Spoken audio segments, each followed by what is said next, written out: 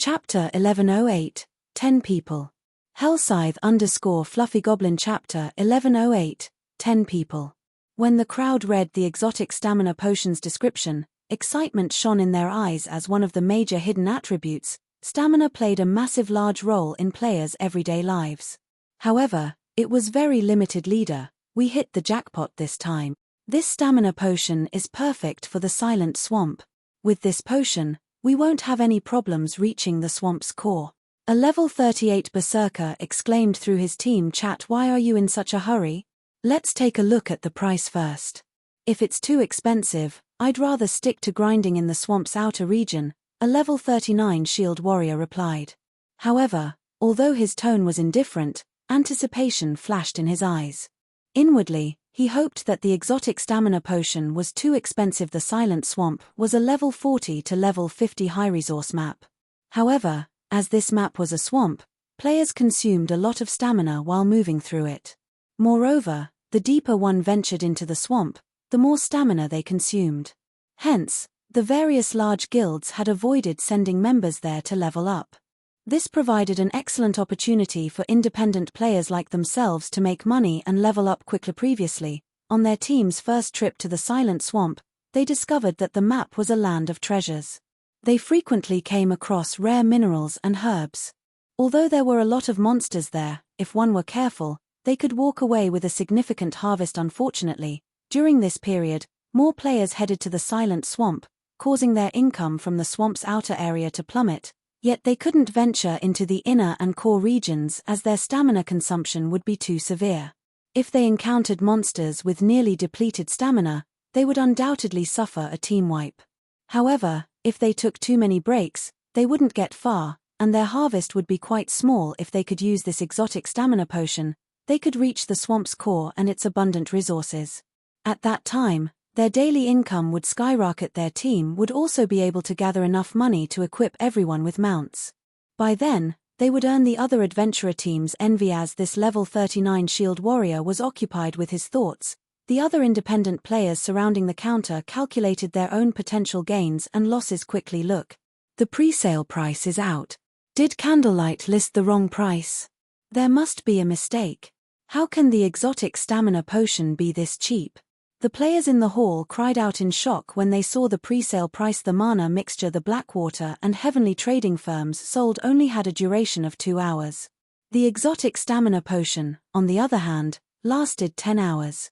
Moreover, unlike the mana mixture, which only increased the user's maximum mana by 10%, the exotic stamina potion increased the user's maximum stamina by 10% and increased stamina recovery rate by 80%.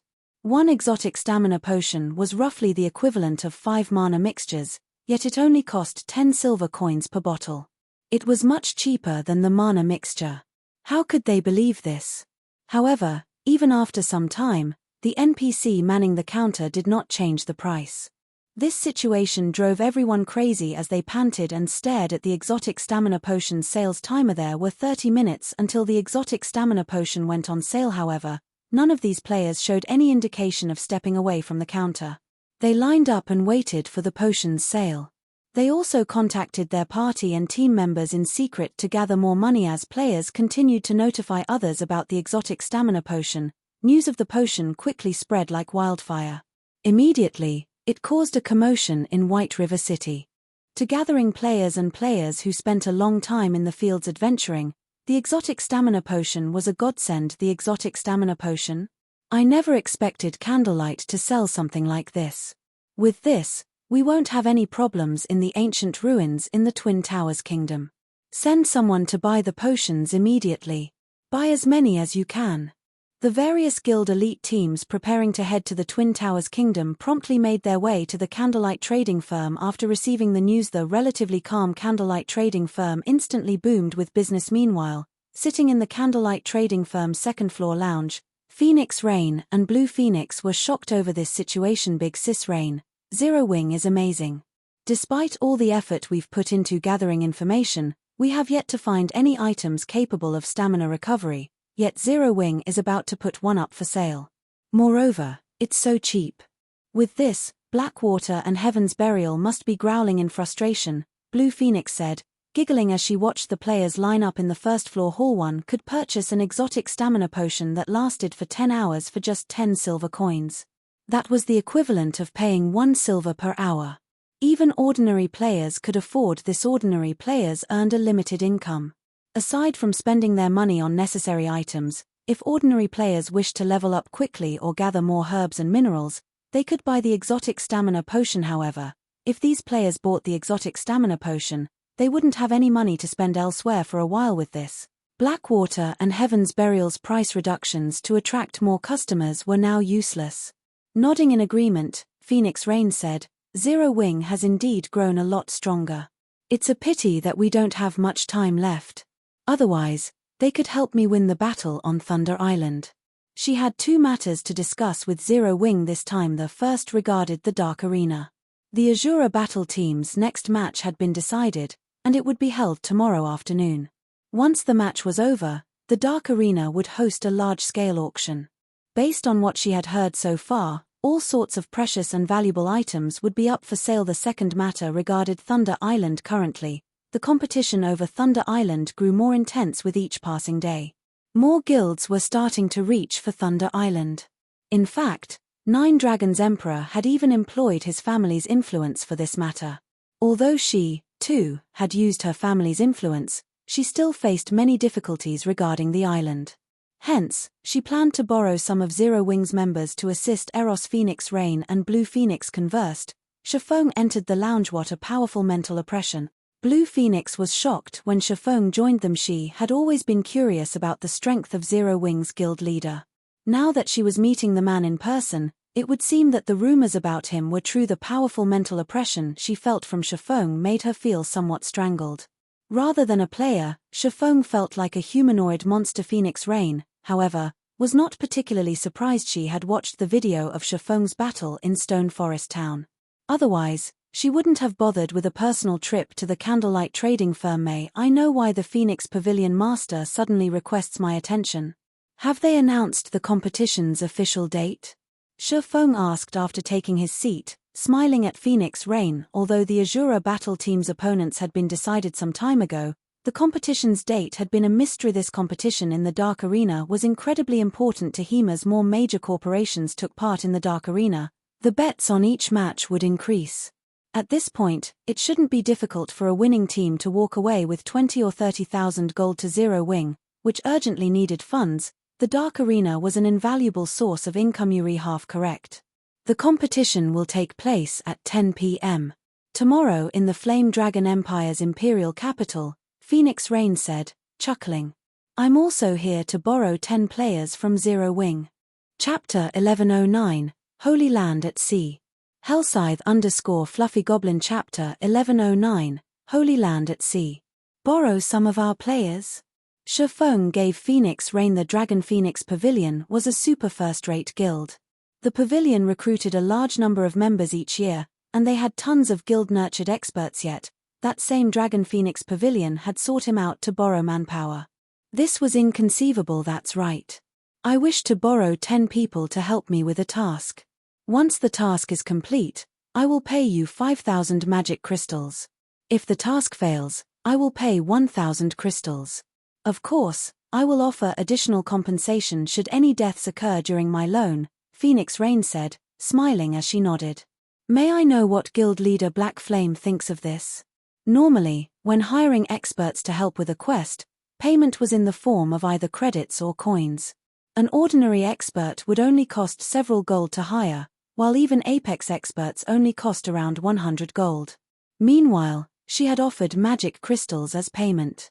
Magic crystals were far more valuable than coins. It was a hard currency. The various large guilds already treated magic crystals as a strategic resource. They might be able to purchase 10 or 20 magic crystals from independent adventurer teams or small workshops, but when the numbers climbed into the triple digits, it was practically impossible to find enough on the market. 5,000 magic crystals was a considerable sum for any large guild. Some large guilds didn't even have so many magic crystals in their warehouses now. By loaning 10 of its experts, Zero Wing could potentially earn 5,000 magic crystals. This was definitely a tempting offer. Phoenix Pavilion Master, can you reveal the details of the task? Feng was indeed tempted after listening to the offer. Aside from running a guild, his goal in establishing the Zero Wing workshop was to accept commissions. However, requests like Phoenix Reigns were rare. That's fine. The task is very simple. I just need Zero Wing's members to defend an ancient tower on Thunder Island, preventing anyone else from capturing it.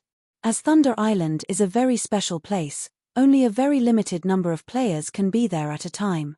When the time comes, our enemies won't be able to dispatch much manpower.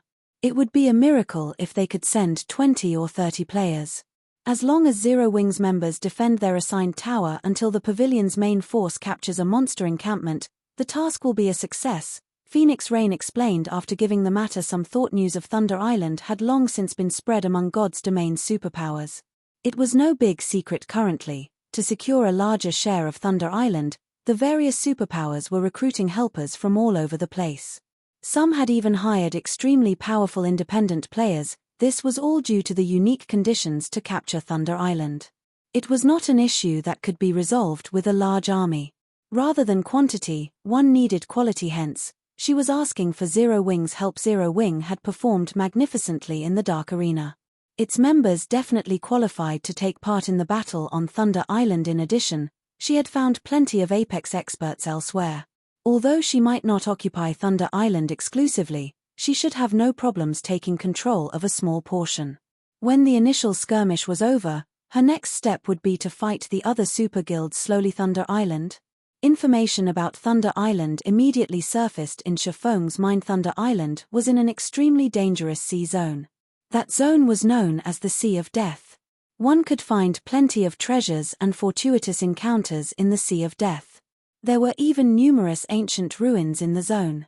The abundant resources in the sea zone surpassed imagination. Thus, many maritime adventurer teams often explored the Sea of Death. Meanwhile, the only location in the Sea of Death that players could reside in was Thunder Island. As for the other islands in the sea zone, players couldn't survive on them for long periods. Once the night sky covered the Sea of Death, a large number of underwater monsters appeared. There were simply too many of these monsters for players to contend with. Thunder Island was only an exception because the island received thunder and lightning all year round. Even after night arrived, sea monsters couldn't reach the island. Thunder Island became a safe haven of sorts in the Sea of Death. As a result, bloodbaths had been a constant on Thunder Island in the past. The various superpowers in God's domain all wanted Thunder Island for themselves. However, it was not that easy to occupy Thunder Island. In the past, not one of these superpowers had controlled the entire island. In the end, various superpowers jointly operated the Holy Land at sea. Feng had visited the island many times in the past. Unfortunately, as his guild had been too weak, they had never qualified to establish a small base in this Holy Land.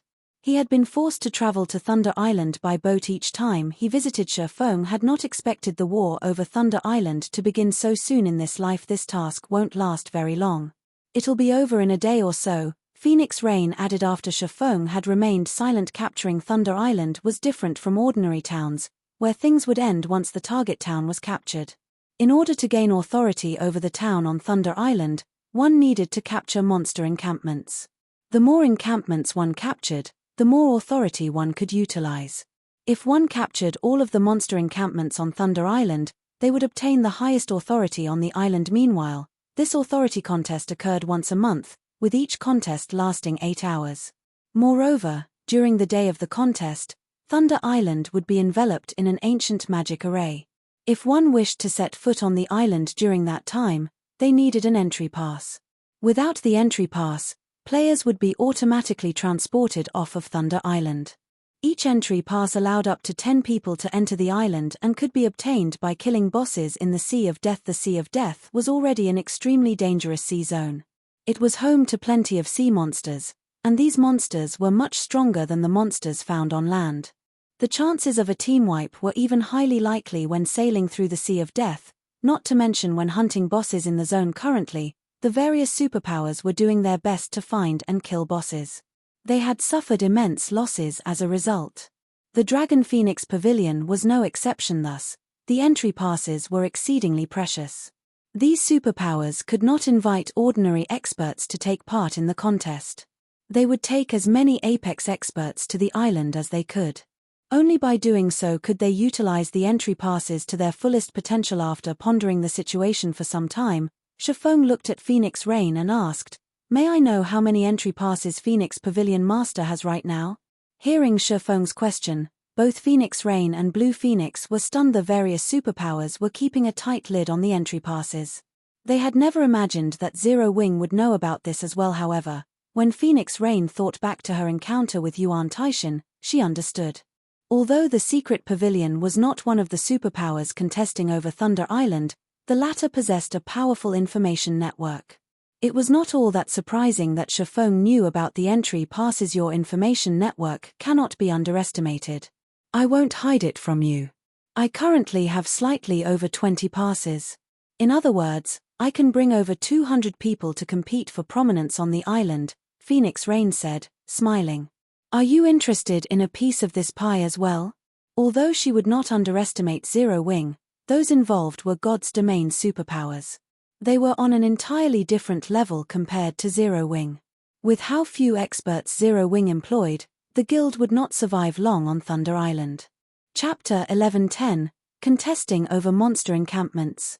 Hellscythe_Fluffy Goblin Chapter 1110, Contesting over Monster Encampments. Shifeng shook his head when he heard Phoenix Rain's question. Contrary to Phoenix Rain's assumption, he was not particularly interested in Thunder Island. Phoenix Rain found Shifeng's response reasonable. If Shifeng truly understood the situation on Thunder Island, then he knew how fierce the upcoming contest would be. There were already 3 super guilds participating in the contest, not to mention super first-rate guilds. Moreover, the upcoming fights wouldn't be minor. These guilds were dispatching all of their top players. Every one of these existences wanted authority over Thunder Island.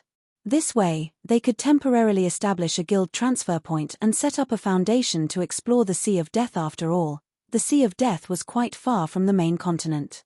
Even if players traveled from the nearest coastal town on a speedboat, they would have to sail for over a day to reach the Sea of Death.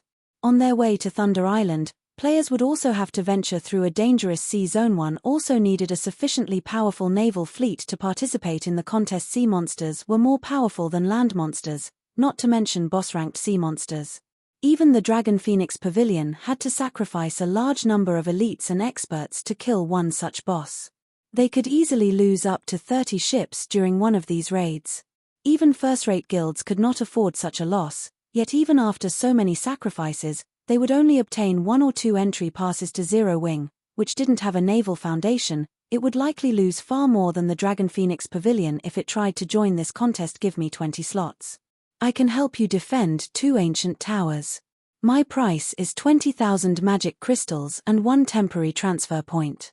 If we fail, I won't charge a single coin.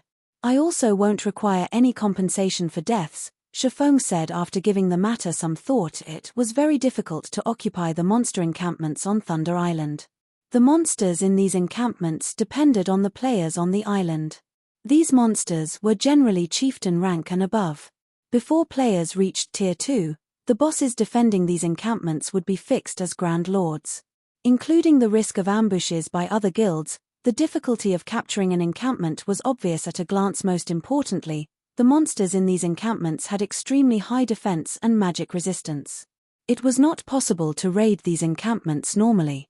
One needed the ancient towers buffs to lower the difficulty. Meanwhile, the more ancient towers one occupied, the easier it would become to deal with these monsters. However, Thunder Island had a limited number of ancient towers. The various large guilds would definitely dispatch their men to take these towers over, although they would only send a small number of players to do so. After all, the monster encampments were the most important targets. To secure an ancient tower, one would generally dispatch 15 to 20 players, and these guilds usually attempted to occupy 3 or 4 towers. Once they did, with their expert strength, they could take down a monster encampment with roughly 100 players. His offer to defend 2 ancient towers would undoubtedly relieve some of the burden on Phoenix Rain. She would have an additional 10 players to help her occupy a monster encampment. You'll secure 2 ancient towers? Phoenix Rain fell into deep thought. To solidify their hold on the ancient towers, she had previously decided to dispatch 20 players to each tower. Her plan was to send 60 players to capture 3 ancient towers. The other 100+ players she had would be more than enough to capture an encampment. This was her most conservative plan. Ideally, she wanted to capture 2 encampments.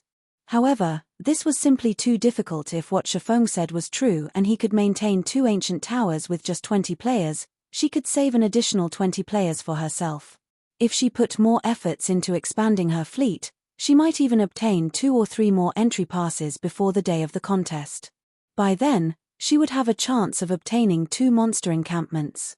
Only, Shifeng's transfer point condition was somewhat difficult to agree to. For each monster encampment one captured on Thunder Island, they would earn 2 temporary guild transfer points in the town. She had already promised 1 transfer point to another large guild that had agreed to assist her. If not for said large guild, she would not have obtained so many entry passes in the first place. If she accepted Shifeng's offer, she had to secure 2 monster encampments. However, there were too many uncertainties. Moreover, Phoenix Rain found it hard to believe that Zero Wing had so many powerful experts capable of defending 2 ancient towers with just a team of 20. Is there some issue?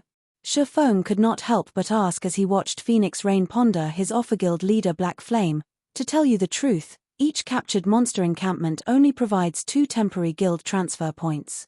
Among them, I have already promised 1 to the Firmament Guild. Although Firmament is only a first-rate guild, the guild has been developing its maritime strength.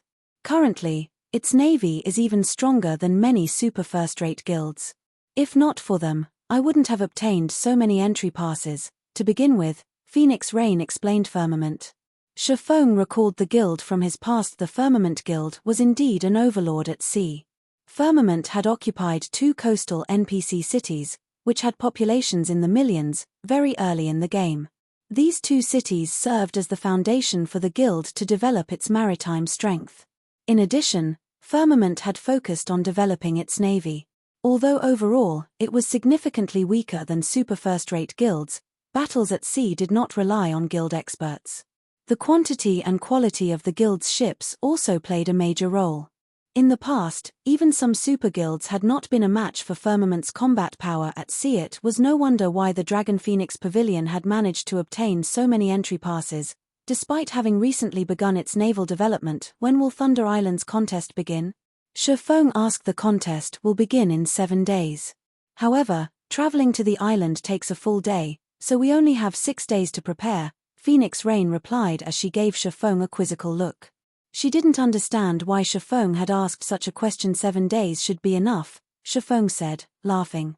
Phoenix Pavilion Master, how about I make you another offer? Give me 60 slots. As long as your side can hold 3 ancient towers, my side will capture a monster encampment for you. In return, I want 100,000 magic crystals or lands of equivalent value in addition to 1 temporary transfer point. What do you think?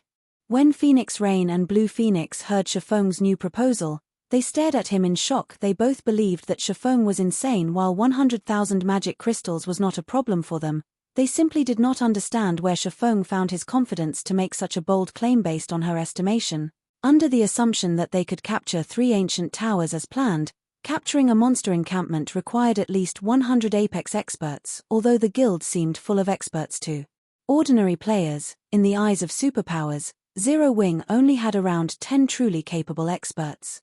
How was Shifeng going to fill the 50 remaining slots? Even if he could dispatch another 50 capable experts, it was impossible to capture a monster encampment with just 60 players. Phoenix Pavilion Master, you originally planned to capture only 1 encampment, right? You should know that the likelihood of capturing a second is quite low. Even if you allow Zero Wing to fight for the second encampment, I'm sure you won't suffer much loss. If you are still not sure, I can sign an agreement. If Zero Wing fails to secure the second encampment, we will pay 100,000 magic crystals. How about it? Chapter 1111, Improving Strength. Hellscythe_Fluffy Goblin. Chapter 1111, Improving Strength. Shifeng's words stunned Phoenix Rain and Blue Phoenix. 100,000 magic crystals was not a small amount. Even the Dragon Phoenix Pavilion would not casually play with such a large amount. They never thought that Shifeng would be so confident of capturing a monster encampment. However, even after watching Shifeng for a long moment, neither of them saw any signs of anxiety. Shifeng had remained extremely calm the entire time after giving the matter some thought. Phoenix Rain said, "Since guild leader Black Flame is so confident, I will agree to your conditions." Big Sis Rain. Blue Phoenix could not help but turn to Phoenix Rain in shock. Setting aside Zero Wing's confidence in capturing a monster encampment, losing 60 slots would be a major problem for the Phoenix Pavilion. They only had 21 entry passes.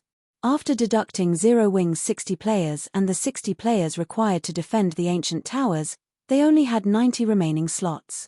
Even if they were lucky and obtained another 3 passes in the next few days, attempting to capture a monster encampment with only 120 experts was risky. In the off chance that Zero Wing failed and their side was targeted by other guilds, it was possible that they might end up with nothing at all if they followed their original plan. However, they could gain at least 1 monster encampment. Don't worry. I understand the risks. Phoenix Rain did not bother to explain herself to Blue Phoenix.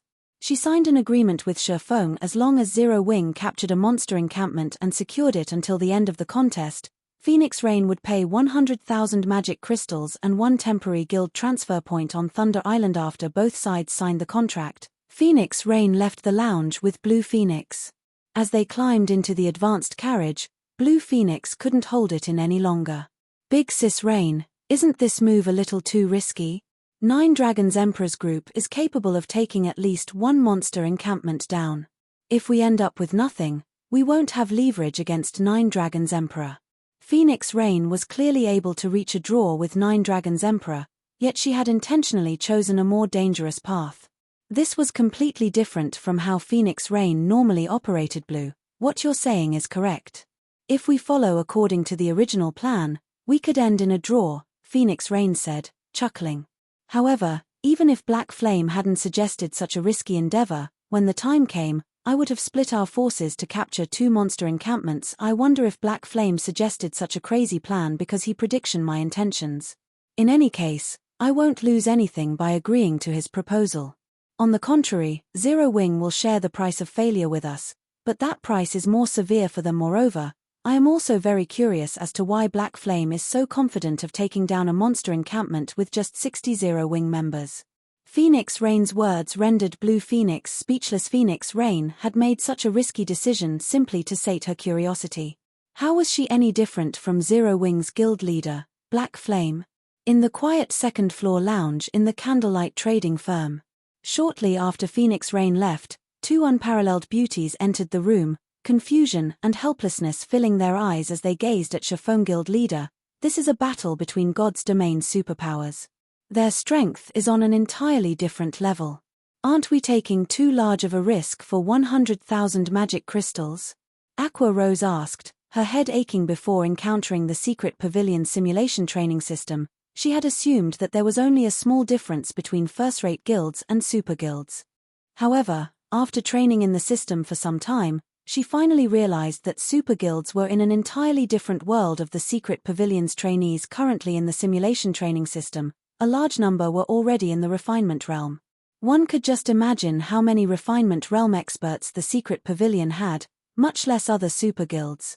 In comparison, excluding Shifeng, Zero Wing only had 3 people in the refinement realm: Fire Dance, Violet Cloud, and Gentle Snow. While this might be a powerful force in first-rate guilds, this was a paltry amount in the eyes of super guilds. Of course, aside from combat standards, other factors also affected battles with other players, such as combat experience, weapons, equipment, skills, and various tools. Why would super guilds' apex experts lack any of these? In the end, the battles would come down to combat standards. Gentle Snow nodded in agreement with Aqua Rose's views. Initially, she had been astonished. She had never imagined that not only did Zero Wing possess a close relationship with the secret pavilion, but even the Dragon Phoenix Pavilion's pavilion master had traveled so far to seek the guild's aid. Superpowers upper echelons like these even looked down on the guild leaders of first-rate guilds. Although only a single rank separated the 2 guilds, interactions between them were unheard of. Someone of Phoenix Rain's rank making a personal visit to anything less than a super first-rate guild was practically a dream. Don't we have 7 days? Shifeng shrugged nonchalantly. I just so happen to be free for the moment. I'll help you all train for a bit. Train? Really?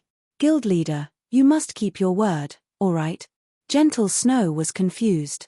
Aqua Rose, who stood beside her, however, rejoiced when she heard this. Every time Shifeng took them out to grind monsters, not only would their levels rise rapidly, but if they were lucky, they would also get to upgrade their already excellent weapons and equipment.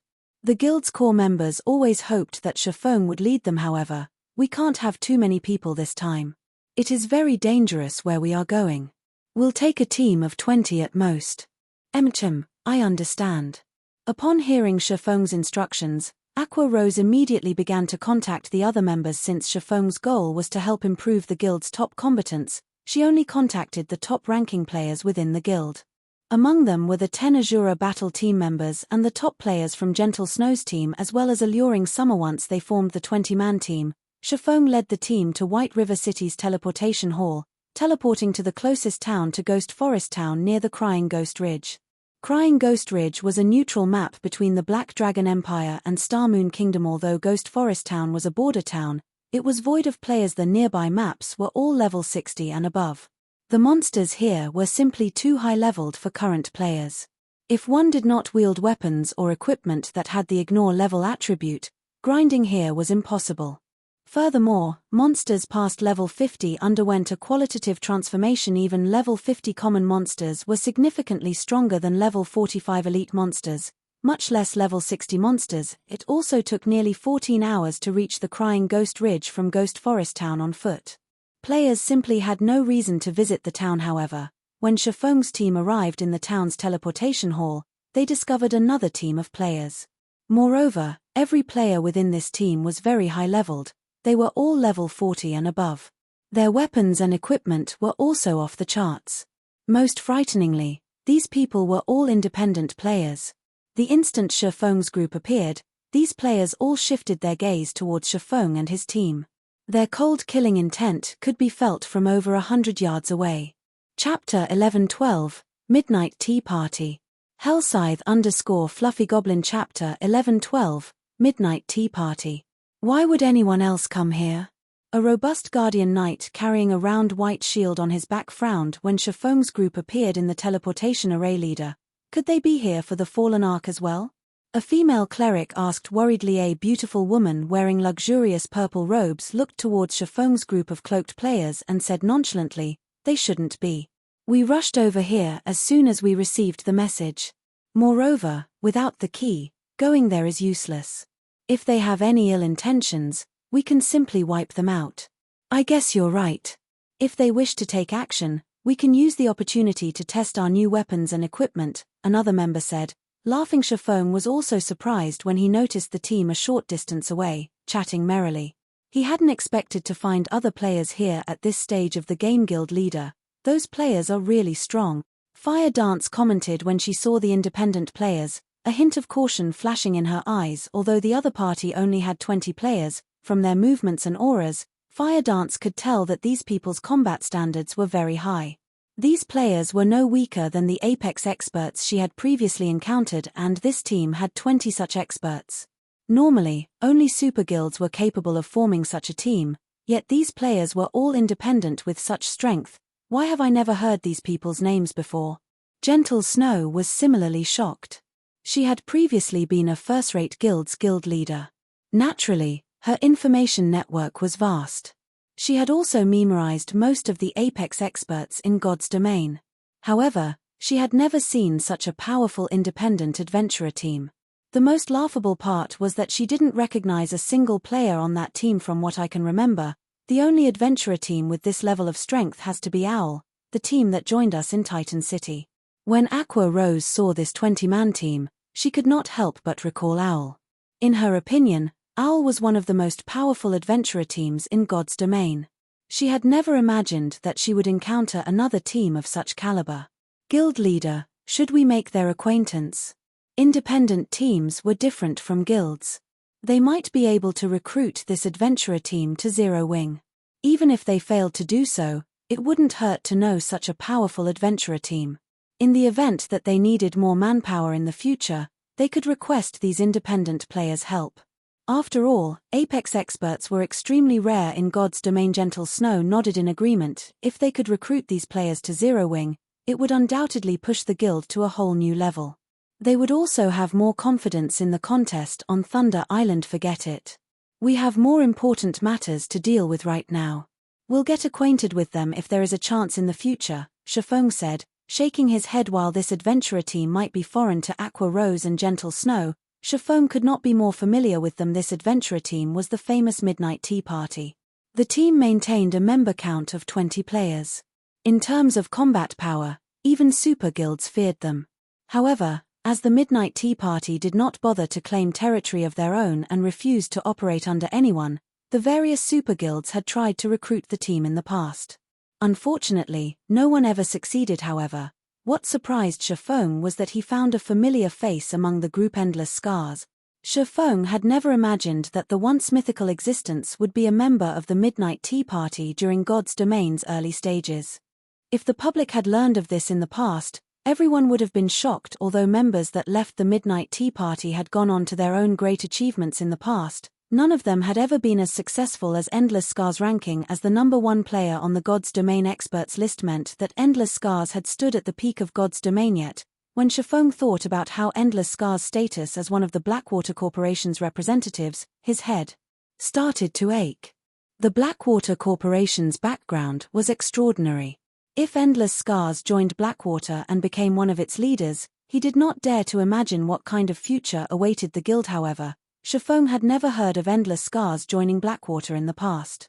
She had gone solo throughout her entire career in God's Domain, following which, Shifeng led his team into an NPC shop to stock up on food and beverages. He also had everyone check their inventory for potions and magic scrolls, and he handed these items out to anyone who needed them. After everyone rested, they rode their mounts to the neutral map Crying Ghost Ridge. The journey that typically required 14 hours only took Shifeng and the others 4. Moreover, the group didn't encounter a single monster attack on their way, surprising them all. There were level 60+ monsters all over the place, and they were only level 40+ players. The massive level difference would allow monsters to detect them easily, yet none of the monsters attacked them during their journey. What these players did not know was that Shifeng knew this terrain like the back of his hand. He knew which paths were safe and which were not. In reality, the 14-hour journey included the time players wasted in fights against the local monsters. If one did not have to fight, they could reach the Crying Ghost Ridge in 10 hours if they ran straight there. Stop for a minute. Before us lay the neutral map, Crying Ghost Ridge. As the team was about to enter the mountain path before them, Shifeng halted his team. He then took a Tier 1 group invisibility scroll from his bag and said, "We'll complete the remaining journey on foot. Remember to follow me closely. The monsters here aren't like any you have encountered before. Even the level 60 common monsters here could reach the Trial Tower's 3rd floor. They have the combat standards to reach the Trial Tower's 3rd floor? Are they even monsters?" Blackie could not help his astonishment when recruiting ordinary members. Most large guilds only required players to reach the Trial Tower's 2nd floor. Though, Zero Wing standards were slightly higher, with ordinary members needing to reach the 3rd floor, while elite members needed to reach the 4th floor. In other words, any random monster in the Crying Ghost Ridge was as strong as Zero Wing's elite members. However, monsters had much higher attributes than players. If both sides had the same combat standards, monsters could easily kill players. Everyone's relaxed expressions immediately vanished, and they began to move cautiously. At the same time, they were very curious about why Shifeng had led them to such a dangerous location, following which, Shifeng activated the group invisibility scroll. As long as they did not attack or receive any attacks, they would remain invisible. The group invisibility scroll's only drawback was that it would reduce the affected player's movement speed to 80% and its duration was only 10 minutes. Shortly after Shifeng's team entered the Crying Ghost Ridge, another group of players arrived before the ridge on their horses. "There are too many monsters on the way here. We really are lucky that leader has the Beastmaster's breath as a deterrent. If that other team came this way, they would be stuck fighting those level 60 monsters for hours. By the time they got here, we'd already have the Fallen Ark." The Midnight Tea Party's members could not help but laugh. They had only braved the journey here because their team leader had the Beastmaster's breath. Otherwise, they would have waited until they reached level 50. Something's not right. Look at those hoof prints. When one of the rangers used his investigation skill, he discovered hoof prints around the mountain path's entrance. He was shocked. The prints look quite fresh, and there are a lot of them. What? Could it be the team we saw in town? Impossible. Chapter 1113, Foreign Races. Hellscythe_Fluffy Goblin Chapter 1113, Foreign Races. When the Midnight Tea Party's members noticed the hoof prints, their expressions grew tense. The Crying Ghost Ridge was a level 60 to level 75 map. To current players, this place was a forbidden land. If not for their interest in the fallen ark inside the ridge, they would not have bothered coming here at all. Even if they were trying to avoid contact with large guilds, they would only level and quest in level 55 or so maps. Why wouldn't they be surprised to find hoof prints from other mounted players? Breeze Wine, the Midnight Tea Party's leader, turned to TA Delicate, pretty assassin in white clothes, and ordered, "Wave, scout ahead and see how many people they have and how far ahead they are." The assassin class was not only skilled in the art of assassination. These players were also talented trackers. If an assassin's tracking skill were a high enough level, they could even determine general information of the other party through their footprints. For example, the white-clothed assassin had leveled her tracking to Tier 1, level 9. At this stage of the game, an assassin with the skill at Tier 1, level 2 was already impressive. After all, it was not a commonly used skill. Leave it to me. The pretty assassin called Netherworld Wave nodded. She then jumped off her massive avian mount and checked the hoof prints. As for the rest of the team, they also dismounted and sat to rest. Although they had ridden their mounts the whole way here, several hours of riding was a burden on their stamina. By sitting to rest, they could recover some of the lost stamina. There are 20 sets of prints. It should be a team of level 40 and above players. The prints are less than half an hour old. However, the team's trail disappears after reaching the path's entrance, Netherworld Wave reported. Even after searching for other clues, she could not find a reason for the sudden disappearance. Normally, only invisibility-type skills such as stealth produced such effects. However, why would a group of 20 assassins venture to the Crying Ghost Ridge? Although we don't know why these players are here, we should be careful. As a neutral map, there are plenty of foreign races in Crying Ghost Ridge. If the natives discover us, kill them immediately. If we can't kill them, run. Do not engage in a drawn-out battle. Breeze Wine instructed. Low-ranking mounts cannot hide their tracks. And my Beastmaster's breath is only effective against low-intelligence monsters. It won't be nearly as effective against the races here. From this point on, we'll advance on foot. Following which, the Midnight Tea Party stealthily entered the Crying Ghost Ridge. However, as the team traveled down the narrow mountain path leading into the Crying Ghost Ridge, they discovered a bewildering scene. The area, which had originally been covered with gravel, now looked like the surface of the moon. Craters and corpses of various races littered the ground. There were at least 300 dead scattered in the rubble. It looked like some Great War's forlorn battlefield. What happened here? The female cleric Cloud Yarn's jaw dropped, shock filling her gaze as she stared at 3 ogre corpses that were over 10 meters tall, their bodies bisected. Surrounding these 3 were hundreds of 3 and 5 meter tall ogres. Ogre Gladiator, High Lord. Level 62. HP 019 200 000. Ogre Warrior, Special Elite. Level 60. HP 01 900 000. Ogre Shaman, Chieftain. Level 61. HP 03 500 000. Leader. These ogres seem to have been here to ambush players. However, from the looks of it, the players who passed by earlier must have killed them, Netherworld Wave said as she handed some simple traps she had picked up to Breeze Wine. In God's domain, players weren't the only ones capable of setting traps. Monsters could do so as well. As for foreign races that had higher intelligence than monsters, setting traps was common. Though, there were differences between the traps the various races set. For example, simple-minded races like ogres were only capable of setting very primitive traps. Perceptive players could easily avoid them. Just who are those players? Breeze Wine could not help his joy when he saw the ogre corpses. Among the hundreds of ogres, there were 3 level 62 ogre gladiators and over 30 ogre shamans, which were healers. Even their adventurer team would suffer casualties if they fought such a powerful force. However, he could not find a single trace of a player's resurrection on the battlefield. Thank goodness we arrived after those people. Otherwise, We would have had a hard battle, Cloudyarn said, sighing in relief. Leader, I found the team's tracks.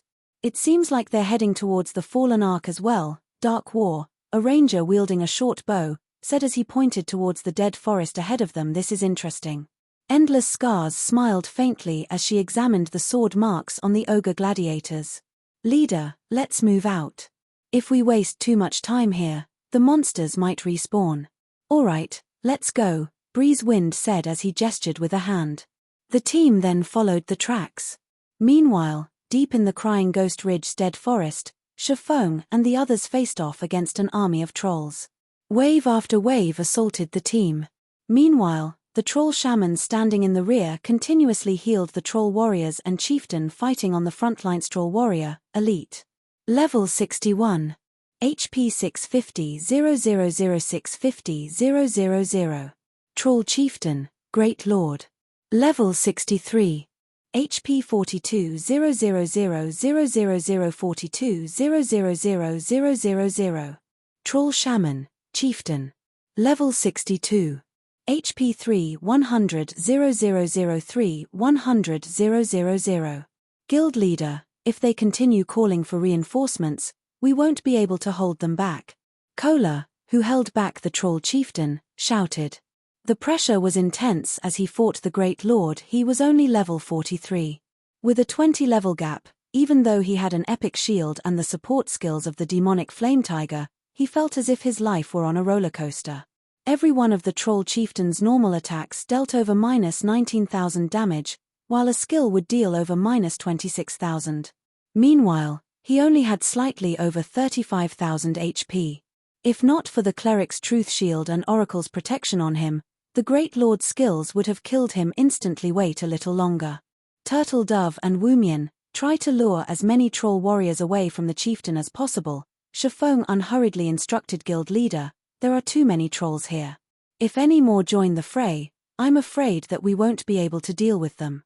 Gentle Snow felt her chest tighten as she watched more troll warriors join the battle. They could deal with their foes if the monsters were simply level 40 plus elites.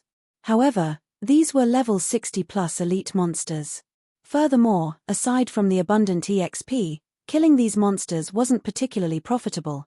The elite and chieftain ranked trolls they had already killed had only dropped silver coins and some materials. They hadn't even dropped a piece of mysterious iron equipment. Almost.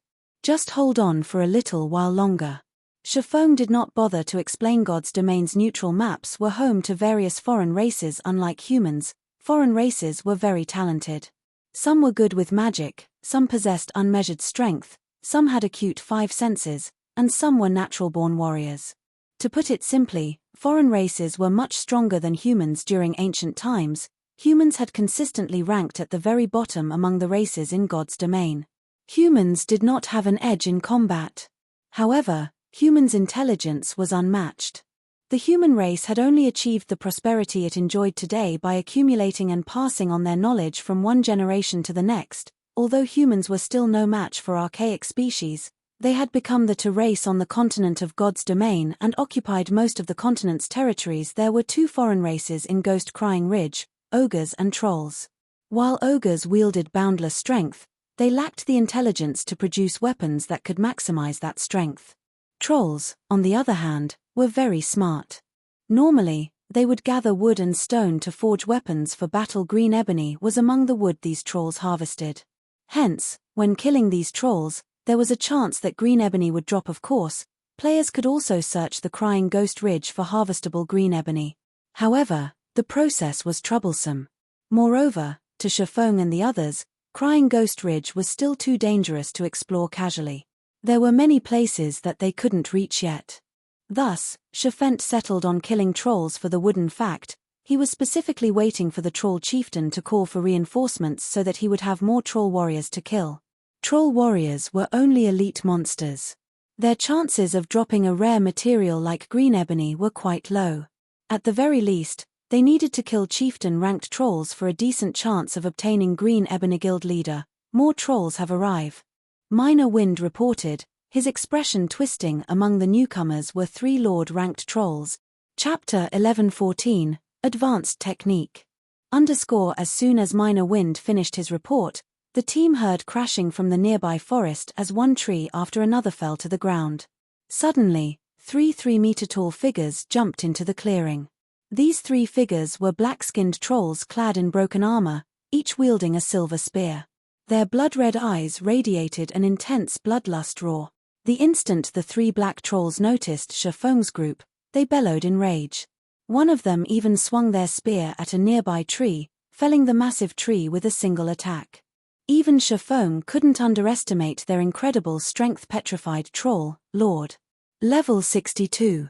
HP 8 200 0008 200 000. Everyone on the team felt an immense pressure from the petrified trolls. If the trolls were merely level 40 lords, they could hold the monsters back. However, a level 62 lord was many times more powerful than a level 40. On their team, only their MTS could withstand an assault from one of these monsters. No one else could endure their attacks, much less pin them down. These level 62 lords possessed combat standards at the Trial Tower's 4th floor. These petrified trolls' attributes also dwarfed theirs. The same held true for speed. In addition, Lord-ranked monsters were generally resistant to control skills. If they could neither outrun nor control these monsters, just how were they supposed to fight against the petrified trolls? Shifeng's expression was just as serious as the rest of his team. What rotten luck. It's even capable of summoning petrified trolls. The troll chieftain surprised Shifeng. Unlike ordinary trolls, petrified trolls had petrification runes carved all over their bodies, which made their skin harder than even steel. They were also monstrously strong. They were famous for being difficult enemies. In the past, players that encountered these petrified trolls generally turned and fled. The 3 petrified trolls didn't give Shifeng's team much time to react. Without hesitation, they pounced on Kola, who currently held back the troll chieftain. Why are they always targeting me?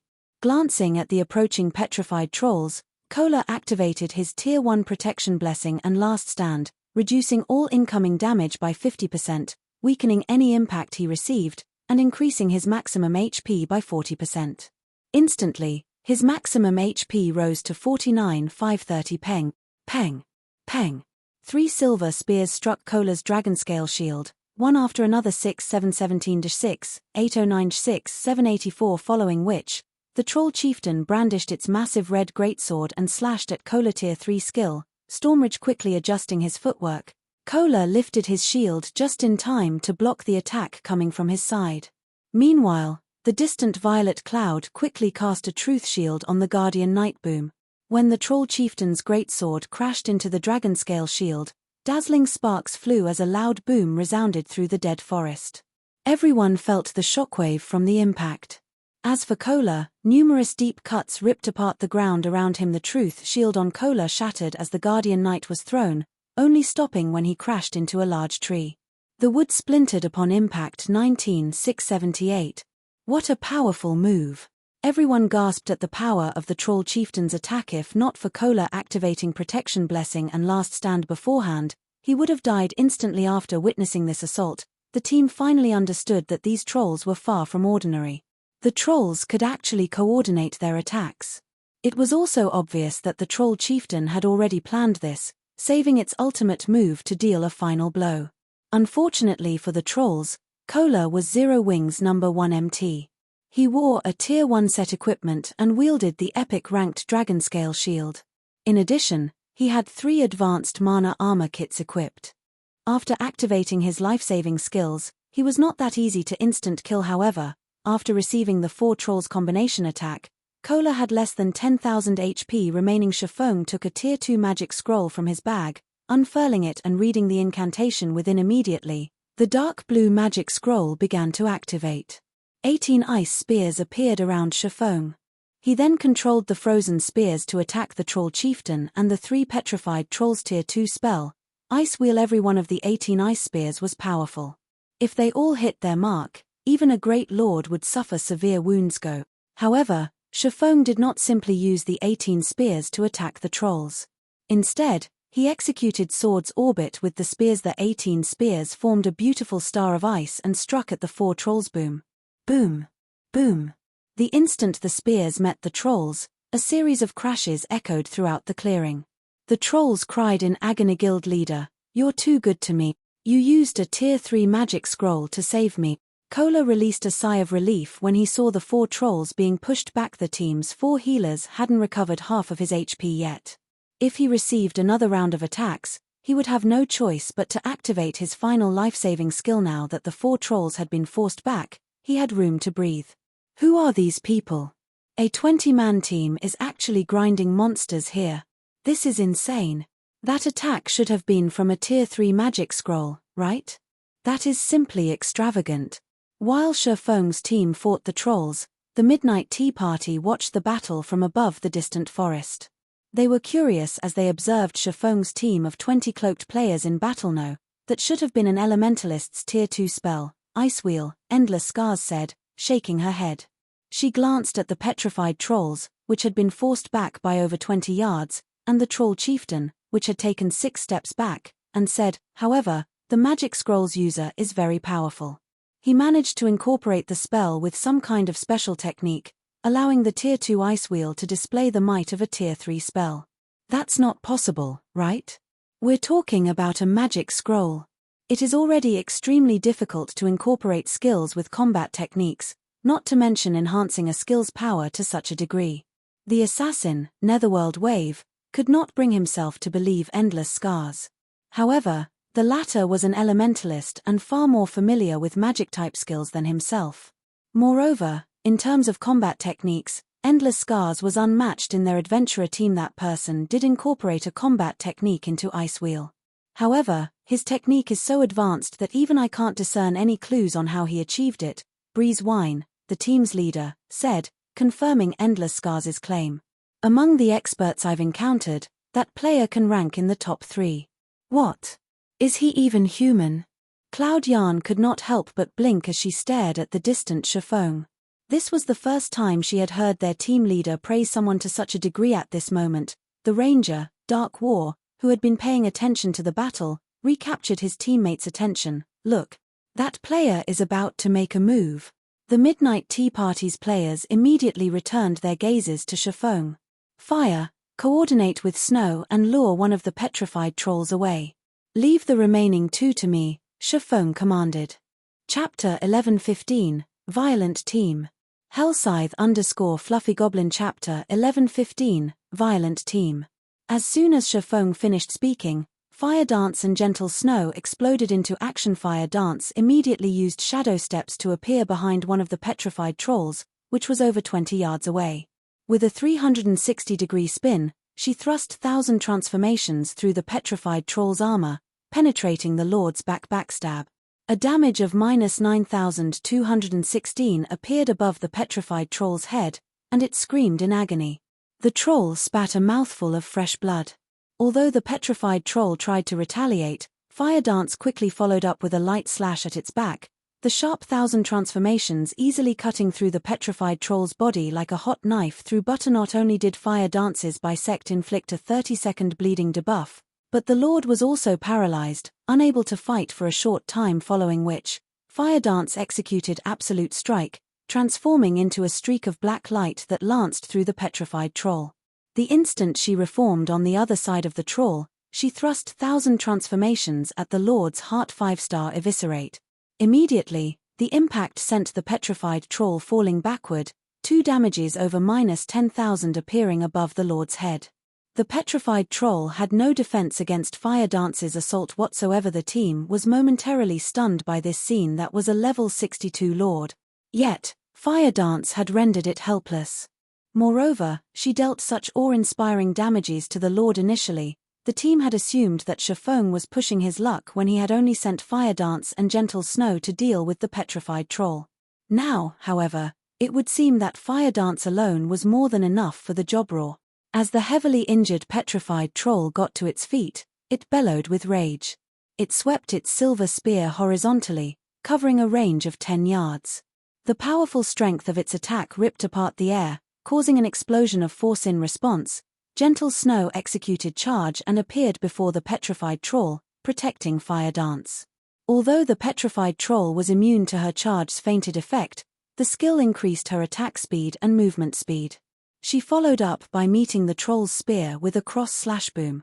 As an explosion shook the air, Gentle Snow was forced to take 3 steps back, a damage of over -2,000 appearing above her head, but she had driven back the petrified troll's spear. She blocked it. Everyone was stunned. She blocked it. No matter how I look at it, that monster's strength should be as high as a High Lord's of the same level, yet a single berserker blocked its attack and received so little damage in return.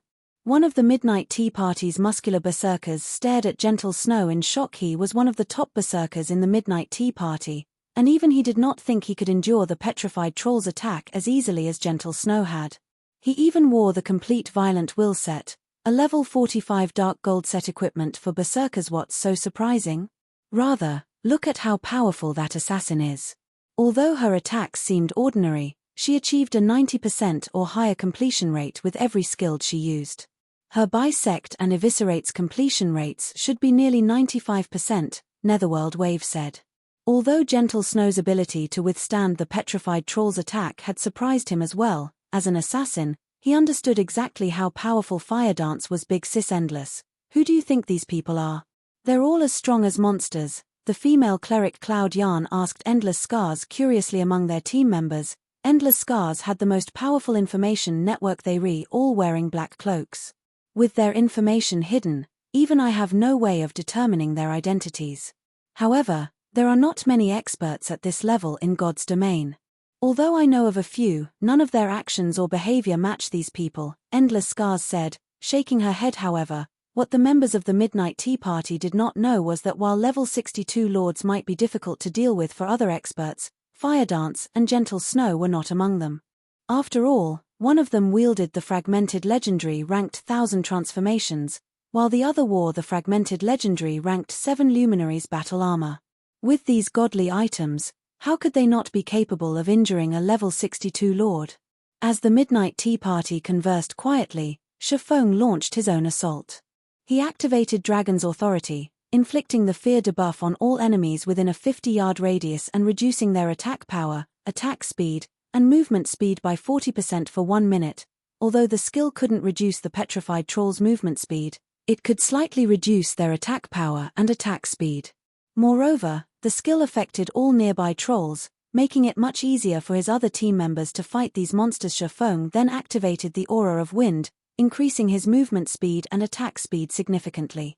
He executed Wind Blade and appeared before the 2 petrified trolls before executing Sword's Orbit, blue starlight wrapping around his body. As the starlight bloomed, not only did he force the 2 petrified trolls back, but a bloody gash also appeared across their bodies as a frightening damage appeared above both of their heads. 13,489, minus 27,544. Shifeng didn't receive any damage. Angry Tyrant's effects sure are frightening. As expected from excellent epic equipment, Shifeng was quite satisfied as he looked at the delicate braces around his wrists. Dark red runes faintly shone on the braces. The Angry Tyrant's strength bonus was above average even among epic items. When its passive skill, Angry Blow, took effect, it pushed his combat power to a whole new level. If not for these epic braces, he would not have decided to confront the 2 lords directly, opting for a safer approach instead. Although the petrified trolls possessed high defense and strength, they were slower than ordinary lords of the same level.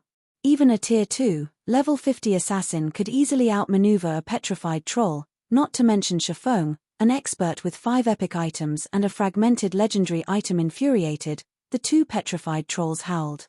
A blood-red haze then appeared around their spears. This move was none other than the petrified troll's Tier 2 skill, Blood Sacrificial Spear. It was a weapon-enhancing skill that doubled their weapon's attack power for 10 seconds and increased their attack speed by 30% as numerous streaks of red light stabbed at Shifeng. The latter activated Flame Burst. The Abyssal Blade and Killing Ray both released blinding lights, illuminating the gloomy forest. Sword's Orbit. Boom! Boom! Boom! A series of clangs rang out. Pained screams followed. The 3-meter-tall petrified trolls transformed into 2 massive fireballs as the attack sent them flying. They crashed through numerous trees before they finally fell to the ground. Everyone involuntarily shivered when they saw the 2 monsters' bodies. Meanwhile, the 2 lords' HP bars shrank by a small chunk. 134, 858-135, 047. The two horrific damages stupefied everyone on the team. If not for Fire Dance and Gentle Snow still struggling with the other petrified troll, they would have doubted that the two monsters on the ground were actually petrified trolls. Prioritize killing the other petrified troll. Blackie, Aqua, Summer, prepare your large-scale destruction spells. Shaman commanded immediately after throwing his two opponents. Now that no more trolls had joined the battle, they no longer needed to hold back. After clearing out the elite-ranked trolls, they could deal with the petrified trolls more quickly. Blackie and the others nodded and began chanting their spells. Incantations. Time flew by. When the three of them finished chanting, gather the monsters around the troll chieftain. Blackie, use Guardian of Light on Kola. Under Shaman's command, the team gathered around the troll chieftain. Kola activated Dragon Scale Body, increasing his defense by 200%, HP by 300%, and recovery by 500% for 30 seconds. With Guardian of Light's effects, it was practically impossible for the trolls to kill him. Seal. When Shaman saw that most of the monsters had been herded, he activated Skywheel Sword and limited the monsters' movement. Attack. Immediately, 3 large-scale destruction spells descended on the trolls. As for Shaman, he switched the Aura of Wind for the Aura of Fire and activated Firestorm. Thunder and fire bombarded the monsters. By the time the spells ended, all elite-ranked trolls were dead. Even the chieftain-ranked troll shamans had less than half their HPs remaining. Chapter 1116, Quadruple Jackpot. There had been over 500 elite-ranked trolls on the battlefield.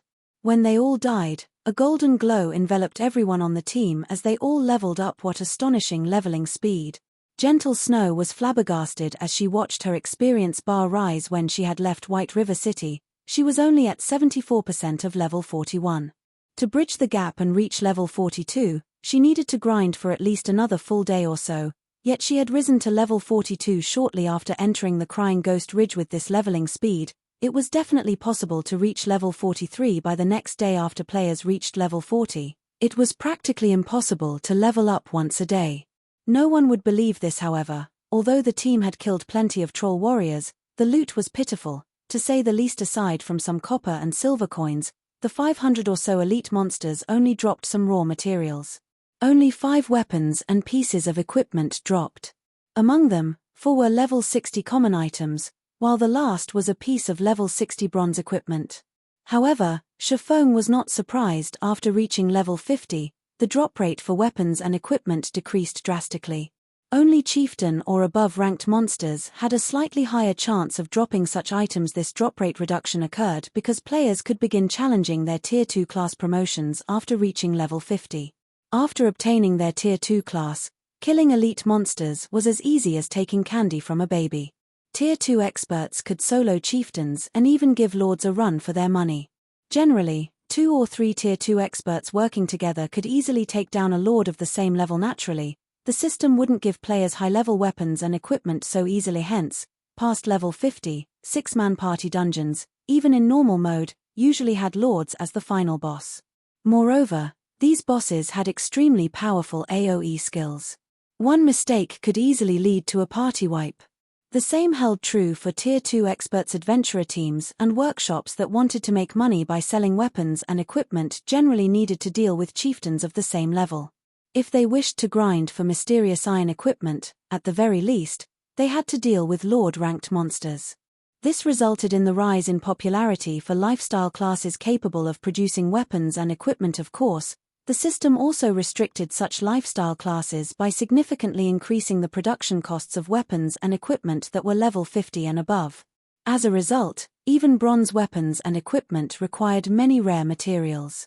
This greatly limited the number of weapons and equipment lifestyle players could produce and protected the market from oversaturation. This team is simply ridiculous. They have 4 people capable of using large-scale destruction spells in a 20-man team. Even our adventurer team only has 2 people with such spells. Is that swordsman an NPC? He can actually overwhelm 2 level 62 lords. Shaman's performance had astonished the Midnight Tea Party's members. However, they weren't shocked because Shaman had fought 2 level 60+ lords by himself. After all, they were capable of that themselves. What truly shocked them was the overwhelming strength Shifeng had displayed. The swordsman had managed to suppress the petrified trolls through brute force. Turtle Dove, help tank the petrified troll on Fire's side. Wumian, lure one away from me. Everyone else, prioritize killing the troll shamans. Shifeng ordered after sweeping a glance over the troll shamans, who had less than half their HPs remaining. Kola, start running. Lure the troll chieftain as far away from here as possible. Don't give the shamans any chance to heal the chieftain. Understood. Kola immediately dashed in the opposite direction of the troll shamans. Seeing this, the troll chieftain chased after the escaping guardian knight. When the troll chieftain moved, the troll shamans had no choice but to follow their leader. However, they couldn't cast their heals while moving. As a result, the troll shamans couldn't heal the troll chieftain. Meanwhile, the other members on Shifeng's team begun to bombard the troll shamans. After a few moments, the troll shamans collapsed, one after another, becoming EXP for Shifeng's team. Without the shamans' heals, the petrified trolls became a lot easier to deal with. Don't kill the petrified troll. Leave them at 5% HP. Shifeng warned his teammates when he noticed Turtledove's petrified troll only had 10% of its HP remaining. The petrified trolls were lords. Although the chances of them dropping green ebony were high, simply killing them would be a waste. After all, he had Icarus's heart on him. If he killed the lords, the chances of them dropping green ebony would be a lot higher. Although no one understood what Shifeng intended to do, they followed his commands. When Turtledove's petrified troll had 5% HP remaining, the team halted their attacks and shifted their focus to Yi Wumian's troll. Under the violent bombardment, it only took 5 minutes for all 3 petrified trolls to reach 5% of their total HP. Guild leader, can we kill them now? Aqua Rose asked. While their team's firepower was indeed fierce, keeping all 3 petrified trolls alive placed an extremely heavy burden on their team's healers. Moreover, after such a long battle, their healers only had 30% of their mana remaining. On the other hand, the troll chieftain had most of its HP remaining. If they delayed the petrified trolls' deaths, their healers would not last. 30% mana remaining. We could give it a try. Shifeng calculated some factors as he glanced at the troll chieftain's HP and the healer's mana. He then said through the team chat, "Healers, use your intermediate mana recovery potions. Fire, take this petrified troll over for me. Remember, keep the petrified trolls at least 50 yards away from the troll chieftain. Everyone else, focus your fire on the chieftain." Saying so, Shifeng activated silent steps and appeared behind the troll chieftain. He then executed thundering flash. 5 blue lightning streaks devoured the Great Lord, causing damages of around -7,000 to appear above its head. In terms of defense, the troll chieftain was even stronger than the petrified trolls. However, after receiving the damage amplification debuff from Thundering Flash, the team's damage was slightly higher. Divine Providence had a 30-minute cooldown. Shifeng did not want to waste it. Although the troll chieftain was a great lord, it only had 42 million HP. It also had only 3 main damage skills. Among them, one was the Tier 3 skill, Storm Rage. The second one was Death Curse. It was a spell that was guaranteed to kill one player if it landed. However, this spell could be dodged, and players would be fine so long as the spell missed them. The last was an AoE skill called Whirlwind of Death. When activated, this skill would decrease the attack speed and movement speed of all enemies within a 100 yards by 50%. Moreover, players would receive 1 death debuff every 10 seconds, each debuff increasing the damage they received by 10%. The troll chieftain would only activate this skill when its HP fell to 30%. Many teams had fallen under the troll chieftain's greatsword in the past due to Whirlwind of Death. To put it simply, once Whirlwind of Death activated, it would become a competition of damage against the troll chieftain. However, Shifeng was not worried. After all, their team's firepower was off the charts. As the battle with the troll chieftain continued, Kola's HP continuously increased and decreased. Every time the troll chieftain used Storm Rage, Shifeng landed a full-powered blow to one of the Great Lord's joints, disrupting Stormrage's trajectory slightly. This small deviation provided Kola with enough space to dodge the attack, preventing his HP from dropping to a critical level and increasing the burden on the healers. As for the troll chieftain's death curse, Shifeng warned his teammates to avoid the Great Lord's front when he noticed the boss activating the spell. As the troll chieftain channeled death curse through its eyes, one simply needed to avoid standing before the Great Lord and wait out the spell's 5-second duration. Ordinary players might find it difficult to avoid this spell, but these players were experts. As long as Shafong notified them in time, they could dodge the spell with little to no trouble. When the troll chieftain only had 30% HP remaining, it roared with fury. Despicable humans, know our wrath. The troll chieftain shouted. It then spun its great sword at the sky. A black storm instantly formed, covering the battlefield and enveloping Zero Wings players finally. Shafong had long since grown impatient. He activated Phantom Kill and 9 Dragons Slash. Don't hold back. Throw everything you've got at it. With the addition of Shafong's doppelganger and the 12 Abyssal Blade Phantoms, the team's damage output instantly soared. The other team members similarly activated their Surekill skills. The troll chieftain's HP rapidly decreased. It lost over 200,000 HP every second. In the end, when it only had 1% HP remaining, Shafong activated Divine Providence and Thunder God's Descent.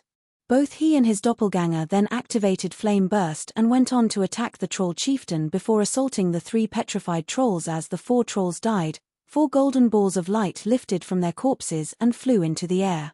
Following which, the golden balls burst and transformed into streams of light that rained on the battlefield. Everyone was rendered speechless. These players had seen something like this before. This scene occurred when they triggered a jackpot. The Midnight Tea Party's members were also dumbfounded. Quadruple jackpot. This was utterly ridiculous. Chapter 1117, Godly Skill. Hellscythe _ Fluffy Goblin. Chapter 1117, Godly Skill.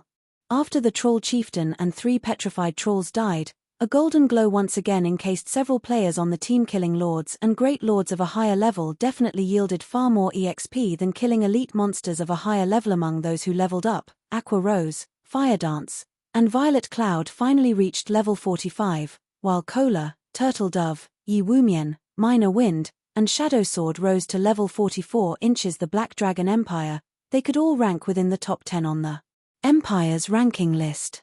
Currently, the Empire's number 1 player was only level 42, and still quite a distance away from level 43. However, the team was more concerned with the loot before them. This was the first time any of them had seen 4 bosses simultaneously drop jackpots. There were too many items on the ground for them to keep count. This is insane. There should be at least 100 items here. Blackie gaped at the items on the ground previously. Despite killing so many elite monsters, they had only obtained a few decent items. However, practically every item among the 4 bosses' drops looked decent or better. Guild leader, your luck is simply amazing. In the future, you must join us during the large-scale team dungeon raids. We'll probably get more during a single trip with you than 5 or 6 trips by ourselves. Aqua Rose could not help but look at Shafong, her eyes shining. It was fairly obvious that, by the look on her face, she wanted to drag Shafong into a dungeon raid every day. The rest of the team expressed their agreement. With that kind of ridiculous luck, it would be a waste not to have Shafong raid dungeons. Alright, tidy up the loot first.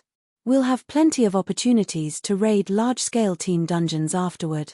Shafong could not help but chuckle and shake his head in response to everyone's expectant gazes. He had no choice but to offer an empty promise. For now, he had no intentions of revealing Icarus's heart. After all, this godly tool was simply too important to a guild. The necklace could even upgrade a lifestyle player to master rank. Following which, everyone began to collect the loot. They had an extraordinarily abundant harvest this time. The 4 bosses had dropped a total of 115 items, with 96 raw materials. Among the raw materials, 22 were green ebony, which surprised Shafong. Generally, Lord-ranked trolls only dropped 1 green ebony when killed, or 2 logs if one were lucky. As for great lords, they usually dropped 3 logs. Crafting a single advanced transport carriage only required 15 logs. If they obtained another 8 logs, they could produce a second transport carriage. If they had 2 advanced transport carriages, he would have the foundation to start new trade routes to Stone Forest Town. Although the 2 carriages couldn't carry a lot of players, they could increase Stone Forest Town's popularity among NPCs. He could also earn quite a sum in transportation fees. After organizing the materials, Shafong began to appraise the remaining items in God's domain. After reaching level 50, Players would have to appraise the items monsters dropped if they wanted to know exactly what they had obtained. This added yet another expenditure for many players. Because of this, many players in the past had pursued the appraiser lifestyle class. This way, they could save money on appraisal fees. Of course, players who picked up the appraiser class for this reason could only appraise low-rank items such as bronze or mysterious iron rank. For secret silver rank, one needed to become an intermediate appraiser. However, becoming an intermediate appraiser was extremely difficult. One generally needed a guild's support to do so. Without the full support of a large guild, it was practically impossible to become an advanced appraiser. To become an intermediate appraiser, one needed to appraise 20,000 mysterious iron items. As items of mysterious iron rank were not extremely rare, some workshops or adventurer teams could afford to nurture one. Unfortunately, they had no hope of nurturing an advanced appraiser. This was due to the basic requirement of appraising 50,000 fine gold items. Even top-tier workshops and adventurer teams could not obtain so many fine gold items above level 50.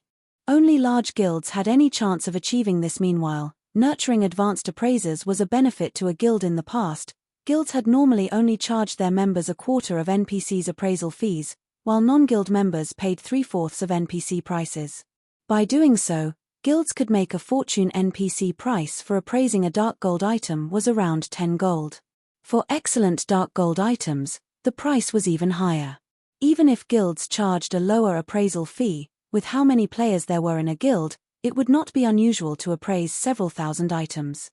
Including the appraisal fees from non-guild players, a guild could easily make 200 or 300 gold a day. In the past, small guilds with only thousands of members dreamed of this kind of pure profit. Although Zero Wing still did not have any advanced appraisers, Shifeng possessed the omniscient eyes. Not only was the skill a very advanced identification skill, but it also served as an advanced appraisal skill. After a short moment, Shifeng finished appraising the remaining 19 items. What?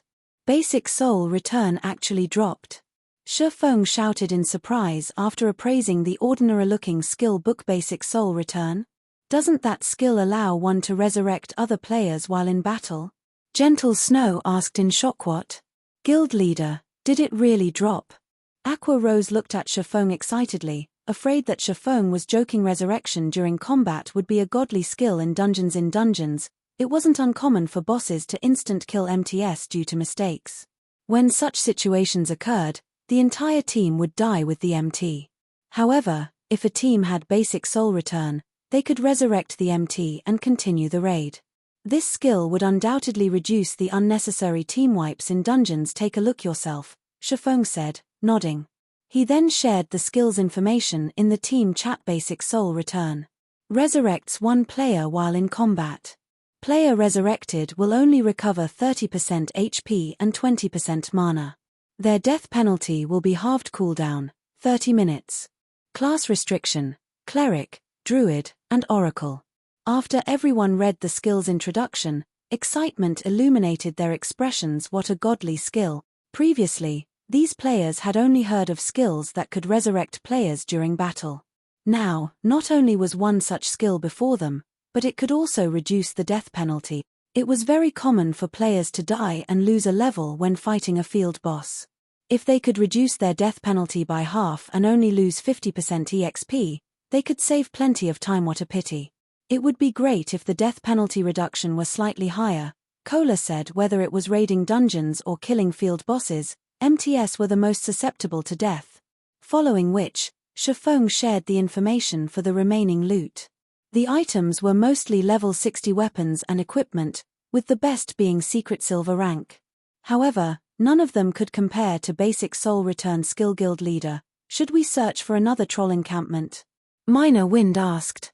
Even after observing their surroundings for some time, he did not notice any signs of incoming monsters.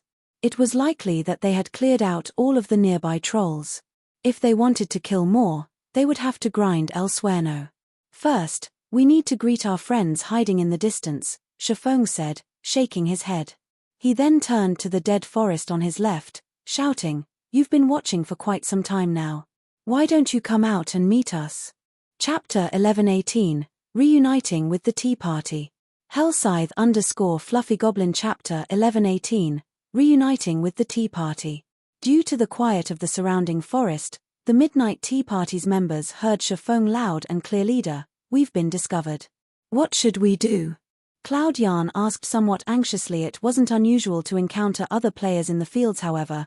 This situation was somewhat different. This was because they bore the suspicion of banditry. Shafeng's team had just finished killing multiple bosses. Although they had already obtained the loot, the items would remain ownerless for the next 2 hours. As long as they were killed, the loot was guaranteed to drop. Cloud Yarn did not doubt that Shafeng's team would be merciless to anyone who attempted to rob them. It wouldn't have been a major issue if Shafeng's team were only comprised of ordinary experts. However, based on the miraculous feats she had witnessed, Shafeng's team was most likely just as strong as theirs. If it really came down to a fight, the outcome wouldn't be pretty. Guild leader, could that guy be trying to trick us into revealing ourselves? We're so far away. How could he possibly discover us? Moreover, we're using isolation scrolls right now. If I were in his shoes, I wouldn't be able to discover us even with detection. How could a swordsman like him detect us? The Ranger, Dark War, said among the many classes in God's domain, the Ranger had the strongest perception abilities, with both active and passive skills. Rangers were usually a team's eyes. Although the Swordsman class was also an agility-type class, it was not even a match for assassins, much less Rangers. The rest of the adventurer team agreed with Dark War's words. Not only were their teams separated by such a massive distance, but the player that had called them out wasn't even a Ranger. Moreover, they were also under an isolation scroll's effect. Shafeng might have shouted to see whether or not there were nearby players waiting to ambush his team. I don't think so. He's looking directly at us. Moreover, this is the Crying Ghost Ridge.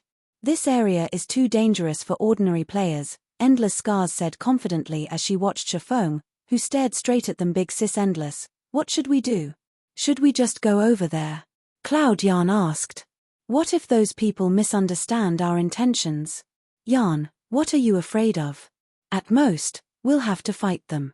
We'll see who regrets their actions in the end, Netherworld said, wearing an eager expression. As an independent adventurer, his favorite hobby was to push his limits. Watching Fire Dance's performance had excited his will to fight. Wave is right. We're the Midnight Tea Party. Since when have we feared other players? Also, they have just finished an intense battle. They must have exhausted most of their abilities. If it really came down to a fight, they would be the suffering team. The other team members shared similar thoughts. All right, enough. Let's go over and introduce ourselves. As for a fight breaking out, I don't believe that it's likely. Those players aren't fools. They should have noticed our presence long ago. Since we didn't try to attack them during a crucial moment, they should realize that we carry no ill will. Breeze Wine, the team's leader, explained. He then approached Shafeng's team, giving the matter some thought. The Midnight Tea Party's members saw the reason in their leader's words. They then followed Breeze Wine. Meanwhile, after Shafeng announced the other team's presence, the rest of Zero Wings members followed his gaze.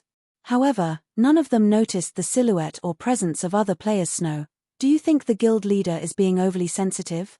Zhao Yueru asked softly after failing to find anybody in the forest ahead. Overly sensitive?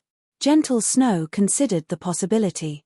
After all, they had just finished a difficult battle. Even the best failed sometimes. They were also in a dangerous neutral map. A mistake wouldn't be unusual. However, as such thoughts began to sweep through the team, a blurry figure appeared from the dark forest ahead. Shortly after, more figures appeared. Zhao Yueru's jaw dropped as she turned to Shafeng in astonishment. Not only was the other party so far away, but they had also used isolation scrolls, yet Shafeng still noticed them. Did he have the eyes of a hawk or something? However, the team did not know that Shafeng's agility attribute had long since broken past the threshold of Tier 1 players, 1,500 points, and reached the realm of Tier 2 players. As a result, he gained the passive skill, Basic Perception. The passive skill greatly enhanced his 5 senses. As a result, he could see and hear further and clearer. To Shafeng, an ordinary magic scroll like the isolation scroll was useless. He had noticed them when the Midnight Tea Party had hidden among the trees. However, the team didn't have much time to spend in a daze. The new arrivals were none other than the powerful independent adventurer team they had encountered in Ghost Forest Town. If they were not careful, they would suffer. Hello. I am Breeze Wine, the leader of the adventurer team Midnight Tea Party. "We have no ill intentions. We just happened to come across your team as we were passing by." Breezewine took the initiative to explain. "I understand. If you guys had any hostile will, you would have taken action as we were about to kill the bosses," Shafong calmly stated. "Moreover, we've already met in Ghost Forest Town." "Ghost Forest Town?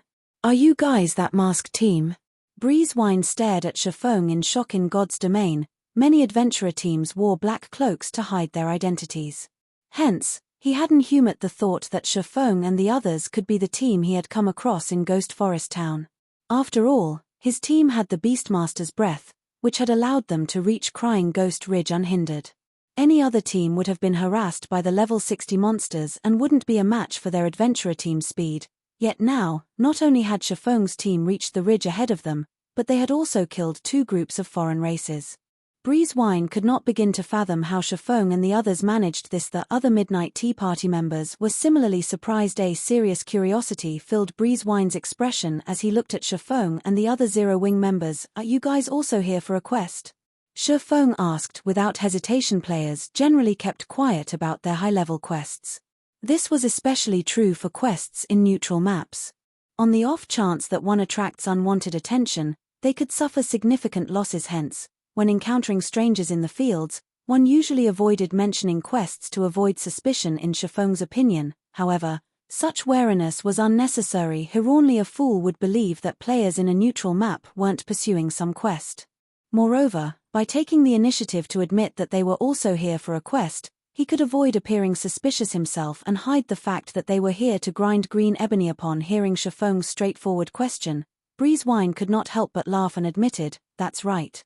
Our adventurer team is here to complete a quest. Are you, perhaps, interested? If you help us complete the quest, we will give you 3 pieces of level 45 dark gold equipment as a thank you gift."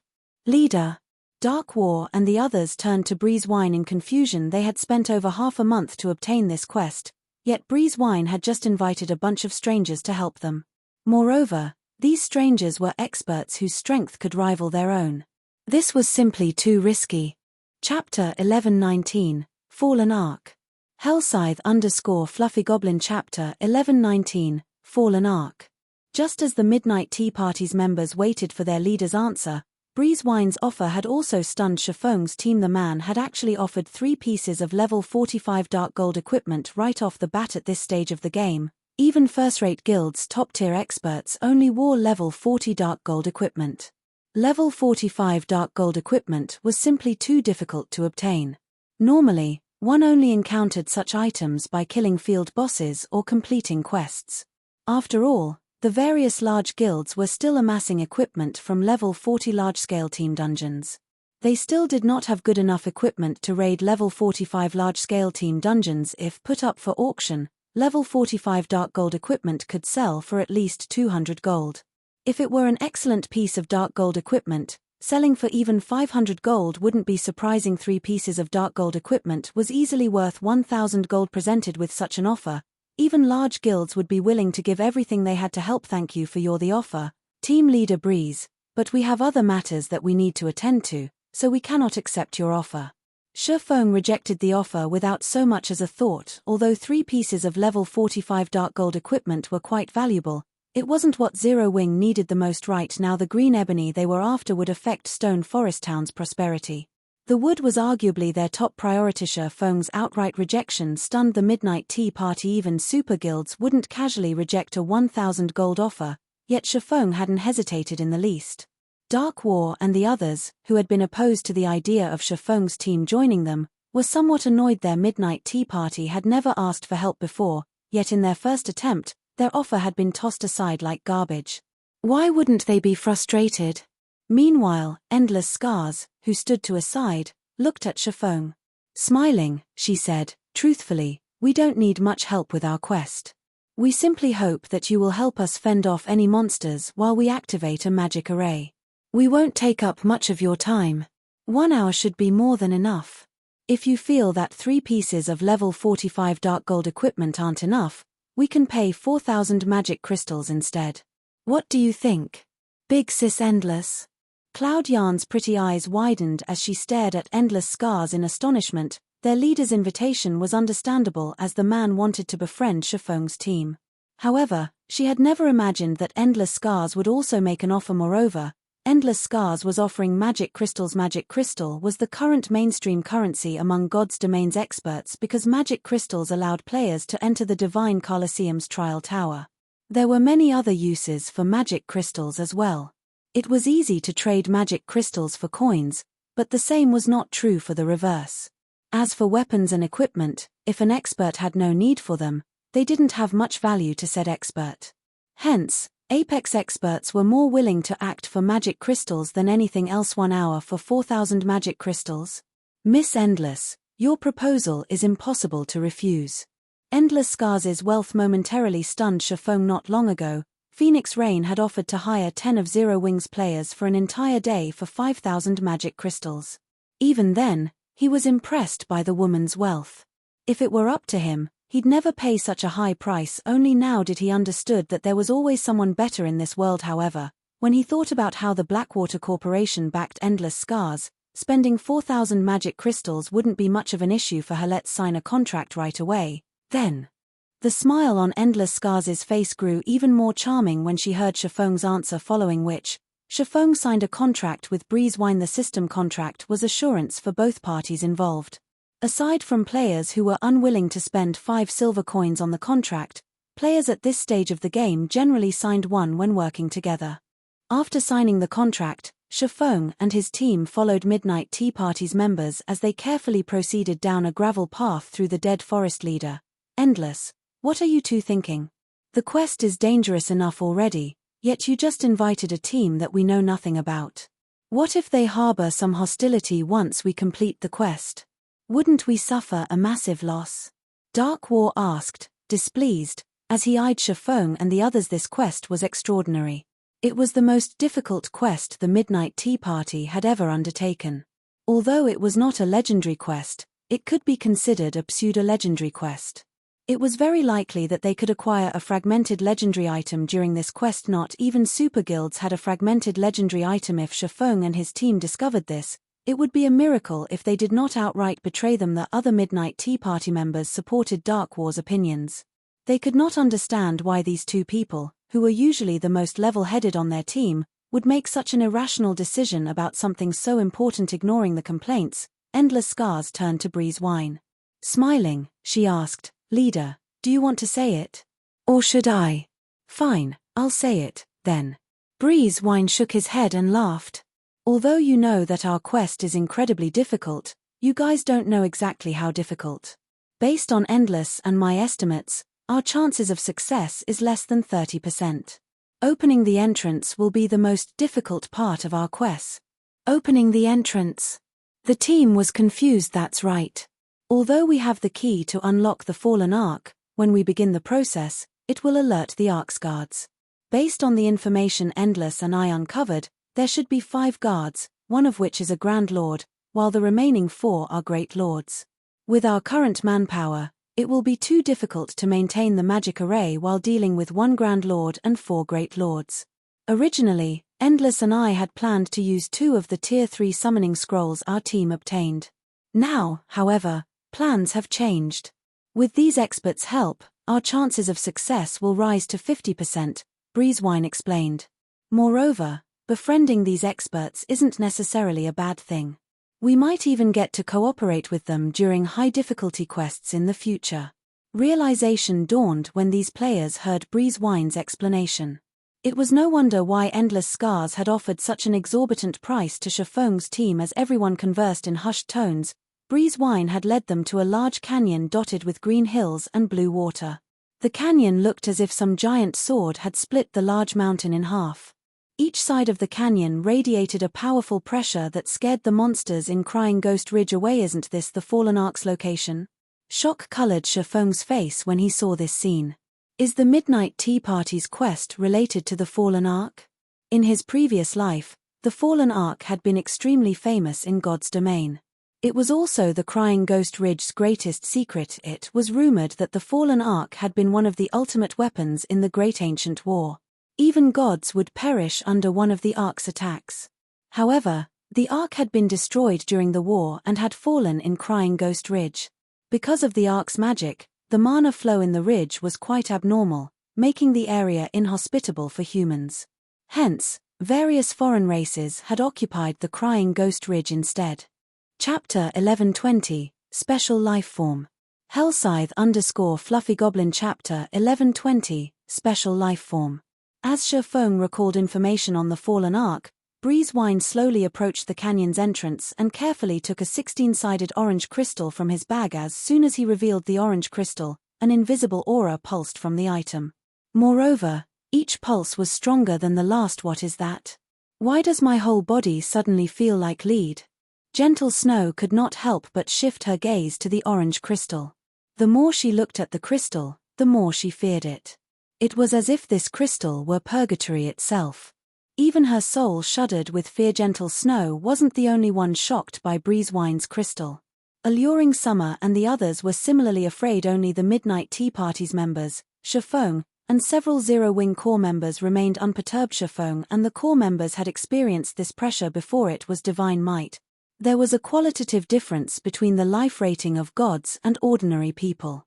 Gods had created this orange crystal, and naturally, their aura had tainted it.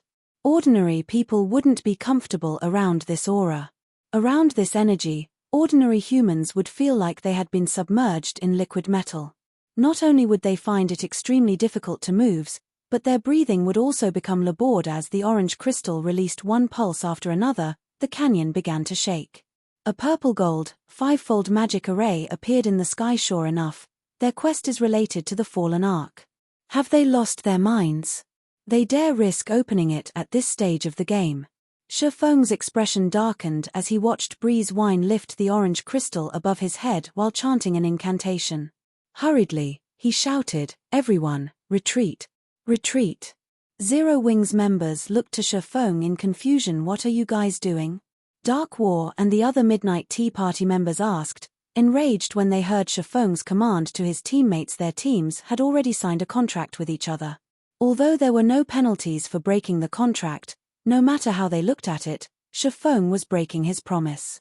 Moreover, now that they had exposed the contents of their quest, how could they possibly allow Shefeng and the others to leave? No time for explanations. Either run or die. Shefeng turned and fled. Shefeng hadn't expected that, while he assumed that the Midnight Tea Party's quest was related to it, their goal was to activate the slumbering fallen Ark. Activating the fallen Ark had shaken God's domain in the past. When the Ark woke, it also roused the sleeping abyssal monsters within. Although these abyssal monsters had been gravely injured during the Great Ancient War, they were still immensely powerful.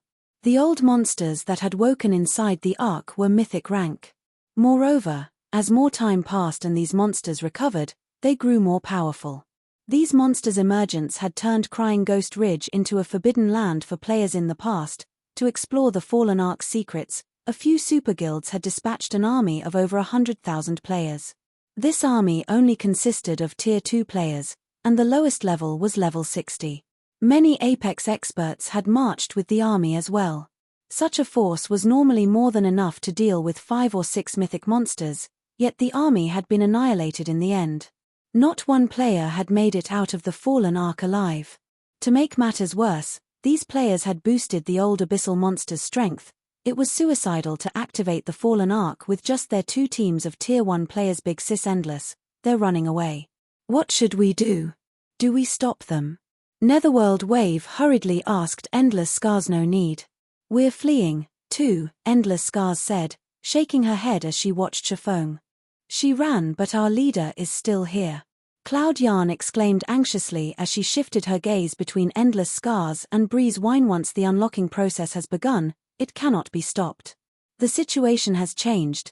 We have no choice but to sacrifice him, Endless Scars said without hesitation. However, this isn't a complete loss. At the very least, we can hide and watch what happens when the magic array activates from a distance. Although Endless Scars' words were casual, the Midnight Tea Party's members felt chills crawl down their backs. These players were all companions and had fought through many life-or-death battles together. Their team leader was one of them, yet Endless Scars spoke of sacrificing Breeze Wind as if she were talking about the weather.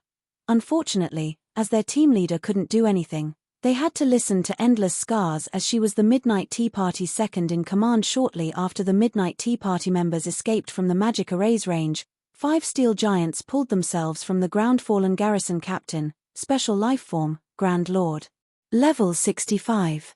HP 120 000 120 000. Fallen Patrol, Special Lifeform, Great Lord. Level 63. HP 57 000 57 000.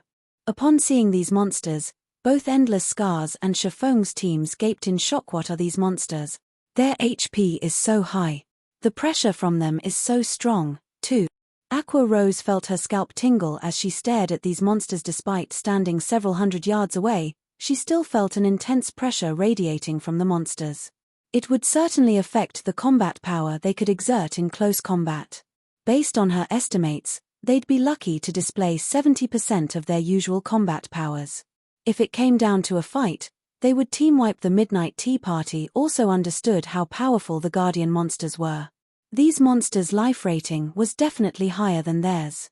The Fallen Garrison Captain, in particular, was at least 2 or 3 ratings higher than the Grand Lords they've previously faced. It could practically rival a mythic monster's strength. In front of these monsters, their preparations were rubbish. While the Midnight Tea Party members were frozen in shock, Endless Scars shifted her gaze towards Shifeng. Did he know these monsters would show up?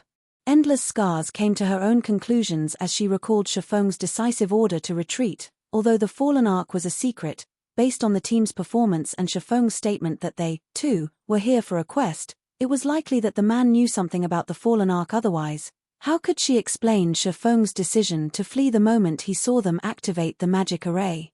What Endless Scars did not know was that Shifeng wasn't worried about the steel giant's sudden appearance at all. Rather, he was afraid of the abyssal monsters inside the Fallen Ark itself.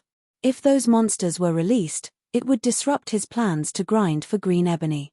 If that was their goal, he wouldn't help the Midnight Tea Party. As the steel giants appeared, the Fallen Garrison Captain instantly killed Breeze Wine as he maintained the magic array. When Breeze Wine died, the magic array began to dissipate gradually, as did the steel giants shortly after.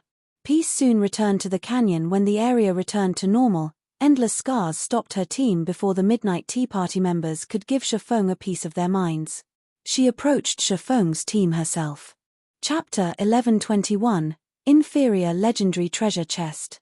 As Endless Scars slowly walked up to Shifeng, she sized up the man carefully. Although she couldn't see Shifeng's appearance due to the black cloak, curiosity filled her eyes. Shifeng similarly observed Endless Scars, one of God's domain's legendary figures in the past. The woman had clear, bright eyes, curved eyebrows, and thick eyelashes.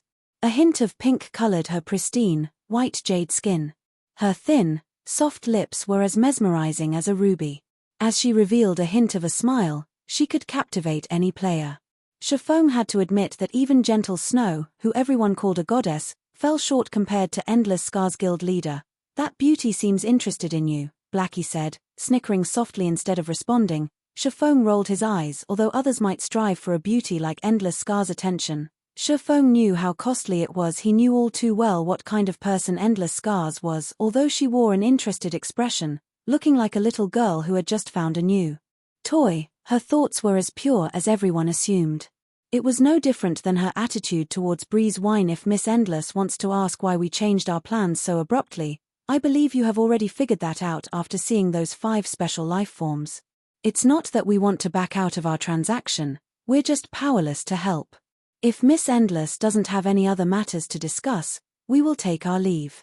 Shifeng took the initiative to bid the woman farewell. Although he did not know what lay inside the Fallen Ark that could tempt the Midnight Tea Party, he no longer wanted to associate with the adventurer team. Please, wait. I wish to represent the Midnight Tea Party in thanking you. If not for your command to flee, we would be dead by now. Here are 1,000 magic crystals. Take them as a thank you gift, and let's part as friends, Endless Scars said. She then retrieved a grey gemstone bag and handed it to Shifeng. Every Midnight Tea Party member was stunned. What was going on here? Not only had an Endless Scars questioned Shifeng's intentions, but she also gave him 1,000 magic crystals as a sign of gratitude. She was insane. This beautiful big sister is simply too rich. When Violet Cloud saw the cloth bag of 1,000 magic crystals, even she wanted to volunteer to become Endless Scars' little sister. Even large guilds would hesitate before giving away 1,000 magic crystals, yet Endless Scars did so without blinking. Although Shifeng wanted to say something, Endless Scars quickly followed up by saying softly, "Although our transaction has failed, I'd like to conduct another trade. We'll enter the Fallen Ark together and split the items 30-70. How about it?" Endless Scars' offer shocked every player present. "Miss Endless, you saw the monsters guarding the entrance. At this stage of the game, we have no chance against them." Shifeng could not understand what was going through Endless Scars' mind. Those 5 special lifeforms were no laughing matter. Even he was not confident in taking them down. Special lifeforms were extremely rare in God's domain. They were weapons the gods had specifically crafted for war. Like puppets, they possessed eternal life.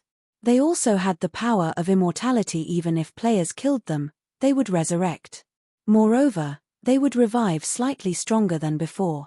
Generally, it only took these special lifeforms 10 minutes to resurrect, with some of the more powerful monsters taking up to an hour or so. In addition, these monsters did not drop any loot. Hence, players usually kept their distance.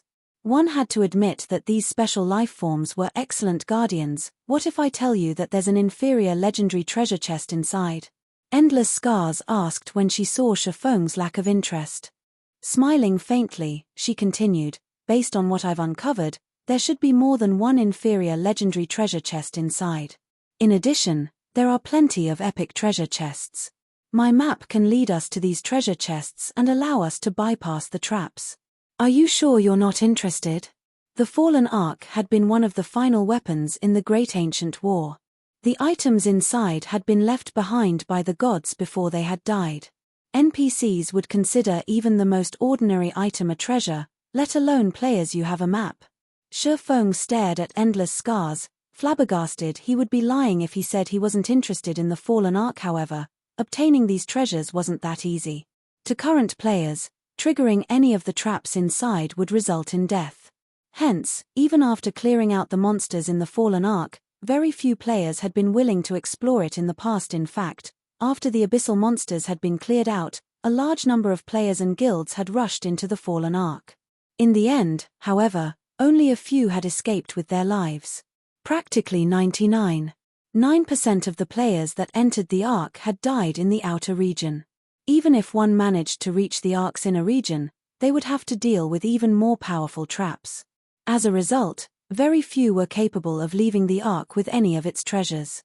Players had come to both love and despise the Fallen Ark. However, it would be a different story if they had a map. Aside from the awakened Abyssal monsters and a few special lifeforms, the Fallen Ark was void of life.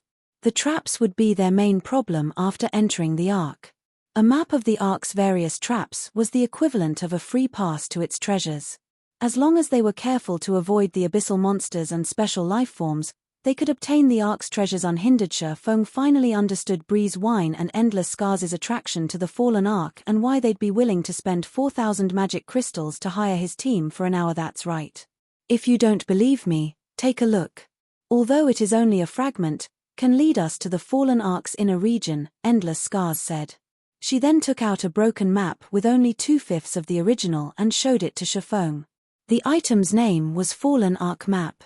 However, if Shifeng wished to look at it in detail, he needed the owner's permission. "I can help you get inside. However, I have a condition." After giving the matter some thought, Shifeng eventually chose to take the risk. In the past, even the most inferior item players secured from the Fallen Ark's inner area was an epic item. If one were lucky, they could even obtain a fragmented legendary item. A fragmented legendary item. With one such item, a player's combat power would skyrocket.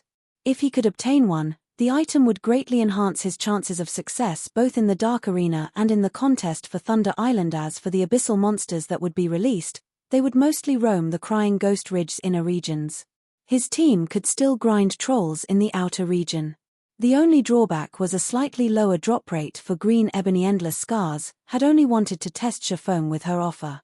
However, upon hearing Shifeng's confident reply, a small glimmer of hope shone in her flawless eyes. "As long as your conditions aren't too outrageous, I can agree to them on behalf of our team leader, Endless Scars straightforwardly replied, smiling faintly. It was as if she had long since guessed Shifeng's thoughts. Pointing at the map in Endless Scars' hand, Shifeng said in a non-negotiable tone, "Give me a copy of the Fallen Ark map. Once we're inside, we'll go our separate ways and agree to a non-aggression pact. What we each walk away with will depend on our abilities." Chapter 1122, Foundation Magic Array. Hellscythe _ Fluffy Goblin Chapter 1122, Foundation Magic Array. Endless Scars' conversation with Shifeng had been private. The other players hadn't heard their discussion. However, when the Midnight Tea Party members saw Endless Scars' frown, they were shocked. Endless Scars had never revealed such an expression throughout her time on the team. Even when monsters nearly wiped their team out, nothing close to a frown had appeared on her face. "Propose another. Our team cannot agree to that condition," Endless Scars said after giving the matter some thought. Looking straight at Shifeng, she said seriously, "The map itself is a pass to the Fallen Ark. If you have it, you can enter the Ark more than once. This will undoubtedly increase our competition over the Ark's treasure. With how important the Fallen Ark is, I believe that no sane person would agree to your proposal. Moreover, even if our adventurer team can't enter the Fallen Ark right now, we can simply return when we're strong enough. In any case, the key is ours. If we don't activate the Ark, no one will be able to enter it. What you're saying is true. However, you don't seem to know the Fallen Ark's true secret," Shifeng said, chuckling. He had long since guessed Endless Scars' reply. The Fallen Ark map was priceless. Naturally, he didn't expect the Midnight Tea Party to just make a copy for him. However, the adventurer team's understanding of the Fallen Ark was no match for his. "What are you trying to say?" Although Endless Scars had her suspicions, after hearing Shifeng's confident comments, she was even more certain that Shifeng knew plenty of information about the Fallen Ark. "Well, it doesn't really matter even if I tell you this. Although you have the key and the map, it is still impossible to obtain the items inside the Fallen Ark," Shifeng explained as he pointed to where the 5 special lifeforms had disappeared. "You've seen for yourselves how powerful those guards are. However, the monsters inside are even more formidable. If you open the Ark, those monsters will escape. Moreover, those monsters will, slowly but surely, grow stronger. If you don't deal with them properly, even the map won't help you. Meanwhile, I have a way to deal with those monsters. If we work together, we can reach the Ark's inner region quickly. Even if you don't want to cooperate with us, once you open the Ark, we can still go in ourselves. Once the Ark is open, it won't ever close. Anyone will be able to enter." Endless Scars hesitated after listening to Shifeng's explanation. Although she wasn't sure if Shifeng were telling the truth. If he was, then her side had no way of dealing with those monsters. Their map might as well be a blank piece of paper. On the other hand, Shifeng had a way of combating this problem. Once Shifeng's team entered the Ark, although their progress would be slow without the map, the Midnight Tea Party would suffer a massive loss if they came across any treasure. Most importantly, her team did not have a lot of time. After all, their quest had a time limit. Based on her estimates, even if they focused on grinding and completing their class promotions, the furthest they could reach was Tier 2, level 55 before the quest's time limit was up. At that tier and level, their team might have a chance of defeating the 5 entrance guards. Unfortunately, she was not certain that they could deal with the Ark's monsters, which Shifeng claimed were far stronger. She had to admit that Shifeng's knowledge on those monsters was invaluable. "All right, I'll agree to your conditions. However, you need to tell me what you know about those monsters. You also have to tell me how to deal with them. If what you say is true, I'll make a copy of the map once we're in the Ark. If you lie to me, you won't get anything." Endless Scars glared at Shifeng. This was the first time she hadn't had the upper hand in a negotiation since she had joined God's Domain. She was even more frustrated that she still didn't know Shifeng and his team members' identities. "That won't be a problem. Once you see for yourself, you'll know the truth." Shifeng laughed after the various super guilds' army had suffered annihilation. Crying Ghost Ridge had become a forbidden land for players in the past. Even then, however, many players had sought the Fallen Ark's treasure. To deal with the incomparably powerful abyssal monsters, these players had formed a multitude of plans. Unfortunately, none of those plans had succeeded. The most ridiculous part was that players had only discovered a proper method of dealing with the monsters after they had been defeated. That method involved utilizing Mana Stone. Due to the special mana phenomenon inside the Fallen Ark, the slumbering abyssal monsters couldn't absorb mana to recover. However, once the Fallen Ark was unlocked, this mana disturbance would vanish. To recover their strength, these abyssal monsters urgently needed large amounts of mana. Ordinary magic crystals would not do. To those ancient abyssal monsters, mana of such quality did little to aid in their recovery. Only mana stones were suitable when the time came. He simply needed to construct a foundation magic array to display the mana stones. The mana stones would lure the abyssal monsters, and once they left, these abyssal monsters wouldn't be able to return to the Ark for a short time. Their teams could then search the Ark relatively safely, following which, Shifeng and Endless Scars signed a contract. After ensuring that there were no issues, Shifeng had Violet Cloud use Basic Soul Return on Breeze Wine. This way, Breeze Wine would not lose a level, and his combat power would be unaffected. Wait here for now. I still need to prepare, Shifeng said before entering the dead forest by himself and setting up a teleportation point with the Abyss Pendant.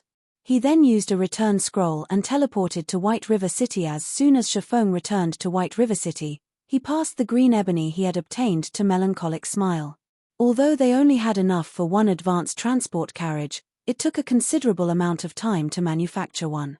Even if they had a master engineer and a master forger, they would need close to a day. Hence, the sooner they began production, the better. Inside one of the Candlelight Trading Firm's special forging room, Shifeng retrieved the Philosopher's Stone, which he had picked up from his private warehouse on his way back, and began to synthesize magic crystals into mana stones. He could synthesize one mana stone from 50 magic crystals. Without hesitation, he used all 1,000 magic crystals he had obtained from Endless Scars and ended up with 20 mana stones.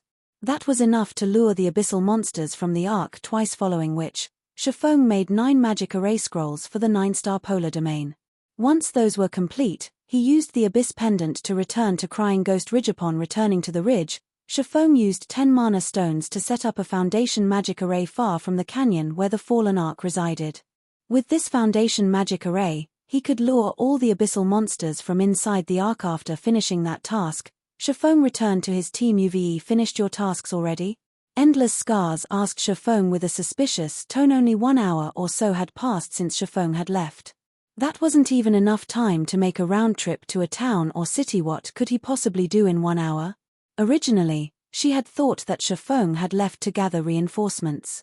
After all, with their current strength, defeating the 5 guardian monsters was impossible. At the very least, they needed a team of 100 experts. Yet, Shifeng hadn't brought even one player back with him. "Endless, is this brat toying with us?" Dark War asked through the team chat, infuriated after Shifeng left. Endless Scars had told her team everything about her agreement with Shifeng. They all thought that Shifeng's demands were outrageous. They also thought that Shifeng was lying about how powerful the monsters inside the Ark were and that he simply wanted to trick them for their map.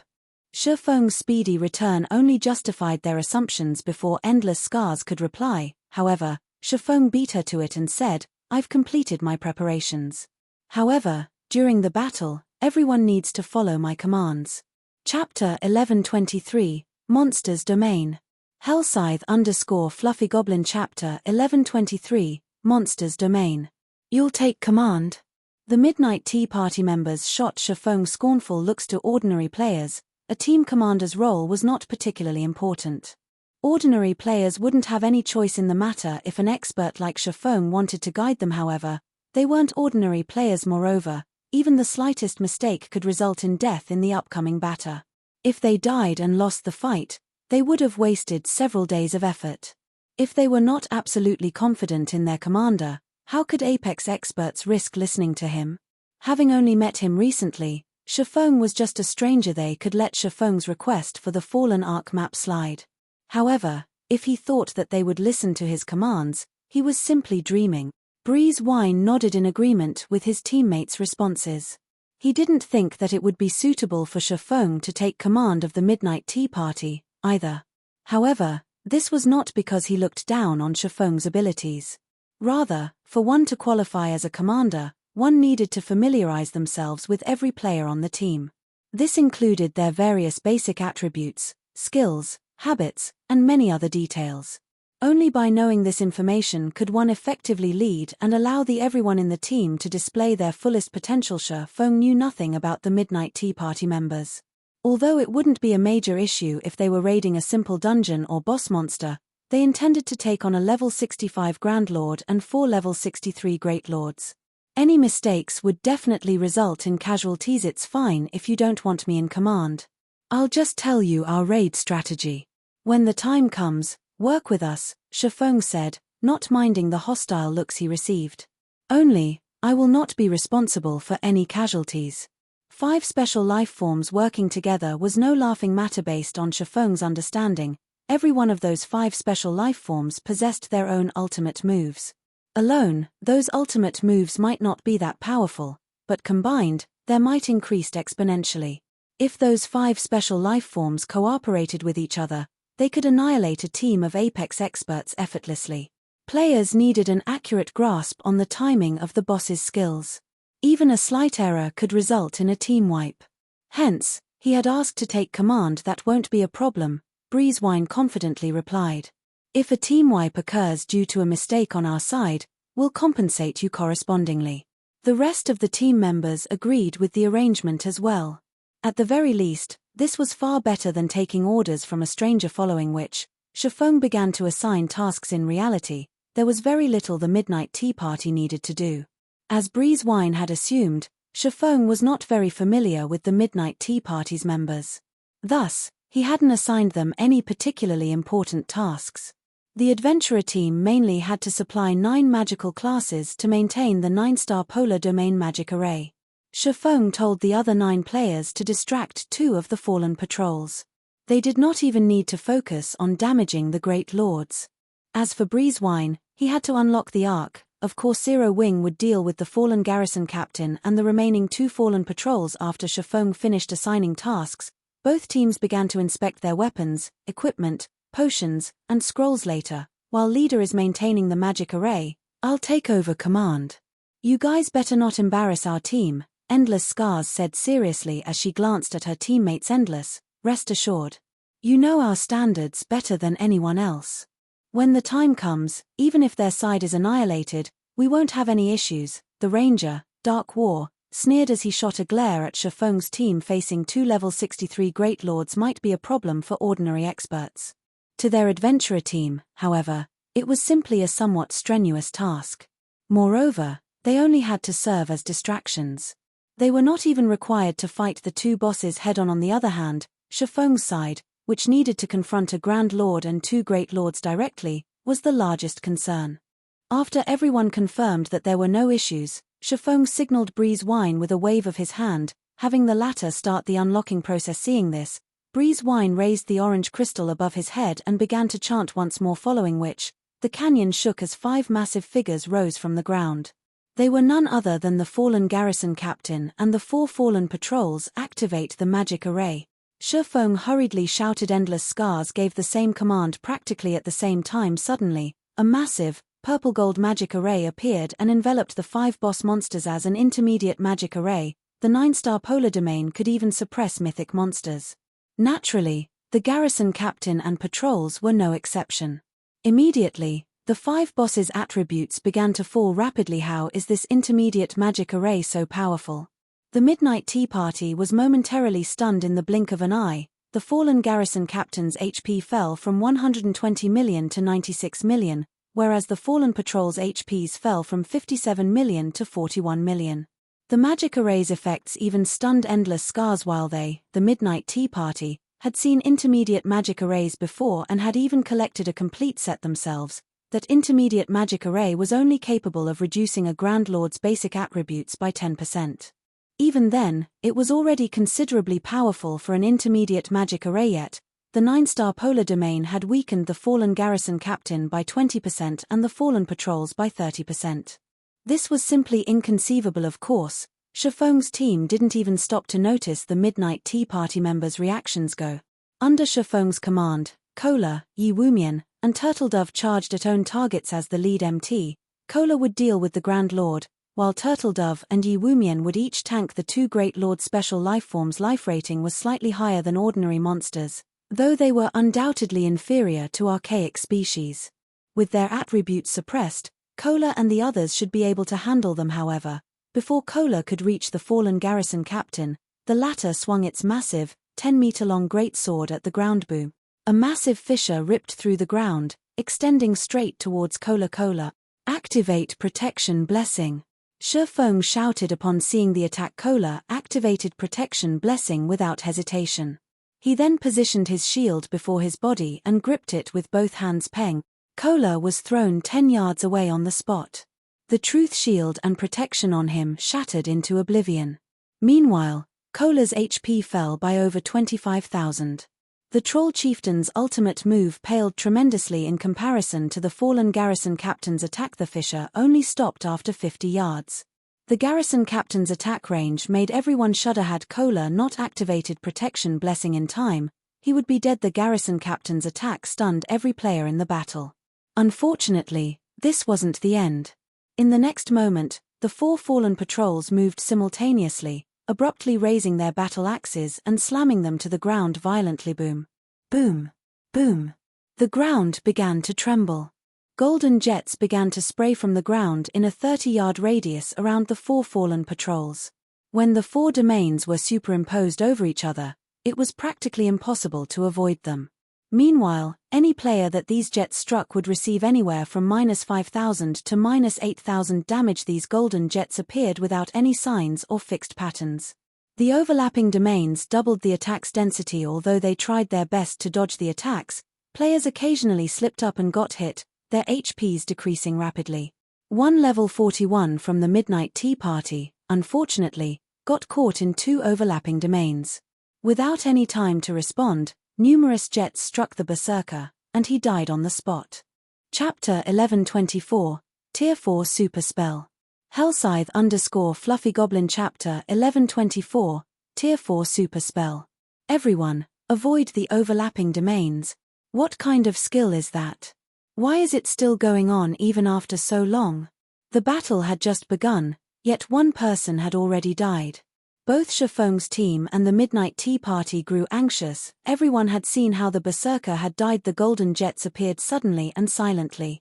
Moreover, the attacks could not be blocked, only dodged. Even if they were only near one domain, they would have to dodge 3 to 5 jets. Near 2 overlapping domains, one would face 7 to 10 attacks simultaneously. The Berserker's paths of retreat had been cut off. In the end, he had died before the team's healers could help him. The Midnight Tea Party members no longer wore their previous complacent expressions. Lure the patrols to 4 corners. Do not let them near the garrison captain. Shi Feng commanded. Shi Feng was not particularly familiar with the Guardian boss's skills. After all, he had only learned about the Fallen Arc after it had been activated in the past. He did not even know who had activated the Arc. All he knew was that these special lifeforms had their own ultimate moves and that those ultimate moves would become exponentially stronger when combined. However, he hadn't expected these ultimate moves to be domain skills. Among the various skills in God's domain, those that posed the greatest danger were none other than large-scale destruction spells and domain skills. Attacks from large-scale destruction spells usually only lasted 1 or several waves. If players could endure the spell's duration, they would live. However, domain skills could stay in effect much longer. Domain skill would gradually whittle players down until they died. Endless Scars now realized how severe the situation was. Immediately, she took a Tier 3 summoning scroll from her bag and shouted through the team chat, "Wave, use your summoning scroll with mine. We'll use them to lure away the patrols. Melee players, stay away from the bosses. Use only ranged attacks." After all was said and done, the Midnight Tea Party's members were still experts. Very quickly, they began to move. The team's melee players promptly distanced themselves from the fallen patrol's domains. Meanwhile, Endless Scars and Netherworld Wave each summoned a Tier 3 creature and instructed them to pounce on the fallen patrols. Both Endless Scars and Netherworld Wave were incredibly proficient with controlling their summoned creatures. Although they couldn't dodge all of the golden jets, they could dodge the majority of them. With relative ease, the summoned creatures arrived before the fallen patrols and swiped their claws at the enemy's peng. When the Tier 3 summoned creatures' claws struck the stationary fallen patrols, the clang of metal rang out. The summoned creatures' claws had only scratched the patrol's armor. They did not even manage to push the patrols back despite both being at the Great Lord rank. The fallen patrols had only lost around 4,000 HP from the attacks. Why are their defenses so high? Even a Grand Lord doesn't have this much defense. When the Midnight Tea Party's members saw the damage the Tier 3, Level 60 summoned creatures had dealt with their normal attacks, their expressions grew gloomy. When they had used Tier 3 summoned creatures to fight Tier 3 Great Lords in the past, the former's normal attacks usually dealt 20 to 30,000 damage. Even against Grand Lords, their attacks dealt nearly -8,000 points, yet against these bosses, their summoned creatures had only dealt around -4,000 damage. The fallen patrol's defense was ridiculous. If even a Tier 3 summoned creature dealt so little damage, then players like themselves would deal, at most, -1,500 damage to the fallen patrols. Meanwhile, the fallen patrols each had 41 million HP. With their battle recovery, they could regenerate over 410,000 HP every 5 seconds. In other words, they would recover 82,000 HP every second. If their damage couldn't exceed 82,000 every second, then the fallen patrols were invincible against them. Big Sis Endless, how are we supposed to fight these things? Cloud Yarn asked anxiously.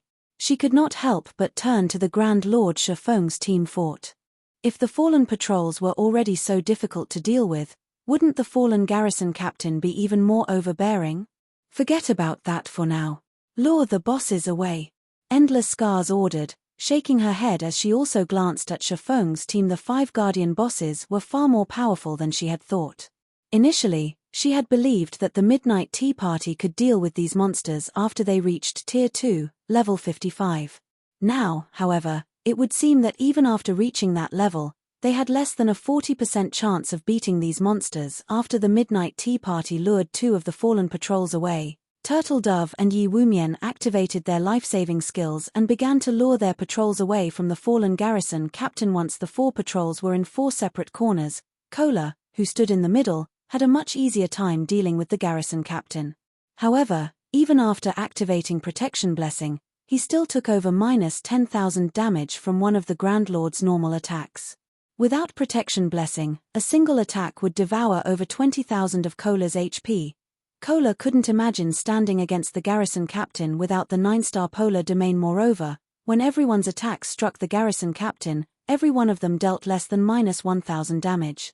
Only Fire Dance and Gentle Snow's normal attacks could deal over -1,500 damage to the Grand Lord, while their skills dealt up to -5,000 damage.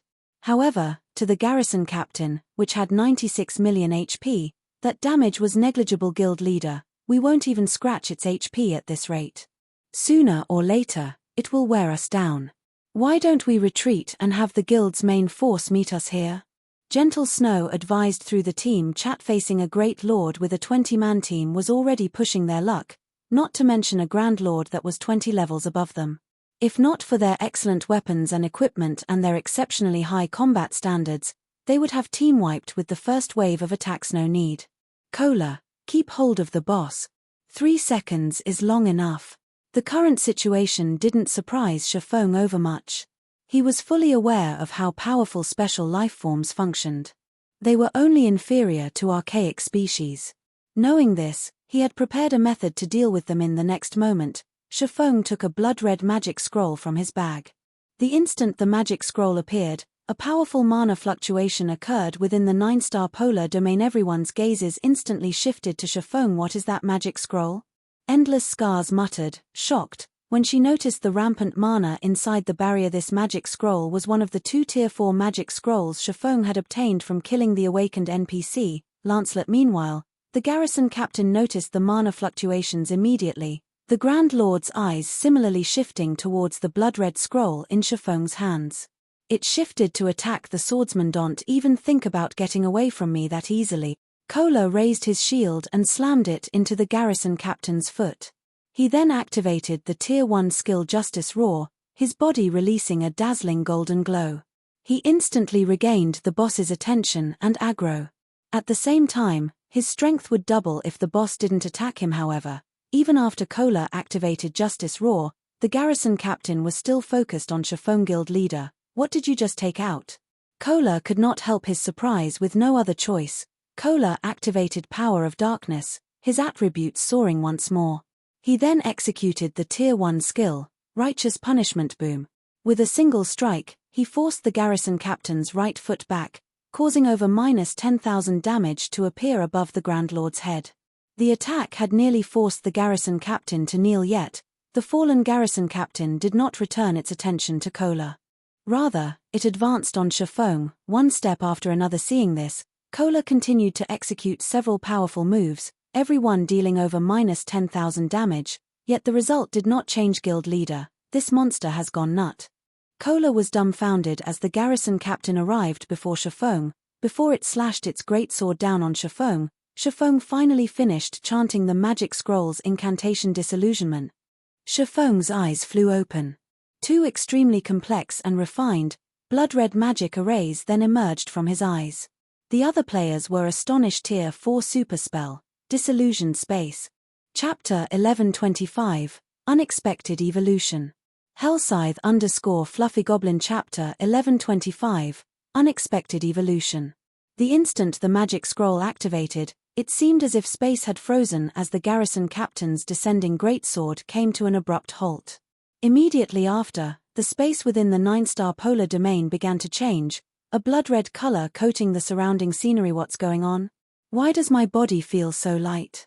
Wait, our basic attributes have risen. It's true. My basic attributes have increased by 100%. Guys, look. The boss seems to have slowed to a crawl. As everyone looked at the garrison captain's greatsword again, they found that they could see the weapon clearly. Before, they had only seen after images. As the greatsword descended, the earth shattered. Over 30-meter-long fissures broke through the ground. However, the garrison captain had only hit the after image Chiffon had left behind. The swordsman himself had long since moved 10 yards away. So fast. When did he start moving? Endless Scars was flabbergasted. Unlike the rest of the players, she had focused on Chiffon. However, during the brief moment when she glanced at the garrison captain's greatsword, which had suddenly and significantly slowed, Chiffon had moved 10 yards away. She found the matter unbelievable. Look. Those patrols have slowed down as well. Even the golden jets are slower. With this speed, even I can dodge them easily. The players finally noticed that fallen garrison captain hadn't been the only one whose speed had been affected. The fallen patrols in the 4 corners had also suffered a speed reduction. Even their domain skills were affected. Zero Wings members and the Midnight Tea Party could now dodge the golden jets easily. Just who is he? The Midnight Tea Party members couldn't help but glance at Chiffon. They usually boasted their vast understand of God's domain. However, even with their bountiful knowledge and experiences, they had never encountered a situation like this. Without a doubt, this phenomenon had something to do with Chiffon's blood-red magic scroll. There was no other way to explain it now that everyone's basic attributes had been boosted while the 5 bosses' reaction speeds and attack speeds had decreased. The Midnight Tea Party's members, who had previously begun to despair, brimmed with hope. Currently, the 5 bosses had only landed 1 out of 3 or 4 attacks against their respective MTS. However, due to the significant attribute increase, the boss's damage had decreased. Take the fallen garrison captain Kola tanked for example. Originally, Kola withstood over -20,000 damage from the Grand Lord's normal attacks. Now, however, the Grand Lord's normal attacks only dealt around -13,000 to the Guardian Knight.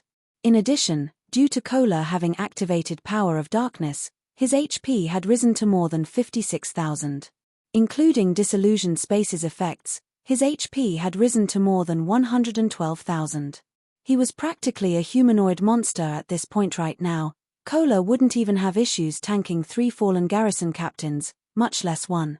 As for Kola's damage, due to the strength bonus from Justice Roar, just his normal attacks dealt nearly -10,000 damage, while his skills dealt close to -30,000 damage. Meanwhile, Violet Cloud, who stood among the healers at the rear, had similarly grown more powerful. Every one of her heals restored over 10,000 HP to Kola. If she double-cast her spells, she could heal over 20,000 HP every time. If she were lucky and triggered a double critical, she could instantly heal over 40,000 HP. Not only was Violet Cloud capable of keeping Cola alive by herself, but she could also handle healing Turtledove and Yi Wumian guild leader. What kind of magic scroll did you use? I feel like we can even deal with a mythic monster right now.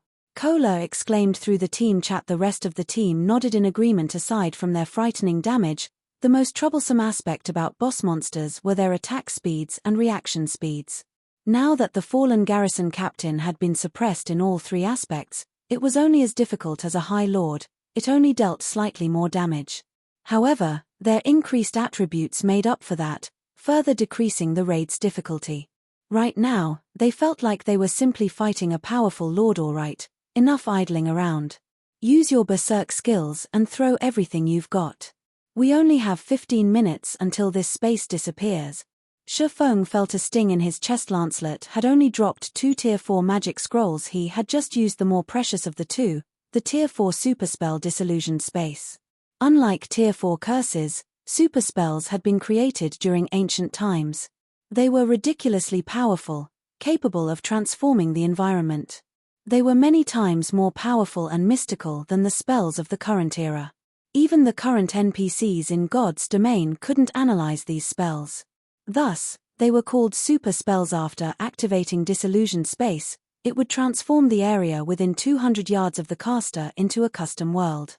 All enemies within this world would be suppressed, decreasing their movement speed, attack speed, and reaction speed by 2/3 of their totals. At the same time, this world would also enhance the caster and his allies, decreasing the boss's difficulty by 1 tier. Take the fallen garrison captain for example. It had originally been a Tier 3, upper rank existence. Now that its raid difficulty had reduced, it was only as strong as a Tier 2, upper rank. Unfortunately, Disillusioned Space's duration was considerably short. Even so, in the past, everyone had called it the rarest magic scroll in God's domain, second to none in the past. A Tier 4 super magic scroll had been worth at least 3 epic items. If a team of Tier 2 players used the scroll, they could even kill Tier 4 mythic monsters. However, Shifeng couldn't care less right now. The garrison captain and patrols were far stronger than he had imagined. If he hadn't used the magic scroll, they would have undoubtedly team-wiped. Moreover, trading a Tier 4 super magic scroll for a map to the Fallen Ark was a sure profit transaction. Upon hearing Shifeng's warning, everyone promptly began to activate their berserk skills. Although the fallen garrison captain and fallen patrols still possessed very high HPs, their reduced speed made them living targets. After activating their berserk skills, everyone easily dealt over -10,000 damage with their attacks, while Fire Dance and Gentle Snow could deal over -20,000 damage. Shifeng didn't hold back either as he activated Power of Darkness. He then used Silent Steps and appeared behind the garrison captain before activating Phantom Kill. Both he and his doppelganger activated Flame Burst simultaneously. Miniature suns appeared on both Shifeng's and his doppelganger's swords. Every strike they landed on the garrison captain dealt over -60,000 damage, while critical hits dealt over -130,000 damage. By the time Shifeng and his doppelganger dropped to the ground, both had landed a total of 30 consecutive attacks. The fallen garrison captain lost over 2 million HP on the spot. The damages that appeared above the Grand Lord's head stupefied everyone. With such high damage, Shifeng could instantly kill a chieftain of the same level. Time passed quickly. Under the players' crazed bombardment, it took roughly 6 minutes for the garrison captain's 96 million HP to hit zero boom.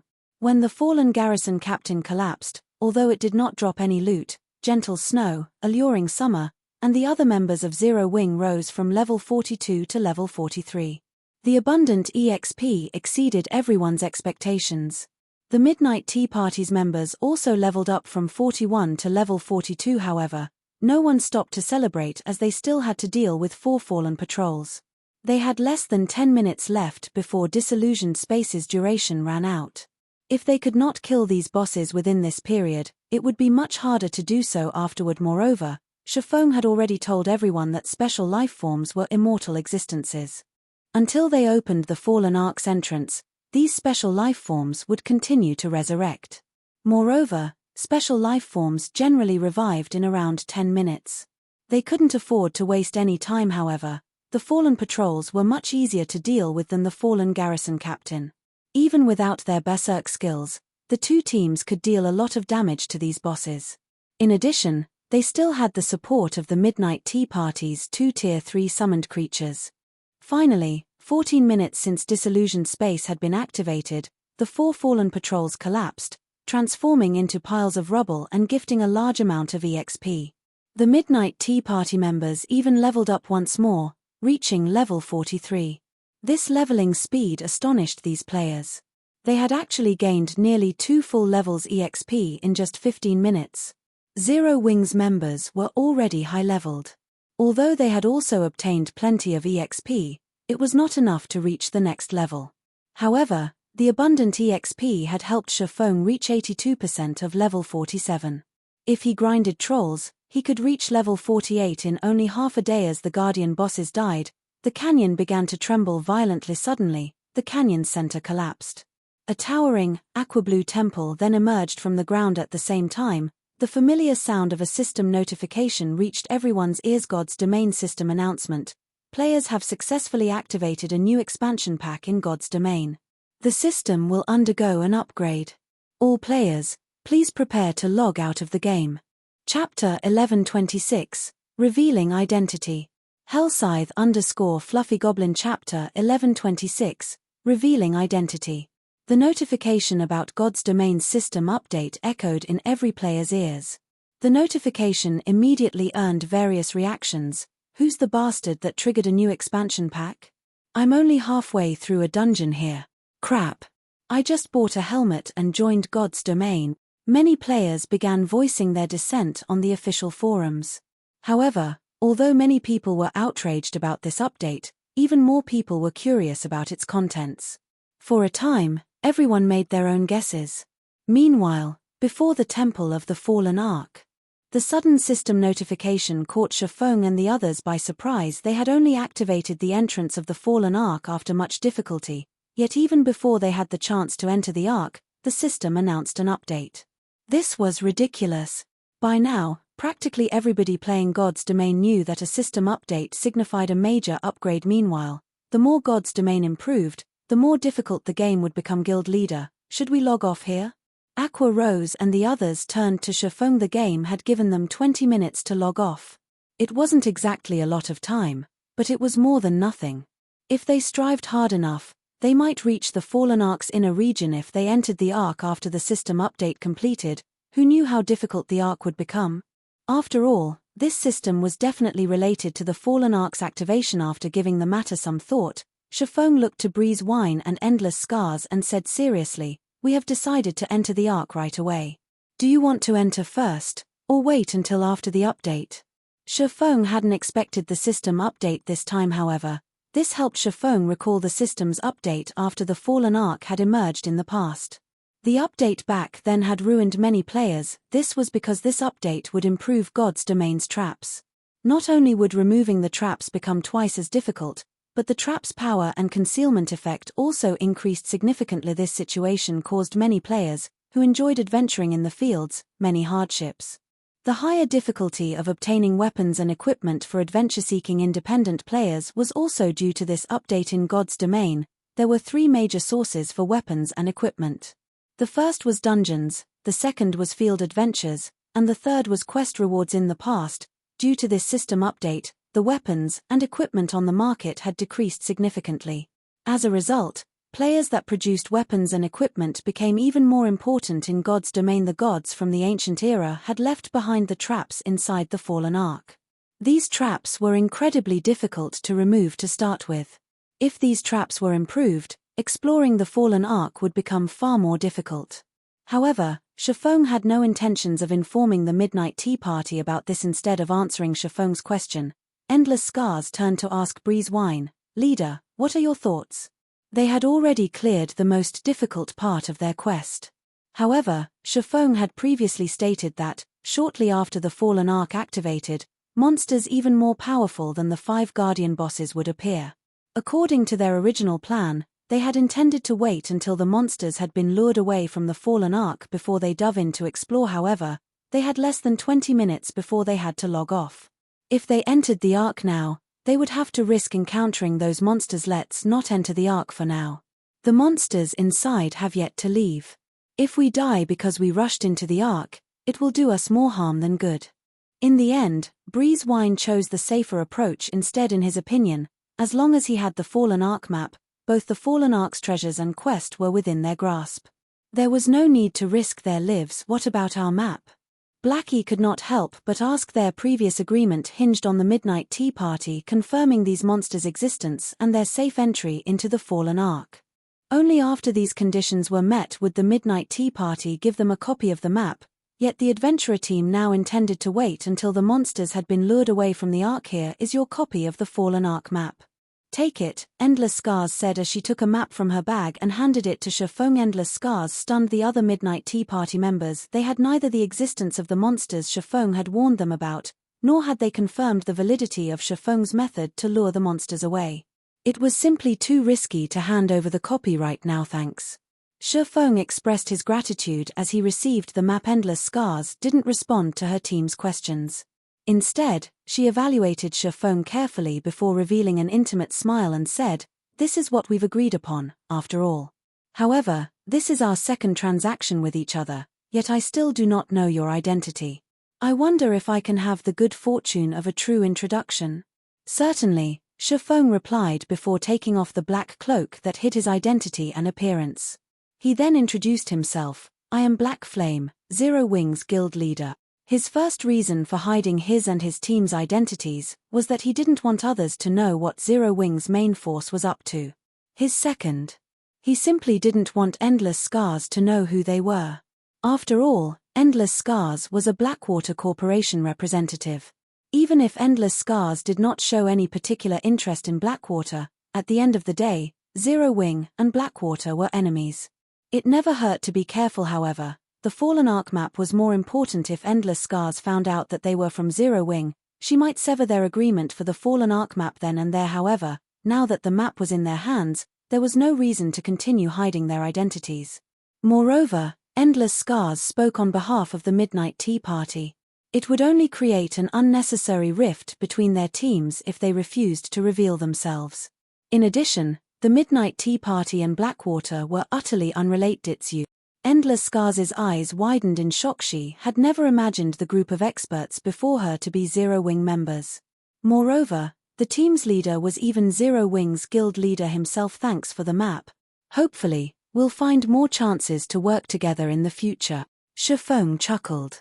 He then led his team and dashed into the Fallen Ark. Meanwhile, Endless Scars was utterly dumbfounded as she stared at Shafeng's departing back. "Big sis Endless, what's wrong?" Cloud Yarn asked curiously when she saw Endless Scars' astonishment. Although it was indeed surprising that the other team's leader was Zero Wing's guild leader, Black Flame, this wasn't the reason for Endless Scars' shock. In the past, their team had encountered many surprises. However, none of them had ever earned such a reaction from Endless Scars. This was her first time seeing such an expression on Endless Scars' face. Before today, she hadn't even thought that Endless Scars was capable of such an expression. Chapter 1127, Ark's Armory. Hellscythe_Fluffy Goblin. Chapter 1127, Ark's Armory. Starmoon City, Blackwater's residence. Blackwater wasn't as prosperous as it had been. Very few players waited in front of the guild residence's entrance, eager to join. If not for the Blackwater Corporation's backing, not even these few players would be willing to join Blackwater. Not only had the Blackwater elite members that had died in the war in Stone Forest Town lost one level, but they had also lost a weapon or a piece of equipment. To make up for this loss, the elite players wouldn't have any time to help other guild members for some time. One of the main reasons that independent players willingly joined guilds for the guild experts' help in leveling and raiding dungeons to upgrade weapons and equipment. Practically every guild in God's domain provided this benefit. Players wouldn't want to join a guild that did not provide such a benefit. As a result, Blackwater's ordinary members had stagnated. They were now only capable of raiding party dungeons and small-scale team dungeons. They had no choice but to stay as far away as possible from 50-man or above team dungeons. Meanwhile, Chin Muyun, Laughing Drunkard, and Lethal Gale entered the guild leader's office, one after another. Guild leader, here is the latest guild report you asked for, Chin Muyun said as she placed a report on the table. At this moment, she wore a grave expression. The report clearly stated that over 20,000 elite members had already withdrawn from the guild, as many as a second-rate guild's total count. As for the ordinary members that withdrew from the guild, there were more than 100,000. However, when Abandoned Wave looked at these numbers, he maintained a relatively nonchalant attitude. Instead, he shifted his gaze towards Lethal Gale and asked, "How is the Blackwater trading firm coming along?" The Candlelight trading firm's latest product, the exotic stamina potion, has been well received. Despite having already reduced the mana mixture's price to 10 silver per bottle, ordinary players are buying the exotic stamina potion instead. "Right now, our shops are only seeing 1/3 of our past traffic," Lethal Gale said, shaking his head dejectedly. "Although our spies have already poked around in Candlelight, looking for information about the exotic stamina potion, it seems that only a select few of the trading firm's upper echelon know about the potion. As of now, we still do not know where to find the recipe." The exotic stamina potion had massively impacted the market. Setting aside how cheap it was, the mana mixture could not compare to its 10-hour duration. In addition, the mana mixture was only useful in dungeons, whereas the exotic stamina potion was useful in dungeons and the fields at this moment. Many ordinary players had given up on the regeneration potions and mana recovery potions in order to buy the exotic stamina potion. With the exotic stamina potion, players could grind monsters for longer periods. With the potion's effects, they did not even need to rest when traveling long distances, which allowed them to save plenty of time. Even Lethal Gale could not resist the temptation and had purchased 3 bottles for himself. After using the potion, he had to admit that it was a miracle potion. The potion had improved his leveling speed by roughly 20% to 30%.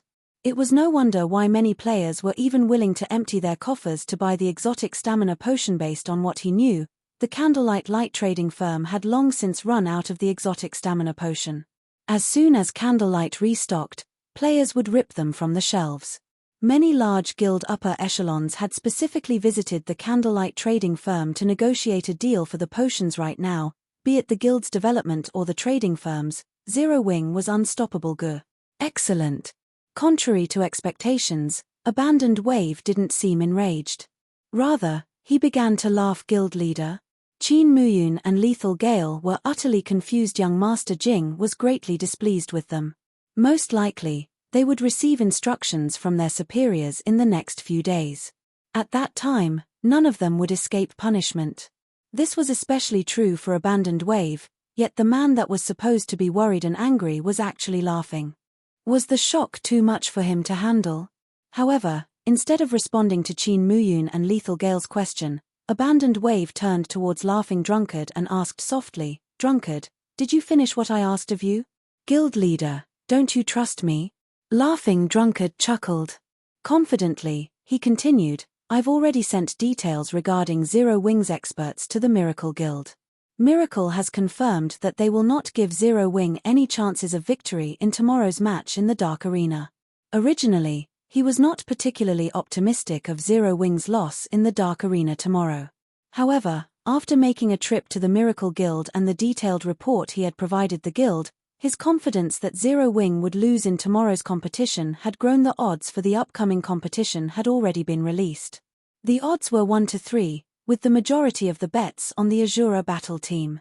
However, this was simply because only a few people knew that the Evil Dragon battle team was backed by the Miracle Guild. They had only discovered this due to the Blackwater Corporation's relationship with one of Miracle's upper echelons. It was extremely rare for the odds in the Dark Arena to be as high as 1 to 3.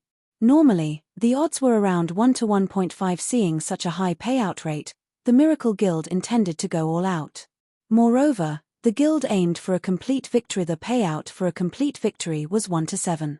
That was even high enough to tempt super guilds.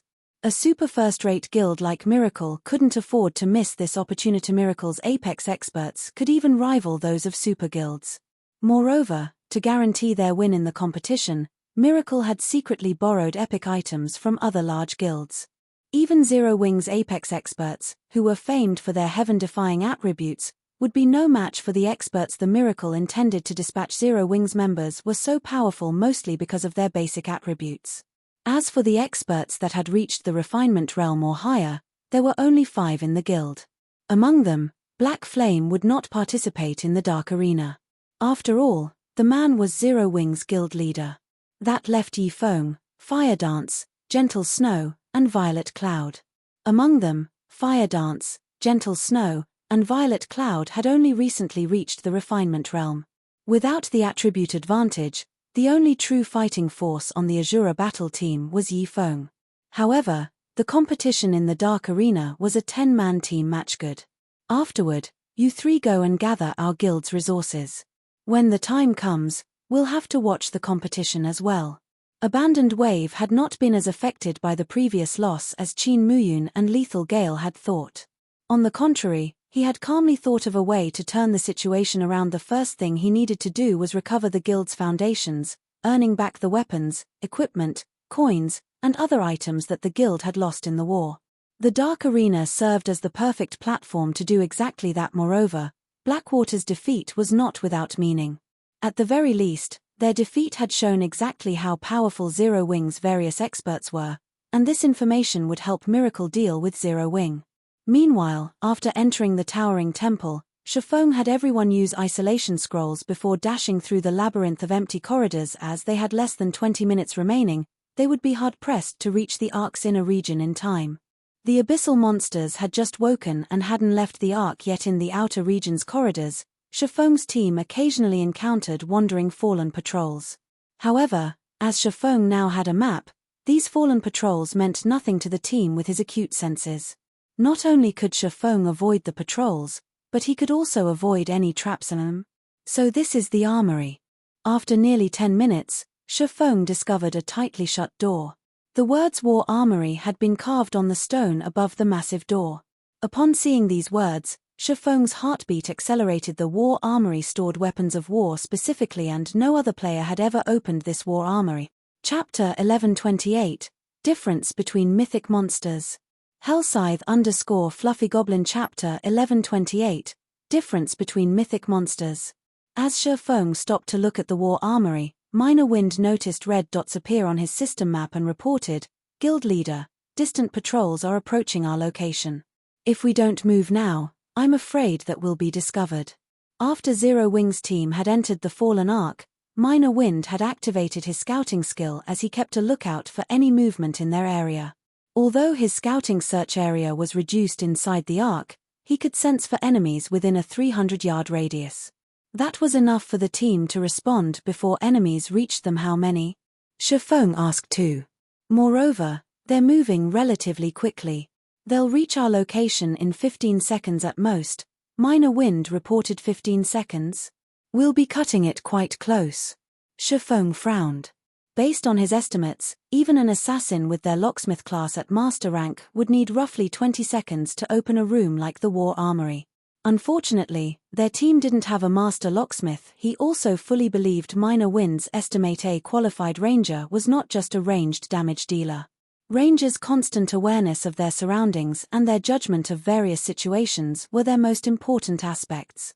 Although Minor Wind's combat standards were slightly lower than Zero Wing's other core members, his observation skills and judgment were top-notch. Guild Leader, we don't have much time left, Gentle Snow urged as they had less than 8 seconds to prepare.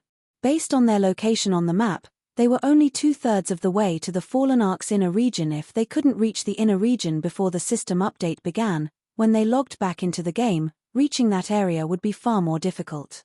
They also needed to select a treasury and deal with the traps inside. Shifeng hesitated. In the past, the Fallen Ark had been a famous treasure trove in God's domain. However, as the inner region's traps were extremely dangerous, very few players were capable of obtaining any treasures whatsoever. This situation had also resulted in the various large guilds in giving up on the Ark. However, Shifeng never thought that he would actually come across an armory in the outer region. An armory might not mean much to an ordinary player, but to a guild, some of the more advanced weapons of war were even more valuable than fragmented legendary items. Forget it. We're giving up on the inner region. Let's take this armory for now. After giving the matter some thought, Shifeng settled for the armory. Right now, Zero Wing still lacked overall strength. It likely did not even have the power to defend a single city. However, if they could find a few advanced weapons of war here, they might make up for Zero Wing's lack of combat power. As long as they could construct and defend a city properly, the city's value would easily exceed that of 2 or 3 fragmented legendary items. Cola, you and Turtledove will tank the patrols. Don't let them near us. Everyone else, look for any nearby traps. Fire dance, you'll be responsible for unlocking the door, Shifeng hurriedly commanded. Understood. Hearing this, everyone exploded into action. The two fallen patrols were similar to those they had encountered at the entrance. They were both level 63 Great Lords with 57 million HP. However, Kola and Turtledove had long since familiarized themselves with the patrol's attack patterns. Even without the 9-star polar domain, they were capable of dealing with the Great Lords at the same time. Fire Dance began to unlock the door to the armory as one of the Fallen Ark's secret rooms. The time it took to unlock the armory was secondary. The crucial issue was that the extremely complex unlocking method. One would have to start the process all over again if they made a single mistake. Only after removing the various locks could one finally open the secret room. Time passed quickly. After 1 minute, Fire Dance was only halfway through the door's locks. Guild leader, 2 more patrols are approaching. Minor Wind announced anxiously if there were only 3 fallen patrols, their team could, more or less, manage. 4, however, would be a problem. As for trying to kill the patrols, that would be considerably foolish. Special life forms were immortal existences. Even after expending a lot of time and effort, the most they would get out of the endeavor was some EXP. After 10 minutes, the fallen patrols would be back on their feet and ready to fight once again. Moreover, with each resurrection, the fallen patrols would become stronger. Only a lunatic would try to kill them. Wumien, you'll come with me. Once Fire finishes unlocking the door, rush into the room. Remember, do not touch anything inside, Shifeng commanded. He then dashed towards the 2 new fallen patrols with Yi Wumien. Shifeng wouldn't try to take on one of the fallen patrols directly. Instead, he activated Aura of Earth while deflecting the patrol's attacks. This way, not only could he reduce the damage he received, but he could also alleviate the burden on the team's healers. However, as time passed, a loud roar echoed from a distant corridor. The angry roar reverberated through the spacious corridor. Already? Shifeng's expression darkened. The abyssal monsters had awakened far sooner than he had anticipated. If these monsters discovered his teams, none of them would get out of here alive. Shifeng's team wasn't the only one who had heard the roar. The Midnight Tea Party's members, who waited outside the Fallen Ark quietly, heard the deafening roar as well. Black Flame really didn't lie. Breeze Wine could not help but inwardly celebrate when he heard this roar. The fact that this roar is so deep and can reach all the way out here means that this monster should be mythic rank at the very least. Fortunately, they had made the trade with Shifeng. Otherwise, even if they had activated the Fallen Ark by themselves after obtaining their Tier 2 classes, they'd have no way of completing their quest. The difference between mythic monsters' strength and Grandlords was simply too massive.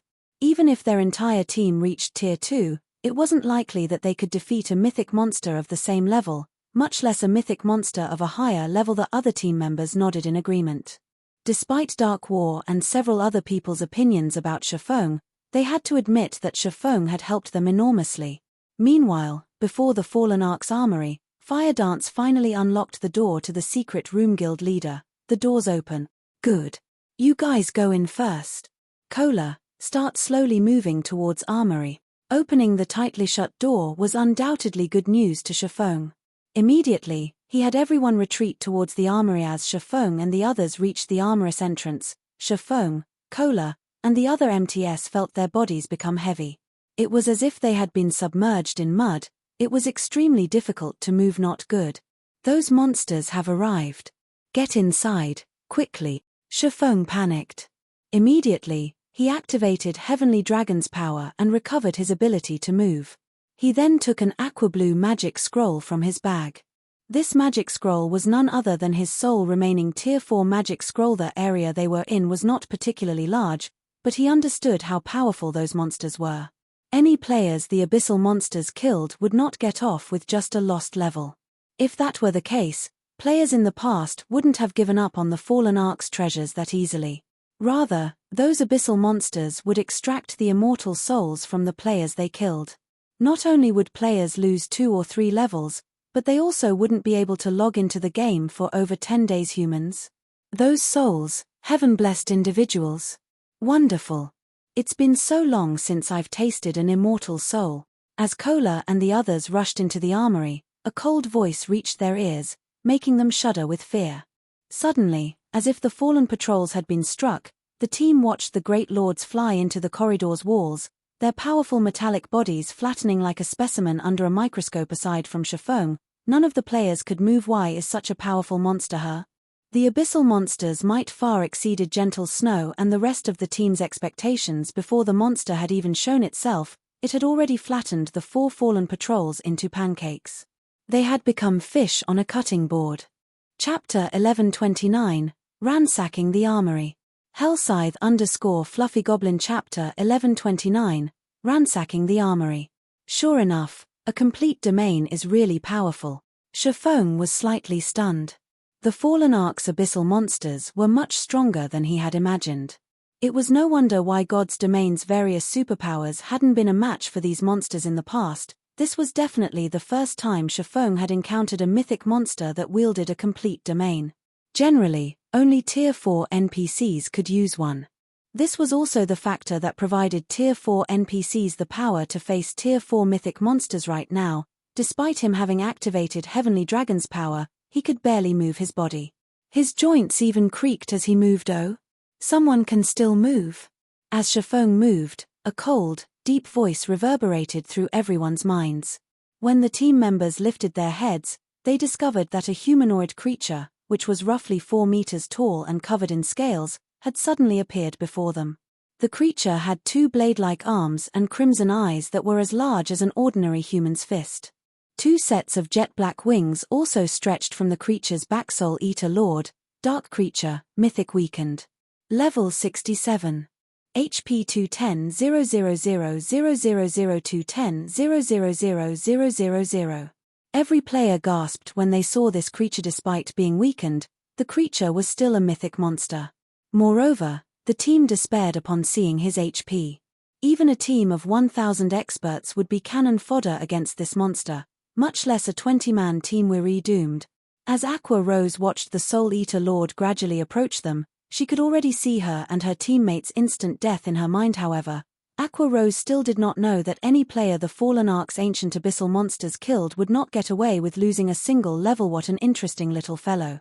It's a pity that your struggling is useless. Just become my soul's nourishment obediently, the Soul Eater Lord said as he widened his ferocious mouth.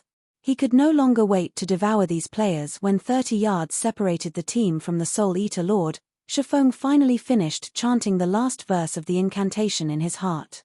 He abruptly unfurled the dark blue magic scroll in his hands. Pointless resistance will only add to your pain and despair. The Soul Eater Lord had already noticed the Tier 4 magic scroll in Shifeng's hands. However, he disregarded the object because he was fully capable of dealing with any Tier 4 spells. If it were a Tier 5 magic scroll, he might be nervous. However, such magic scrolls had even been extremely rare during the ancient ARA, not to mention the present era. Really? Shifeng smiled faintly. Immediately, an aqua-blue magic array formed beneath Shifeng's feet. Following which, with Shifeng as the center, a faint blue barrier expanded outward. Tier 4 curse, Water Boundary.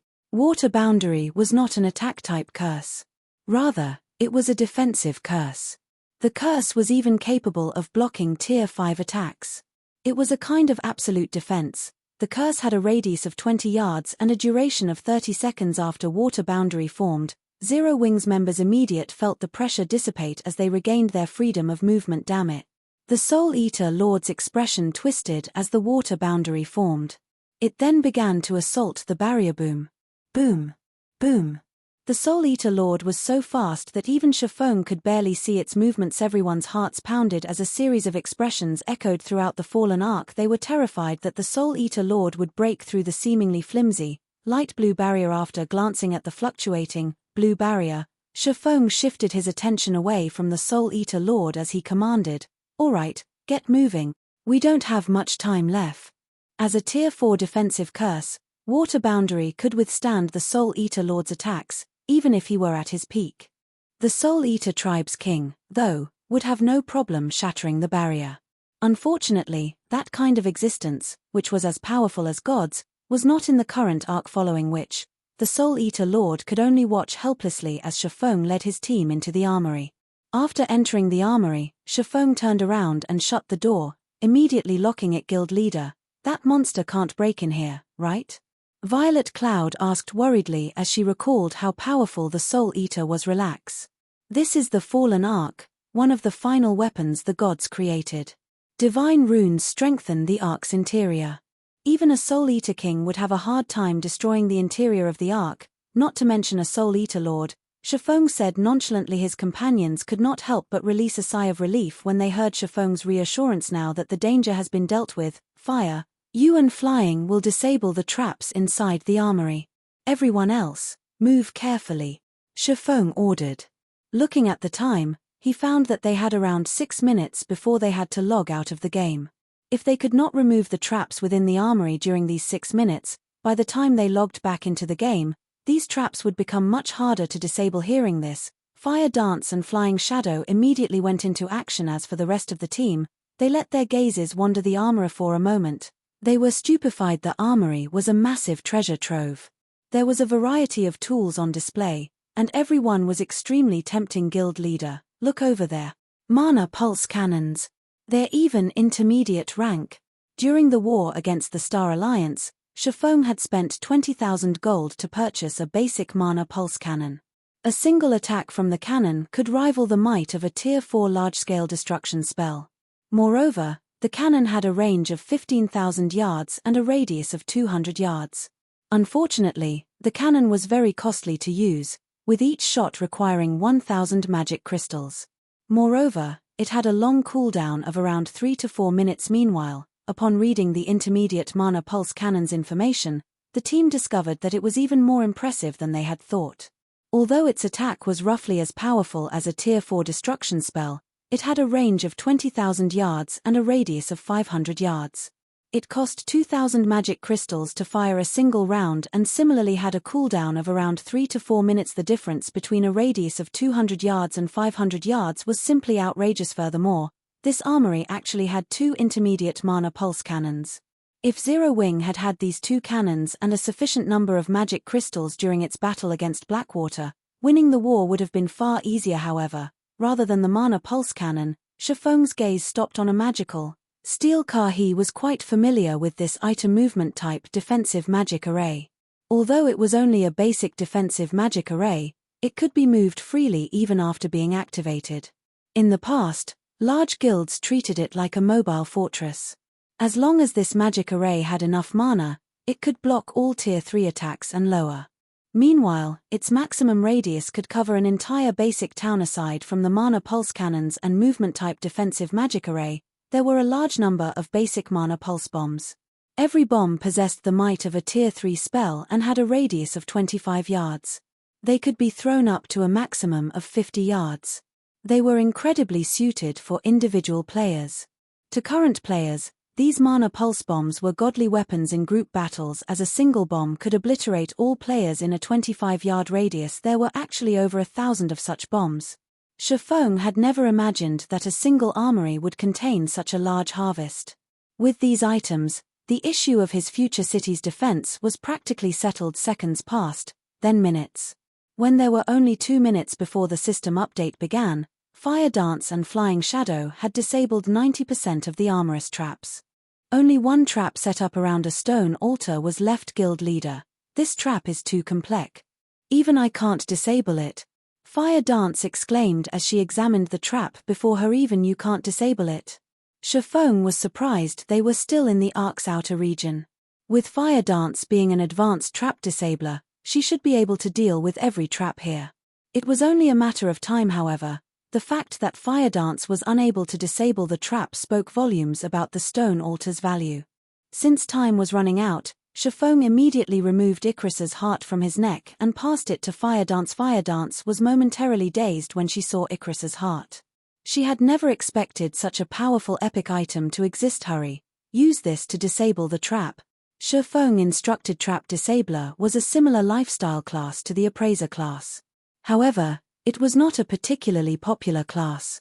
The Assassin class possessed a talent bonus that allowed them to level lifestyle classes like Locksmith and Trap Disabler far more easily. With Shifeng's command, Fire Dance recovered her wits and activated God's Blessing, upgrading her Trap Disabler class to the Master rank immediately. Fire Dance began to disable the trap on the stone altar. However, this trap would require a considerably long time to disable quick. We don't have much time left. Shifeng's anxiety grew when he saw only 30 seconds remaining if Fire Dance failed. The next time they logged into the game, the consequence would not be limited to some lost time. Fire Dance also grew desperate. Her mind focused like never before as she frantically disabled the trap's mechanisms, one after another. There were only 10 seconds remaining. 5 seconds. 3 seconds. It's disabled. Fire Dance finally disabled the trap with only 2 seconds remaining, and she could not help but sigh in relief at her success, following which, everyone's vision faded to black as they were sent to their individual God's Domain offline rest spaces. Chapter 1130, Talent. Hellscythe_Fluffy Goblin. Chapter 1130, Talent. Inside the offline rest space, Shifeng slowly opened his eyes. With this, all we need to do is wait for the system update to end and log back into the game. Shifeng could not help his growing excitement when he thought about the stone altar. Even the intermediate mana pulse cannons had only been protected by advanced traps. Whatever master traps protected definitely stored far more valuable treasures. Shifeng shifted his gaze to the system interface displayed before him. The interface showed 14 hours and 40 minutes before the system update completed. From this, Shifeng could tell that significant changes would shake God's Domain. A nearly 15-hour-long system update. It's roughly the same duration as when the Fallen Ark had been activated in the past. Shifeng could not help but recall detailed information about the system update in the past. Every time God's Domain underwent a system update, it, more or less, changed Guild's path of development. For example, the previous few system updates had gradually increased the importance of lifestyle classes in the various large guilds' eyes. Guild had even begun to invest a significant amount of resources to nurture their lifestyle classes. Similarly, the system update this time would change God's Domain once more. There were many lifestyle classes in God's Domain. They weren't limited to forgers, engineers, alchemists, enchanters, leatherworkers, tailors, chefs, and such. There were many other lifestyle classes that players did not pay much attention to, such as diviners, architects, appraisers, fraudsters, cultivators, tamers, scholars, magicians, locksmiths, and other minor subclasses. This latest update would gradually increase the importance of these minor subclasses in the game. Before the trap mechanisms in God's Domain had been perfected, adventurer players who explored the fields could get by financially in the game relatively easily. In the fields, their main problem when they found treasure was the guardian monsters. Rarely would any player pay attention to the traps protecting the treasure. This was because of the only two possibilities when one tried to disable a trap. The first was that the trap could be disabled, although the time required depended on the player. The other possibility was that the trap could not be disabled. One wouldn't receive any kind of punishment for failing to disable a trap. As a result, players rarely paid much attention to the Trap Disabler class. However, after this system update, a third outcome would occur. A trap could be disabled, but failure came with a risk. If one failed to disable a trap, they would trigger the trap itself. Trap's strengths varied. If players triggered a weaker trap, they might retain their lives. Even in the event of death, players would only suffer the normal death penalties. For stronger traps, however, players might have to pay more than a single level for their failure. Another example was the Magician subclass, one of the minor subclasses Shifeng had learned. A magician's role was to produce items such as magic scrolls and magic arrays. Although the Magician subclass was not as important as the Forger subclass, it was one of the essential subclasses in God's Domain. Moreover, as the subclass increased its rank, it would serve a greater purpose due to the increased importance of the various minor subclasses. The large guilds began to nurture these subclasses to aid their guild's development. It seems that I'll have to get melancholic to start collecting purple dew and 5-colored flowers once I log back in. After some thought, Shifeng decided to start nurturing a batch of players with minor subclasses. Minor subclasses were not as difficult to improve as major subclasses. There was no need to expend a large stock of materials for trial and error. One simply needed to achieve a certain technical standard to rise through the ranks. Take the Magician subclass for example. If a player produced a basic magic array, they would become a basic magician. If they produced an intermediate magic array, they would become intermediate magicians. There was no need to accumulate a large number of proficiency points. Promotion solely depended on a player's technical skills. However, while there were no restrictions on learning minor subclasses, with players being allowed to learn over 10 minor subclasses, due to personal talent, not everyone could level a subclass to intermediate or advanced rank, much less master rank due to this. Players should learn only the minor subclasses they were proficient at if they wished to advance to higher stages in the game. However, how was a player supposed to determine which minor subclass they were proficient at? In the past, the most popular way to test their abilities was the talent potion. As long as players drank the talent potion, the system would provide a series of tests. After completing these tests, the system would notify players about the subclass they were most suited for. This way, players would not have to waste their time researching whether they were suitable for a certain subclass or not. Of course, if players liked a particular subclass, they could learn it regardless of whether they had the talent. They just wouldn't be able to advance quickly. Meanwhile, the main materials for crafting the talent potion was purple dew and 5-colored flower. Shifeng also knew where to find the recipe. As long as he went there to grind, he should have no problems obtaining a few copies. After Shifeng finished planning his development, he decided to rest in the virtual space. Only at 7 in the morning did he exit his virtual gaming cabin after Shifeng finished breakfast and did some light exercises. Before he left to check on Zero Wing's new internal members in the dojo, he noticed his female assistant, who currently wore black working attire, waiting for him by the lounge's entrance. Head instructor, Chairman Xiao has an extremely important matter he wishes to discuss with you. He is waiting in the chairman's office right now, Liang Jing reported as she walked up to Shifeng, who wore blue sportswear. Got it.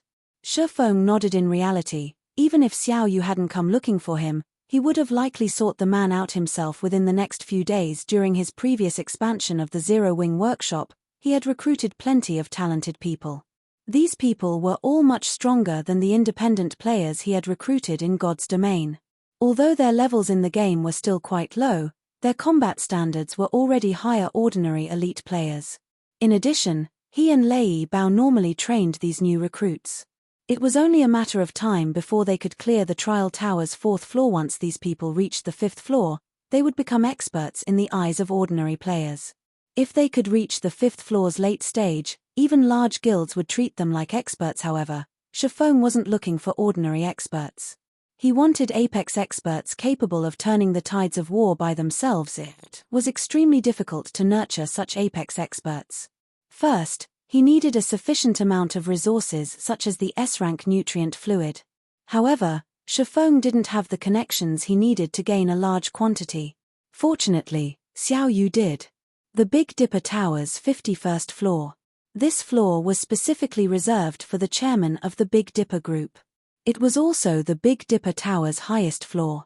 From in the corridor, they could see the entirety of Jinhai City through the glass walls. Very few people in Jinhai City were ever invited to this floor. Even Liang Jing, Chairman Xiao's senior assistant, had never set foot on this floor. Generally, she waited for the chairman on the 50th floor. As Liang Jing followed Shifeng to the chairman's office, she sighed ruefully as she stared at Shifeng's back. If not for Director Xiao allowing her to bring Shifeng here, she would never have had the opportunity to see this floor. When Liang Jing opened the doors to the chairman's office, an office the size of a basketball court appeared before her eyes. 3 people sat before the room's French windows. Shifeng was familiar with all 3. One of them was Xiao Yu, another was Gan Xingting, the bald man who Fire Dance had thoroughly defeated, and the last Xie Chiwen, the handsome youth with a body as robust as Lei Bao's, known as the White Tiger Dojo's fighting genius. Chapter 1131, An Invitation That Cannot Be Refused. Hellscythe_Fluffy Goblin Chapter 1131, An Invitation That Cannot Be Refused. Why are they here? Shifeng frowned slightly as he eyed Xie Chiwen and Gan Xingting, who sat on a sofa and chatted merrily with Xiao Yu. The White Tiger Dojo was currently Big Dipper's rival. As Shifeng walked up to the 3 people, Xiao Yu took the initiative to welcome him. Instructor Shi, you're finally here. Let me introduce you. This is White Tiger Dojo's rising star, Xie Chiwen. As for our other guest, I believe that you've already met. Gan Xingting has already been appointed the acting head instructor of the White Tiger Dojo's branch in Jinhai City. Xiao Yu introduced the men to Shifeng. As Xiao Yu completed the introductions, Xie Chiwen stared at Shifeng. Shifeng currently wore dark blue sportswear. He appeared extremely young for someone in his position. No matter how Xie looked at Shifeng, the latter looked like any ordinary youth. Shifeng did not exude the aura that was usually found on martial arts experts. If not for Gan Xingting providing him with information about Big Dipper beforehand, he would have assumed that Shifeng was a new student who had recently enrolled to the Big Dipper dojo. Hello, head instructor Xie. Xie greeted Shifeng without getting up from his seat. He simply looked at Shifeng, nodding slightly as he spoke with a courteous tone. I have heard of head instructor Xie's fame. Sure enough, the rumors were true. Hello. Shifeng gave with a brief, but polite response. As for Gan Xingting, he did not bother saying anything to Shifeng. In Gan Xingting's opinion, Shifeng was simply one of the Big Dipper group's puppets and did not possess any true ability. The dojo's true master must be the woman he had fought before, Fire Dance. In both strength and reaction capabilities, Fire Dance far surpassed him. He wouldn't even be surprised if she turned out to be the internal force expert the Big Dipper group had invited. Xie stood up and turned to look at Xiao Yu before saying, Chairman Xiao, since we've already told you why we are here, we'll take our leave now. When the time comes, I will welcome your arrival. Initially, he had waited here to catch a glimpse of Shifeng. Now that he had met the man in question and discovered that Shifeng was exactly as Gan Xingting had mentioned, he had no reason to stay, following which, Xiao Yu sent both Xie and Gan Xingting to the door. He then had Liang Jing send them on their way. After the duo left, Shifeng asked, Chairman Xiao, may I know what business you wish to discuss? The White Tiger Dojo will be holding an opening ceremony in 4 days, and they have invited you and me to participate. At the same time, the White Tiger Dojo plans to hold a friendly competition during the ceremony and has invited the various training centers and dojos to participate as well. The match will involve teams of 3, and participants must be below the age of 20. The competition's champion will win 1 million credits and an invitation card to the Green God Company's annual auction. An invitation card to the Green God auction? Sure enough, the White Tiger Dojo is impressive.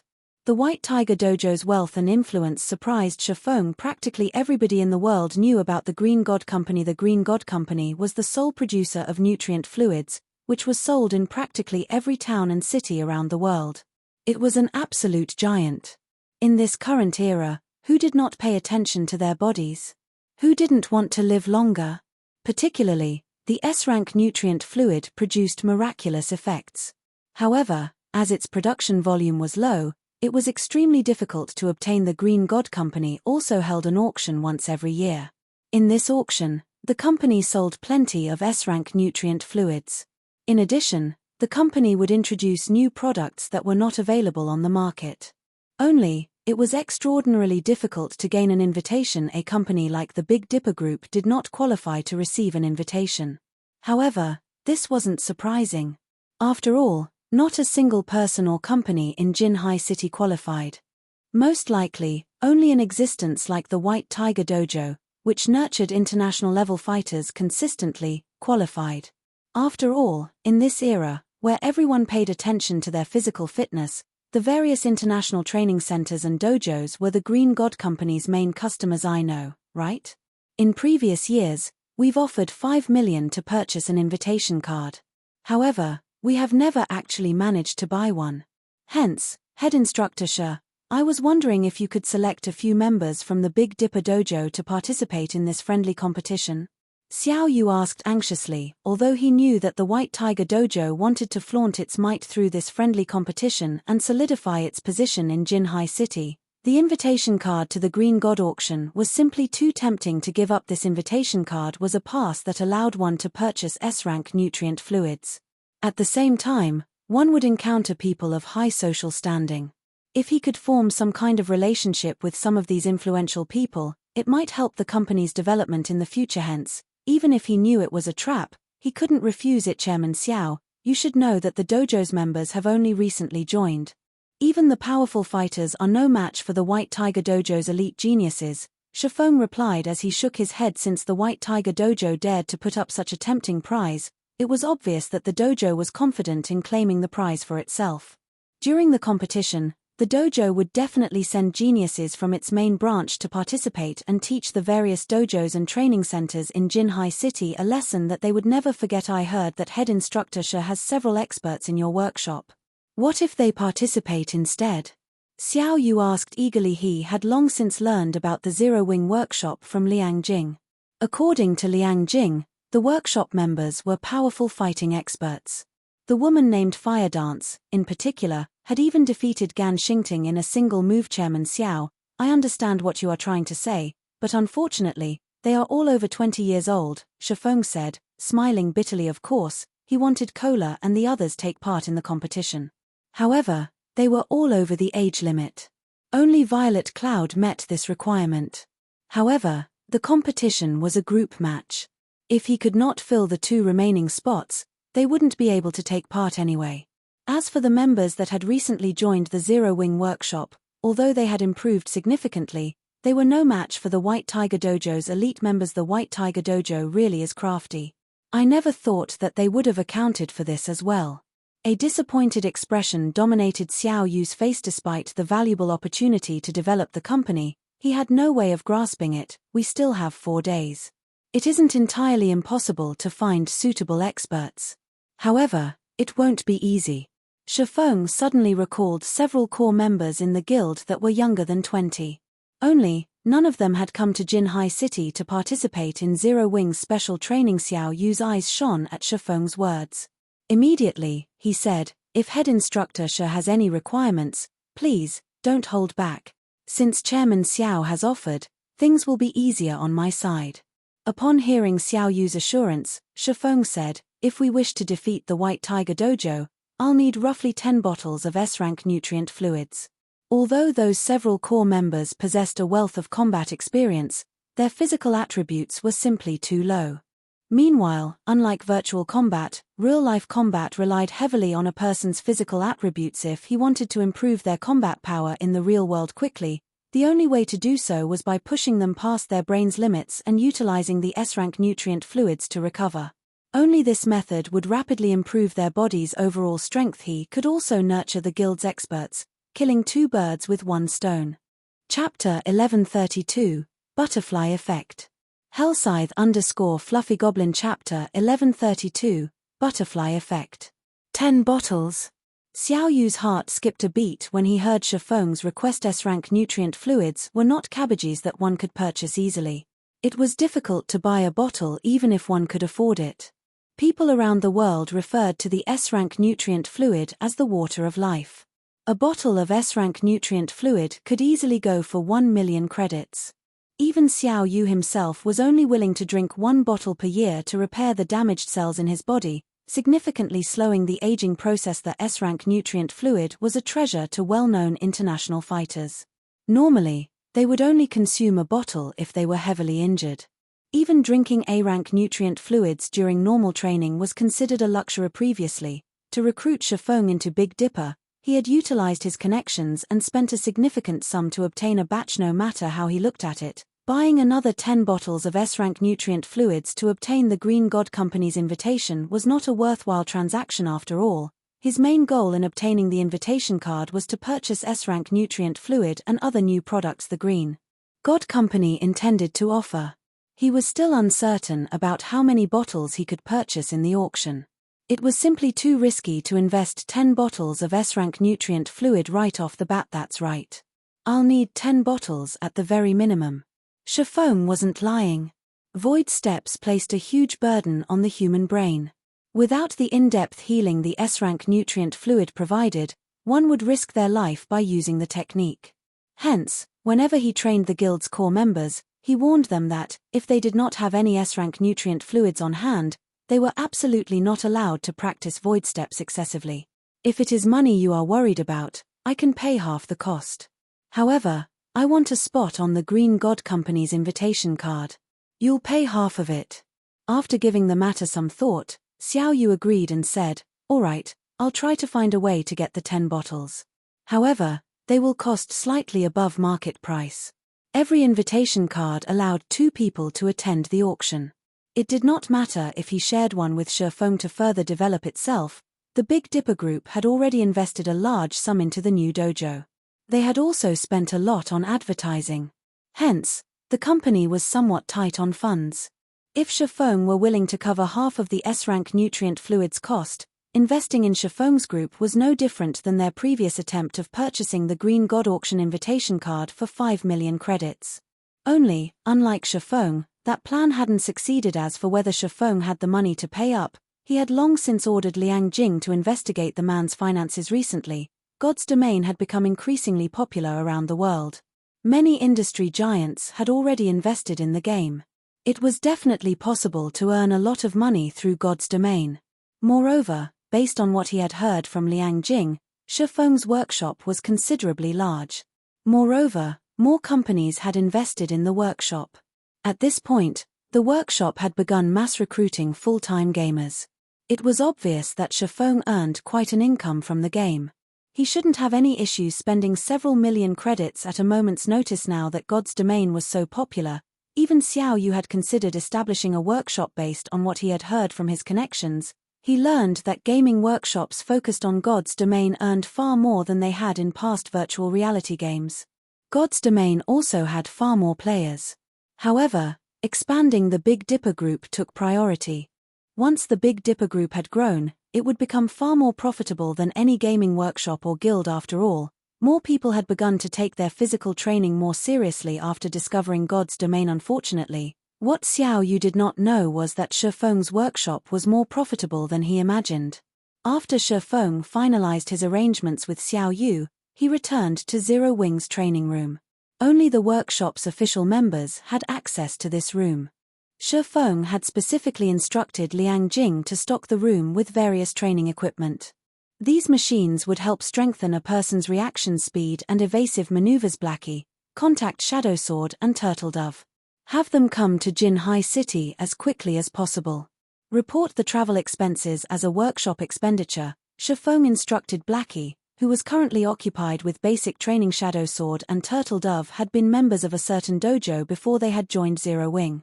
They were both younger than 20. However, after officially becoming Zero Wing core members, Shifeng had both of them leave their dojos. After all, becoming a Zero Wing core member was basically a formal job. They had to make God's Domain their main priority after they left their previous dojos. Aside from playing God's Domain, they normally exercised at a local gym. All of their attention had shifted to God's Domain. However, as Zero Wing had yet to establish its own company officially and the purchasing agreement for Ouroboros's training center wasn't finalized, Shifeng hadn't invited them to take part in special training with the others. We're having them here now? Blackie shot Shifeng a curious look. Suddenly, his expression shifted to one of excitement as he asked, "Is the training center ready?" He had already heard about the matter from Shifeng. Ouroboros's training center specialized in nurturing gaming experts. Setting aside its numerous facilities, it had an advanced virtual system in which players could train. Of course, Ouroboros's training center wasn't as advanced as the Secret Pavilion's simulated training system. However, it was far more efficient than a ton of people competing for the 10 black cards. Most importantly, with the acquisition of Ouroboros's training center, Zero Wing would finally have its own headquarters. They would no longer have to borrow someone else's facilities. Like the core members of those first-rate guilds, they could then walk into their luxurious training centers in the city center every day. No, Shifeng said, shaking his head. Qingxue is still negotiating the price for the training center. I want them here for another matter. Although the Blackwater's defeat had indeed dealt a major blow to the several companies backing Ouroboros, it was not an easy task to buy the training center's remaining shares. If they discovered Zero Wing's true goal, they might demand a far higher price than what Zero Wing had planned on. Unless something forced these companies were forced to sell the shares in a hurry, Shifeng had to let Bai Qingxue find a way to obtain the shares cheaply. His reply disappointed Blackie. However, he suddenly thought of something else as he said, "Brother Feng, when you went to your meeting, someone came to the workshop asking for you. However, I told him that you're in a meeting, so he's been waiting in the lounge. Do you want to meet him right now?" "Who is it?" "It's that youth that big sis fire flattened. I think his name is Yu Zipping." Blackie responded, somewhat uncertain. "He came on his own volition?" "Interesting. I just so happen to be free, so I might as well meet with him." Shifeng thought back to the bait he cast. He hadn't expected to hook Yu Zipping so quickly. However, after giving the matter some thought, he found it reasonable. Now that Xie Chiwen was in Jinhai City, as Yu Zipping's greatest romantic rival, How could the boy sit by and do nothing? If Yu Ziping remained passive, Xie would definitely take the girl he loved. This was his last chance to do something only. This development had occurred sooner than Shifeng had anticipated.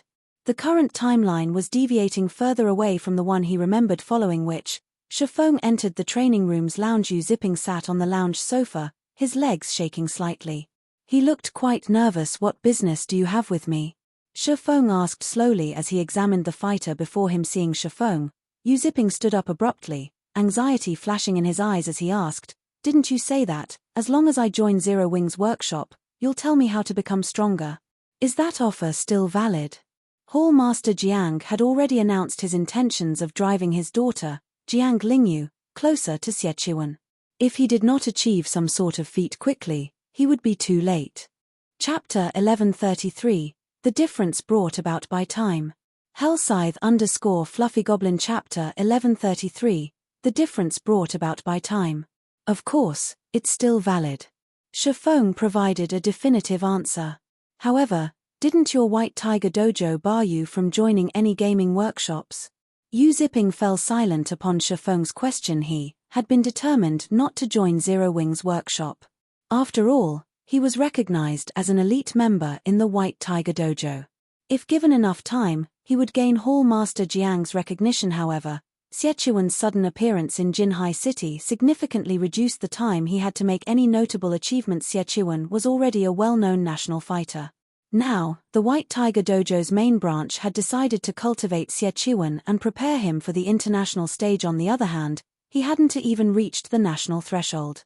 With Hall Master Jiang's personality, he definitely had no hopes of furthering his relationship with Jiang Lingyu right now. His only way of getting Hall Master Jiang's recognition was to grow a lot stronger within a short time. At the very least, he needed to become a fighter on the national level.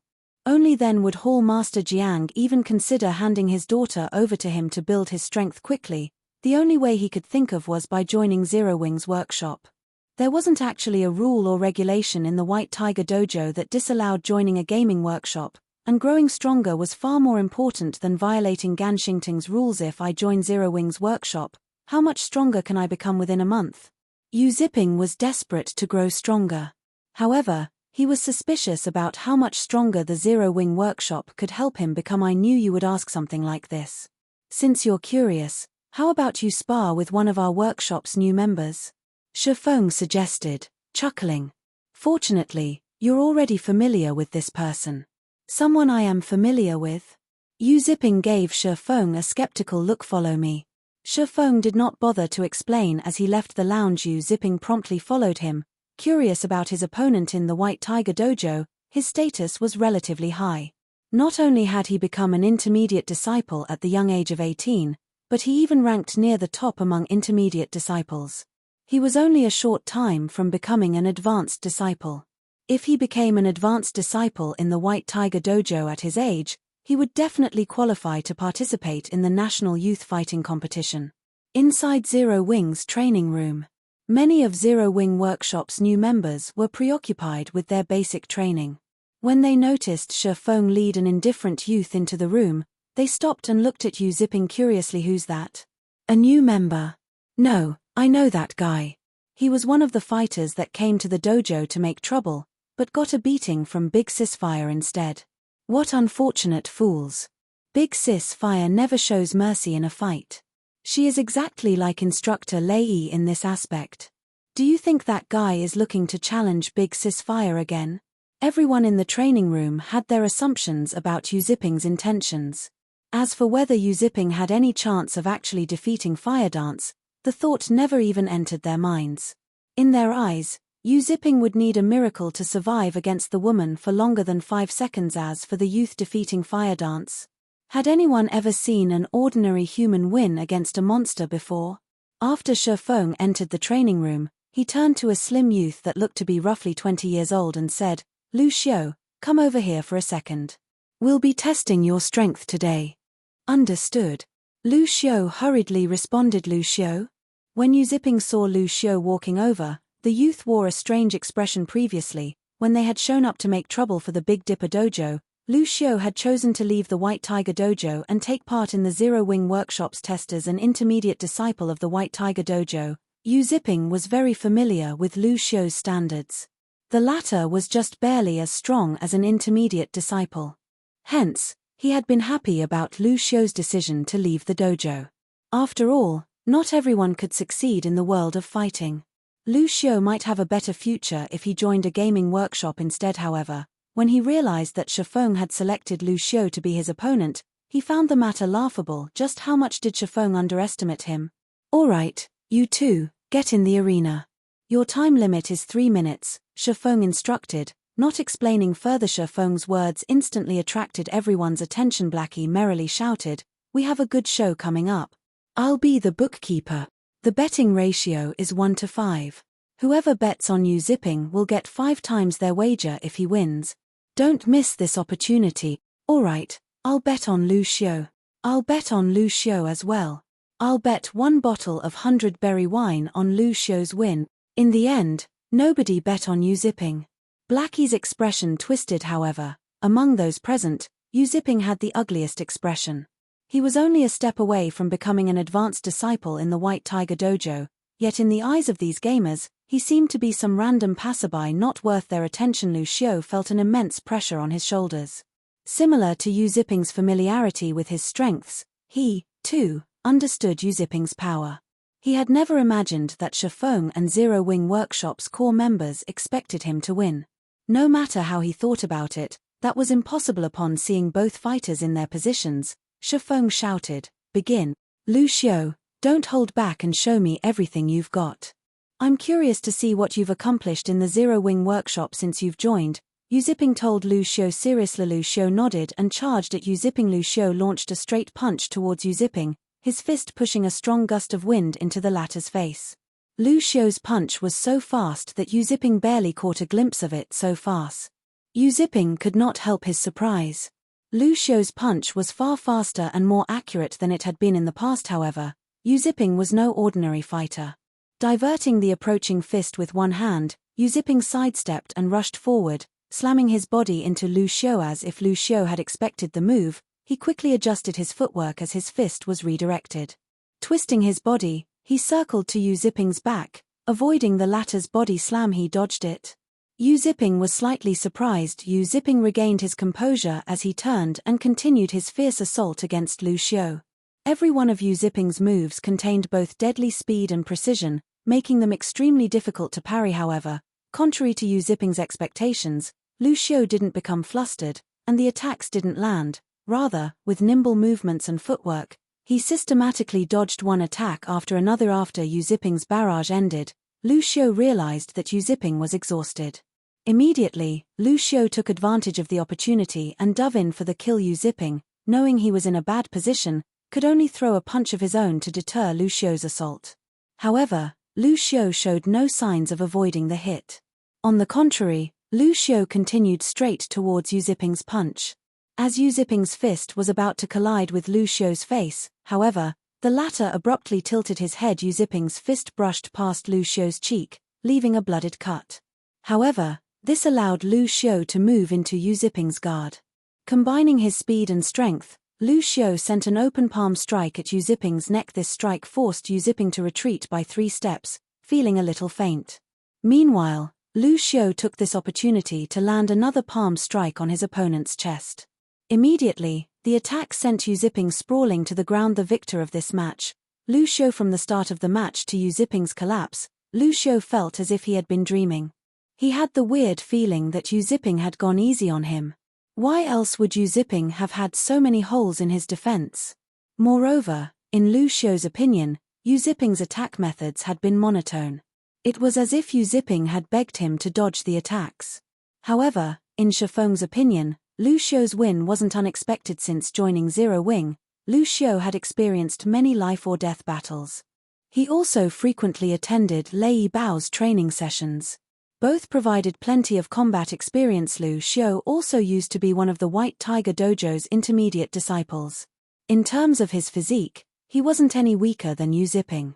Lu Xiu had simply lacked combat experience.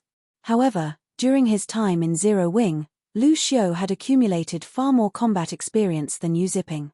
Yu Ziping's defeat wasn't unusual. The first thing Yu Ziping saw after regaining consciousness was Lu Xiu. How did he improve so much so quickly? A bitter feeling swam in his heart as he looked at Lu Xiu. He knew why he had been defeated. The fight might have looked like a deadlock, but the difference in their combat experience was simply too vast. Right now, Lu Xiu moved like an expert that had lived through hundreds of battles. Lu Xiu may even possess more combat experience than the White Tiger Dojo's advanced disciples yet. How much time had passed since Lu Xiu had joined the Zero Wing workshop? How could he have gained that much combat experience in such a short time span? You've seen how much Lu Xiu has improved for yourself. What do you think of my place now? Shifeng asked, laughing. Will you really teach me everything if I join Zero Wing's workshop? Yu Ziping asked anxiously. He stared at Shifeng with anticipation. Shifeng could not help but sigh ruefully at the tense Yu Ziping.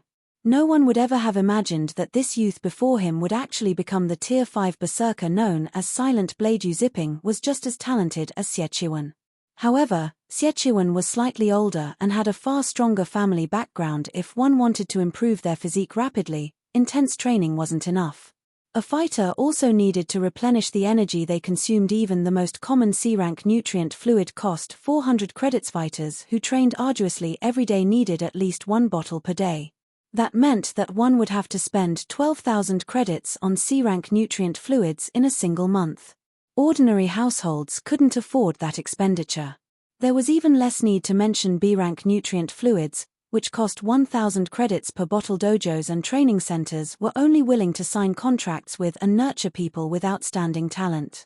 Ordinary members wouldn't have access to the privilege. However, even contracted members only received C-rank nutrient fluids. Only those geniuses would be given B-rank nutrient fluids. As for Yu Ziping, the White Tiger Dojo had only offered him an ordinary contract, providing 1 bottle of C-rank nutrient fluid each day. However, Xie Qiwen was different.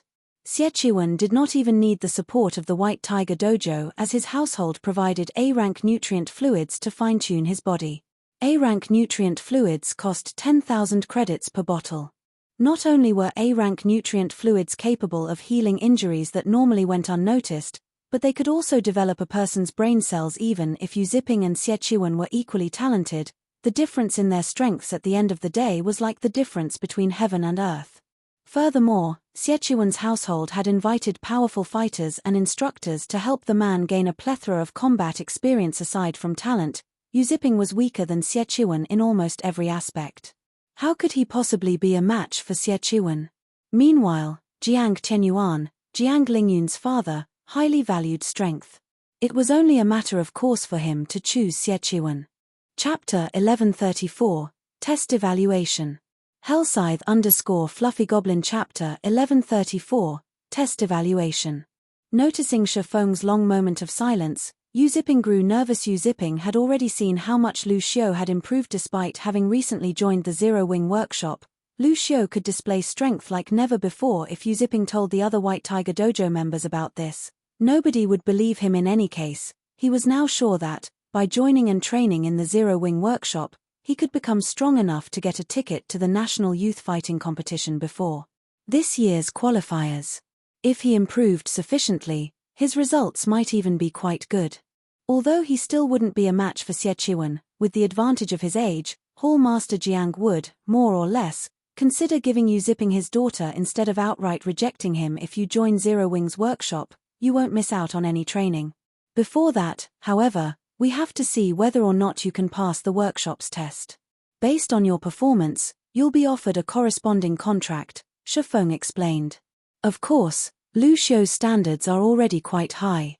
He has already become a reserve corps member in our workshop, and we're providing various benefits to nurture him. Above that are the reserve main force member slots. If you achieve that standard, you'll receive even heavier emphasis from the workshop. The resources we'll invest in you at that time will definitely surprise you. To put it simply, what benefits you receive are up to you. However, one thing to note is that the higher your position is, the greater the workshop's restrictions will be. If you become one of the workshop's reserve main force members, you'll need to leave the White Tiger Dojo and focus on the workshop. Yu Ziping nodded in response, Not particularly surprised by Shifeng's explanation, he had no intentions of becoming a reserve main force member. He was fine with becoming a reserve core member. This way, he could continue his development in the White Tiger Dojo, following which, Shifeng had Blackie lead Zipping to take the foundation tests. The workshop's tests were very simple. They tested for an applicant's reaction speed, observation, and judgment. As long as they performed well in these aspects, even if they had never received training from a gaming guilds before, they could get by fairly well in God's domain. Once Zero Wing nurtured these people, both in the game and in the real world, they could very quickly become fifth-floor experts in the trial tower. Shifeng had always planned for his guild to walk the path of the elite. Hence, he was very strict when recruiting internal member. Zero Wing's evaluations fell into 5 grades, D, C, B, A, and S. Various large guilds had created these grades in the past during their own internal member recruitment. It was a standard method. Those who earned a D grade were considered ordinary. Generally, large guilds only picked people who earned a C when recruiting internal members. In other words, people who were slightly more than ordinary in the various aspects. This way, these guilds' investments had a higher likelihood of greater return. To become a super guild's internal member, one generally needed to earn a B in their evaluation. Although the difference was only 1 rank, a B grade player could easily defeat a C grade player of the same level. This was similar to the wooden barrel theory. The amount of water a wooden barrel could contain was not determined by the longest plank of wood. Rather, it depended on the shortest plank of wood. This was also why, despite there being countless people applying to join super guilds as internal members each year, very few actually managed it. The internal members Zero Wing recruited were separated into 2 groups. To become a core member, one needed to earn a high C. Meanwhile, main force members needed a B at the very minimum. The guild had very few members who had earned an A. Even super first-rate guilds and super guilds hungered for such talent, much less Zero Wing. After Zipping completed his test, Blackie ran to Shifeng and handed him Zipping's results. Brother Feng, this Zipping kid is really impressive. His scores are the highest I've ever seen. Based on your tests, he actually managed to score a high A in everything. His observational skills even earned an S. Blackie reported excitedly. It seems that he should be quite talented in God's domain. However, his future achievements will depend on him. Shifeng chuckled as he read the results the system had provided. This outcome didn't surprise him in the least. After all, Zipping had been a Tier 5 berserker in the past. At his peak, he had even ranked 58th on the God's Domain experts list. Players who had earned such high ranks at that time were of much higher quality than present players. After all, God's Domain had been a second world for people back then. Far more experts had competed with each other in the game. Placing within the top 60 ranks had been dozens of times more difficult than it was now. If not for the fact that Zipping had joined God's Domain later than others, he might have achieved an even higher rank. It's a pity that he only chose to become a core member. If he wanted to join Zero Wing's main force, with his potential, he could reach far greater heights. Blackie Shifeng only tested a person's current talent, but talent wasn't a constant. As long as one continued to develop their mind, their talent would rise as well. The fact that Zipping was already so talented meant that his starting point was much higher than others. If he wanted to grow stronger, he still required training and resources. Relax. Now that he has already set foot on Zero Wing's boat, I believe that he will, sooner or later, join our main force. Shifeng chuckled as he clapped Blackie's shoulder, following which, according to his daily schedule, Shifeng proceeded with training his members. As the sun began to set, Shadow Sword and Turtle Dove arrived at Zero Wing's workshop. When Shifeng met the two for the first time, he discovered that they both looked much younger than in God's Domain. Moreover, they were only 19 years old, only 1 year older than Zipping. However, although the two's combat experience trampled over Zipping's, they were physically much weaker than Zipping.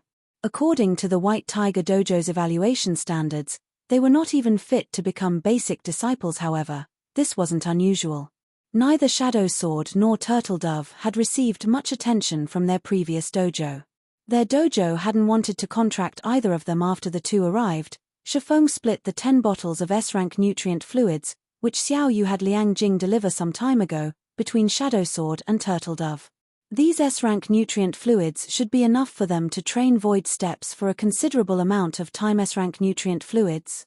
Yu Zipping gaped in shock when he saw the exquisite coolers Shadow Sword and Turtledove were carrying. He had seen the coolers used to store S-rank nutrient fluids many times. After all, when the White Tiger Dojo's advanced disciples performed exceptionally well, the dojo rewarded them with S-rank nutrient fluids as far as he could remember. The last time the dojo awarded S-rank nutrient fluids was when one of the geniuses at the main headquarters got 10th place in the National Youth Fighting Competition. The dojo had boasted about this achievement, so much so that it had rewarded that youth 2 bottles of S-rank nutrient fluids. That youth had treated those bottles like family treasures, only using them when he was severely injured. Yet Shifeng had given Shadow Sword and Turtledove 5 bottles each without hesitation. What was this? Could the Green God Company be backing the Zero Wing workshop? The thought hovered in the back of Yu Zipping's mind. There was no other explanation. A gaming workshop like Zero Wing had actually given 10 bottles of S-rank nutrient fluids to 2 people. This was far beyond extravagant. This was simply being a spendthrift. If he had received them, those 10 bottles would last him 10 years. After Shifeng finished instructing Shadow Sword and Turtledove on what they needed to do, he returned to his own room. There were less than 10 minutes before God's Domain system update completed. After drinking a bottle of A-rank nutrient fluid, Shifeng entered his gaming cabin and logged into God's Domain. Chapter 1135, Resource Competition. Hellscythe_VampireCat Chapter 1135, Resource Competition. The interface changed. When Shifeng logged back into his rest space, he suddenly discovered that plenty of changes had occurred. Originally, the rest space was an empty space with only a massive interface display and nothing else. Now, however, the dimly lit rest space had a set of stone doors 10 meters tall with ancient runes carved on each door, lending them an ancient ambience.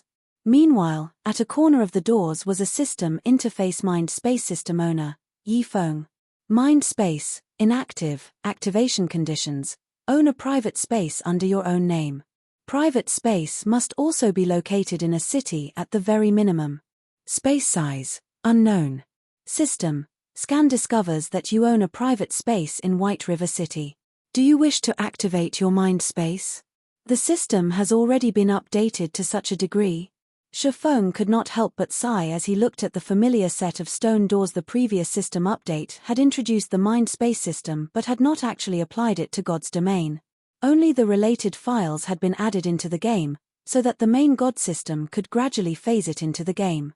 At the same time, the addition could also attract the attention of the various international corporations and let them know about God's Domain's uniqueness. However, after the update this time, the mind space system could be said to have truly been activated from now on. As long as players had a private space of their own in the game, they would be able to activate their mind space. With a sufficient number of 7 luminaries crystals, they could also expand and perfect their mind spaces. The mind space was different from God's Domain. In God's Domain, players could connect to the official forums to search for relevant information there but nowhere else. However, inside the mind space, players could connect directly to the internet. Whether it was for work or shopping, players could do all that through their mind space. Players could even contact mobile phones in the real world and engage in conversation. In addition, players could change the environment in the mind space to their liking, creating their own virtual world. Most importantly, the mind space shared the same flow of time as God's Domain. In the mind space, one could enjoy twice the amount of time they had in the real world. Moreover, the flow of time in the mind space could also be sped up further, though at a very huge cost. In a limited life, who did not want to live longer? The official activation of the mind space system meant that the competition for resources in God's Domain had also officially begun. In the future, competition in God's Domain definitely would not be as peaceful as before. It would even become normal for everyone to fight over the 7 luminaries crystal while disregarding all costs. And to contest for more 7 luminaries crystals, everyone would definitely continuously strengthen themselves, which would intensify the competition over weapons, equipment, and tools. In Shifeng grew worried just thinking about what was about to come. Nevertheless, now that the era of resource competition had begun, he had no choice but to get his hands on some of the 7 luminaries crystals that he knew the whereabouts of as soon as possible. However, it was also not that easy to get. These 7 luminaries crystals were exceedingly rare in God's Domain. Even an entire kingdom would have only a limited amount. Most importantly, Unlike magic crystals, 7 Luminaries crystals could not be stored in a player's bag space, nor could they be transported via teleportation arrays. Players could only carry them by hand or by transport carriages.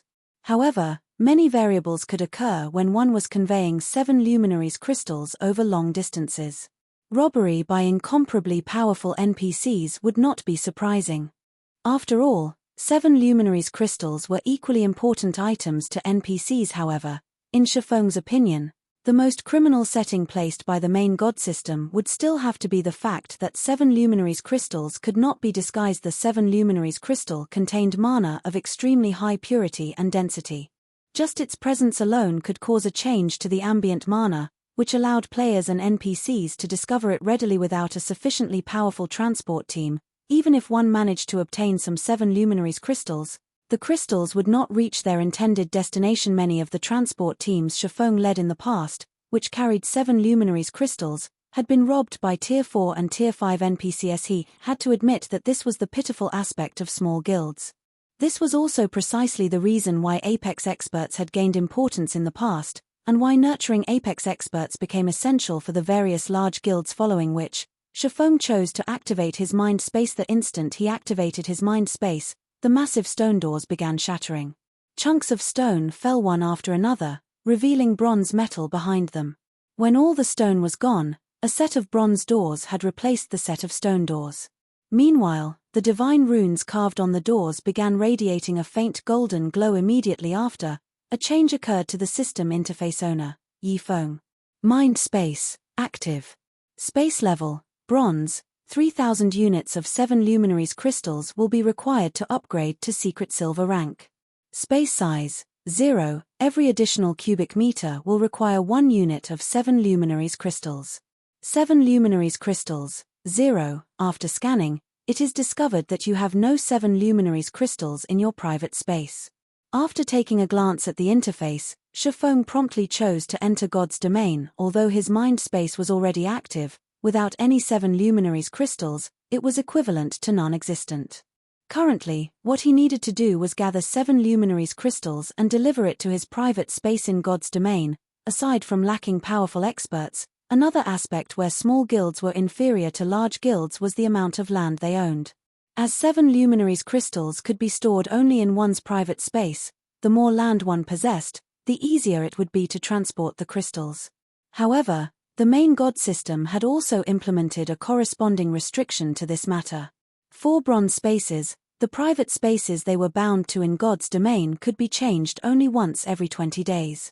This prevented guilds that possessed a large number of lands from gaining too great an advantage. When Shifeng entered the game, he found himself alone inside the armory. Nobody else had logged back into the game yet. He expected that the others were taking a look at the officially activated mind space system with all the traps in the armory disabled. Shifeng walked straight to the stone altar. Previously, Fire Dance had managed to disable the master trap only at the very last second. Everyone was forcibly logged out of the game before they could even get a glimpse at what was on the stone altar. Shifeng was very curious to find out what exactly the trap had been protecting. Despite the rarity of master traps even in the inner area of the Fallen Ark, they actually found one in the armory located in the Ark's outer area. Without a doubt, the item on the altar was extraordinary. Walking forward, Shifeng sent a glance at the altar. Nothing particularly remarkable lay on the altar, only a glass bottle and some scattered designs covered in dust, following which, Shifeng blew away the dust and carefully held up the glass bottle and designs. He was immediately stunned by what he saw: a small sailboat. Shifeng could not believe his eyes. Right now in God's domain, speedboats were mainly meant for individual players. A small sailboat, on the other hand, was intended for teams. A bronze small sailboat was even more valuable than the Swift Dragon speedboat. In terms of maritime combat power, the small sailboat was far superior. Meanwhile, the small sailboat before him was mysterious iron rank. Chapter 1136, High-End Building. Hellscythe_Fluffy Goblin. Chapter 1136, High-End Building. Shifeng was dazed as he stared at the ancient bottle in his hand. He had to admit that time could erode everything. The glass bottle storing the small sailboat was extremely high quality, crafted of epic ranked materials. However, the bottle had been in this armory since the Great Ancient War. After so much time, even epic materials would start to disintegrate as a result. Shifeng could only see the small sailboat's information. He couldn't actually use it. Hurricane sailboat, small sailboat, mysterious iron rank. Maximum capacity, 150 people. Durability 10001000. Item storage when liberated, 8,000 bag space slots and 100 non-bag space slots. Additional active skill 1-. Triple shield, absorbs up to 1,300,000 damage for 5 minutes cooldown, 15 minutes. Additional active skill 2-. Double destruction cannon, 2,000 yard range. Deals divine damage to a radius of 20 yards. Cooldown, 1 minute. 4 cannons are currently equipped. Up to 6 cannons can be equipped. Additional active skill 3-. Hurricane frost field, reduce the movement speed of all lifeforms and objects outside of the hurricane sailboat within a radius of 200 yards for 4 minutes. Cooldown, 30 minutes. Each activation costs 60 magic crystals. Additional active skill 4-. Mana conversion, converts mana into motion, increasing movement speed by 40%. Every 10 magic crystals consumed extends duration by 20 minutes. Cooldown, 10 minutes. Additional passive skill - Braving the winds and waves. When sailing with the wind, movement speed increased by 50%. When sailing against the wind, movement speed is unaffected. The hurricane sailboat has been severely damaged and cannot be used. Must repair the boat's divine ruins before use. It seems I'll have to get Burning Abyss to fix it. Shifeng sighed as he stored the hurricane sailboat. The hurricane sailboat was no less valuable than a fragmented legendary item. It was even more valuable than the Swift Dragon speedboat. The sailboat was especially valuable right now. Sailboats were very large. Not only could they participate in naval combat, but they were also transportation tools. Transporting cargo over sea was much faster and more convenient than on land. More importantly, transportation across the sea was much safer. This was especially true for the current God's Domain. Naval combat was different from combat on land. While players' role in these battles was important, the ship they used was the more so. In God's Domain, a mysterious iron small sailboat combat power made it practically invincible among current guilds. The sailboat could even deal with troublesome sea monsters. After storing the hurricane sailboat, Shifeng shifted his gaze towards the designs. Although the designs were somewhat damaged due to the passing of time, Shifeng could discern their information. 4 towers of element. When Shifeng saw these words, he froze. So, this is the famous 4 towers of element. Shifeng's eyes glowed with excitement as he examined the designs, nearly losing his grip on the papers. While the 4 towers of element's name seemed ordinary, in the various libraries around God's Domain, it was also known as the Elemental Towers. The 4 towers of elements was a defensive structure that combined 4 towers that harnessed the power of the 4 major elements: earth, water, wind, and fire. If the Mana Tower was considered a mainstream defensive building, the 4 Towers of Elements was a high-end defensive building. However, in the past, he had only seen these towers in Super Guild's main headquarters. He had never heard of a lesser guild owning one. In fact, only Super Guilds had known where to obtain them. However, looking back at it now, Shifeng felt that those Super Guilds might have obtained the designs in the Fallen Ark. Either that, or the Midnight Tea Party had sold the designs to Super Guilds after obtaining them. Otherwise, the 4 Towers of Elements would not have been so rare in the past. Shifeng finally understood why the main god system had activated the Mind Space system. It turned out that it was because he was about to obtain the 4 Towers of Elements as a high-end building. Ordinary players could not construct the 4 Towers of Elements. Only those who had learned the relevant subclasses could build them. Moreover, the relevant subclass requirements were exceptionally high. At the very least, one needed to reach the advanced rank. With this, I won't have any issues defending the city. Shifeng could not help but grin at the designs. There were a total of 4 designs, the complete design for the 4 Towers of Elements. With these designs, in addition to the lifestyle players the Candlelight trading firm had already nurtured, he could definitely construct the towers. Thinking up to this point, Shifeng began reading the list of required construction materials. This way, he could prepare what? These towers require 7 luminaries crystals. Shifeng grew somewhat faint after glancing through the materials. If the towers simply needed a few 7 luminaries crystals, he could have dealt with that. However, each tower required 10 units of 7 luminaries crystal. Constructing the entire set would cost him 40 units of 7 luminaries crystal. Constructing these 4 towers cost more than constructing an entire city in God's domain. 1 unit of 7 luminaries crystal was roughly the size of an adult's fist. Generally, one only came across 0. 1 to 0. 3 units of a 7 luminaries crystal. 1/10 of a 7 luminaries crystal would sell to NPC merchants for around 3 to 400 gold. If sold to players, some had even offered 1,000 gold in the past.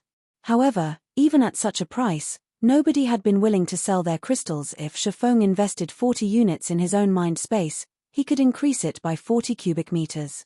This was enough space for one person to live in, even though he knew of many areas where he could collect 7 luminaries crystals right now. Collecting so many in such a short time wouldn't be easy. Suddenly, Fire Dance came online.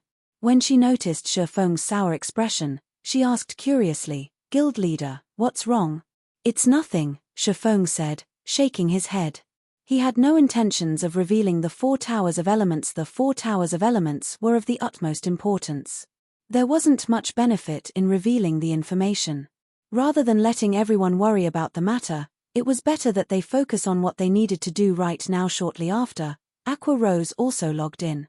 Immediately, she turned to Shifeng and asked anxiously, "Guild leader, what was on the stone altar?" "A small sailboat," Shifeng said. He then shared the Hurricane sailboat's information in the team chat for everyone to see. Those that had just come online and saw the Hurricane sailboat's information were stupefied. Although they weren't very familiar with naval matters, they could, more or less, tell how powerful the Hurricane sailboat was by its skills. The Hurricane sailboat was practically a moving turret. If the 4 double destruction cannons were lined up and fired together, their killing power would be absolutely terrifying. If the Hurricane sailboat could be used on land, it would be invincible, not to mention at sea. Guild leader, with this sailboat, we can start developing in a coastal city. With this sailboat and our resources, we'll definitely get our own share of the pie, Gentle Snow suggested after reading the Hurricane sailboat's details. "That's right. Guild leader, the various large guilds have already secured most of the available resources on land. We have to waste a lot of time and effort to contest for those resources. We might as well shift a portion of our focus to the sea. There are not many cities out at sea, so the various guilds are slow in developing their maritime strength. There are still a lot of locations free of guilds' control. With this small sailboat, we can definitely compete with the guilds current in coastal cities." Aqua Rose very much agreed with Gentle Snow's proposal. Both Aqua Rose and Gentle Snow were members of the guild's management team. They possessed far more information than others. The two of them had also considered the problem of the guild's future development. There were simply too few resources available on land, and it was time-consuming to contest for more. As for the sea, not only were its resources abundant, but the majority of the various large guilds in God's domain were in the same situation as Zero Wing when it came to competition at sea. Most guilds were just starting to move towards the ocean at this stage of the game. One could say that they were all at the same starting point right now. Zero Wing's acquisition of the mysterious iron small sailboat gave it a significant advantage over the other guilds. Zero Wing could easily suppress their competition's fishing boats and speedboats. Chapter 1137, Introducing the Inferior Legendary Treasure Chest. Hellscythe_Fluffy Goblin. Chapter 1137, Introducing the Inferior Legendary Treasure Chest. In the canyon outside of the Fallen Ark, the Soul Eater Lord, which had previously attacked Zero Wing's team, finally emerged immediately. The Soul Eater Lord's powerful domain enveloped a significant portion of the canyon. How is there such a powerful monster? The sight of the Soul Eater Lord instilled fear and insecurity into the Midnight Tea Party's members. They had listened to Shifeng's instructions and moved 1,000 yards away from the Ark, which put them outside of the Soul Eater Lord's domain. However, as experts, their senses were far superior to ordinary players. In addition, they normally fought high-tiered monsters.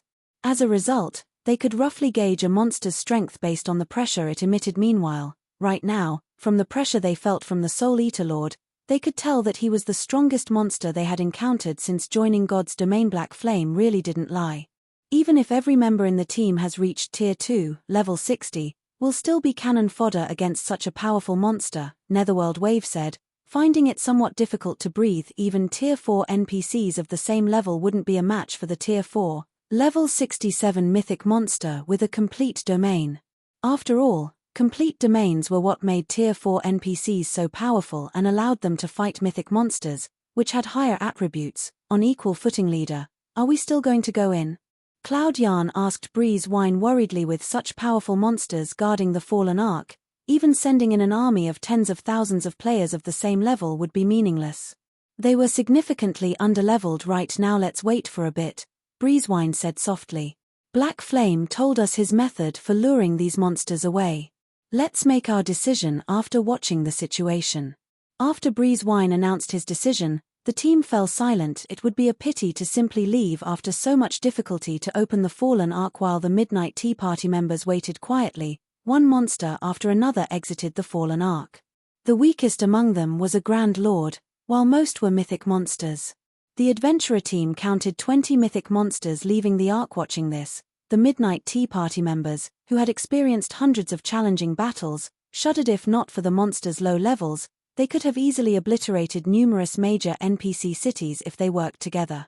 Even at level 60, players would be cannon fodder in front of these monsters. It did not matter how many players fought them.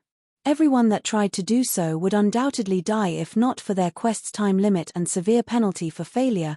The Midnight Tea Party members would have fled. Leader, look. They seem to have discovered something, the Ranger, Dark War, reported softly. Everyone followed Dark War's gaze, and indeed, one mythic monster in the distant forest sniffed the air as if it had scented something. Suddenly, the mythic monster roared, and the rest gathered to its location. The Midnight Tea Party members began to panic. They couldn't have discovered us, right? Cloud Yarn asked anxiously. If these monsters discovered them, their deaths were certain. That shouldn't be the case. Black Flame had returned from that direction. He should have set up some sort of luring magic array there, Endless Scars calmly explained. As soon as Endless Scars said so, the abyssal monsters began to rush elsewhere. Very quickly, they disappeared from the Midnight Tea Party's sight. They were gone. Everyone could not help but release a sigh of relief. A few of the team members, who had expressed their discontent with Shafong, began to view the swordsman in a new light. Although Shafong was ridiculously greedy, they had to admit that if not for him, they would have been unable to enter the Fallen Ark for a long time. We have our chance. Let's hurry and enter the Ark, Breezewine shouted as he stood. Now that the monsters were nowhere to be seen, they could sneak into the Ark undetected. Once they were inside, things would become much easier. It seems that I'll have to learn more about this guild leader of Zero Wing. Endless Scars revealed a faint smile as she looked to where the monsters had flown. Even super guilds knew little about the secret of the Fallen Ark. She had searched everywhere for information, even utilizing the Blackwater Corporation's power, to grasp the little she had learned about the Ark.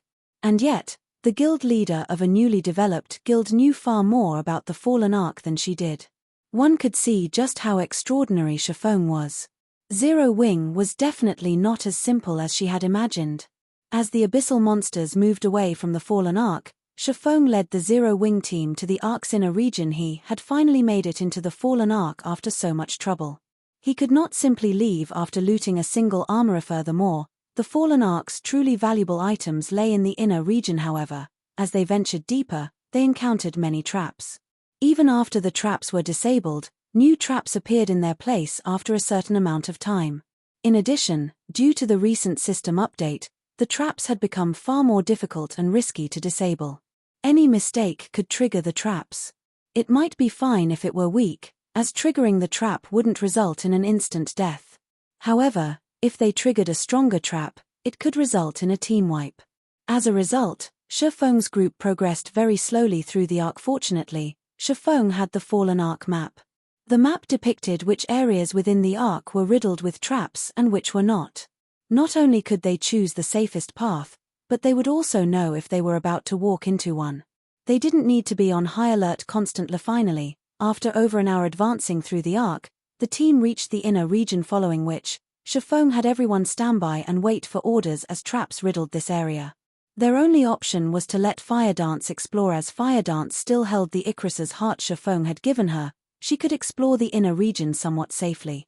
Anyone else that tried to do so would only be looking to die. Fortunately, we dealt with the traps in the armory before the system update began.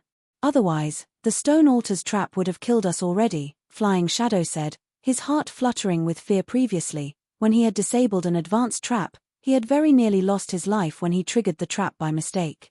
Fortunately, Violet Cloud had reacted quickly and immediately cast Truth Shield on him. In the end, the trap had only wounded him, leaving him with only 2,000 hapthats right.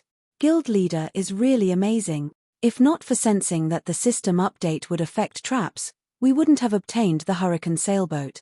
Cola said, laughing. Feng hadn't expected to acquire the Hurricane sailboat either. However, he agreed with Gentle Snow and Aqua Rose's suggestion. Hence, he made some slight adjustments to his plans before obtaining the Hurricane sailboat. Feng had planned to develop in Ocean Viewing Town slowly. He had even intended to let Immortal Light develop in the Apocalypse Empire's coastal towns. After all, Zero Wing was different from the other guilds in coastal cities, where the latter had already begun to build their strength. Trying to compete with these coastal guilds would be foolish. Even if Zero Wing were far stronger than these guilds, naval combat relied on the ship's quality, rather than players. Zero Wing would not have much of an advantage by relying on the Swift Dragon speedboat. Coastal cities were very different from coastal towns. Coastal cities possessed large shipyards. They also had plenty of high-ranking rare quests that could help players to obtain powerful ships. Otherwise, Phoenix Rain, the pavilion master of a super first-rate guild, would not have bothered cooperating with a first-rate guild like Firmament. She had done so because Firmament had taken over a major NPC coastal city very early in the game. Even some super guilds feared its strength at sea. Hence, Feng now planned to occupy a major NPC coastal city. Guild Leader, I discovered a forging hall. I can see an inferior legendary treasure chest inside the hall. Fire Dance excitedly announced in the team chat. Chapter 1138. Chapter 1138, 2 weak points. Hellscythe_Vampire Cat. Chapter 1138, 2 weak points. An inferior legendary treasure chest in the forging hall? Feng's heart began beating rapidly when he heard this. In the past, he had never even seen an epic treasure chest, only ever heard about it through rumors. As for inferior legendary treasure chests, their existence in God's domain was only player speculation. Nobody would say for certain that such treasure chests even existed in the game. After all, as long as one's luck was not extremely bad, they could get a fragmented legendary item from an inferior legendary treasure chest. Without exaggeration, a single fragmented legendary item could change the fate of a player in God's domain. In God's domain, the large guilds were fully capable of obtaining epic items in relatively high quantities. However, not every large guild possessed fragmented legendary items. Even 10 years after God's domain's launch, first-rate guilds only had a handful of such items at most. Meanwhile, guilds would definitely dispatch a lot of players to guard their experts wielding these fragmented legendary items. The reason for this was very simple: fear of an ambush by other Apex experts wielding fragmented legendary items. Although their own experts possessed extremely frightening strength, with appropriate counters, the enemy could still take them out. Hence, these guilds would dispatch expert teams to prevent unexpected incidents from happening. Even so, many such ambushes still occurred in God's domain every day. One could see just how desperate the large guilds were towards fragmented legendary items. Feng never imagined that, shortly after entering the inner area of the Fallen Ark, he would actually come across such a harvest. The Fallen Ark was even more amazing than the rumors had made it out to be. However, after giving the matter some thought, he found it reasonable. Back then, some people had already entered the Fallen Ark prior to the public's discovery of it and had definitely cleaned out the treasures inside. Moreover, the super guilds that had cleared out those ancient abyssal monsters must have looted the Ark as well. By the time other players were able to swarm into the Ark, the treasures remaining were extremely few, but still extraordinarily amazing. Now that his team was the first to explore the Fallen Ark, it was not surprising that they came across an inferior legendary treasure chest, which he had never seen in the past. When everyone heard Fire Dance say so, flames of passion flared up in their eyes. Even epic items were exceedingly rare right now. If they could obtain a fragmented legendary item, it would truly be a game changer for Zero Wing. Among those present, aside from Blackie, Aqua Rose, Gentle Snow, Fire Dance, and an extreme few who knew that Zero Wing possessed more than one fragmented legendary item, everyone else believed that the best weapons and equipment Zero Wing possessed were only of epic rank. What's the situation over there? Feng asked softly after calming himself. There's an extremely powerful trap set up around the treasure chest. Furthermore, there are 2 statues inside the forging hall, and both of them are giving off a very faint pressure. They could be the guardians protecting the treasure chest. I don't dare approach them right now, so I still can't determine whether I can disable the trap. Fire Dance then took a picture of the forging hall and shared it through the team chat previously. Shifeng had warned her that aside from traps, certain parts of the Ark's inner area had guardian monsters. Hence, she had taken notice of the 2 statues set up in the forging hall. After scrutinizing the picture, Shifeng nodded and said, "Your judgment is correct. Those 2 statues are indeed guardians. Moreover, they're not just any normal guardians. They're fossilized tyrannosauruses, an archaic species." Shifeng had seen the fossilized Tyrannosaurus in the past. Back then, a super guild had dispatched an army of 10,000 players, in addition to many Apex experts, to kill one. In the end, although the super guild managed to finish off the archaic species, it had suffered a casualty rate of over 80%. An archaic species?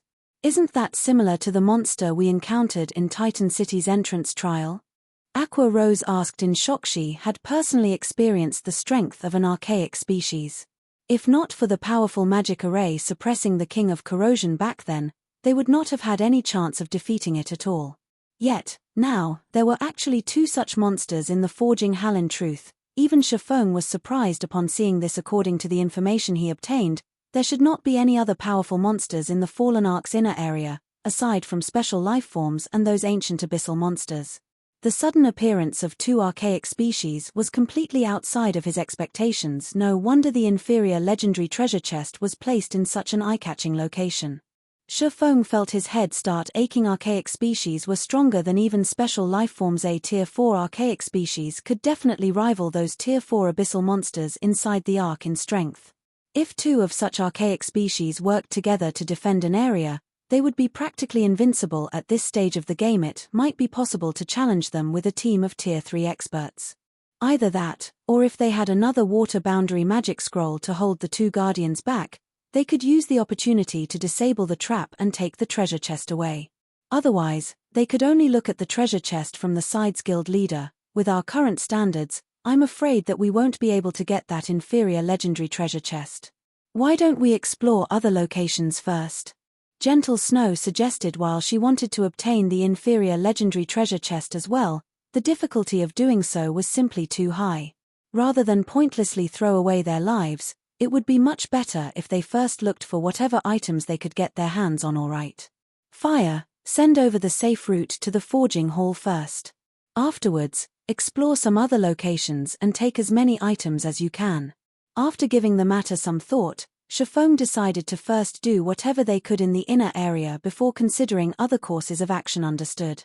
Fire Dance nodded, then shared the route she took to reach the forging hall through the team chat. Shifeng carefully led everyone towards the forging hall. The inner area of the Fallen Ark was very complex.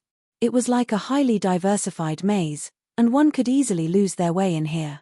One might even encounter the same trap several or even dozens of times. It was no wonder the players that actually managed to leave with any treasure numbered extremely few, despite players swarming the Fallen Ark. After wending their way for over an hour, Shifeng and the others finally arrived at the forging hall. The extremely spacious forging hall was roughly the size of a sports stadium that could fit 50,000 people. There were all sorts of forging tools placed around the room as well as many books on display. However, due to the corrosion of time, none of these things seemed usable. Only the treasure chest and the statues placed in the center of the hall appeared in pristine condition. Flying, find a way to disable the traps protecting the forging tools and books. Everyone else, take whatever you can away from here. Leave nothing behind, Shifeng instructed. After glancing through the hall, since he had already arrived in the Fallen Ark's inner area, he naturally could not let this trip go to waste. Although the forging tools and books were severely damaged, with so many tools and books here, he refused to believe that not a single one of them was usable. Understood. Everyone promptly spread out and went into action. As for Shifeng himself, he was carefully observing the inferior legendary treasure chest and the 2 massive statues standing beside it. Over 2 hours passed very quickly. Aside from where the treasure chest sat, everyone had cleared out all the other areas in the hall. Although everyone was relatively tired from all the looting they did, they managed to end up with a considerable harvest. The items they obtained included dozens of complete books as well as 8 forging tools. Every forging tool was secret silver rank, and if placed in the Candlelight Trading Firm, they would all be top-class tools. While everyone was quietly waiting for Fire Dance to return, Gentle Snow used the time to flip through some of the books they found in the forging hall. Suddenly, Gentle Snow exclaimed with excitement, "Guild leader, this book seems to have a relevant introduction to the fossilized Tyrannosaurus." "An introduction? Let me see." Shafome demanded hurriedly. The book Gentle Snow was reading was titled Archaic Species Material Analysis. The book specifically introduced the various archaic species in existence as well as the materials that could be gained from their bodies. It also had a section on how those materials could be used to produce specific kinds of weapons, equipment, and other items. Among the archaic species recorded, the fossilized Tyrannosaurus had over a dozen pages dedicated to it. Meanwhile, the information mentioned that the fossilized Tyrannosaurus had 2 weak points. The first one was the monster's hydrophobia. Submersion in water would inhibit the fossilized Tyrannosaurus's reactions, and its defense would decrease significantly. The second weak point was its power core. There was a power core in the fossilized Tyrannosaurus's body. The destruction of this power core would significantly weaken the monster's strength attribute. Chapter 1139, Race Against Time. Hellscythe_Vampire Cat. Chapter 1139, Race Against Time. At the outer area of the Fallen Ark, the members of the Midnight Tea Party moved with extreme caution. This was because shortly after their entry, they very nearly got team-wiped due to triggering a trap. Nobody could have imagined that the latest system update would include penalties for failing to disable a trap. With Netherworld Wave's advanced trap disabler class, it was simply impossible for him to succeed in disabling advanced traps all the time. As a result, the team had no choice but to exercise extreme caution while advancing. If I had known something like this would happen, I would have had us enter the Ark before the system update began.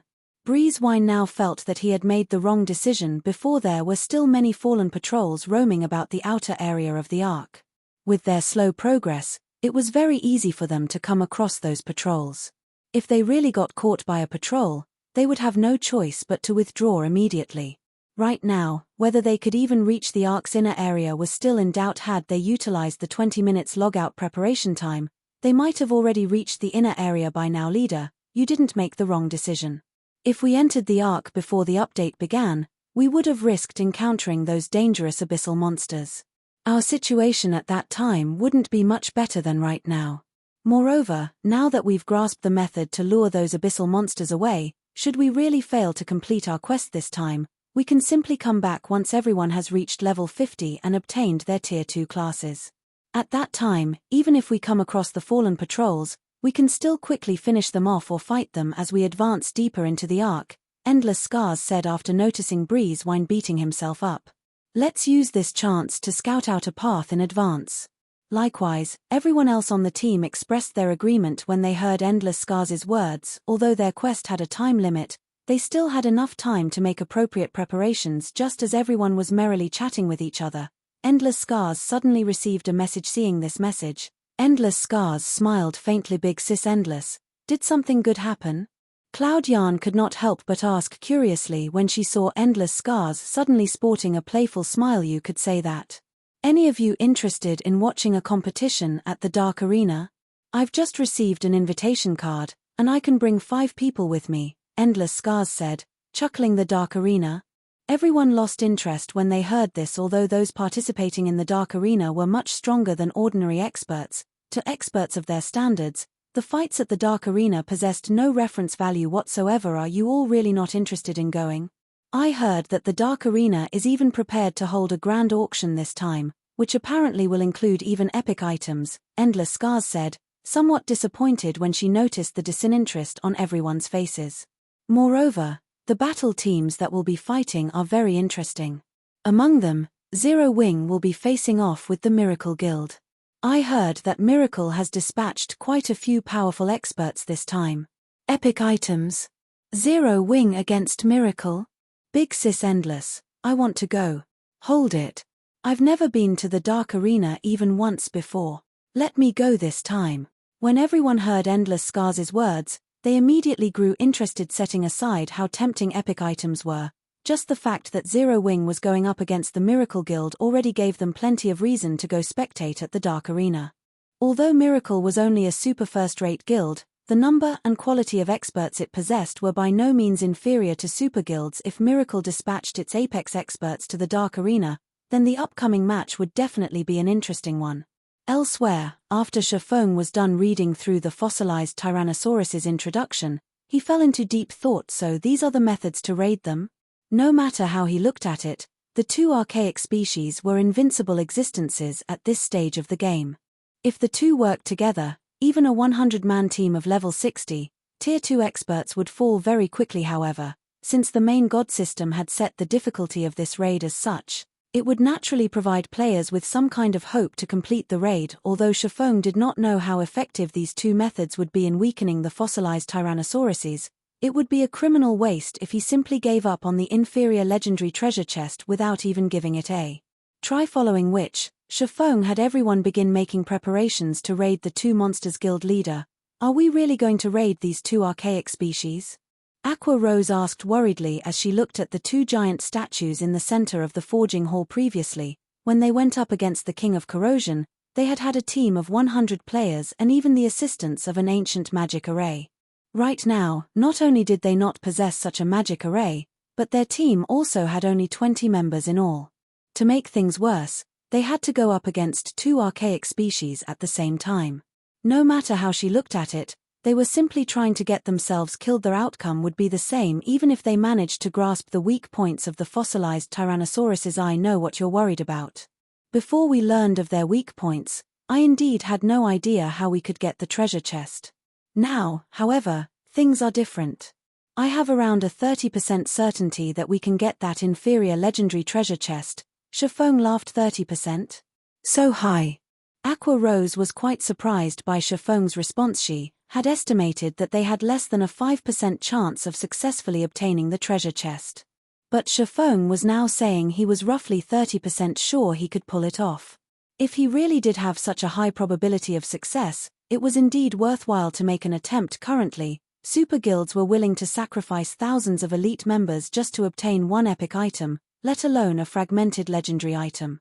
If the existence of this inferior legendary treasure chest were made known to super guilds, most likely, they would be more than willing to sacrifice tens of thousands of elite players as well as hundreds of experts around that percentage.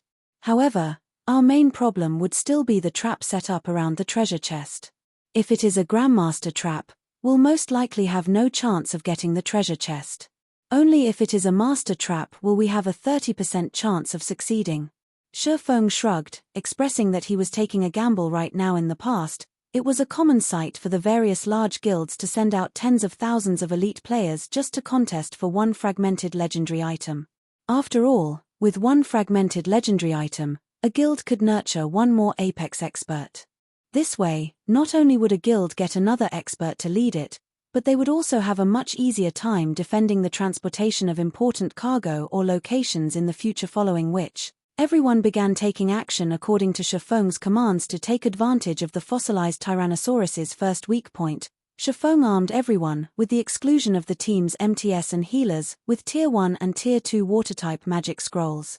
As soon as the battle began, they would close the doors to the forging hall, turning it into an enclosed space. After that was done, they could easily create an environment filled with water. As for the archaic species' second weak point, Shifeng possessed the omniscient eyes. He should have no problems targeting the power cause. Everything else would have to depend on luck. When Fire Dance returned to the forging room, Shifeng had his team shut the doors to the forging room. Begin. At Shifeng's command, everyone sprang into action, unfurling their magic scrolls one after another and launching a barrage of water-type spells at the two statues. In the blink of an eye, a lake formed within the forging hall, the height of the water easily surpassing that of a player. At the same time, everyone also activated a water walking scroll. The water walking scroll was a commonly used magic scroll in God's domain. As its name suggested, it allowed players to walk on water for 10 minutes. Each scroll sold for 20 silver coins, and it could be said to be one of the tools specialized for maritime combat. As the water-type spells struck the bodies of the fossilized Tyrannosauruses, both monsters immediately awoke. Roar.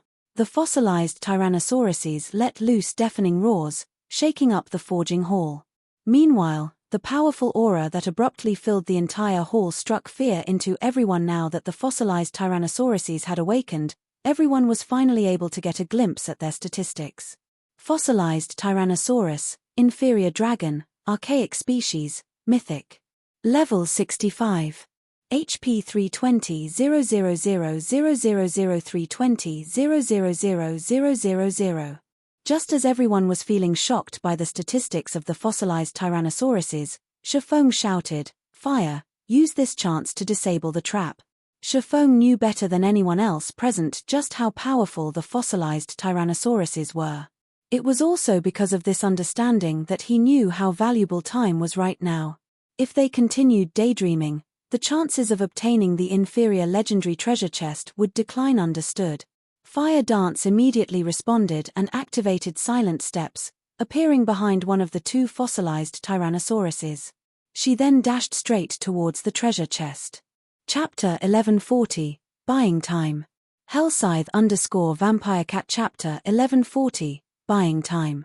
When Fire Dance was only 30 yards away from the treasure chest, the two fossilized Tyrannosauruses, which had initially been lured away by the spells attacking them, suddenly shifted their attention to her. As if they had had their tails stepped on, they glared at Fire Dance with single-minded ferocity as though she were the only person left in the world not good. "Our aggro is too weak." Shifeng frowned. "Cola, Turtle Dove, use everything you've got to pull aggro. Have the bosses stay as far away from the treasure chest as possible." As guardian bosses, the fossilized Tyrannosaurus's priority was the protection of the inferior legendary treasure chest. To them, aggro was secondary only when another player's aggro over the fossilized Tyrannosauruses reached a sufficiently high degree would the bosses stop paying attention to the player attempting to steal the item they protected. This was why Shifeng previously had everyone use their water-type magic scrolls on the fossilized Tyrannosauruses.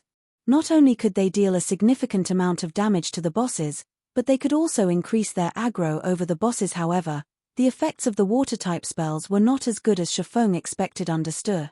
Upon hearing Shifeng's command, Cola and Turtle Dove immediately activated Power of Darkness, causing their basic attributes to soar instantly.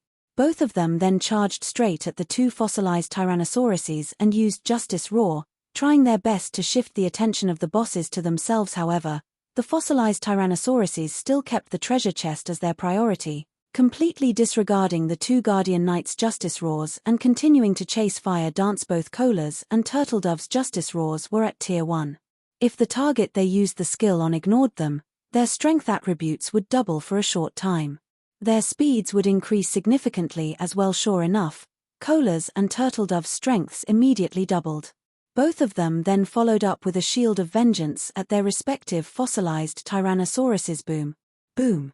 The moment their shields collided with the fossilized Tyrannosauruses, sparks flew.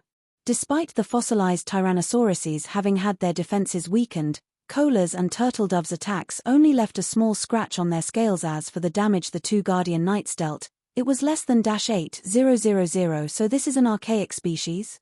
Gentle Snow revealed a dumbfounded expression when she saw the damage the two MTS dealt. This was her first time encountering an archaic species. Although she already knew their team had no chance whatsoever of winning against the fossilized Tyrannosauruses, when she saw this scene, she still could not help but be shocked. She had a general idea what Cola's and Turtle Dove's equipment standards were. If she was not wearing the 7 Luminaries battle armor Shifeng had given to her, her attributes would no doubt be inferior to theirs.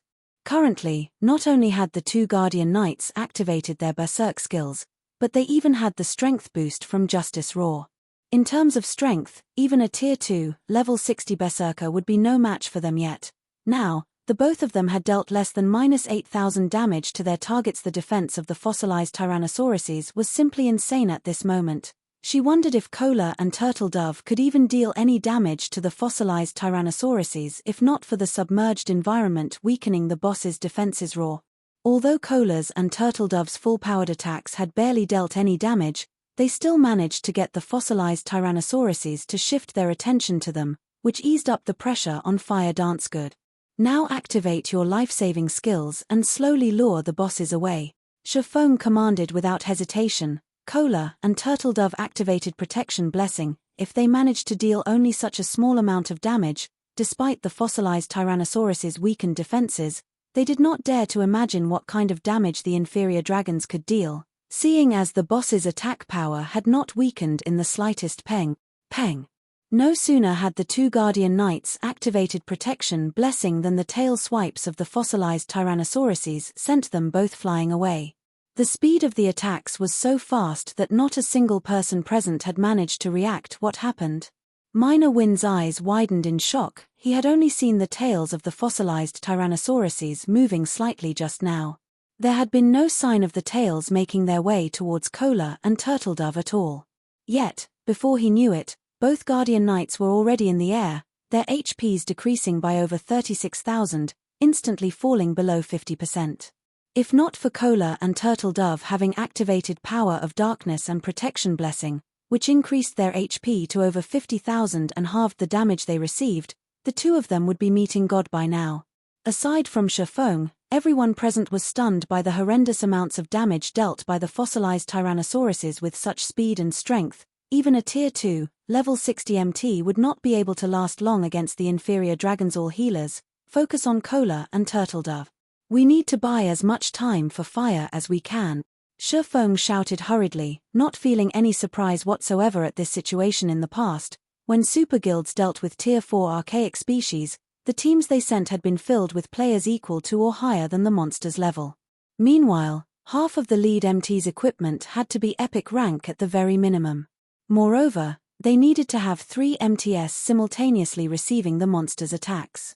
Aside from that, they would also use intermediate magic arrays to suppress the archaic species. Otherwise, they would have had no chance of victory at all right now. The only thing they could do was to buy as much time as possible by relying on their berserk skills. As for defeating the fossilized Tyrannosauruses, Shifeng had never even entertained the possibility. Under Shifeng's command, Kola and Turtledove carefully lured the fossilized Tyrannosauruses away from the treasure chest, giving Fire Dance the opportunity to remove the trap set up around the treasure chest. However, after Fire Dance looked at the trap, a frown appeared on her face. Guild leader, this trap is indeed master rank. However, its complexity is much greater than the master trap I disabled before. I need time if I want to disable it safely. Fire Dance sent a private message to Shifeng. Everyone had clearly witnessed for themselves how terrifying the fossilized Tyrannosauruses were. There was simply no chance they could win against these monsters. They could only drag the battle out as long as possible. Hence, Fire Dance was extremely anxious. How long? Shifeng asked. At least 5 minutes, Fire Dance replied helplessly. Right now, she hated herself for not training her trap disabler class as much as she could. Although she had forcibly increased her rank to master right now, her technical skills were not actually at the master rank yet. 5 minutes was more than enough for everyone to die dozens of times. 5 minutes. After giving it some thought, Shifeng clenched his teeth and said, I got it. I'll try to buy as much time over here as possible. You just relax and disable the trap. This reply stunned Fire Dance. However, she knew that Shifeng never joked around. Since he had said so, he definitely had a way to realize his words. Immediately, she nodded and began disabling the trap before her. Meanwhile, Shifeng had also activated Omniscient Eyes and began searching for the power cores of the two fossilized Tyrannosauruses. Their power cores are actually in constant motion. The fossilized Tyrannosauruses could hide no secrets from the Omniscient Eyes. Shifeng could clearly see a glowing red dot moving about inside the body of each monster. Although the dots were very small, they were extremely eye-catching. However, while Shifeng had guessed correctly that he could locate the power cores with Omniscient Eyes, he had no way of damaging them. Seeing how Kola and Turtledove had only managed to scratch the scales of the fossilized Tyrannosauruses before, even if Shifeng relied on the Abyssal Blade and Killing Ray, it would be very difficult for him to shatter those scales, not to mention penetrating deep into the inferior dragons' bodies and striking at their power cores. Nevertheless, Kola's and Turtledove's HPs were rapidly decreasing at this moment. The two Guardian Knights could die at any time. If he did not destroy the power cores right now, it would be impossible for them to survive for 5 minutes. When Protection Blessing ended, both of them would die instantly. It seems I have no choice but to use that, Shifeng muttered to himself before letting out a sigh. In a battle of such level, It was just too risky to use that. However, in order to obtain the inferior legendary treasure chest, he had no choice but to take a gamble. Saying so, Shifeng took out a summon guard scroll and summoned his epic guard. Ana players generally would not let their personal guards take part in such a dangerous battle. While personal guards that were killed could be resurrected, the price for doing so was exorbitant.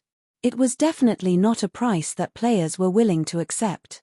Hence, players with powerful personal guards very rarely allowed their personal guards to take part in risky battles. Ana, use angel summoning. Chapter 1141, Valkyrie vs Tyrannosauruses. Hellscythe_Fluffy Goblin Chapter 1141, Valkyrie vs Tyrannosauruses. Under Shifeng's command, Ana began to chant an incantation. Instantly, the mana in the forging hall surged towards her roar. The two fossilized Tyrannosauruses quickly noticed the frightening amount of mana flowing towards Ana.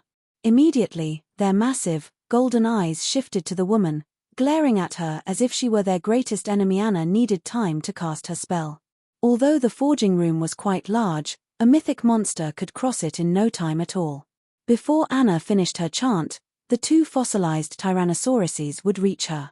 Currently, Ana was a Tier 2 NPC. She had no hope against the two Tier 4 archaic species. Seeing this, Shifeng sighed dejectedly. Hurriedly, he shouted, "Cola, Turtledove, use the basic mana pulse bombs." Previously, they had also obtained over 1,000 basic mana pulse bombs from the armory in addition to the intermediate mana pulse cannons and movement-type defensive magic array. Every bomb contained the might of a Tier 3 spell.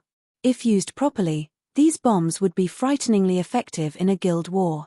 Basic Mana Pulse Bomb deals damage equivalent to a Tier 3 destruction spell to a radius of 25 yards.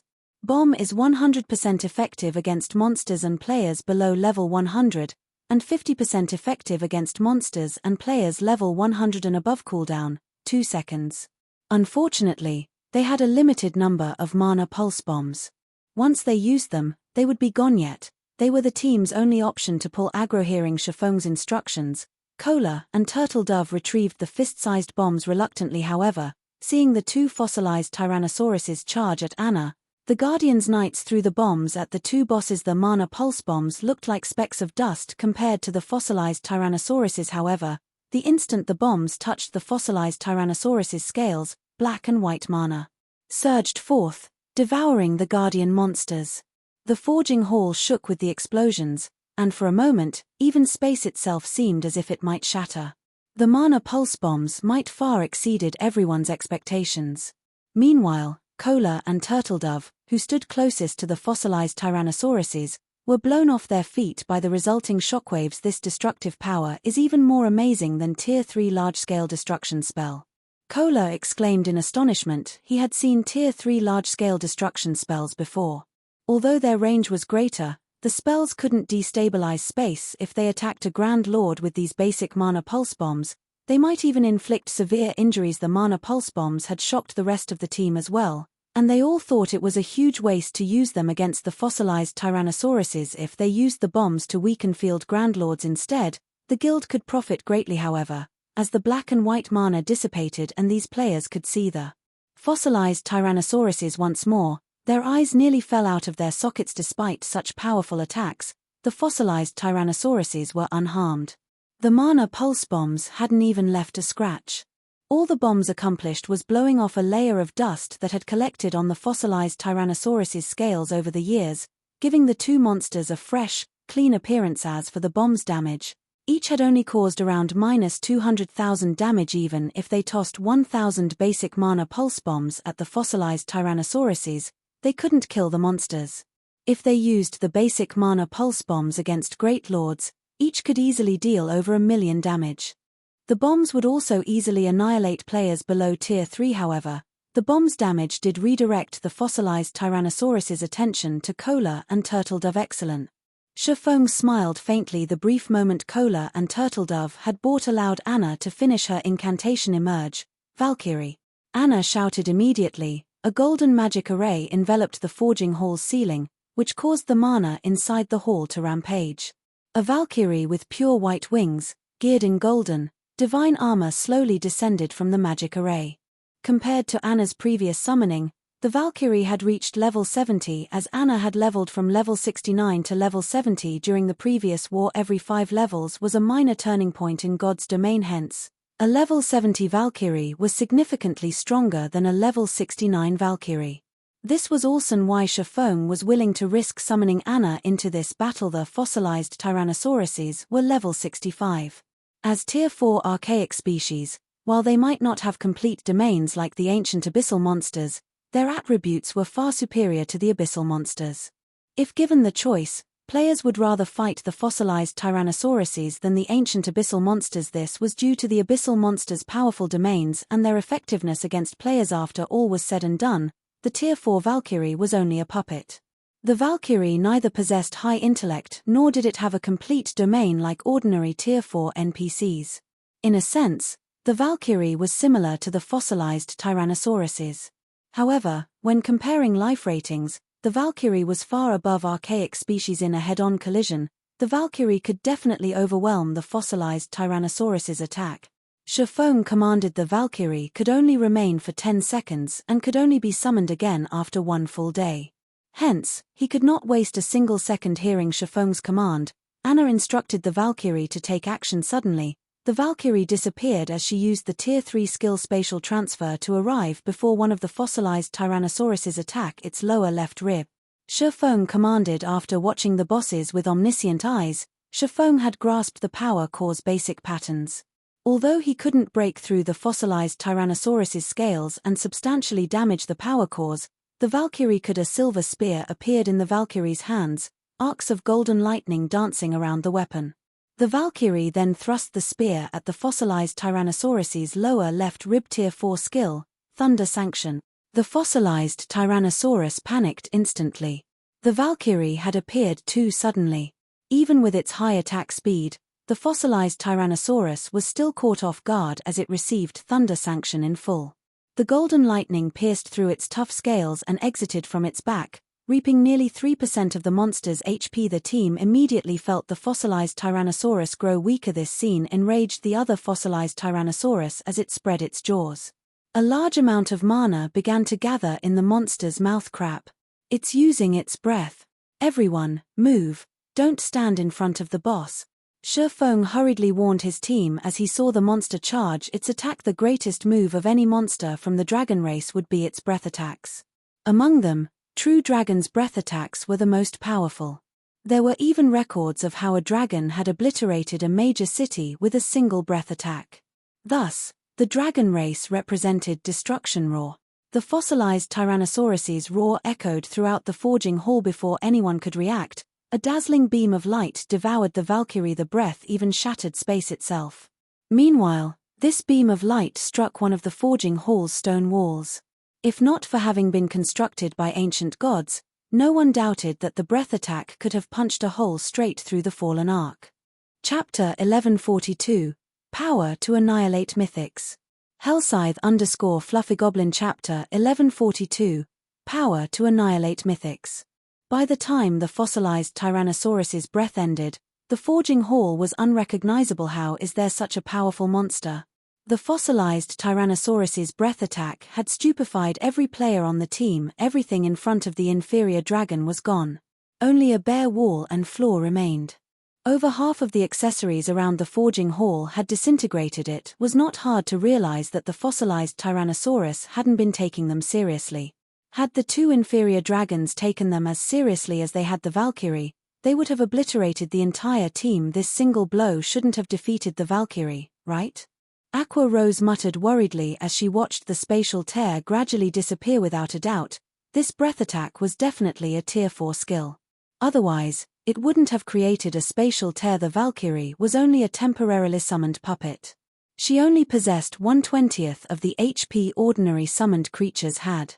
It wouldn't be surprising in the least if this terrifying breath attack had devoured her entire HP bar. If the Valkyrie were really gone, the consequences would be unimaginable against the enraged fossilized Tyrannosauruses. Even with their berserk and life-saving skills active, Cola and Turtledove would die instantly, much less the rest of Zero Wing's team. As these thoughts swam through Aqua Rose's mind, the smoke finally started to dissipate. She's unharmed? How is this possible? Aqua Rose stared at the divine angel flapping her wings in amazement. Not only was the Valkyrie unharmed, but not even a speck of dust tainted her body. Even the fossilized Tyrannosaurus, which possessed some intellect, was stunned, fear surfacing in its massive, golden eyes as it gazed at the Valkyrie before it suddenly, Shaman shouted, attack its right arm. Although the fossilized Tyrannosaurus's breath was incredibly powerful, Anna's Valkyrie was no pushover, either. Even if the Valkyrie were not at her peak due to lacking sufficient intellect, she possessed all of the skills a Tier 4 Valkyrie should. The Valkyrie had used the Tier 4 skill Divine Protection to defend against the inferior dragon's breath, the skill allowing her to negate all attacks below Tier 6 for 3 seconds. Afterward, all of the damage she should have received would be converted into HP. In the past, Divine Protection had been a super rare life-saving skill that many Tier 4 Guardian Knights dreamed of obtaining. Any Guardian Knights that learned it had been highly sought after even by super guilds. As soon as Shaman gave the command, Anna once more controlled the Valkyrie to attack the fossilized Tyrannosaurus raw. The fossilized Tyrannosaurus was now on full alert, its claws releasing a faint, grey glow.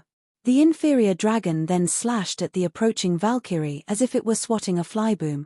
Faster than the naked eye could perceive, the claws struck the Valkyrie. The players in the forging hall nearly lost their balance as the resulting shockwave swept over them.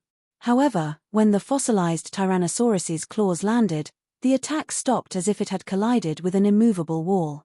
Not only did it fail to damage the Valkyrie, but its claws had also been forced to a halt. Taking advantage of the inferior dragon's brief pause, the Valkyrie threw her silver spear. The spear transformed into a streak of light that pierced the fossilized Tyrannosaurus's right arm, leaving behind a bloody hole. With this, we shouldn't have any issues. Shaman released a sigh of relief when he saw the red dot on the fossilized Tyrannosaurus's body fade. The Valkyrie could only remain in existence for a short period. If they could not exterminate the fossilized Tyrannosaurus's power cores within that time, they would never last 5 minutes. Now that the fossilized Tyrannosauruses had lost their power cores, they were like beasts that had lost their fangs and claws. Their threat levels decreased significantly. Even when Cola and Turtledove received an attack, they only lost around 18,000 HP. The inferior dragons had lost at least half of their strength. With this, even without protection blessing, neither of the two Guardian Knights would die instantly. They could last a long time with the aid of Power of Darkness. However, Shaman had no intentions of wasting the Valkyrie's power. Immediately, he had the Valkyrie attack the two fossilized Tyrannosauruses frantically, using this opportunity to weaken the two bosses further and reduce the burden on Cola and Turtledove. Unfortunately, 10 seconds was too little time. Despite the Valkyrie doing her best, she was only able to deal some light damage to the two massive bosses, which slowed the monster's attacks slightly. Unfortunately, the attacks weren't so slow that Cola and Turtledove could evade the boss's normal attacks easily when the two bosses used skills. However, the brief activation time gave the MTS enough time to evade. Time passed quickly. While Fire Dance desperately tried to disable the trap, the pressure on the rest of the team grew. Their fear also grew as they continued to fight. The fossilized Tyrannosauruses had 320 million HP. They could regenerate 3,200,000 HP every 5 seconds. Even if they stood there, not defending themselves, they wouldn't die. In contrast, due to the high damages Cola and Turtledove received, Zero Wings healers were struggling, their mana depleting rapidly. It was impossible to make up for the consumed mana with mana recovery potions. It was only a matter of time before the healers ran out. Fortunately, the team's goal wasn't to exterminate the fossilized Tyrannosauruses. Instead, they were simply buying time. However, both Cola and Turtledove suddenly felt that something was amiss. Guild leader, I'm sensing that the boss's strength is growing. Cola hurriedly reported. Initially, after protection blessing had ended, he had received around minus 36,000 damage from each of the fossilized Tyrannosaurus's normal attacks. However, with the aid of protection and truth shield, he received less than minus 30,000. With his current 57,000 HP and the healer's help, he could receive 2 hits without dying. Yet, even with the oracles and clerics buffs, he was now receiving more than minus 30,000 damage from the boss's normal attacks. If the damage continued to rise, he would die in 2 hits if the healers failed to restore his HP in time. I discovered something strange as well. It seems the boss's defense is weakening. Gentle Snow, who was assisting Turtledove from the sides, announced. Hearing Cola and Gentle Snow's words, Shifeng fell into deep thought. Could they be weakening their physical bodies to generate new power cores? Although extremely few monsters had cores as weak points in God's domain, Shifeng had encountered a few. A few of these monsters were capable of regenerating their destroyed cores after a certain period. The fossilized tyrannosauruses were an archaic species. It would not be surprising if they could do so. In fact, Shifeng had already considered this possibility. However, less than 2 minutes had passed since the inferior dragon's power cores had been destroyed. This regeneration speed surpassed Shifeng's initial estimates. He had assumed that the bosses would need at least 5 minutes before they could regenerate their power cores. This coincided with how much time Fire Dance needed to disable the trap. Once the trap was disabled, they could simply take the treasure chest and leave. They shouldn't have needed to worry about the fossilized tyrannosauruses regenerating their power cores. It seems we have no choice but to fight. After considering various options, Shifeng had only come up with one method that would buy them the necessary time. Clenching his teeth, he said, "Cola, Turtle Dove, lure the bosses together. Everyone, throw basic mana pulse bombs at the bosses. Don't hold back and use everything you have." Now that the boss's defense had weakened, the mana pulse bombs would deal more damage. Before this, it might have been impossible to annihilate the fossilized tyrannosauruses with the bombs, but things had changed. Even if they failed to kill the inferior dragons or injure them heavily, they could slow down the recovery speed of the boss's power cores. Guild leader, are we really going to waste the bombs here?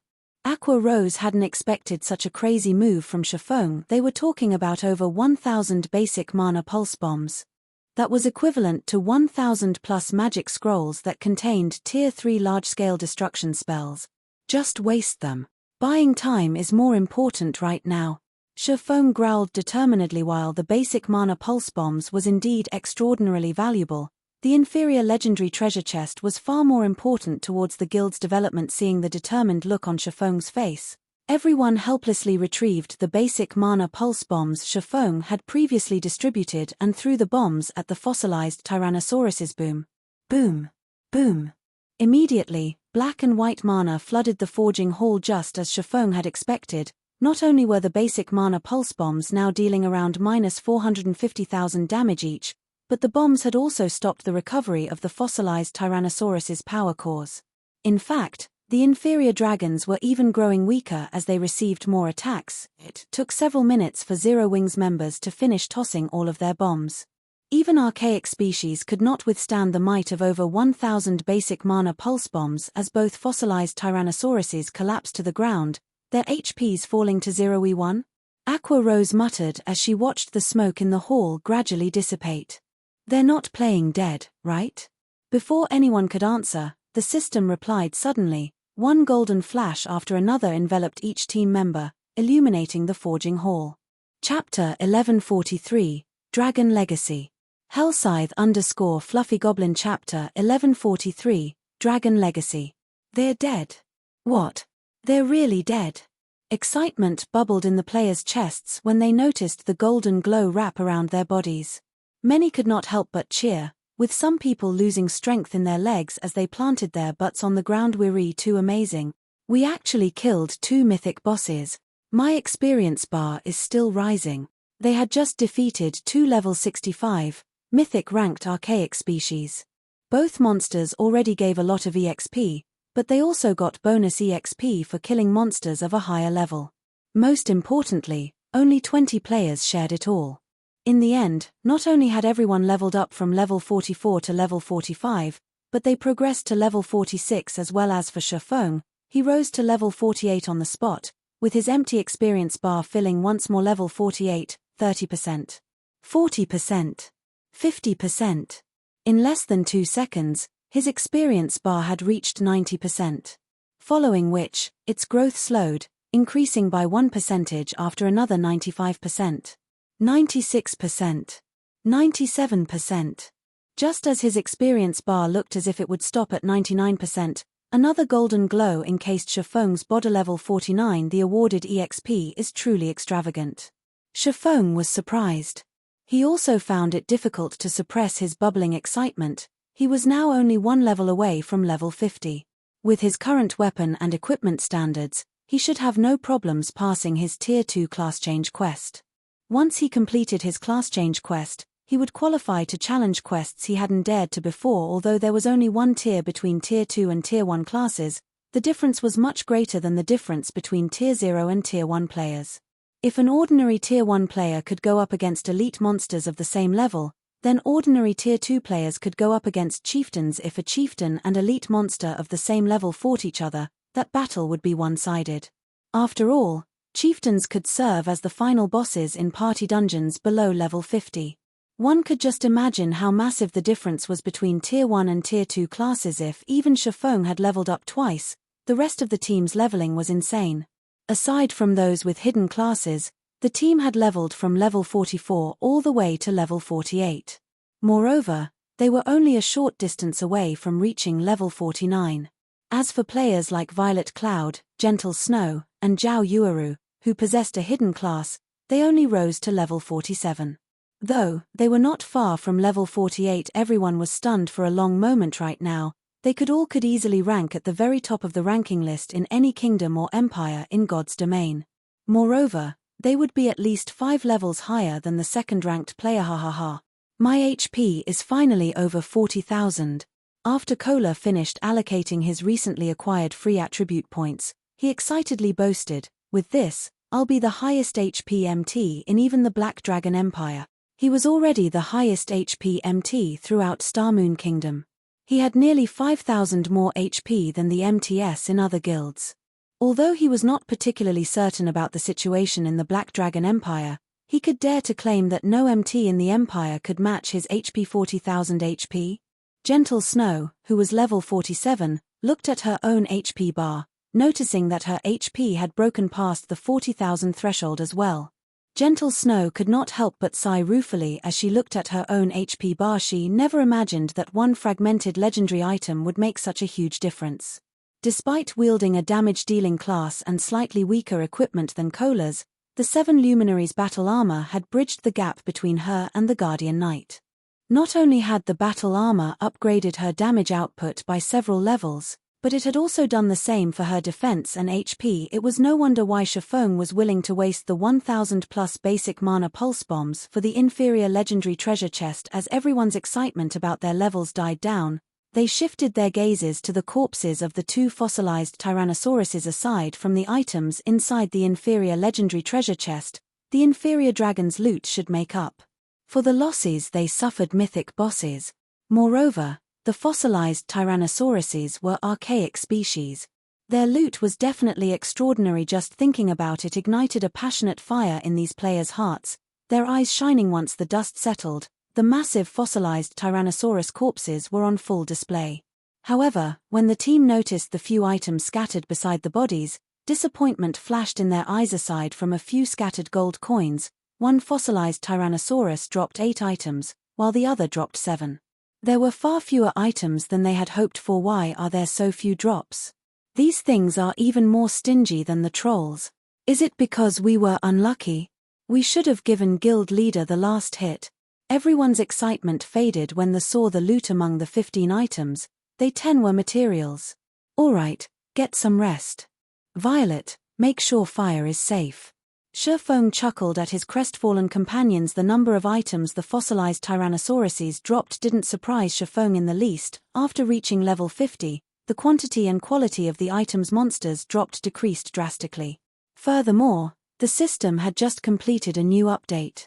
The system would have definitely lowered the drop rate once again. The main god system did so to stabilize weapon and equipment prices, giving lifestyle classes a better opportunity to develop. As players continued to level, their main source for weapons and equipment would gradually shift from monsters to lifestyle players. In the future, 95% of the weapons and equipment players used would come from monsters and lifestyle players. The remaining 5% would come from quests, miraculous encounters, treasure chests, and other such sources. However, the majority of the weapons and equipment players produced could only satisfy ordinary players and experts. The truly excellent items would still come from killing powerful monsters or completing difficult quests. Of course, players were also capable of producing weapons and equipment of excellent quality. Only, the requirement was extremely high, beyond the majority of God's Domain's lifestyle players. Moreover, producing such items required super rare materials, and these materials came from killing powerful monsters and exploring dangerous locations, following which, Shifeng collected the loot and began to appraise each item. Not bad. Shifeng revealed a joyful expression after appraising the raw materials. Among them was the legendary material, Dragon Origin Crystal. Moreover, 2 Dragon Origin Crystals had dropped. Only creatures of the dragon race could drop these items. Unfortunately, common inferior dragons wouldn't drop them. At the very least, the monsters needed to be mythic rank. This was because the Dragon Origin Crystal contained the bloodline of dragons. If one applied the Dragon Origin Crystal when forging weapons or equipment, they could qualitatively change the item. The Dragon Origin Crystal was an excellent production material. The crystal also had an even greater purpose, producing the Dragon Soul Potion. When consuming this potion, players could class change into a hidden class and obtain the Dragon Legacy. Chapter 1144, Hidden Class Dragon Slayer. Hellscythe_Fluffy Goblin. Chapter 1144, Hidden Class Dragon Slayer. Shifeng held the 2 Crimson Dragon Origin Crystals and carefully inspected them. Although both were legendary material, there was a difference between them. Of course, the system wouldn't give away this difference. Instead, players had to discover it after conducting numerous experiments. This was one of the system's hidden attributes.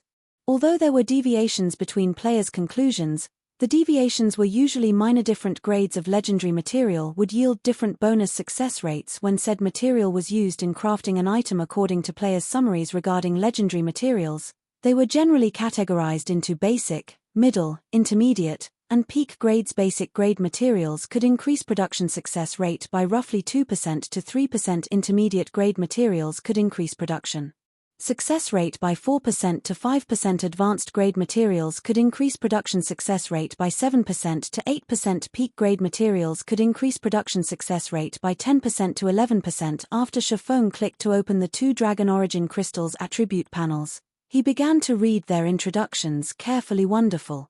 Shifeng smiled when he finished reading. With this, there shouldn't be any problems. Producing the Dragon Soul Potions. Legendary materials had different methods of determining their grades. In the Dragon Origin Crystal's case, its grade could be determined by the bloodline density within it. If a crystal's bloodline density fell between 1% and 30%, it was basic grade. Most of the Dragon Origin Crystals that dropped were this grade. A crystal with a bloodline density between 31% and 50% was considered intermediate grade. Crystals of this grade had a much lower drop rate. As for crystals with a bloodline density between 51% and 70%, they were advanced grade.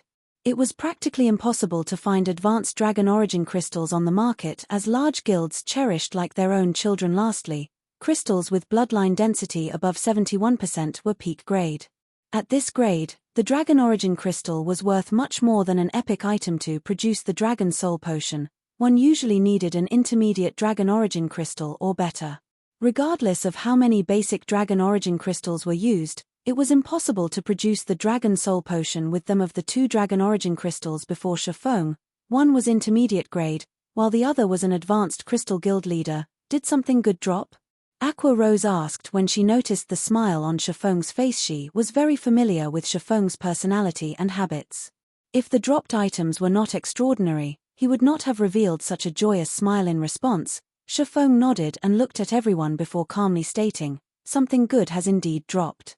Which of you here wants a hidden class? A hidden class? Did we get a class change tool? Guild leader, which classes are suitable for the hidden class?" Shifeng's question instantly caught his teammates' attention. None of these players were strangers to hidden classes. Various people had already posted a lot of information about hidden classes on the official forums. As a result, they all dreamed of class changing into their own. They'd even be happy with the most common hidden class. Although the most common hidden class would not provide additional basic attributes, the class could provide additional skills that their original classes did not possess. With these skills, they'd have access to more combat methods. They would have advantages in both PvP and dungeons. As for advanced or peak rank hidden classes, they did not even dare to dream of obtaining one. After all, hidden classes of such ranks were simply too rare. Any class is fine.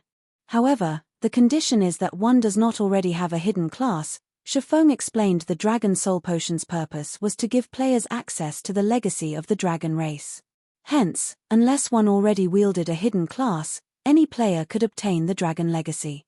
Both magical class and physical class players could eventually become dragon slayers. This was also why both NPCs and players in the past had preferred to kill powerful dragons. While they did so to gain fame and recognition, their primary reason was to obtain the dragon legacy and become stronger. However, the dragon origin crystal's drop rate was considerably low. If not for the fossilized dragons being archaic species, it was unlikely that the two mythic monsters would have dropped it. When the Zero Wings team heard that any class could obtain the hidden class, they were ecstatic. Don't get too excited just yet. The class change quest is not easy, Shifeng said, chuckling as he shook his head. Unfortunately, too many of you want the hidden class. I only have 2 slots, so let's hold a team auction using GCPs. This intermediate dragon origin crystal starting bid is 200,000 points, while this advanced dragon origin crystal starting bid will be 500,000 points. Decide for yourselves if you want to bid on them or not. Currently, 1 guild contribution point was worth roughly 25 copper coins. 200,000 GCPs was the equivalent of 500 gold. This was an extraordinarily low price to pay for the Dragon Slayer class. In the past, the various large guilds had been willing to buy intermediate dragon origin crystals for 8,000 gold. As for advanced dragon origin crystals, they had been practically impossible to find on the market. However, one player had put his crystal up for auction in the past. The crystal eventually sold for the insane price of 30,000 gold. The advanced version was so much more valuable due to the fact that, depending on the quality of the Dragon Soul Potion produced, one would obtain different levels of the Dragon Legacy. The Dragon Slayer class was somewhat unique. It was not clearly ranked like other hidden classes. If a weak Dragon Soul Potion were consumed, one's Dragon Slayer class would be the equivalent of a basic legacy. Conversely, it was also possible to obtain a peak legacy Dragon Slayer class if one used a strong potion. Of course, it was also possible to upgrade the Dragon Slayer class gradually to peak legacy by consuming several Dragon Soul Potions. Hence, Dragon Origin crystals of different grades had different prices. The prices Shifeng had announced were definitely low. Even so, the team sent Shifeng scornful looks, feeling that Shifeng was trying to rip them off. Although they were the guild's main force members, it was extremely difficult to collect so many GCPs. Eventually, Cola won the advanced Dragon Origin crystal, while Alluring Summer won the intermediate crystal. Among them, Alluring Summer had borrowed plenty of GCPs from Aqua Rose and Violet Cloud. After all, Alluring Summer had just recently joined the guild and had not participated in many dungeon raids or high-level guild quests yet, following which, Shifeng passed the Dragon Soul Potion's production method to Cola and Alluring Summer. It was impossible for players to produce the Dragon Soul Potion. They needed to hire an NPC Grandmaster Alchemist to do it. Unfortunately, it was extremely difficult to find NPC Grandmasters. Fortunately, Shifeng knew 2 places where they could find such NPCs. The first was Titan City. There, they could easily find a Grandmaster Alchemist. The second location was Blackwing City. However, to convince these NPC Grandmasters to help, they needed to raise their favorability with said NPCs. Once their favorability reached a sufficient level, they could make the Dragon Soul Potion. However, collecting the various required materials was a considerably challenging task, as every material was extremely rare. Normally, only large guilds could get their hands on all these materials. It was extremely difficult for lone players or a team to gather what they needed in a short time. After Shifeng finished distributing the Dragon Origin crystals, the team heard the shattering of glass from the center of the forging hall. Everyone spun to look. Suddenly, an orange pillar of light appeared in the forging hall. Did Fire Dance disable the trap? Chapter 1145, Treasure Obtained. Hellscythe _ Fluffy Goblin. Chapter 1145, Treasure Obtained. When they saw the pillar of orange light, the team grew excited. An inferior legendary treasure chest. They had never even known something like this existed. If they obtained a fragmented legendary item from it, their guild could enable one player's basic attributes to Sorno. The trap hasn't been disabled. Shifeng realized that something was amiss when he saw the orange magic array on the ceiling, which formed from Berserk mana. He had seen many players disable master traps in the past. However, not one of them ever drove mana berserk when successfully disabled. There was only one possibility for this: disabling the trap had failed. Fire Dance's expression twisted with guilt. However, before she could say anything, Shifeng shouted, "Everyone, use your Tier 1 instantaneous movement magic scrolls and withdraw. Then use your return scrolls to leave the ark." Normally, traps would enclose a certain area when triggered. However, there were also solutions to this problem. Before the trap fully activated, players could use instantaneous movement magic scrolls to get out of range. This had been a common method in the past.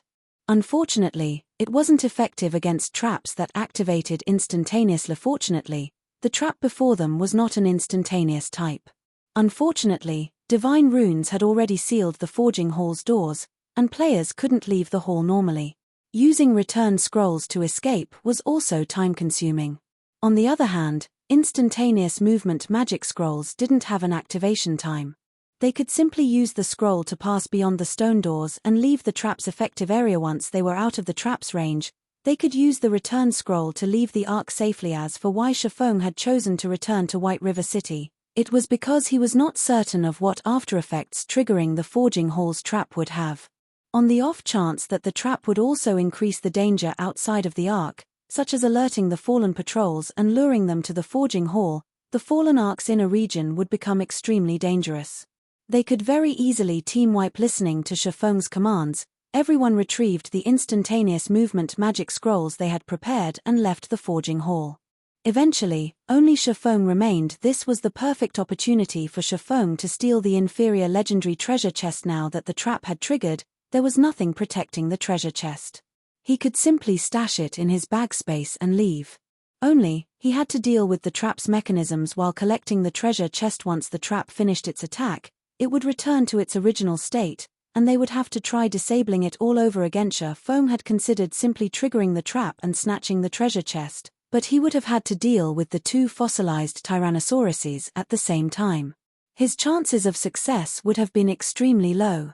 Now that the guards were dead, he could easily deal with the remaining challenges, following which, Shifeng used Wind Blade and dashed straight for the treasure chest. As he was about to reach the treasure chest, however, the orange magic array on the ceiling activated suddenly. Blood-red spears appeared in the air, one after another, every spear radiating a frightening aura. The numerous spears then rained down on the forging hall. A destruction-type trap. Shifeng released a sigh of relief when he saw the descending spears.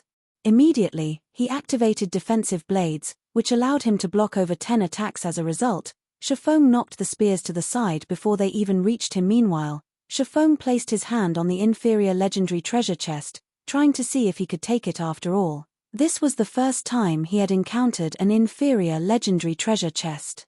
Normally, players could simply walk away with a locked dark gold treasure chest.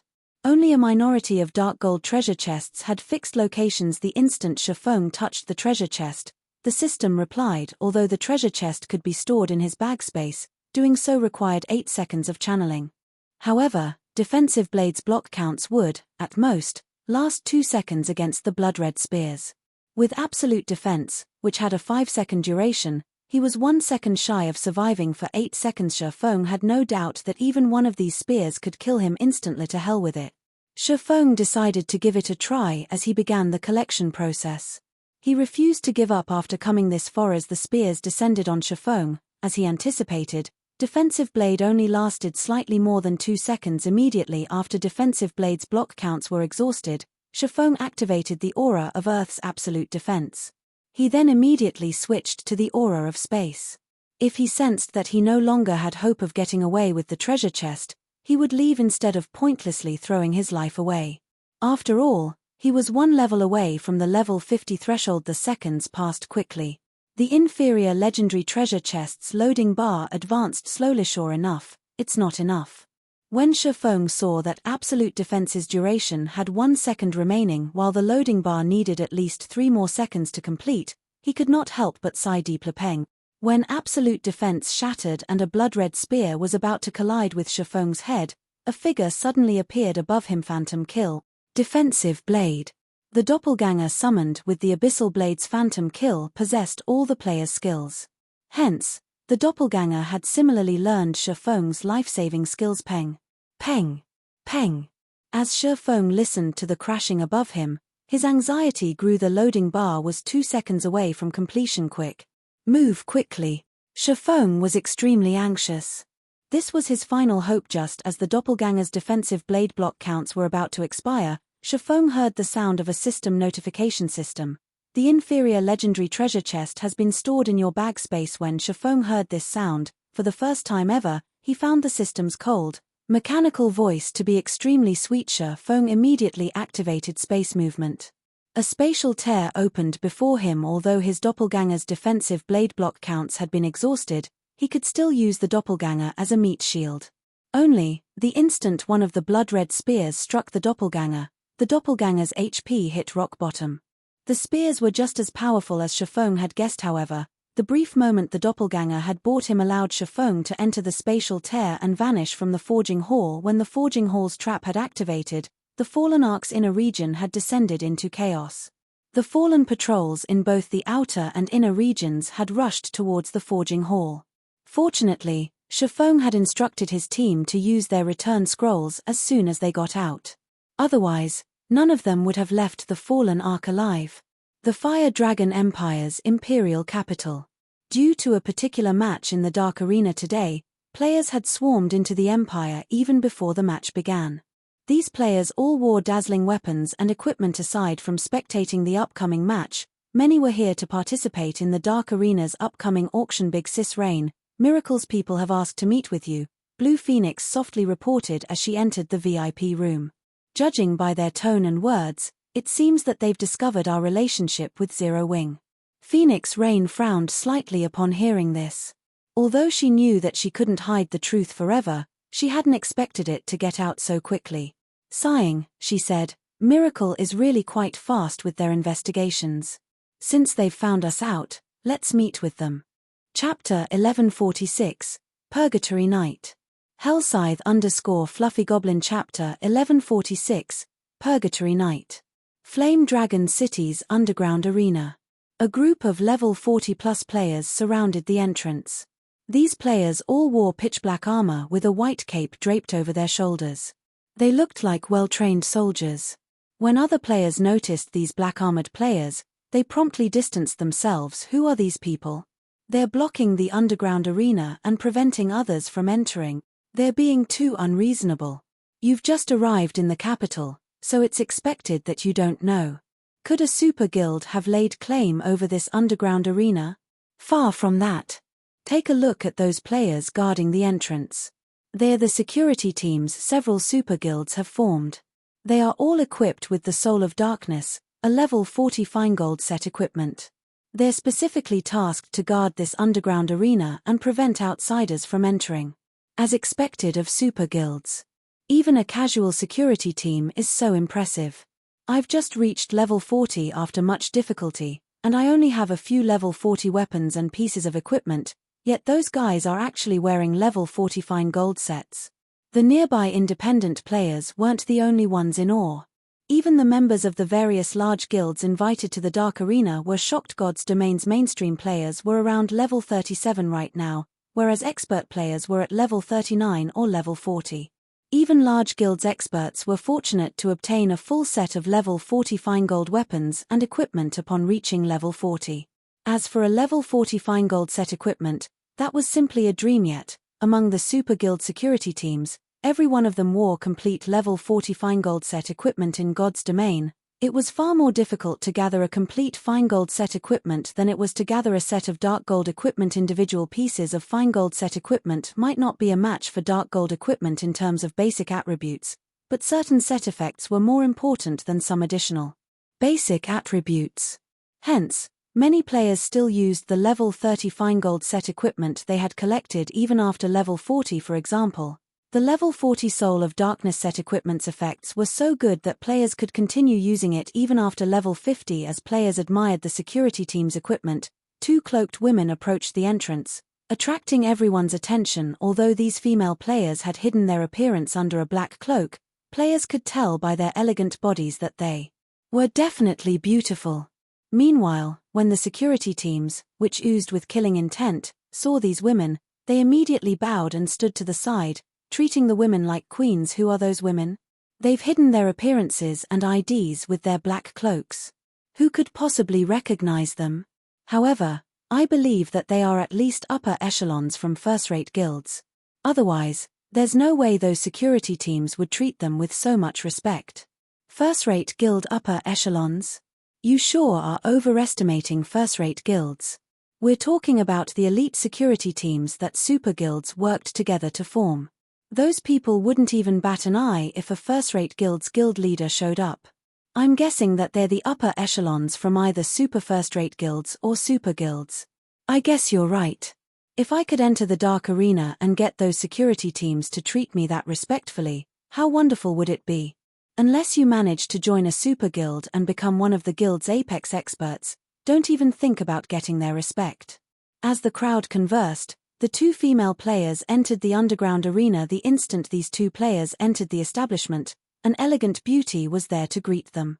This beauty wore a set of exquisite, grey mage robes and wielded a black, wooden staff.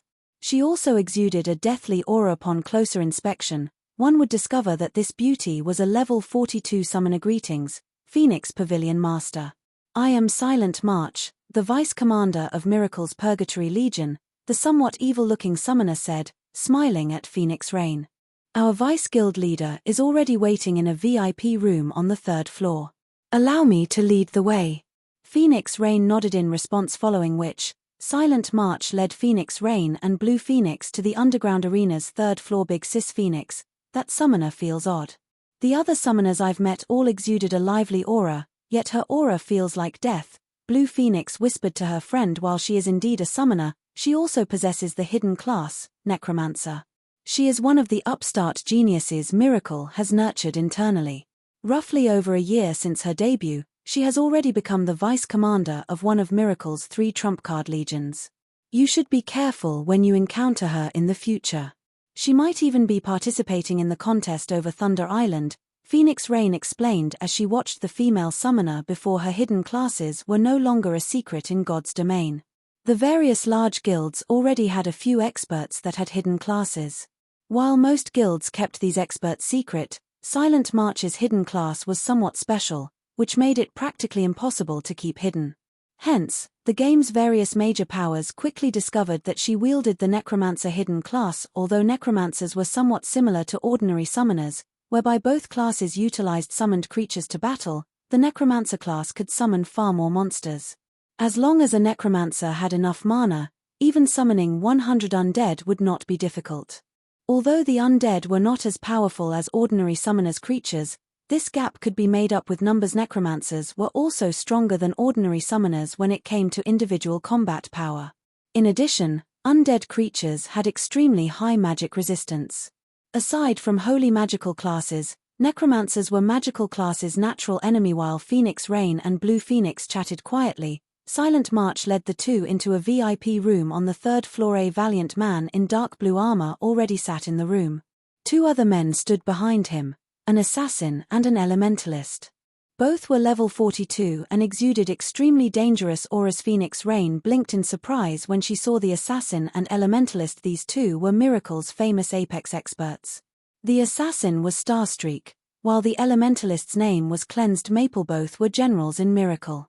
When the Phoenix Pavilion had clashed with the guild, many of the pavilion's experts had died at the hands of these two players. They even nearly killed Marshal Dragon. Based on the reports Phoenix Rain had received, these two were only a short distance away from reaching the domain realm. The valiant man in the chair looked at Phoenix Rain and smiled as he welcomed her. Phoenix Pavilion Master, long time no see. This valiant man had no aura whatsoever. On the contrary, he felt calm and harmless. However, Phoenix Rain would not dare to underestimate this man. This man was 1,000 Miles, Miracle's second vice guild leader. He was also the Purgatory Legion's commander, titled Purgatory Knight. Spit it out. What business do you have with me? Phoenix Rain felt nothing positive for 1,000 Miles. After all, the two players had secretly clashed many times before. It was no exaggeration to say that they were mortal enemies. Must you be so angry? I simply want to cooperate today. Are you not interested in Thunder Island, Phoenix Pavilion Master? 1,000 Miles smiled, ignoring Phoenix Rain's aggression. Hearing the man mention Thunder Island, Phoenix Rain's interest piqued. Cooperate in what way? Chapter 1147, Asura arrives. Hellscythe _ Goblin Chapter 1147, Asura arrives. Phoenix Rain's decisive reply slightly confused 1,000 Miles. He had never expected such a straightforward answer from Phoenix Rain since joining God's Domain. Miracle and the Dragon Phoenix Pavilion had butted heads numerous times in the Apocalypse Empire. Upon discovering Thunder Island, in particular, both sides suffered a ridiculous number of casualties as they faced each other in battle. Based on his estimates, each guild should have lost 200,000 or 300,000 elite players at this point. It was practically impossible for their guilds to sit down for a proper conversation. He had prepared various arguments to get Phoenix Rain to listen to his proposal.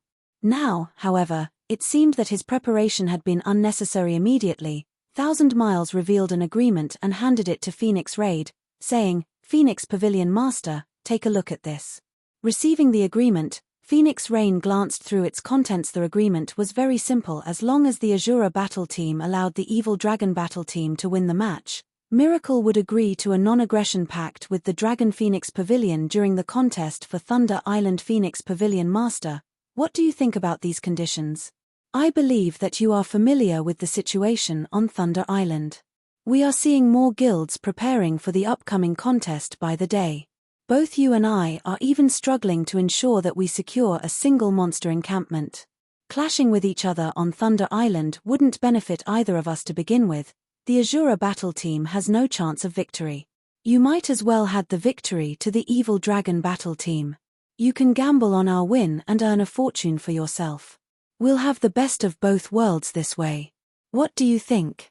Currently, in preparation for the upcoming contest on Thunder Island, the various large guilds were tight on resources. In 1,000 Miles' opinion, this proposal would benefit both his and Phoenix Rain's sides. While the Asura battle team had performed exceptionally in its previous match, in his opinion, the Dragon Phoenix Pavilion must have contributed to the battle team's powerful weapons and equipment. Moreover, although Battle Wolves backed the Glorious Lions battle team, the guild had not placed much importance on the Dark Arena back then. Hence, the Asura battle team eventually defeated the Glorious Lions battle team. However, the Asura battle team's current opponent was the Evil Dragon battle team, which had Miracle's support. The Evil Dragon battle team received more benefits than the Glorious Lions battle team had. Not only were Miracle's apex experts on the team, but Miracle had also supplied a large stock of excellent weapons, equipment, and skill books. The Evil Dragon's battle team far surpassed their current opponents in both number and quality of experts and items. The Asura battle team had no hope of victory. Hence, rather than struggling pointlessly, it was much better if the Asura battle team let the Evil Dragon team win. If Phoenix Rain bet all of her resources on the Evil Dragon battle team winning, she could walk away with a massive fortune. With these resources, she could hire more helpers and increase her chances of obtaining a share of the authority over Thunder Island. The two guilds would also have a non-aggression pact. By agreeing to his proposal, Phoenix Rain could kill two birds with one stone. This is why you called me here. Phoenix Rain asked indifferently. That's right. It is very rare to see such a high payout rate in the Dark Arena. As long as the Evil Dragon battle team achieves a complete victory, you'll get 7 times the return. With this many resources, both our guilds will gain a foothold on Thunder Island. 1,000 Miles said confidently. What if I refuse? Phoenix Rain said when she had signed the agreement with Shafong, she had agreed that she wouldn't interfere with the Asura battle team. Shafong only needed to send her half of the team's profits. Moreover, her main goal in establishing the Asura battle team was to compete for the position of the Dark Arena's host. Although 1,000 Miles had presented his offer casually, the consequences of suffering an utter defeat in the Dark Arena included more than just losing a match. Normally, battle teams only needed to win 8 out of 10 competitions to earn the right to challenge the host. However, to prevent guilds from deliberately manipulating a competition's results, any battle teams that suffered utter defeat were barred from the Dark Arena's competitions for a certain period. Moreover, the battle team's previous victories would be reset to 0. For example, after Asura had demolished the Glorious Lions battle team, even now, it was still banned from the competitions. Even after the ban lifted, the team's previous 2 wins would not be counted. However, the Dark Arena grew more intense with each passing day. Everyone wanted the spot of the Dark Arena's host. Moreover, due to the mind space system beginning its operation, The various corporations hungered for a share of the pie that was the Dark Arena. If one were only a participant, they could only take part in a competition once every few days or even weeks. Moreover, participants would only profit if they won. On the other hand, the host made a fortune on every competition, regardless of which team won. Although one could also spectate and bet resources on a competition, risks came with each gamble. Moreover, the host was no fool. For competitions with clear winners, the payout rates would be set extraordinarily low. Even if one won in a bet, they would win very little. It was far from what the winning battle team earned from their cuts of the bets in the end. However, the host earned more than anyone recently. The Dark Arena had begun to hold more competitions, and the number would continue to increase. One could just imagine how profitable it would be to become the Dark Arena's host. Hence, no battle team wished to lose. They especially wanted to avoid an utter defeat. Phoenix Pavilion Master, do you hate money that much? Thousand Smiles said, the warm smile on his face turning cold. The Asura battle team's loss is already set in stone. Is it really worth rejecting my offer to protect your reputation? If you refuse, I'll have no choice but to find the Dragon Pavilion Master and negotiate with him. I believe that he would be extremely interested in cooperating with us on Thunder Island. He would also be more than willing to tell the Great Pavilion Master about the Asura battle team. Even the Dragon Phoenix Pavilion would not be willing to let you act so recklessly. He had already done his investigation and discovered that Nine Dragons Emperor had no relationship whatsoever with the Asura battle team. Phoenix Rain had established the team herself. However, while Nine Dragons Emperor could not interfere with the battle team, he could report Phoenix Rain to the Great Pavilion Master, the true ruler of the Dragon Phoenix Pavilion. At that time, Phoenix Rain would be forced into an awkward position. Are you threatening me? Phoenix Rain asked, her tone lowering slightly. No, this is just a kind warning, Thousand Miles said, smiling. He was unfazed by Phoenix Rain's angry reaction. Thank you for your warning. Then, I have some matters to deal with, so I'll be leaving. Phoenix Rain glanced at Thousand Miles before turning to leave. If the secret of her owning the Asura battle team were exposed, and Heavenly Dragon and Miracle agreed to cooperate, her development in the Dragon Phoenix Pavilion would suffer. However, the setback wouldn't be so severe that she needed to fear the man's threats. As long as the operation on Thunder Island succeeded, her position in the Dragon Phoenix Pavilion would be unshakable. She really doesn't know how to appreciate a favor. Wrathful flames burned in Thousand Miles' eyes as he watched Phoenix Rain's departing figure. March, pass on the weapons and equipment we borrowed to Miracle Dragon and the others. Since this plan has failed, we'll proceed with the original plan. Originally, Thousand Miles had intended to secure a complete victory for the Evil Dragon battle team without exposing their true strength. After all, this would benefit them greatly in the upcoming competitions. Now that Phoenix Rain had rejected his proposal, he had no choice but to show her how powerless the Asura battle team was against the Evil Dragon battle team, forcing her to regret her decision. Understood. Silent March nodded and left the room. Time passed quickly. As more people arrived in the Dark Arena, Phoenix Rain desperately worked with her subordinates to learn more about the Evil Dragon battle team.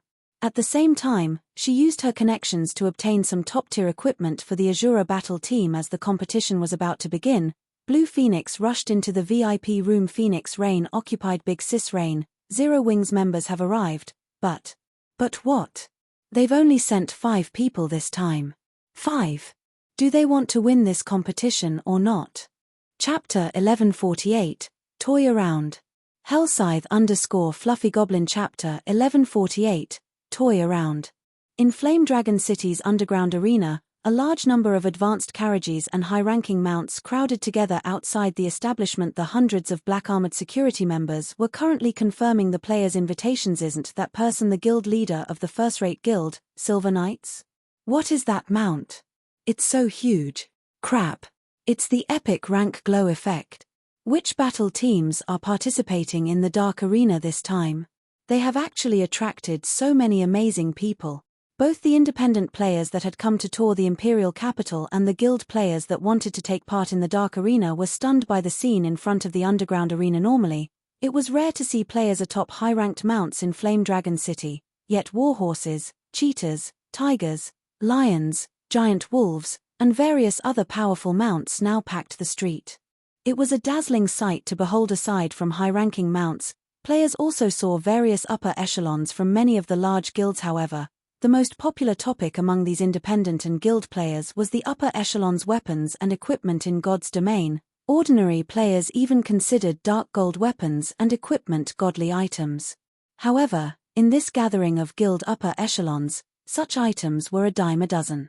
It was the epic items that attracted attention. The true reason for the upper echelon's visit was the Dark Arena's first ever auction. Even the usually uninterested large guilds had shown up, curious about what items the auction had to offer. After all, the Dark Arena's host had organized the auction.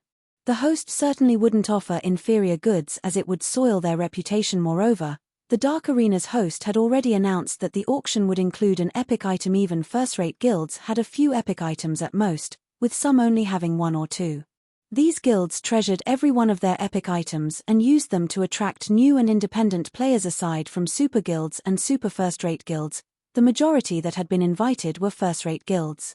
There were also a select few second-rate guilds, famous adventurer teams, and famous independent Apex experts. Those who received an invitation card could also bring a few companions. In fact, many of the large guilds' upper echelons, who had not received an invitation themselves, had tagged along with first-rate guild upper echelons. Hence, so many large guilds had come to visit the Dark Arena.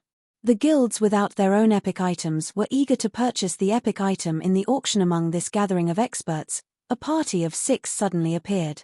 This party was particularly eye-catching as they stood in the crowd. Wow! Which guild do they belong to? They are all wearing epic items. They're even more impressive than the guild leaders from first-rate guilds. Wait, they aren't from a guild. Look, none of them are wearing guild emblems. The players were stunned as they gazed at this party of 6. Even the many upper echelons grew curious about these players' identities. Not only did every member of the party possess epic equipment, but their levels were also astonishing high. All 6 of them were level 43. In the Fire Dragon Empire, these people could definitely rank within the top 10 on the Empire's ranking list. Currently, only the first and second ranked players were level 43. Even if one counted those who had chosen not to display their names on the ranking list, the Empire didn't have more than 5 players who had reached level 43. Big Sis Endless, so many people are staring at us. Should we use our black cloaks? Cloud Yarn asked. She felt that they were attracting too much attention. At this rate, they might be noticed by those with ill will. No need. We're here to build the Midnight Tea Party's fame. With this, we can find more people to conduct business with. Paying no attention to the gazes sent her way, Endless Scars led her companions into the Dark Arena today. She had 3 goals for her visit. The first was to watch the match between Zero Wing and Miracle, the second was to take part in the auction, and the third was to find qualified superpowers to discuss business. Obviously, the guild players crowding the underground arena's entrance didn't meet her requirements. There were simply too many people entering the Dark Arena. Hence, the host had created 2 paths to enter the venue. One was a VIP path for the various superpowers, while the other had been prepared for the various large guilds. Very few representatives from the various superpowers would visit the Dark Arena, so there was no need for these people to wait in line to enter the venue. Meanwhile, the normal path for large guilds saw a lot of traffic, so people using that path had to line up. In Endless Scars' opinion, none of the large guilds in line qualified to discuss business opportunities with her. Most importantly, none of them were strong enough. Naturally, she would not waste her time on these guilds. Instead, she led the few Midnight Tea Party members that had joined her to the VIP path. Seeing the path Endless Scars' group took, the various large guild upper echelons, who had wanted to introduce themselves to the party, revealed bitter smiles. They also dismissed their thoughts of targeting these players' epic items. Those capable of entering via the VIP path had to be closely related to God's Domain's super guilds, regardless of if they were independent players or not. Otherwise, they wouldn't have received a VIP invitation card. Meanwhile, inside a VIP room on the underground arena's 3rd floor, Abandoned Wave sat by a window. As he quietly observed the bet displayed above the arena outside, he could not help but grin. Ha ha ha. Wonderful. As long as the Evil Dragon battle team achieves a complete victory, Blackwater will earn back all of its previous losses with interest. Abandoned Wave said before he began to laugh. Although some people had learned that Miracle backed the Evil Dragon's battle team, which decreased the payout rates from 1 to 3 to 1 to 1.5, The payout rate for a complete victory remained 1-8. Suddenly, Laughing Drunkard entered the room and reported, "Guild leader, Miss Jingxian has arrived. Should we greet her? Go, greet her for me. If possible, borrow some precious materials from her. Tell her that I'll pay her back by threefold later." Abandoned Wave instructed after considering the matter. He did not particularly value Ling Jingxian. After all, she didn't possess any authority in the Blackwater Corporation. There was no need to fawn over her. However, as Ling Jingxian was still a person of considerably high status, he had to show some respect. Understood, Laughing Drunkard replied, bowing before taking his leave. Inside another VIP room in the underground arena, Phoenix Rain frowned when she saw Shifeng's group take their seats below the competition stage. They really only sent 5 people? Phoenix Rain couldn't believe her eyes. Just what is Zero Wing planning? She simply could not figure out what Shifeng was trying to do. Was the man trying to provoke the evil dragon battle team? Or was he trying to conserve his team's strength? Although other battle teams had pulled off such a stunt before, those battle teams were extremely powerful. Those battle teams were absolutely confident in defeating their opponents. Hence, they felt that there was no need to expose the identities of their other members. However, the Evil Dragon battle team was no ordinary team. It had the full support of Miracle. Its overall strength was much higher than the Glorious Lions battle team. However, it was too late for Phoenix Rain to do anything. Both teams' rosters had already been submitted. It was impossible to make any changes now. Moreover, the first match was about to begin. Most laughably, the Asura battle team had decided to send Alluring Summer into the first match, someone whom Phoenix Rain had met only once before. Phoenix Rain had no information about the woman. This Phoenix Rain really is interesting. Has she finally realized the gap between our teams? Thousand Miles sneered as he watched the Asura battle team's 5 members. Unfortunately, it is too late now. March, go ahead and join the others. Also, tell Miracle Dragon and the others to toy around with the Asura battle team properly. Teach them how wide the gap is between our team's strengths. Understood. Silent March replied, a hint of excitement flashing in her eyes. Chapter 1149, Condition for opening the inferior legendary treasure chest.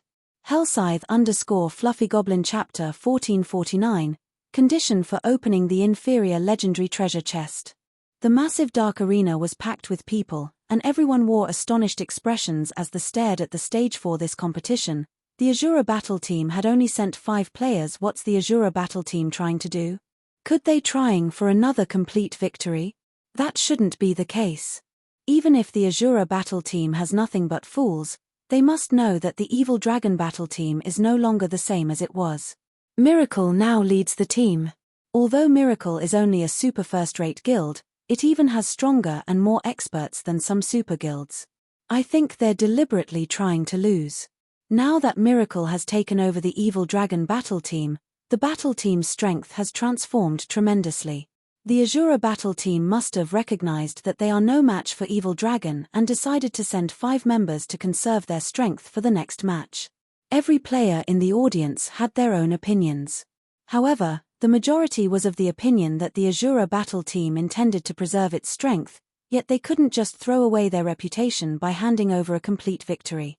Hence, they had sent 5 members. As long as they won one of the first 3 matches, they wouldn't have too many issues. After all, the information they had collected clearly stated that the Asura battle team only a handful of powerful experts. This only gave the team a fighting chance in the first 3 matches. Once the competition proceeded to the final 2 matches, the Asura battle team had no hope of victory. More players began to place their bets on the Evil Dragon battle team's victory. Because of this, the competition's payout ratio changed again. While the payout rate for the Asura battle team's victory was 1-2, the payout rate in favor of the Evil Dragon battle team plummeted. However, the payout rate for either team achieving a complete victory remained the same. Meanwhile, in a VIP room on the 2nd floor, Big Sis Endless, who do you think we should bet on? Cloud Yarn asked hesitantly. The other Midnight Tea Party members similarly looked towards Endless Scars in hopes of predicting the victor in their adventurer team.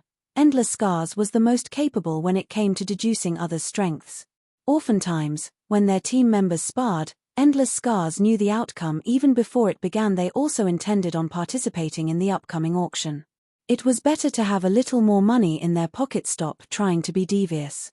We don't have any concrete information about either team right now. It's impossible to judge which team will win. Endless Scars rolled her eyes at her companions. Slowly, she continued, everyone must assume that Zero Wing has no hope of winning. After all, the gap between both sides is simply too massive. However, Zero Wing is not as simple as they think. Let's just observe this battle. Had she not encountered Zero Wing at the Fallen Ark, she definitely would have assumed that the Evil Dragon battle team would win this competition. After all, Miracle had borrowed plenty of epic items from other guilds to secure victory. In addition, Miracle had dispatched its own Apex experts to support the Evil Dragon battle team. It was simply impossible for Zero Wing to win. While the Asura battle team prepared below the stage, Shifeng received a call from Phoenix Rain team leader Yifeng. Does Zero Wing intend to give up this competition? Phoenix Rain asked grumpily. She had rejected 1,000 Miles' offer. She had also put her trust in Zero Wing while shouldering the pressure from the Dragon Phoenix Pavilion's Great Pavilion Master, yet the Asura battle team only had 5 members on the stage. This made her look like a joke before 1,000 Miles, 9 Dragons Emperor, and the Great Pavilion Master. If the Asura battle team suffered utter defeat, her plans for Thunder Island would likely be finished as well. Currently, the number of superpowers contesting over Thunder Island increased by the day. Meanwhile, the Great Pavilion Master disagreed with the idea of splitting the Dragon Phoenix Pavilion's power in the contest.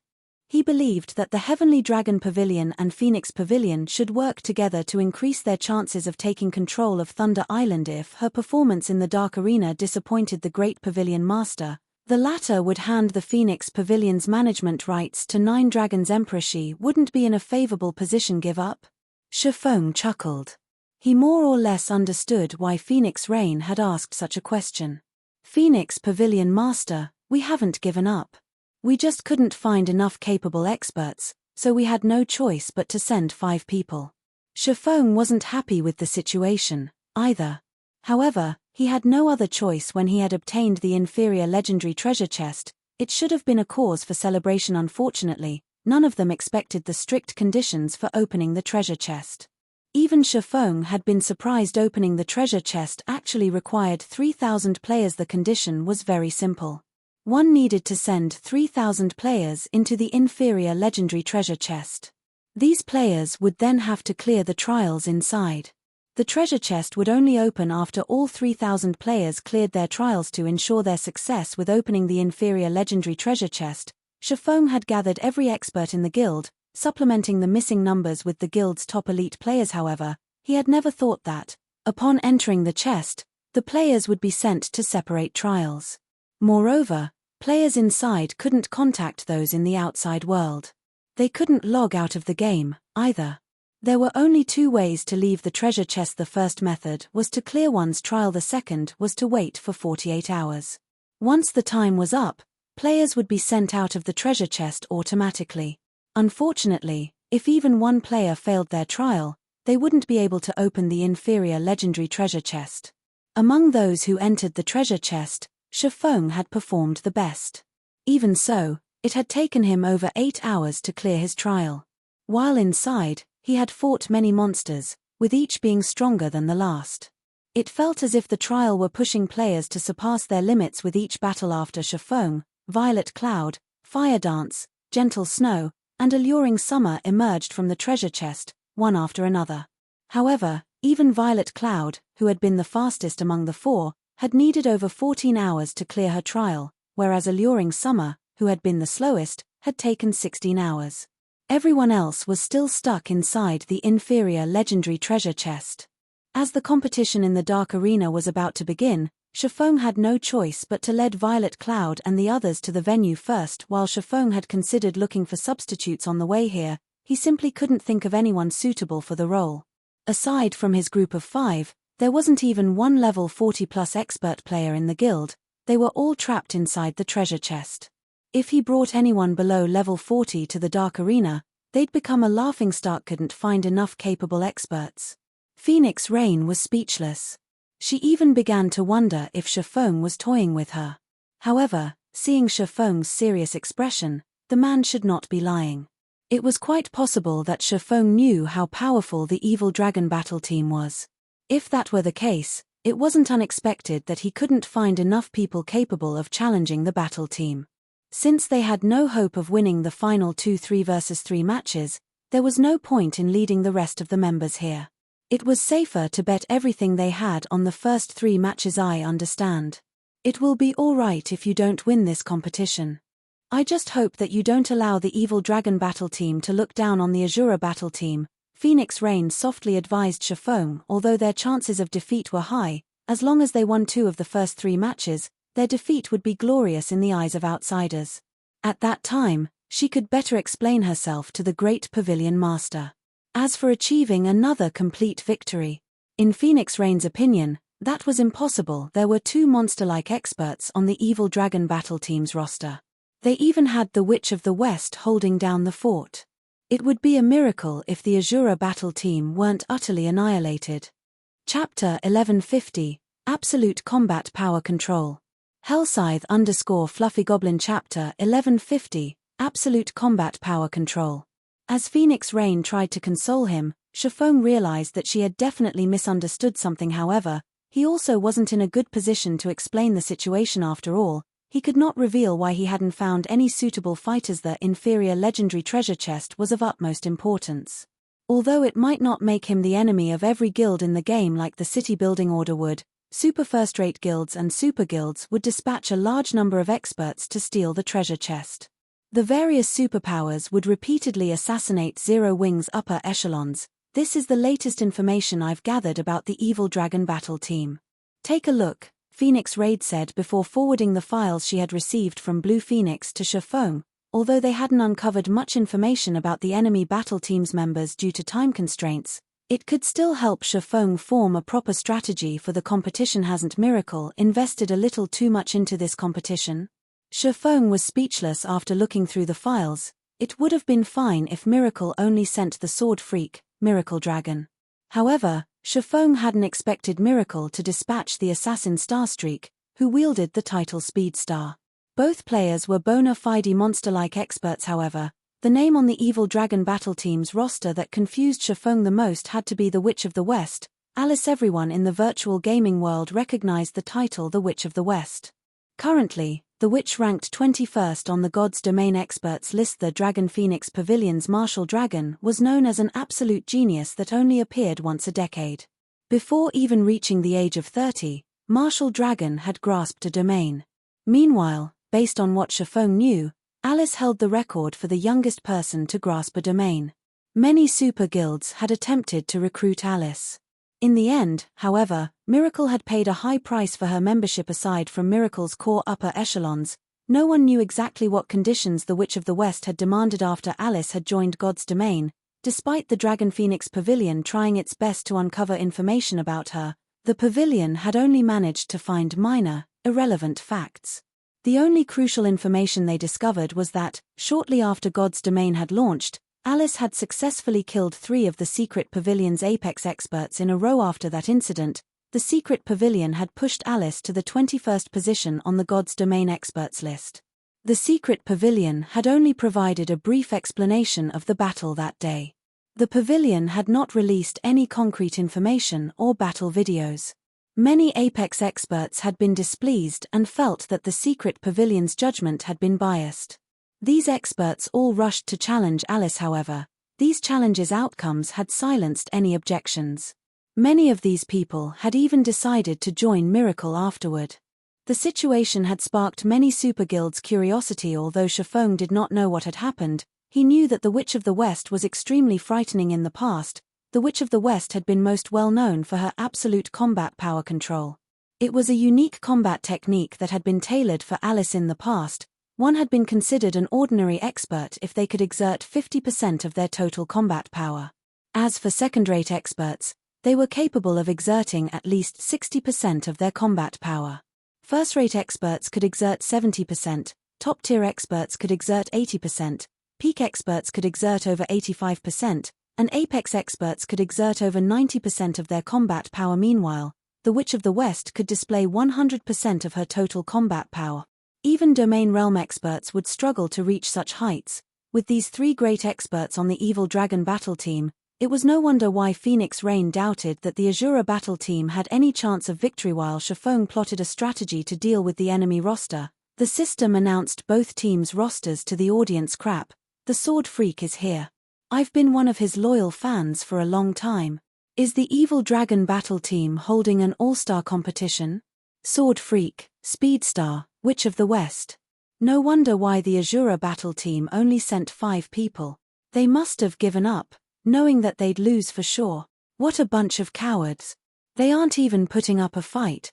The audience gasped in shock when they saw the Evil Dragon battle team's roster. Though they had already heard rumors that Miracle now supported the battle team, they had never imagined that the super first-rate guild would provide so much support. The crowd could not help but shiver with excitement when they saw the names on the Evil Dragon battle team's roster. Compared to the Evil Dragon battle team, the previous teams were simply weaklings. Uncle Yuan, has Miracle lost its mind? It actually sent so many of its peak experts. Purple Jade frowned when she saw the Evil Dragon battle team's roster. The various super guilds were treating the Dark Arena like a playground. They would not take the competitions here seriously and expose their experts' strengths. However, the combatants that Miracle had dispatched spoke volumes of how seriously the guild took the Dark Arena. It was likely that only teams with the backing of super first-rate guilds and super guilds had any chance of contending with the Evil Dragon battle team. Other guild and major corporation battle teams shouldn't even consider taking a team like that down. Jade, don't forget that the Mind Space system has officially activated. Miracle is most likely growing restless and trying to obtain as many resources as it can as quickly as possible. As the Dark Arena takes shape, it's becoming an excellent source of income. Miracle will start taking the competitions here seriously, Yuan Taishan said. Miracle's actions hadn't surprised him in the least. It's unfortunate that Zero Wing still doesn't have enough experts and can't participate in a competition of this level yet. However, at least we have not wasted our trip, since we'll get to watch a few interesting matches and gain a deeper understanding of the Evil Dragon battle team. Meanwhile, inside a VIP room on the second floor, over a dozen people lounged in the VIP room, and every one of them was level 41 or above. Among them, the tall, mighty man in the lead was a level 42 berserker and carried a pitch-black greatsword across his back. If Shifeng saw this man, he would recognize this level 42 berserker as Everlasting War. Sitting around Everlasting War were the Glorious Lions reserve members. They all gaped as they stared at the roster over the stage. Vice team leader, we specifically came all the way here to watch the Asura battle team in action, but at this rate, won't the Evil Dragon battle team annihilate Asura? That's right. If the Evil Dragon battle team secures a complete victory, our Glorious Lions' reputation will plummet, since the Asura battle team defeated us. Alright, enough. We're simply here to watch the competition. If the Asura battle team is utterly defeated, this can only mean that they aren't improving fast enough. In that case, we simply need to defeat the Evil Dragon battle team to redeem ourselves. Everlasting War strictly reprimanded his team after hearing the reserve members' concerns. The Glorious Lions had suffered a complete defeat against the Asura battle team. Losing that competition had dealt Everlasting War a massive mental blow. He had never imagined that Shifeng and the others would be so powerful. Since then, he had finally understood that there was always someone better. In the past, he and his team members were too ignorant and thought of themselves as experts. Henceforth, they had trained desperately and improved themselves. Today, he and his team had come to gain a proper understanding of the Asura battle team. Unfortunately, they hadn't expected the battle team to be so outmatched deep down, though Everlasting War still hoped that the Asura battle team would win. With this, defeating the Asura battle team in a future rematch would have more meaning. Below the stage, in the Evil Dragon battle team's resting area, Miracle Dragon glanced at the Asura battle team's roster before turning to look at the distant Shifeng. When he noticed the swordsman's calm expression, he could not help his disappointment, and here I thought that he would be a formidable rival. Now, it seems he's just a coward, Miracle Dragon said contemptuously. March, I'll let you arrange the matchups. There's no reason to take an opponent that has already surrendered seriously. Understood. Since they are sending an elementalist into the first match, I'll volunteer to fight, Silent March suggested. Fine. However, I forbid you from messing around too much. Just toy with the opponent a little. Do not expose too much of your strength. We need to ensure that we'll progress towards challenging the host. Miracle Dragon instructed. Silent March nodded in response. She then walked up the stage. Chapter 1151, Peak Class. Hellscythe_Fluffy Goblin. Chapter 1151, Peak Class. The moment Silent March took to the stage, cheers erupted around the arena. They restarting the first match with the Purgatory Legion's Vice Commander. Miracle really is merciless.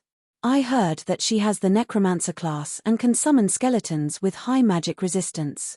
The Asura battle team's Elementalist is in trouble. Trouble? More like a tragedy. Magical classes fear close range more than anything. Elementalists are no exception. A Necromancer can summon dozens of undead without much trouble. An Elementalist has no chance against an army of undead. The audience was comprised of large guild upper echelons and expert players. They were all familiar with various news and details in God's domain. Hence, they were all familiar with the Purgatory Legion's Silent March. Not only was Silent March the vice commander of one of Miracle's trumpcard legions, but she also wielded a hidden class. Due to her status, the various large guilds had investigated the woman and had come to understand just how powerful the Necromancer class was. The Necromancer was a peak hidden class that had almost no weaknesses. The class was incredibly powerful in every aspect. A fight between a Necromancer and an ordinary class would simply be one-sided. When Phoenix Rain, who watched from a VIP room, saw the Evil Dragon battle team's representative for the first match, a shade fell over her white, unblemished skin. They using one of their secret weapons in the first match. 1,000 Miles is really taking this seriously. Phoenix Rain frowned when she saw Silent March's grey, gemstone staff. When she had previously met Silent March, the latter had carried a Blackwood staff. Based on her estimates, that Blackwood staff should have only been a top-tier dark gold staff, yet Silent March had changed her equipment, wielding a new staff now.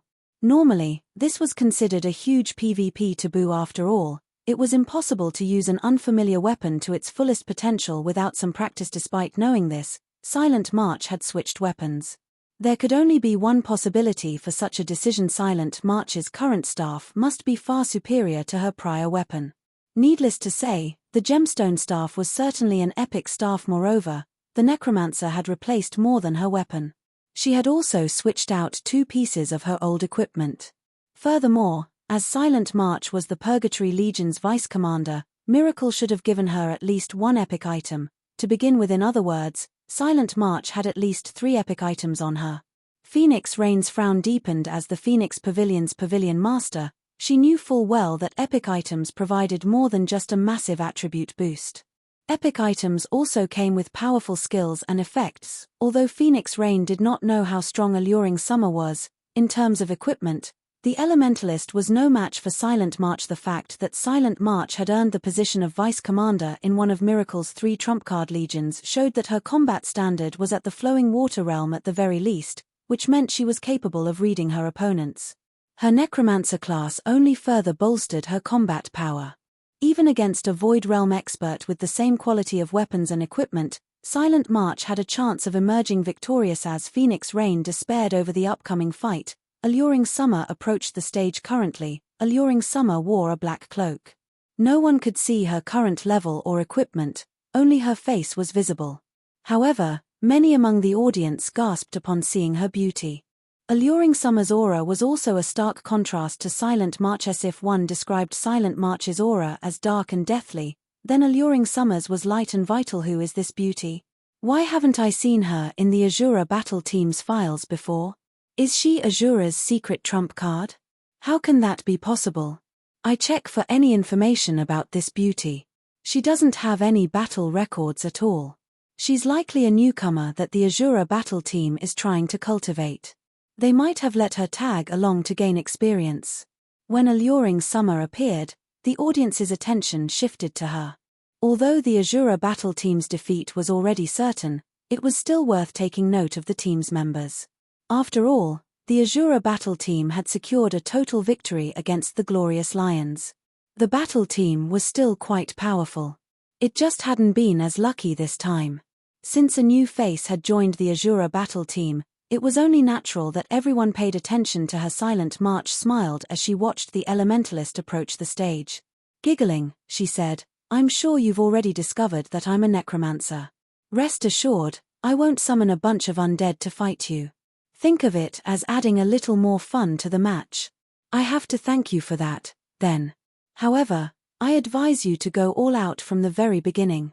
Otherwise, this fight will be over very quickly," Alluring Summer said, smiling. Her sweet smile could even melt snow. "Is that so? I'll listen to your suggestion, then.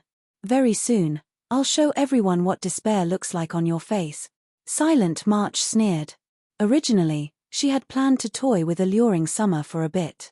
However, she had just changed her mind. Although the audience couldn't hear the conversation between the two women, when they saw the smiles on the women's faces, they somehow felt chills crawl down their spines. The timer above the stage began to count down 5, 4, 3.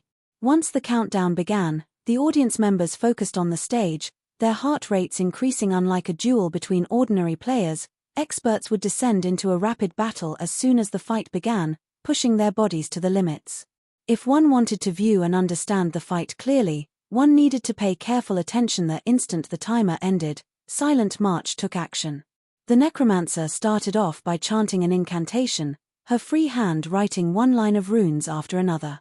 Her writing was so fast that no one could even see her hand's shadow. Shortly after, a grey magic array formed beside Silent March, stupefying the spectators. "Crap. Triple casting? Is she even human?" As expected of the Purgatory Legion's vice commander, her strength is absurd. Single casting was already difficult for ordinary players. If a spell's incantation and runes were not chanted and written properly, the spell would be significantly weaker. Extremely few experts were capable of double casting. Not only did players need to get the chant and runes of both spells correct when double casting, but players also needed to be fast. Players needed to complete the chants and runes for both spells within a short time. Otherwise, the system would determine the spell's casting time to be too long, and the system would interrupt the cast. All magical class players dreamed of being able to triple cast. It wasn't something that could be achieved through hard work alone. One needed to be talented. Once a magical class player grasped triple casting, their strength would undergo a qualitative transformation. Fighting a triple caster was like fighting 3 players at once. Moreover, these 3 players would cooperate seamlessly. While everyone was shocked by Silent March's triple casting, Alluring Summer revealed that she could double cast. Unfortunately, the difference between them was like the difference between heaven and earth. Cry out in despair. Silent March revealed a sinister expression as she sneered at Alluring Summer. She then raised her staff and pointed it toward the sky. Immediately, a black magic array appeared above the fighters, covering half of the stage. Tier 1 curse, Call of Death.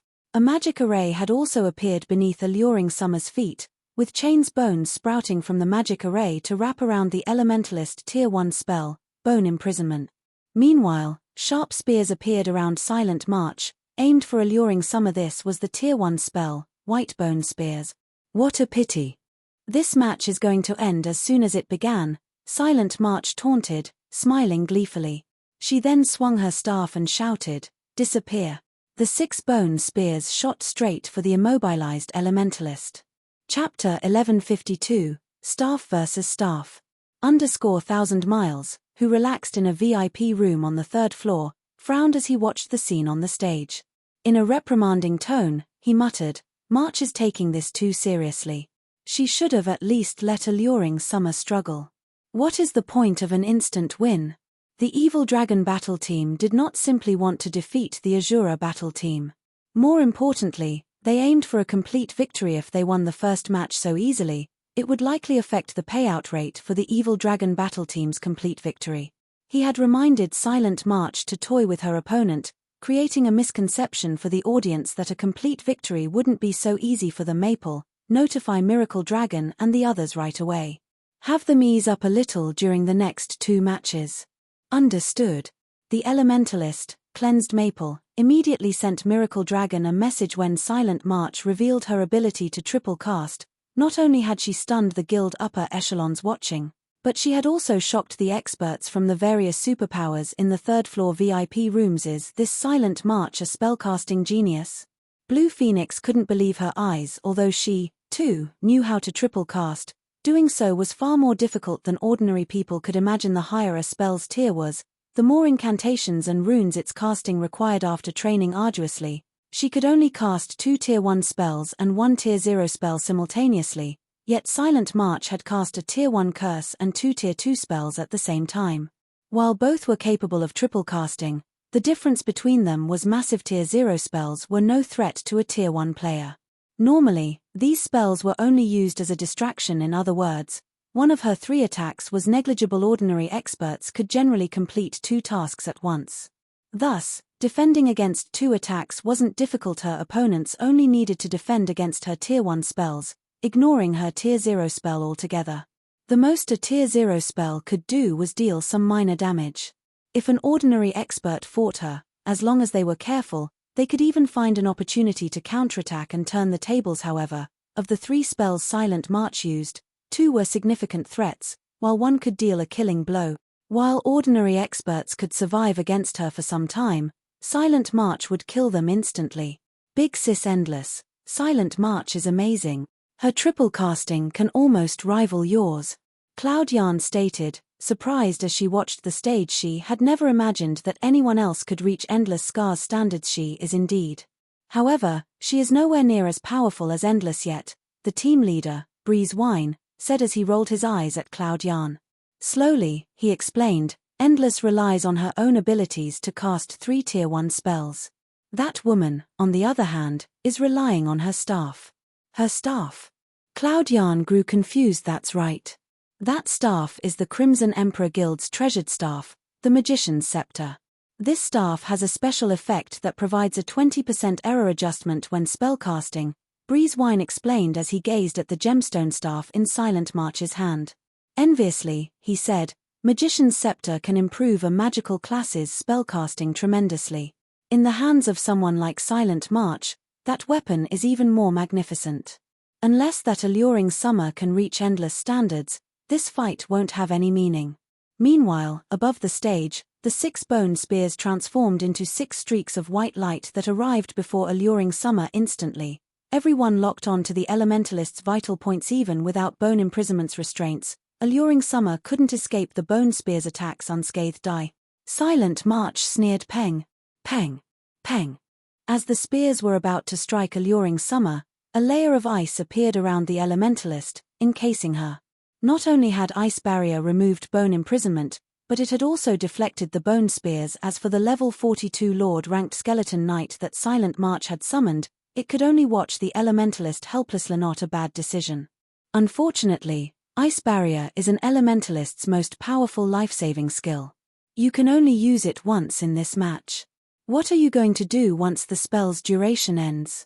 Silent March asked contemptuously. She wielded the Magician's Scepter as well as a peak legacy. She could even challenge a domain realm expert, not to mention alluring summer. However, as Silent March was about to cast another series of spells, she discovered something off about the mana flow above the stage.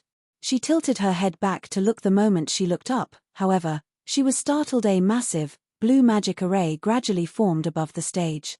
This array was no weaker than her Tier 1 curse. The audience was similarly stunned by this sight. What a decisive move. Even a fool could tell that the magic array was a large-scale destruction spell. Large-scale destruction spells did not differentiate between friend and foe. Everyone within the spell's range was free game. However, Ice Barrier was a life-saving skill that gave its user invulnerability during its duration. Alluring Summer could easily endure her own spell. However, summoners did not have invulnerability skills. If Silent March couldn't defend herself against the large-scale destruction spell, she would definitely die. Boom. Boom. Boom. As one lightning strike descended after another, over half of the stage had transformed into an electric hell. Even Silent March could not escape the spell's range in time. After the thunderstorm had passed, the battlefield was unrecognizable. Alluring Summer finally emerged from her ice barrier as everyone assumed that Silent March was dead.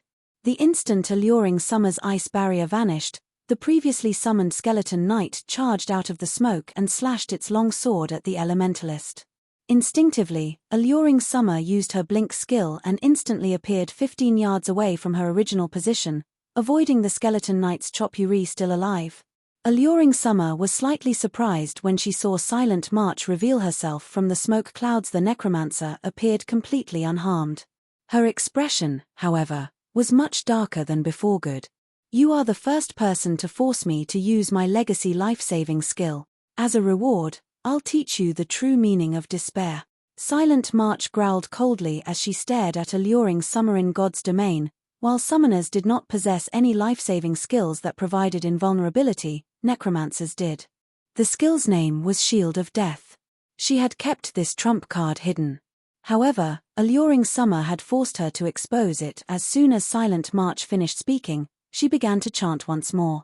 At the same time, she controlled the skeleton knight to attack Alluring Summer. Alluring Summer was forced to dodge the skeleton knight's attacks while interrupting Silent March's casting with ice spears. However, Silent March blocked the incoming attacks with Bone Wall Rise, my undead army. As Silent March finished the last verse, skeleton warriors pulled themselves from the ground before her. Some of the warriors wielded long swords and shields, while others wielded battle axes and some had bows. In the blink of an eye, a small legion had appeared before Silent March. Although the majority of the small legion consisted of level 42 common ranked skeleton warriors, as undead's magic resistance was quite high, even cannon fodder could prove to be troublesome for an elementalist. Furthermore, among the 60-plus skeleton warriors, there were even a few level 42 elite-ranked skeleton warriors equipped with good equipment. This move was none other than Necromancer's trademark skill, Undead Legion. As Silent March's Undead Legion was still a Tier 1 skill, it could only summon 60 common ranked skeleton warriors with a chance to summon elites. Upon reaching Tier 2, however, the Necromancer could summon 100 elite-ranked skeleton warriors with a chance to summon special elites. Everyone fell silent as the skeleton warriors filled the stage. Even MT classes like Guardian Knights and Shield Warriors felt chills crawl down their spines. This numerical advantage was overwhelming. You want to fight as a group? Alluring Summer revealed a joyful smile as she grinned at the Undead Legion before her. Come, then. Saying so, Alluring Summer stored her original staff and retrieved a black scythe from her bag. There were extremely intricate skulls and magical patterns engraved on the scythe. At a glance, it looked like the Grim Reaper's signature weapon. This staff was none other than the staff that dropped from one of the fossilized Tyrannosaurus's death as Psy. Chapter 1153, One-Sided Bullying. Hellscythe _ Fluffy Goblin. Chapter 1153, One-Sided Bullying. When Alluring Summer replaced her staff, her aura began to transform. If Alluring Summer had been akin to the warm sun before, then now, she was cold like the moon. Moreover, her aura wasn't the only thing that had transformed. A faint layer of grey fog had also appeared around her, obscuring her from sight. Is that a staff? Why does it look more like a melee weapon? Rather than an elementalist, the crowd thought Alluring Summer looked like a god of death. That weapon is giving off such a powerful oppression. I bet it's an epic weapon. It's a pity that there isn't much point to switching weapons right now. With so many skeleton warriors and the skeleton knight, she doesn't have a chance. Silent March is waiting for an opportunity on the other side of the stage, too. I know, right? The Necromancer class is simply broken in a one-on-one fight. Although the spectators had realized that Alluring Summer's new weapon was quite powerful, a single weapon could not change this battle's outcome.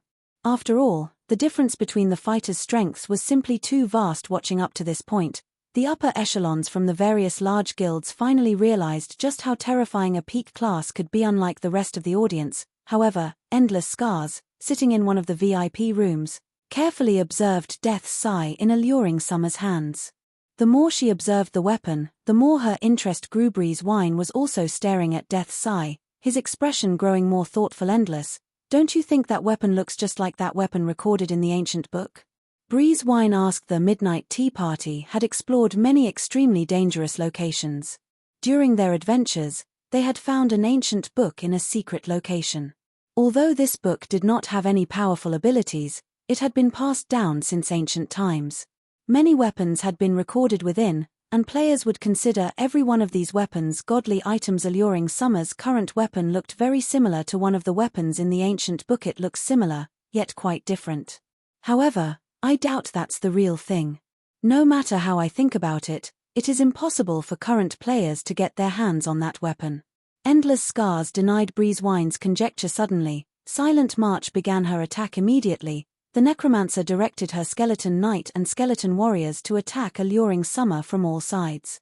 This way, the elementalist could neither defend herself nor blink away. In the end, Alluring Summer would be surrounded and killed as the skeleton knight and skeleton warriors inched closer to Alluring Summer. She responded by using the Tier 1 spell. Blizzard A Snowstorm then enveloped an area of 10 by 20 yards, turning every skeleton warrior within range into an ice statue. A damage of over -6,000 appeared above the skeleton warriors' heads. Alluring Summer frowned. These undead monsters' magic resistance was much higher than she had expected. Unless she used a large-scale destruction spell, she couldn't instant kill these level 42 skeleton warriors with 45,000 HP. Stop wasting your energy. With the skeleton warriors' magic resistance, the damage they receive from Tier 1 spells is reduced by 70%. Even if you've switched to an epic weapon, you are still no match for them, Silent March said, sneering. Or do you think that you can bridge the gap with one measly epic weapon? Don't forget that I have my own epic staff. As soon Silent March spoke, 6 white bone spears appeared around her. Once more, you had used your life-saving skill to defend against this attack. I want to see how you survive this time. Silent March shouted and swung her staff down immediately. The 6 bone spears flew towards Alluring Summer. Seeing this, the audience assumed that this match was over. Regarding basic attributes or class, Silent March was greatly superior to Alluring Summer. It was impossible for Alluring Summer to secure victory by relying on one epic staff. It's over. However, the Asura battle team has not lost this match in vain. Without any advantages, the loss isn't unusual. The crowd couldn't help but pity the Asura battle team. Although both battle teams had the support of a guild, the difference between Zero Wing and Miracle was massive. In the previous competition, the Asura battle team had relied on their basic attributes, weapons, and equipment to achieve victory. Unfortunately, they were weaker than the Evil Dragon battle team in every aspect. Boom. As an explosion rang through the battlefield, smoke and dust flew into the air. Silent March frowned, confused as she looked at Alluring Summer, who stood amidst the dust and smoke. Alluring Summer had only evaded the 6 bone spears. The elementalist had not bothered to use skills to defend herself. No magical class expert would make such a simple mistake. 4 bone spears had struck Alluring Summer, her HP falling below 50%. As long as she launched another volley with the white bone spears, she could take the elementalist's life. In reality, even if Silent March didn't attack, her skeletons could defeat Alluring Summer easily. Giving up already? Silent March could not help but laugh. Giving up? Alluring Summer shook her head. Chuckling, she said, I have not given up.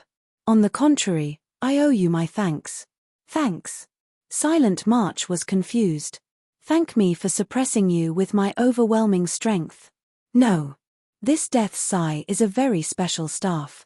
Only when its user's HP is below 50% can display its true potential, Alluring Summer said, helplessness filling her voice as she gazed at the scythe in her hand. Are you trying to say that you can defeat me once you have less than half of your HP? Silent March could not help but grin at the elementalist, glaring at the woman with contempt and ridicule. She had 3 epic items on her right now, and every one of them had astonishing effects. She hadn't even used one of their effects thus far.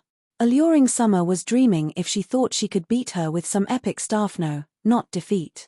Chuckling, Alluring Summer said, this will just be one-sided bullying. Silent March was instantly furious upon hearing Alluring Summer's confidence. Lightly waving her magician's scepter, she activated one of the staff skills. Mana Amplification. Increases the effects of all skills used by caster by 500% for 10 seconds cooldown, 2 hours. Now, Silent March was even strong enough to face a Grand Lord of the same level. Immediately, 30 white bone spears appeared around Silent March. Moreover, every one contained more power than the previous spears. The audience was flabbergasted. Crap, this is just too overpowered. She's too strong. Even 10 of me couldn't take her on. Is this the strength of the Purgatory Legion's vice commander? If these players had thought that they had any hope against an expert like Silent March, then now, she felt like an invincible monster turned to ash. Silent March waved her staff towards Alluring Summer. Show. The 30 bone spears flew towards Elementalist, leaving her with no space to dodge. I was waiting for this. Alluring Summer was unperturbed in the face of the incoming spears. On the contrary, she appeared excited. Gripping Death's Sigh tightly in both hands, she swung the weapon down towards the enemy necromancer Peng. The sound of glass shattering reached the spectators. The space before Alluring Summer then split like two halves of a broken window, following which, both the incoming bone spears and the skeleton legion turned into ash and dust. Although Silent March tried to say something, she suddenly collapsed to the ground.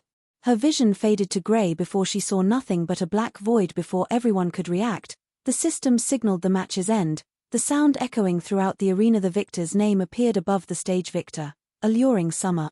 Chapter 1154, 12 Great Legendary Staffs. Hellscythe _ Fluffy Goblin. Chapter 1154, 12 Great Legendary Staffs. Seeing the victor's ID hovering above the stage, silence reigned over the competition venue for a moment. It seemed as if this silence had blanketed the world. The match's outcome confused everyone. No matter how they looked at it, Silent March should have won this match with ease. Alluring Summer simply had no hope of winning, yet she had overturned the match with a single skill. Everything had happened so suddenly that, before they even realized it, Silent March, who had 100% of her HP remaining, was dead. What just happened? Silent March was defeated? What kind of attack was that? Many people's eyes widened in shock when they watched the replay. However, even in the end, they hadn't seen Alluring Summer's attack process from beginning to end. Alluring Summer had only lightly swung her scythe. After that, the space before Alluring Summer had split in half, killing the undead and Silent March, who had been 30 yards away, instantly. In God's domain, ranged attacks normally had a trajectory indicator. For example, when Silent March had fired the white bone spears at Alluring Smile, the spectators had seen trajectory indicators for a brief moment, allowing them to predict where the attacks would land. However, Alluring Summer's attack hadn't displayed any trajectory indicators. It was as if Alluring Summer had struck Silent March the moment she swung Death's Sigh. Big Sis Endless, I just watched the replay multiple times, and I couldn't see any indicators. Does Alluring Summer's skill not use them? Cloud Yarn could not help but ask if she were to point out who knew the most about God's domain, then it would definitely be Endless Scars. If Endless Scars didn't know something that no one else in the team would either, you don't need to look for them. Her attack does not have any trajectory indicators. Endless Scars' eyes shone with excitement as she stared at the scythe in Alluring Summer's hands. I really didn't expect this. Although it isn't the real deal, I'm shocked to see that Zero Wing has obtained such a weapon. Silent March had not lost without reason. Breezewine nodded in agreement with Endless Scars' words, fear filling his eyes as he looked at Alluring Summer's weapon. He was certain that the weapon Alluring Summer wielded was a replica of one of God's domain's 12 great legendary staffs, Death's Sigh. As for the weapon being the real deal, that was very unlikely. According to the ancient book, the real article had been destroyed long ago. Even a blacksmith god couldn't repair it. Thus, he was absolutely confident that the elementalist's Death's Sigh was a replica. However, the imitation was considerably similar to the real thing if it could even use dimensional fracture. Dimensional fracture was an unblockable skill. Even invulnerability could not stop it. Dimensional fracture ignored distance and all forms of protection. When activated, the skill would even penetrate invincible defenses and attack the target directly. It was rumored that the real Death's Sigh could instant kill any creature below tier 6. Of course, that was only a rumor. Moreover, Alluring Summer only wielded a replica. Even so, a replica should have no problems instant killing a tier 1 magical class player. She's dead. Phoenix Rain was somewhat confused after watching the match's outcome. This win was too sudden. She hadn't been prepared for such an outcome. Rather than calling this a PvP match, it had been a one-sided display of power. Damn it. Damn it. Thousand Miles's eyes radiated killing intent as he glared at Alluring Summer. He wanted to rush onto the stage and kill the elementalist back to level 0. This single loss had foiled his plans to annihilate the Asura battle team. He had bet tons of resources on the evil dragon battle team achieving a complete victory. Now that his plan had failed, why wouldn't he be furious? He had intended to use those resources to compete for the authority over Thunder Island now, however, they were gone. Very quickly, Thousand Miles calmed himself down. He turned to Cleansed Maple and said, "Notify Miracle Dragon immediately." I don't want to see them lose another match. I want them to go all out in the next 2 fights. Now that a complete victory was no longer possible, they could only defeat the Asura battle team and recuperate their losses from the competition's winnings. Many large guilds had come to participate in the upcoming auction. Before the auction began, however, many of these guilds would try their luck and bet on the competition. As long as the Evil Dragon battle team won, their winnings might make up for the losses they suffered. Hence, 1000 Miles was now taking the competition seriously and refused to give the Asura battle team any hope of victory. However, compared to 1000 Miles' rage, Abandoned Wave had nearly gone mad in another VIP room. Abandoned Wave had bet practically all of his guild's resources on the Evil Dragon battle team's complete victory. He could not afford for the team to lose even a single match. Zero Wing, Abandoned Wave's eyes were bloodshot as he glared at Shifeng's group below the stage. Zero Wing had spoiled several of his plans now. He resolved himself for the final struggle. Drunkard, notify the Beast Emperor and tell him that I'm willing to become an evil god apostle. Moreover, I'll sacrifice 1 million players to him. However, I want both Stone Forest Town and Zero Wing annihilated.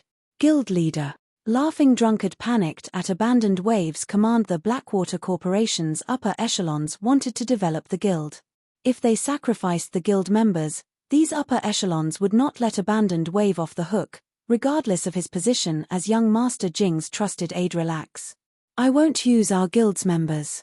In any case, contact the Beast Emperor, Abandoned Wave said. Despite such a reply, Laughing Drunkard still thought that Abandoned Wave had lost his mind. The Beast Emperor was an extremely mysterious fellow. Every time they had met, the man's face had been wrapped in bandages. They had never seen his true appearance. Even the name of Beast Emperor was a fake. The Beast Emperor had sought them out, stating that he could help them achieve great things. However, he had a condition. They must become evil god apostles. After hearing his deal, they researched what it meant to become an evil god apostle. Only after investigating the matter did they understand how horrible it would be to become an evil god apostle. Becoming one would make them an enemy to almost everyone in the game. Moreover, after becoming an evil god apostle, unless one deleted their accounts and restarted, they would remain an evil god apostle forever. Furthermore, if NPCs captured them, their accounts would be useless. Hence, Abandoned Wave had refused to become an evil god apostle, content with conducting trades with the Beast Emperor. Enough. Just do as I say. I'll explain things to young Master Jing, Abandoned Wave coldly ordered as he shot the motionless Laughing Drunkard a glare. Understood. With no other option, Laughing Drunkard left the room, traveling to where he usually met the Beast Emperor. As the competition's first round had come to an end, the audience quickly shifted its attention to the second round. The second round was a 2-on-2 battle. Unlike one-on-one matches, players could rely on teamwork to display even greater power. The instant the Evil Dragon battle team declared their participating members, the spectators' expressions grew serious. They can't be serious, right? It seems that the Evil Dragon battle team is pissed off now. They sent those two to fight. This trip was really worth it. Many large guild upper echelons and superpower members grew excited when they saw the names of the Evil Dragon battle team's representatives for the second round. For the second round, the Evil Dragon battle team dispatched the Witch of the West, Alice, and the Speedstar, Starstreak. Both these players were famous experts from Miracle. Even super guilds had to take these two players very seriously. Chapter 1155, Swapping Weapons. Hellscythe_Fluffy Goblin. Chapter 1155, Swapping Weapons. As everyone watched, Alice and Starstreak slowly walked onto the stage. Although neither spoke a word, just by standing on the stage, the audience could feel an intense pressure emanating from the two. So strong. That is the Witch of the West. Shock filled Blue Phoenix's eyes as she stared at the confidently smiling, blonde, doll-like girl on the stage. Although Alice currently wore a black cloak, she had not bothered to hide her appearance or equipment. Thus, Blue Phoenix could determine that the witch wore the Flaming Sun set equipment. The Flaming Sun was a level 50 Feingold set equipment for elementalists. The set had a total of 8 pieces. Blue Phoenix had recognized the set because the Dragon Phoenix Pavilion also possessed the chest piece. That was one of the several pieces of equipment they had obtained after killing a level 55 Grand Lord in a temple ruin in the Apocalypse Empire, yet Alice wore the complete set that was a level 50 Feingold set equipment they were talking about. Why wouldn't she be shocked? After reaching level 50, even mysterious iron equipment became very difficult to obtain, much less fine-gold set equipment. The Flaming Sunset equipment had a slightly unique effect. After gathering all 8 pieces, players could equip the set at level 45 inches. Other words, Alice was at least level 45. She even surpassed the first-ranked player on the Fire Dragon Empire's ranking list when pairing Alice's superb combat standards with the level 50 Flaming Sunset equipment and level 45. She was practically invincible among current players. Miracle really is impressive. I never expected that they had secretly conquered the temple ruins.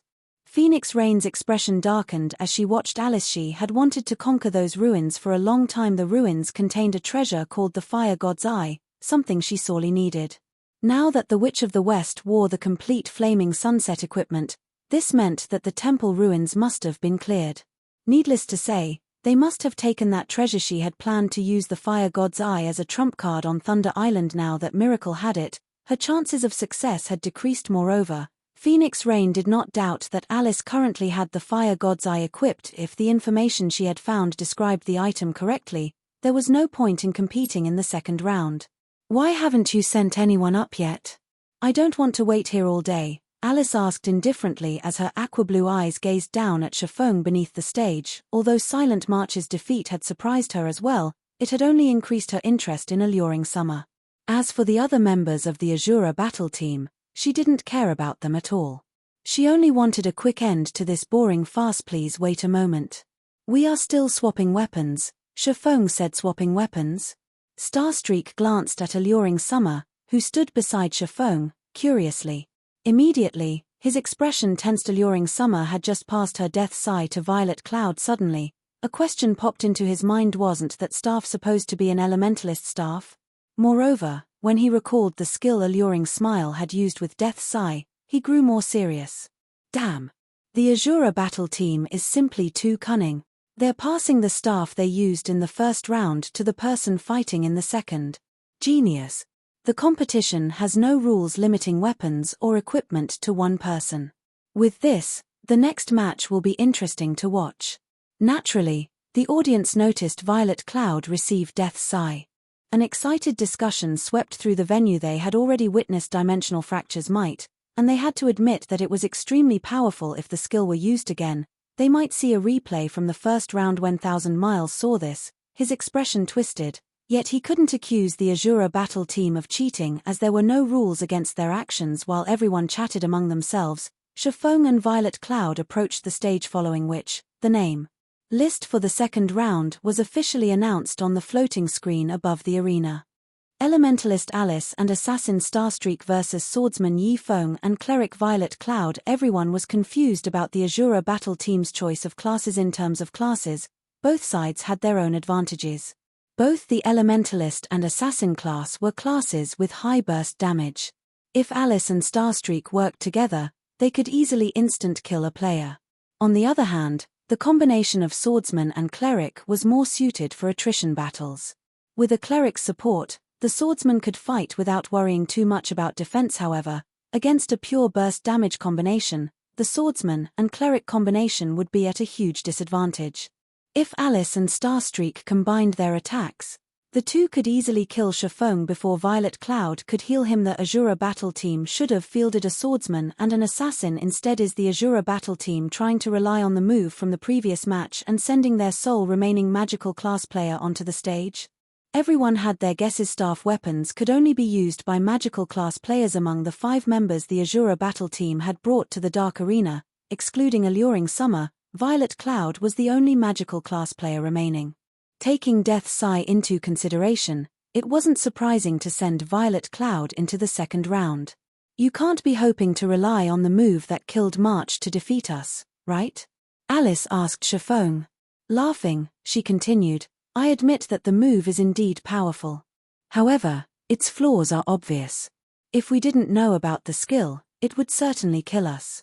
However, we know about it already. As long as we treat that cleric like a melee player, we can easily disable the move. Furthermore, you have to face Starstreak and me, not March. Or do you think that you will have an opportunity to use that skill? Alice hadn't spoken quietly. Hence, The audience had heard her clearly. Some of the players who originally thought that the Asura battle team had a chance of victory couldn't help but agree with Alice's words. Although the Asura battle team's plan was a good one, had they forgotten who their opponents were? They were talking about the Witch of the West and Speedstar. If the two worked together, even if they hadn't known about Death's Sigh, they could easily emerge victorious. No, I believe you have misunderstood two things. First, Death's Sigh isn't an elementalist-specific weapon, Shifeng said, waving his hand. Second, Alluring Summer didn't loan this weapon to Violet Cloud.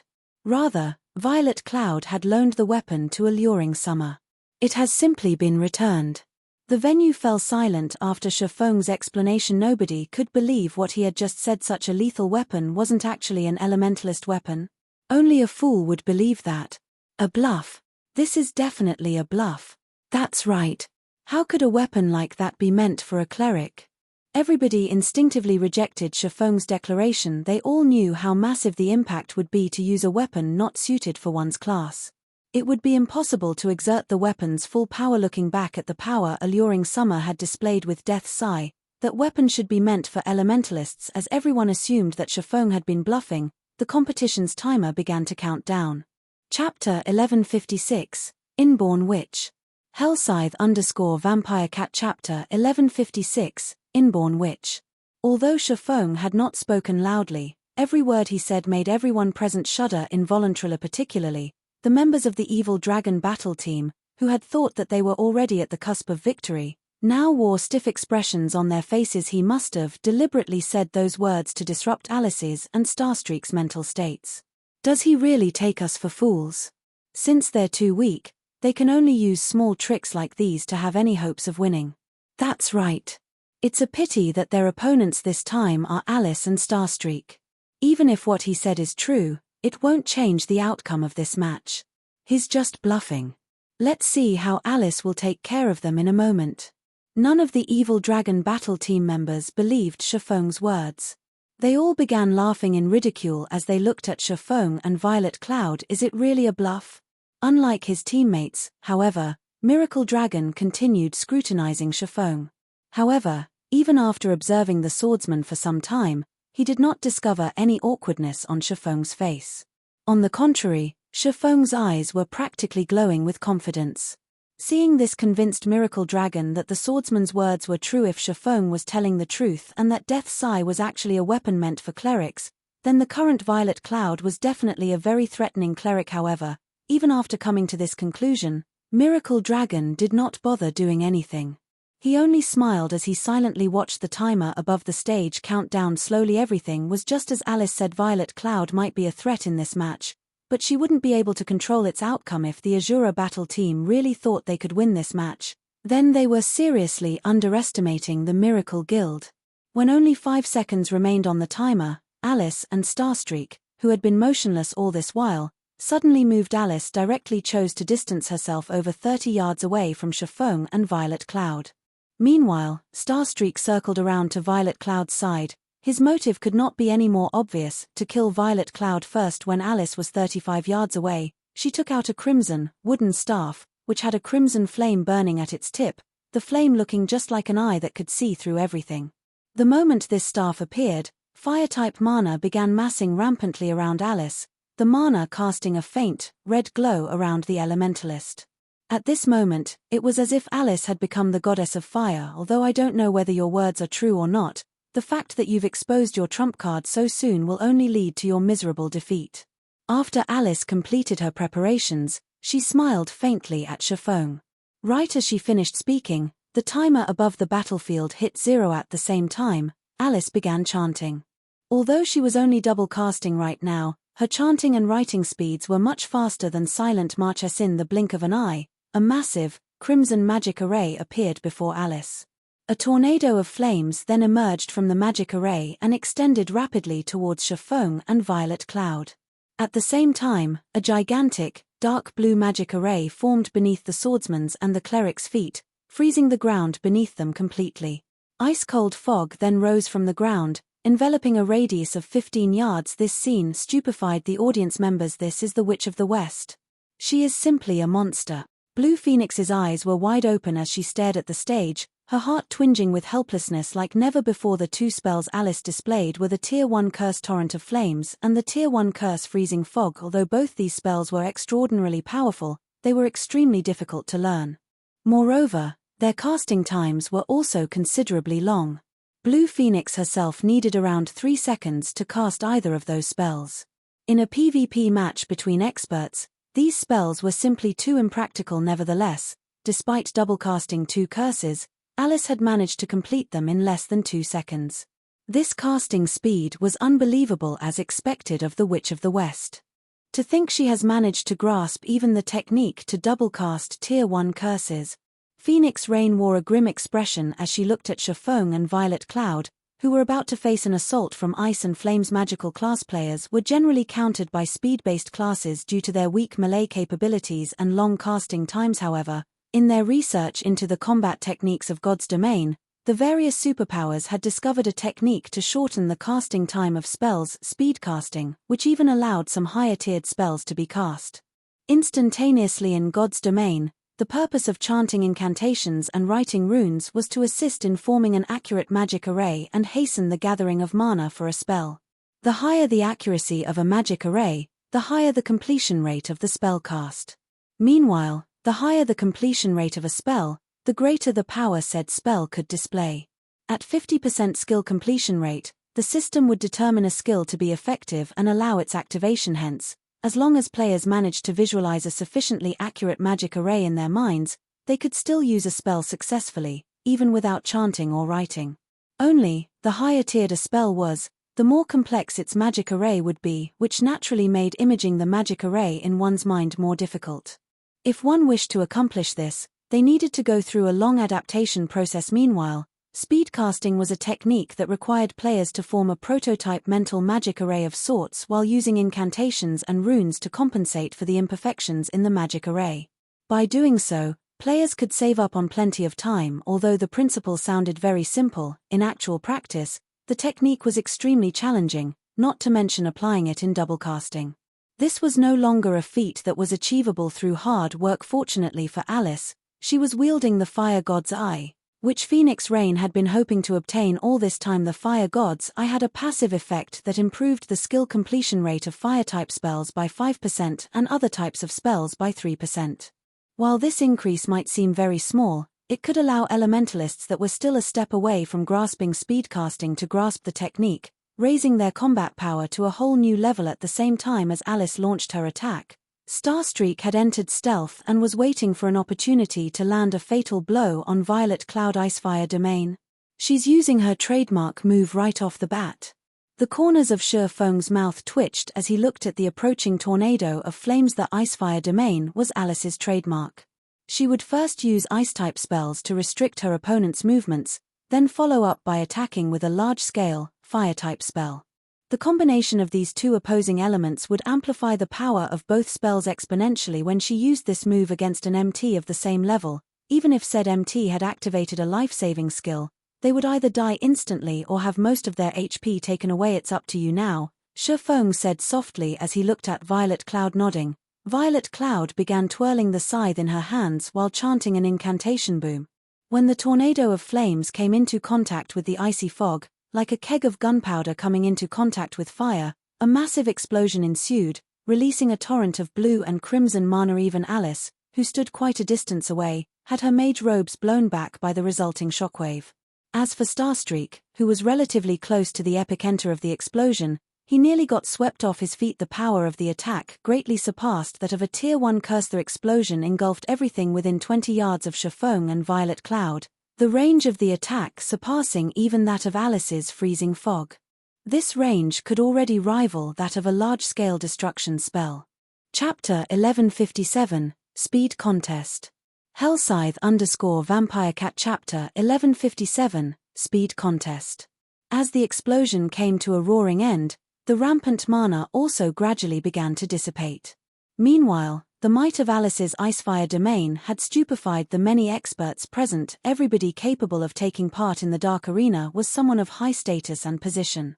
Among them, there was no lack of powerful experts from large guilds at this moment. However, every one of these experts had their breaths taken away by the Witch of the West, particularly those magical class experts, who even found themselves gasping for air when they witnessed this scene spell combination. This is too amazing. It's a true spell combination.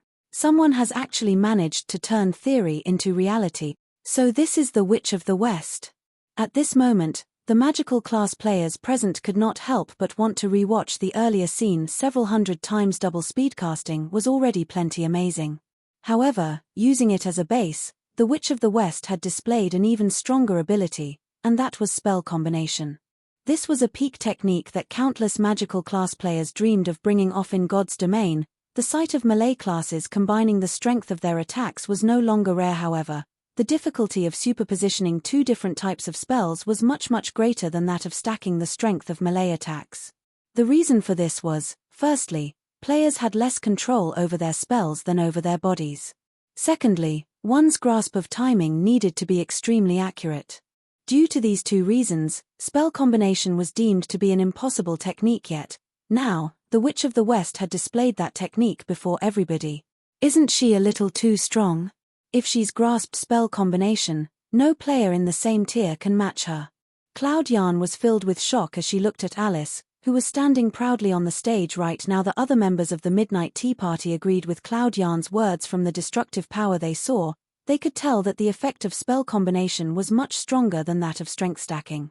Even just the combination of two ordinary Tier 1 spells resulted in a power that could rival that of a Tier 2 spell. Being able to cast Tier 2 spells as a Tier 1 player would provide one with an overwhelming advantage over others, not to mention being capable of combining two Tier 1 curses together. Anyone who did not possess a defensive skill that provided invulnerability would be killed instantly. What a pity. Endless Scars could not help but sigh as she took another look at the Asura battle team. Her view of the battle was mostly the same as her teammates. However, unlike them, she did not consider Alice invincible among those of the same tier. At the very least, among the experts she knew, there were many that could contend against Alice. One of the said experts was none other than the Sword King Black Flame, whom she had met just recently. Unfortunately, Black Flame was not participating in this competition. Otherwise, there would definitely be an interesting fight to watch if the two of them fought. Just as everyone believed that the Asura battle team's members had already been killed and was waiting for the system to announce the victors, two vague figures appeared standing amid the scattering smoke. They managed to survive even that. Everyone could not help but grow confused. Even an MT with their life-saving skill activated would most likely die when going up against that kind of destructive power, not to mention a swordsman and a cleric, which were inferior to MTS when it came to HP and defense. The instant Violet Cloud's figure emerged, Starstreak, who had been looking for an opportunity to strike all this time, activated Shadow Steps and dove straight into the smoke clouds. He then stabbed his pitch-black dagger at the back of the petite figure before him. Starstreak completed the entire process like flowing water. He made no sound whatsoever as he moved, and included no excess movements in his actions. Immediately, the pitch-black dagger struck at Violet Cloud at a speed invisible to the naked eye. Ambush. Dang! Sparks flew into the surroundings as the clangor of metal clashing resounded throughout the stage. Amid the little sparks, one could faintly see a long sword wrapped in blue lightning holding back the advance of Starstreak's pitch-black dagger. He blocked it. Starstreak was inwardly surprised. However, as a peak expert, he would not fall back just because one of his attacks failed to land. He promptly adjusted his previous strategy as he flipped the silver dagger in his left hand into a reverse grip. In the next moment, the silver dagger began emitting cold air. He then activated the epic ranked Frost Tooth's strongest skill, Frost Burst, at Chiffon and Violet Cloud. Frost Burst was a skill that dealt a large amount of ice-type damage in a fan-shaped area before the user. At the same time, the skill would also freeze all creatures within the affected area for 5 seconds. Even if one used a control removal skill, they would still be affected by Frost Burst's other effect, which reduced the movement speed and attack speed of all enemies within a 20-yard radius for 10 seconds. With this, Starstreak would have an absolute advantage throughout the skill's duration. Boom. The space before Starstreak immediately turned into a world of frost, following which, he used Absolute Strike and struck at Violet Cloud once more. Peng. However, before he could reach his target, Starstreak, who had transformed into a streak of shadow, found himself stopped without warning. It was as if his entire person had crashed into a wall. What's going on? Starstreak was thoroughly bewildered at this moment, There was actually an invisible wall before him. Meanwhile, not only had this invisible wall stopped his absolute strike, but even the ice burst he used before had been blocked. Both Shifeng and Violet Cloud were completely unharmed. In the next moment, the invisible wall shattered, and a blue sword light suddenly struck at Starstreak. The link between the two processes was simply perfect, giving Starstreak practically no time to react. Peng. In the nick of time, Starstreak managed to move a dagger into the path of the blue sword light. However, as soon as Starstreak stopped this sword light, several more followed in rapid succession, every one of them targeted at the assassin's weak points. What fast swordsmanship! Starstreak hurriedly brandished his two daggers to fend off the onslaught. Each time he repulsed an attack, it felt like a hammer pounding his arms, the resulting vibrations inflicting pain. Meanwhile, watching the numerous sword lights interweaving with one another, the audience was dazzled by what they saw. Everyone could only see the afterimages of the hands of both sides.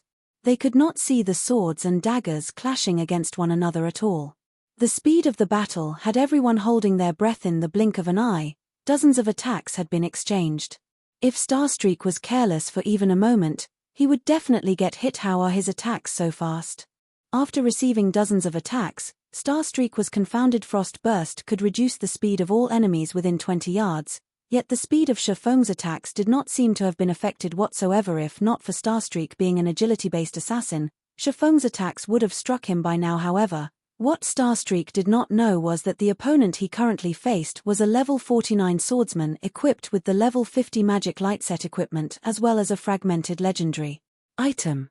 If not for Shifeng's speed having been reduced, he would have long since defeated Starstreak in their contest of speed. Seeing as Shifeng had already secured the advantage, Starstreak had no other choice but to activate his Berserk skill. Once he activated his Berserk skill, he intended to force back Shifeng and open a distance between them to prevent the swordsman from furthering his assault. Then, he would look for an opportunity to strike. After all, an assassin did not have many advantages against a swordsman in a frontal clash. With this in mind, right when their weapons were about to clash once more, Starstreak activated his Berserk skill, Phantom, his strength and speed soaring by a large margin. In the next instant, both his daggers abruptly struck at the killing ray in Shifeng's hand. Peng. Starstreak felt like he had just attacked a steel wall, both his hands aching from the resulting vibrations. In contrast, the arm Shifeng used to swing killing ray only trembled slightly. Impossible. Starstreak was stunned. Chapter 1158, Different Level of Competition. Hellscythe_Vampire Cat. Chapter 1158, Different Level of Competition.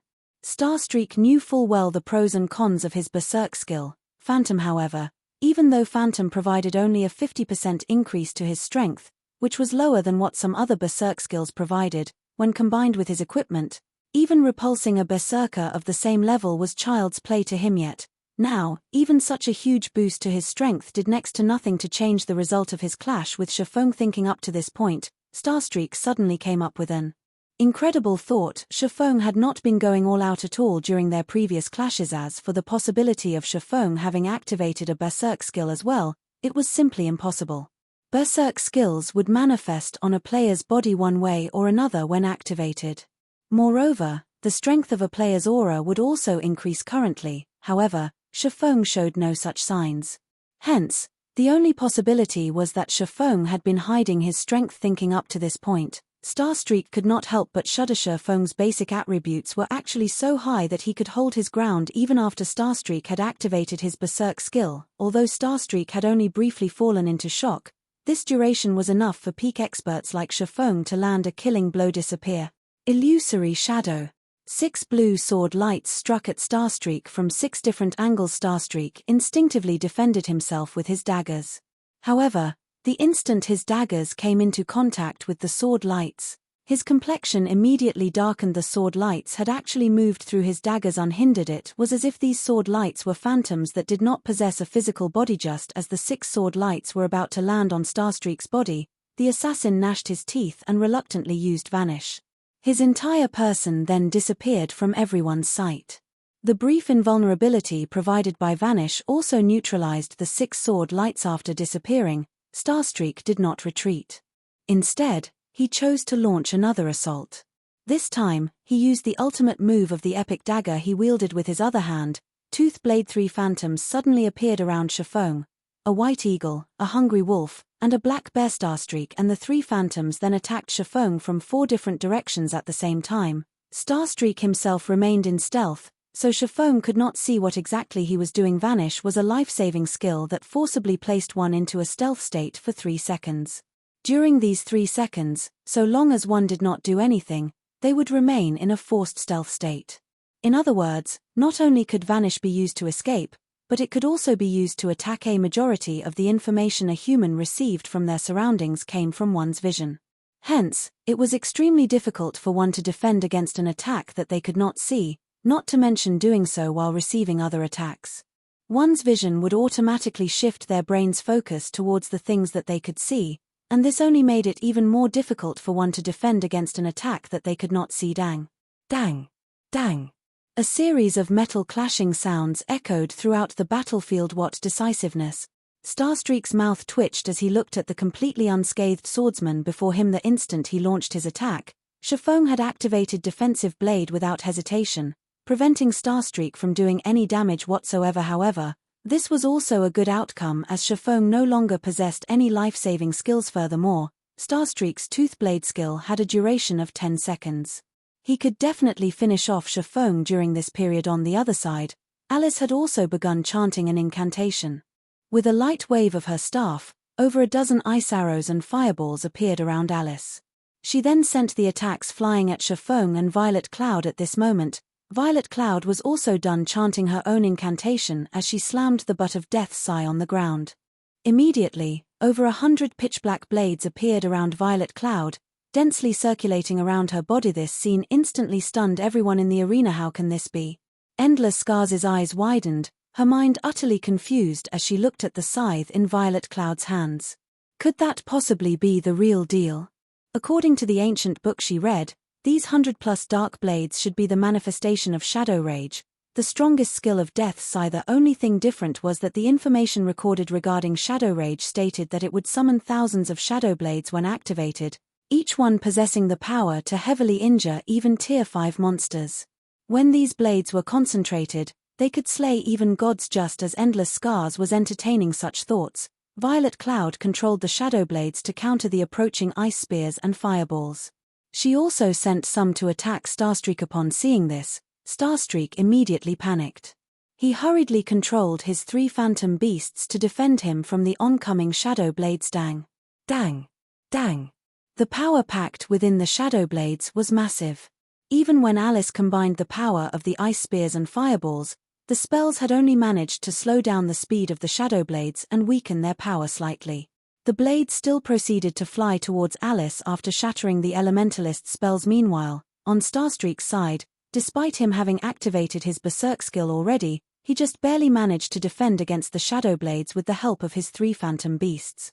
However, every Shadow Blade he blocked numbed his arms. His HP also decreased by over 200 each time. On the other hand, Alice was brimming with excitement rather than feeling anxious. Waving the Fire God's Eye, she suddenly formed a massive, crimson magic array before her. Just as the Shadow Blades were about to land on Alice's body, the ground in front of her suddenly shattered.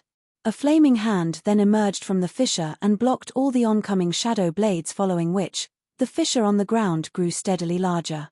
Shortly after, another hand emerged from it, the 2 hands appearing as if they were trying to rend the ground and clamber up. How can this be? She can summon the Flame King all by herself. Phoenix Rain was deeply shocked as she looked at the flame giant, which was slowly climbing into the stage right now. The reason why she wanted to obtain the Fire God's Eye was not just its ability to improve the completion rate of spells. More importantly, it could summon the Flame Monarch from hell. However, summoning the Flame Monarch required a large amount of mana, roughly 10 magical class players' mana. If she had the Flame Monarch's strength, claiming 2 monster encampments on Thunder Island would not be impossible. Meanwhile, the fact that Alice had managed to summon the Flame Monarch by relying on only her own power was simply inconceivable for Phoenix Rain. The appearance of the Flame King made the audience members gasp. Flame Monarch, Elemental Creature, Grand Lord. Level 65. HP 60 0000060 0000000. Now that the Evil Dragon battle team had summoned a level 65 Grand Lord to assist them, there was no longer a need to continue this match, not to mention 2 experts, Even 20 experts would be cannon fodder when going up against a level 65 Grand Lord. As a matter of fact, regardless of how Violet Cloud tried to attack Alice using her Shadow Blades, the Flame Monarch blocked all her attacks without any difficulty. The Grand Lord was like an indestructible wall. That move of yours really is amazing. I never thought that I would have to use this trump card of mine. However, this match is as good as over now. Although the Flame King I summoned isn't in its completed form, it still possesses the strength of a Grand Lord. You two have no chance of winning. You might as well give up now. At this moment, Alice's complexion was slightly pale. As for her mana, not a single point remained at the moment. However, the pride in her eyes was unwavering. Flame Monarch, show them your strength. At Alice's order, the Flame Monarch roared, its voice echoing throughout the arena. Immediately after, the air on the stage began steaming as columns of fire shot up from the ground. The columns of fire then transformed into massive fireballs, their numbers reaching 36. Every fireball was the size of a house.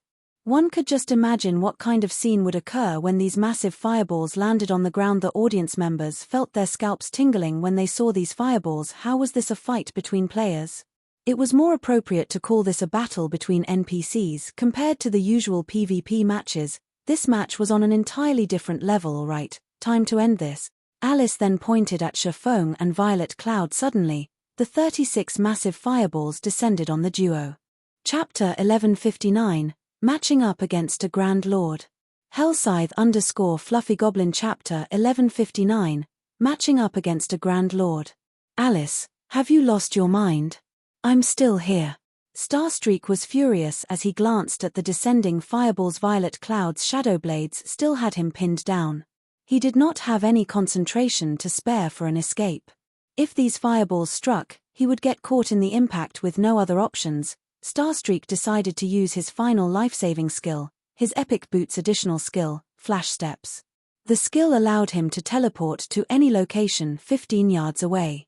It had a 1-minute cooldown and 3 charges. Starstreak used Flash Steps twice and instantly moved 30 yards away. Meanwhile, although Violet Cloud desperately blocked the incoming fireballs with her Shadow Blades, the fireballs were unaffected. She also had no hope of dodging these attacks. Similar to her Shadow Blades, Alice controlled these fireballs. Not only did they contain massive power, but they also had a wide attack range. With so many of the fireballs, if Alice wanted to, she could even destroy the entire stage. Phoenix Rain, who watched the fight from a VIP room, could not help but shake her head. The Asura battle team had lost this competition. Although each competition in the Dark Arena had 5 matches, the Asura battle team had only brought 5 members. Once they lost this match, regardless of whether the battle team won the next or not, the Evil Dragon battle team would win the competition. After all, the final 2 matches were 3-on-3. The Asura battle team did not have enough members to participate. Hence, so long as the Evil Dragon battle team won one of the first 3 matches, the competition would be over. Sure enough, defeating the Evil Dragon battle team is impossible for the Asura battle team. Phoenix Rain was, more or less, disappointed. Although she hadn't bet any excess resources on this competition, with how lively the Dark Arena was today, they would still earn a significant amount if the Asura battle team won. However, she had only considered the idea. In another VIP room, Purple Jade gritted her teeth as she watched the massive fireballs above the stage, frustration flashing in her eyes. However, that feeling wasn't due to the match's ending. Rather, she was frustrated with herself. The Witch of the West had made her feel like a child, new to the world. Before this match, she had believed that she was only a thread away from the virtual gaming world's pinnacle. Looking back at it now, however, the idea was laughable. She was far weaker than Alice regarding both combat techniques and items. It was no wonder why her guild leader constantly told her to work on her foundations and explore the world with Yuan Taishan more often. Jade, do you see it now? This is a battle at the pinnacle of God's domain. If you wish to challenge these people, you need to grasp your own domain, Yuan Taishan advised Purple Jade. But don't feel down. You are still young. Unlike this old man, who no longer has any hope of reaching that realm, you will join their ranks one day. In the past, he had also dreamed of leading the secret pavilion towards the apex of the virtual gaming world. However, Only after encountering people of that realm did he realize that the virtual gaming world was not as simple as he had assumed. Virtual reality games had been popular all over the world for over a century now. With the world's population being so high, countless gaming experts from the younger generation emerged each year. Furthermore, God's domain gained more influence with each passing day. Meanwhile, on the stage, Shifeng abruptly jumped towards the massive fireballs, meeting them in the air. Guild leader Violet Cloud, who was desperately trying to counter the attacks, was confused. Shifeng activated Heavenly Dragon's power, his aura immediately transforming. Golden divine runes flickered across his body as if he had donned golden armor. Alice sneered when she saw Shifeng activate a berserk skill. The massive fireballs were the result of the Flame Monarch's Tier 3 curse, Wrath of the Stars.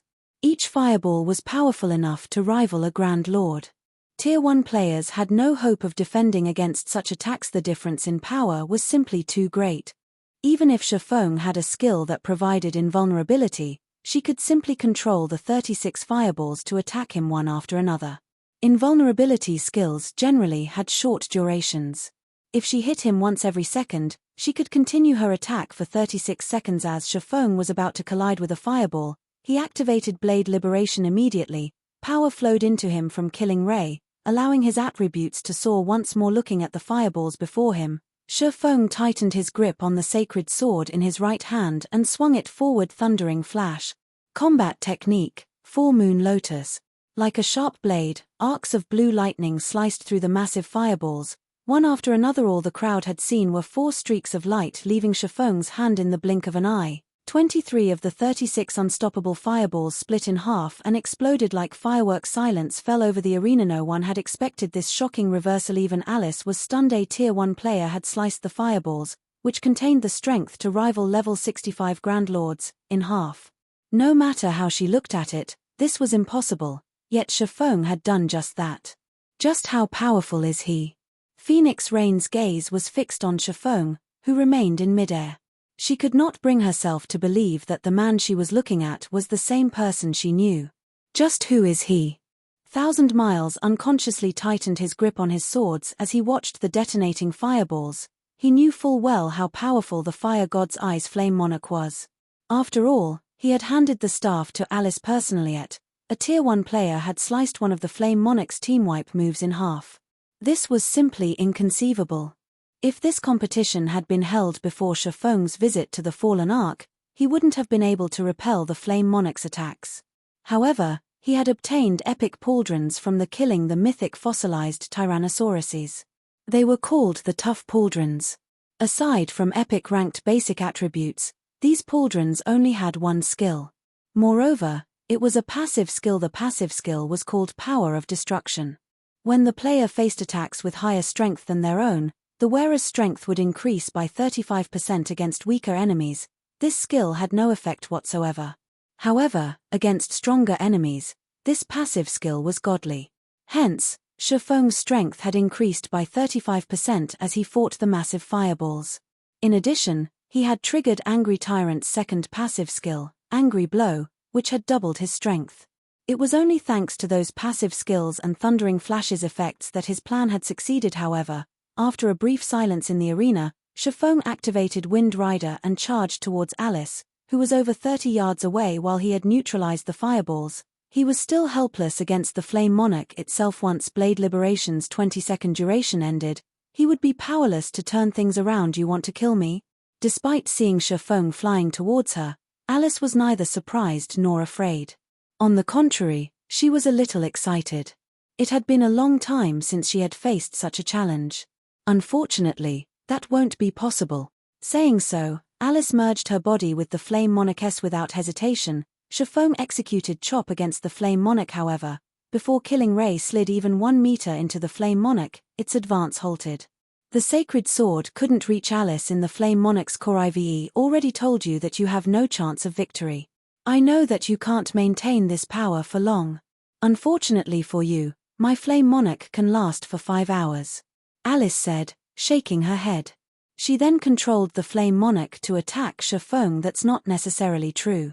Don't forget, I'm not your only opponent, Shifeng calmly stated. Suddenly, realization dawned on Alice as she looked across the stage. Immediately, She noticed Violet Cloud swing down Death's Sigh in her direction. Compared to when Alluring Summer had used Dimensional Fracture, Violet Cloud used it at full HP. The instant Violet Cloud swung the scythe, the spectators faintly saw a giant phantom appear behind her. The sight was enough to make them shudder. Starstreak, who had planned to help Alice, was stunned. He felt as if his body were full of lead death as phantom. It's the real thing. Endless Scars was astonished when she saw this. Waves of emotion crashing in her heart. Space above the stage suddenly split apart with its hulking body. The Flame Monarch couldn't dodge the attack in time. In the blink of an eye, both the Flame Monarch and Alice split in half. Chapter 1160, Victory Declaration. Hellscythe _ Fluffy Goblin. Chapter 1160, Victory Declaration. The scene of the Flame Monarch's body splitting in half burned itself into everyone's minds. The audience shuddered. It died. How can such a powerful skill exist? He was telling the truth.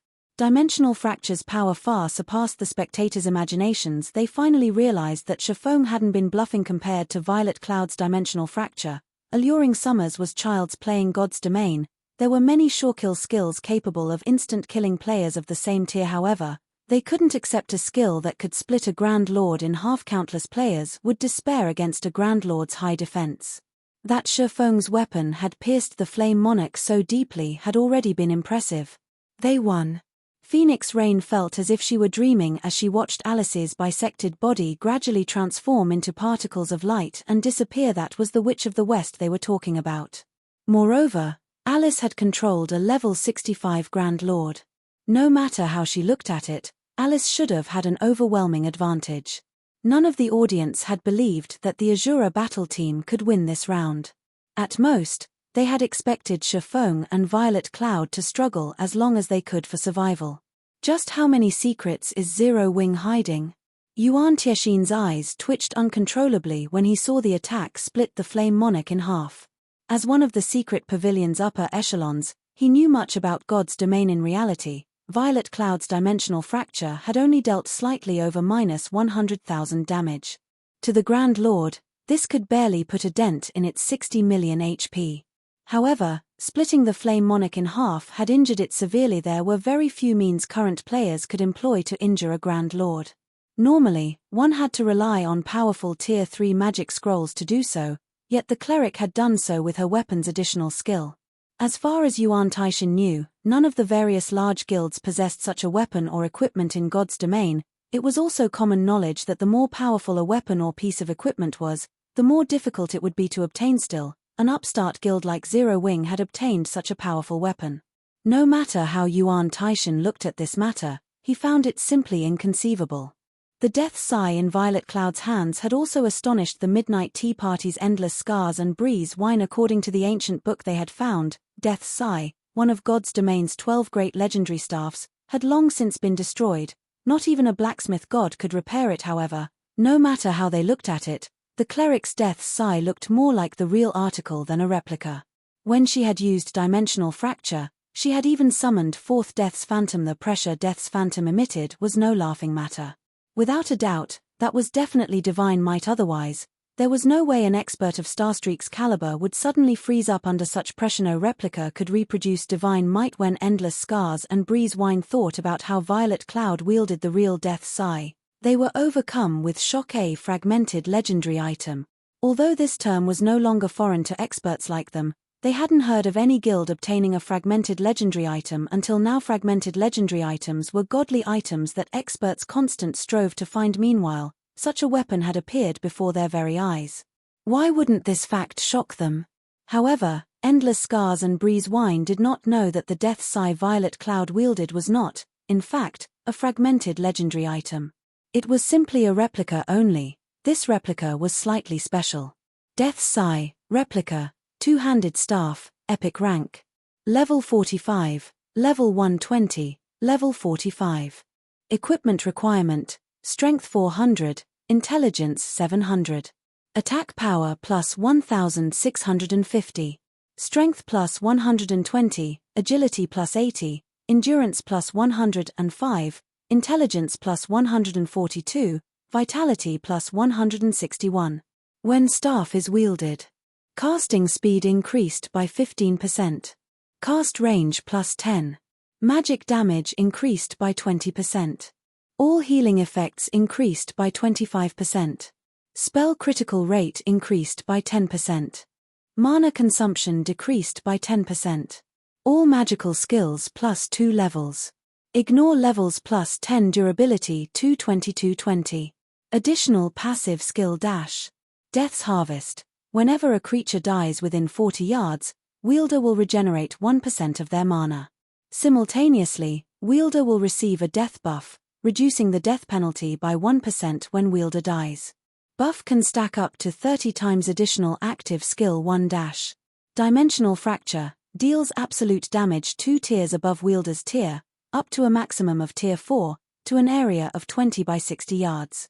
Attack ignores all defensive and invulnerability buffs. At the same time, the attack will inflict a stun debuff to everyone within 40 yards of the wielder for 3 seconds cooldown, 10 minutes. Non-cleric classes can only use this skill when their HP is below 50%. All effects are halved. Additional active skill 2 dash. Shadow Rage. Use mana to form shadow blades. Every shadow blade costs 100 mana. Each shadow blade strength is equal to 150% of wielder's intelligence and inflicts an additional 20% shadow damage. Wielder can produce a maximum of 300 shadow blades. Duration 30 seconds. Cooldown 3 hours. Non-cleric classes can only use this skill when their HP is below 50%. All effects are halved. The blacksmith god Shorosh crafted this replica using the fragments of the legendary staff Death's Sigh. Replica can be upgraded by absorbing 5 god crystals. Current crystals absorbed, 0.5. Although it was a replica, it contained fragments of the real article, making it far stronger than any ordinary epic weapon. When Shafong had appraised this weapon, he had been shocked. As long as they gathered a sufficient number of god crystals, Death's Sigh could evolve into fragmented legendary weapon. Zero Wing really does possess a lot of secrets. As Endless Scars stared at the weapon in Violet Cloud's hands, she could not help but cover the appearing on her face, joy and passion burning in her eyes. However, she quickly suppressed her emotions and returned to her usual calm and indifference. It seems that I need to have a chat with Abandoned Wave. Meanwhile, after Alice's death, the summoned Flame Monarch began to disappear from the stage. Fear filled the audience's eyes as they stared at Shafong and Violet Cloud in awe. Currently, Starstreak was the only member of the Evil Dragon battle team remaining on the stage.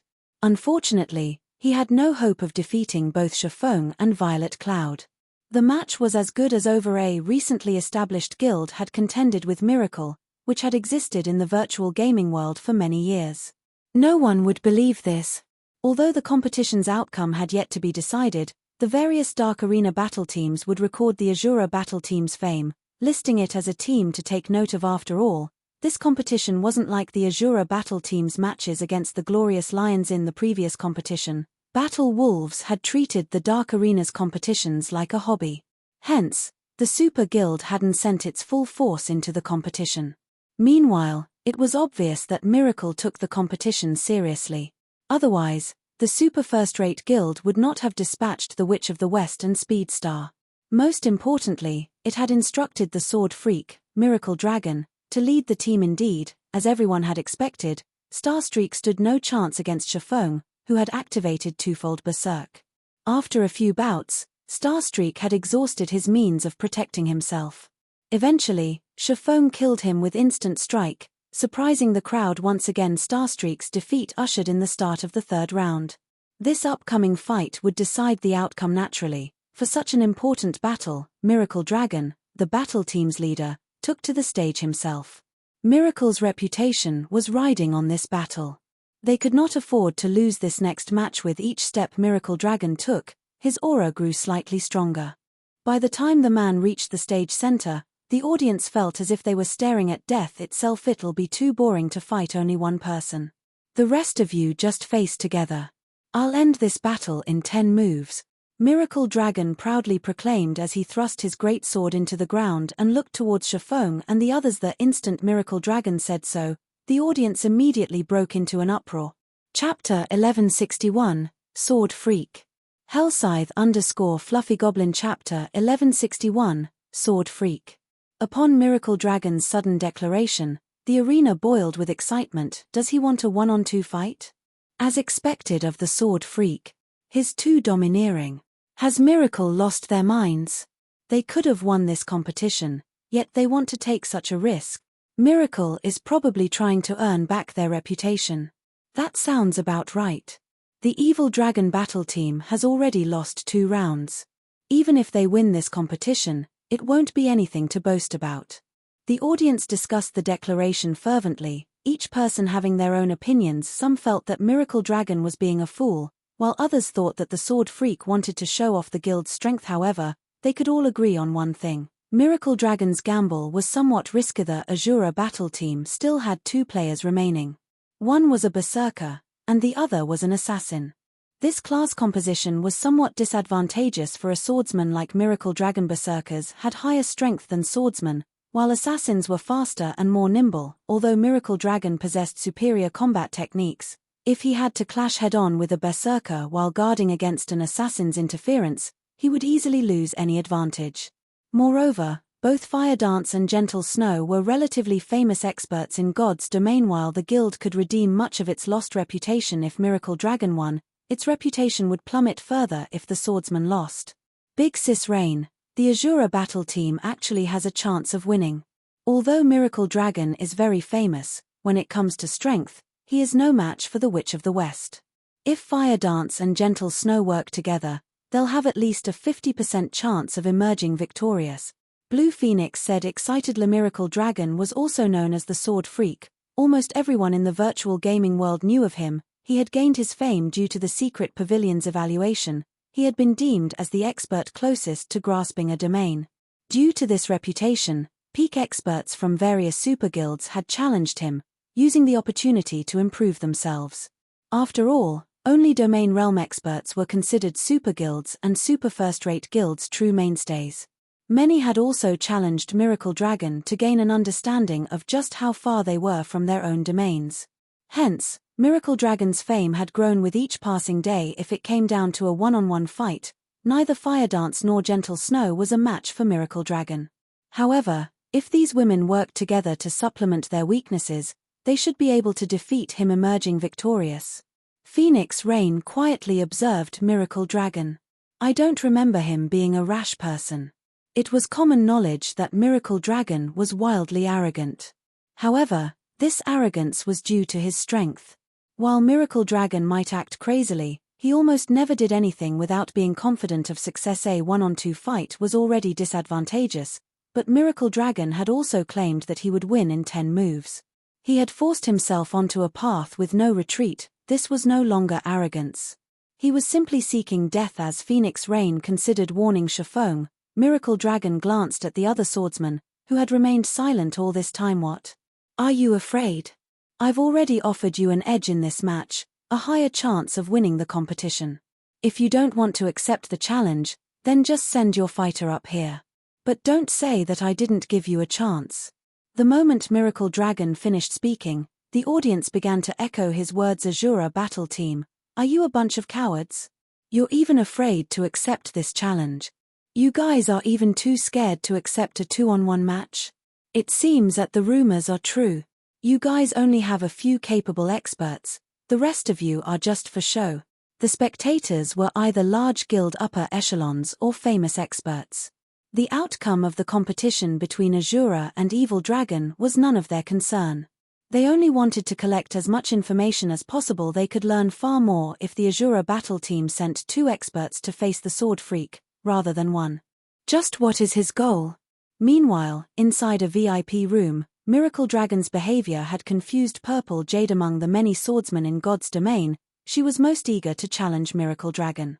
There were 3 reasons for this. First, unlike other swordsmen who used 2 one-handed swords, both of she and Miracle Dragon used greatsword. Second, Miracle Dragon was known as the closest swordsman to achieving a domain.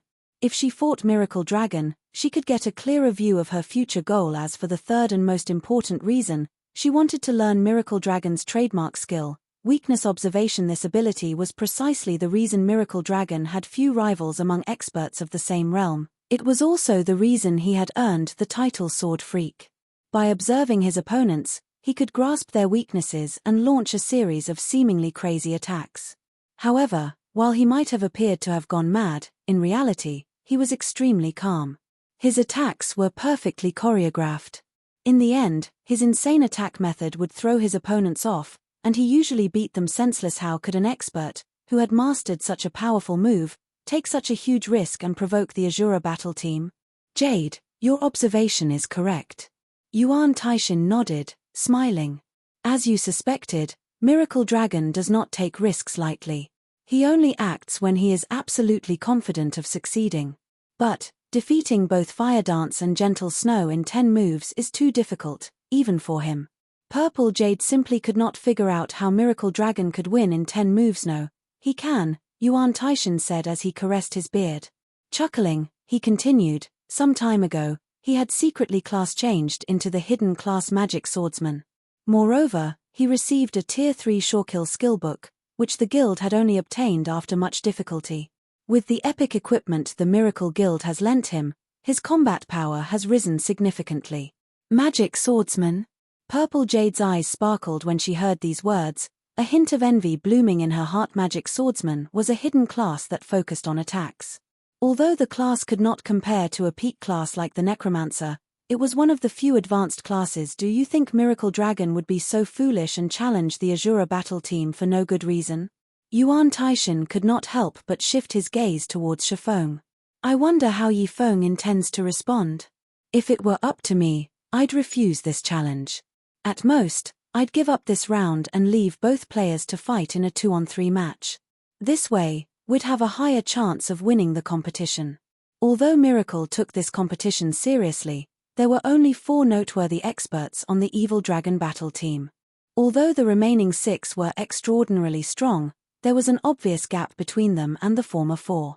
If the Asura battle team wanted to win this competition, a 2-on-3 match would be more advantageous. As soon as Yuan Taishin said so, Shifeng stood up, a serious expression on his face as he looked at Miracle Dragon. All right, we don't have any issues. I hope you don't regret your decision. Regret? Rest assured, I will not regret it. Miracle Dragon did not take Shifeng's warning seriously in the least. However, he liked Shifeng's personality. Unfortunately, the man's worries were superfluous. Rather, Shifeng should focus on helping Fire Dance and Gentle Snow survive against him for 10 moves. When the audience heard Shifeng agree to Miracle Dragon's request, they erupted into cheers. Ha! What a fool! Yuan Taishin could not help but roll his eyes at Shifeng. Despite knowing that it was a trap, Shifeng decided to jump right in. Chapter 1162, Madness vs. Madness. Hellscythe_Fluffy Goblin. Chapter 1162, Madness vs. Madness.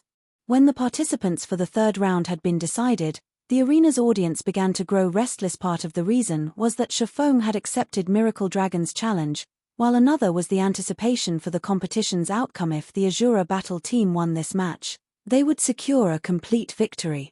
Seated in a VIP room on the 3rd floor, 1000 Miles watched Shifeng, who stood beneath the stage, with burning rage. Phoenix Rain has truly done it this time. She even kept our intelligence department in the dark.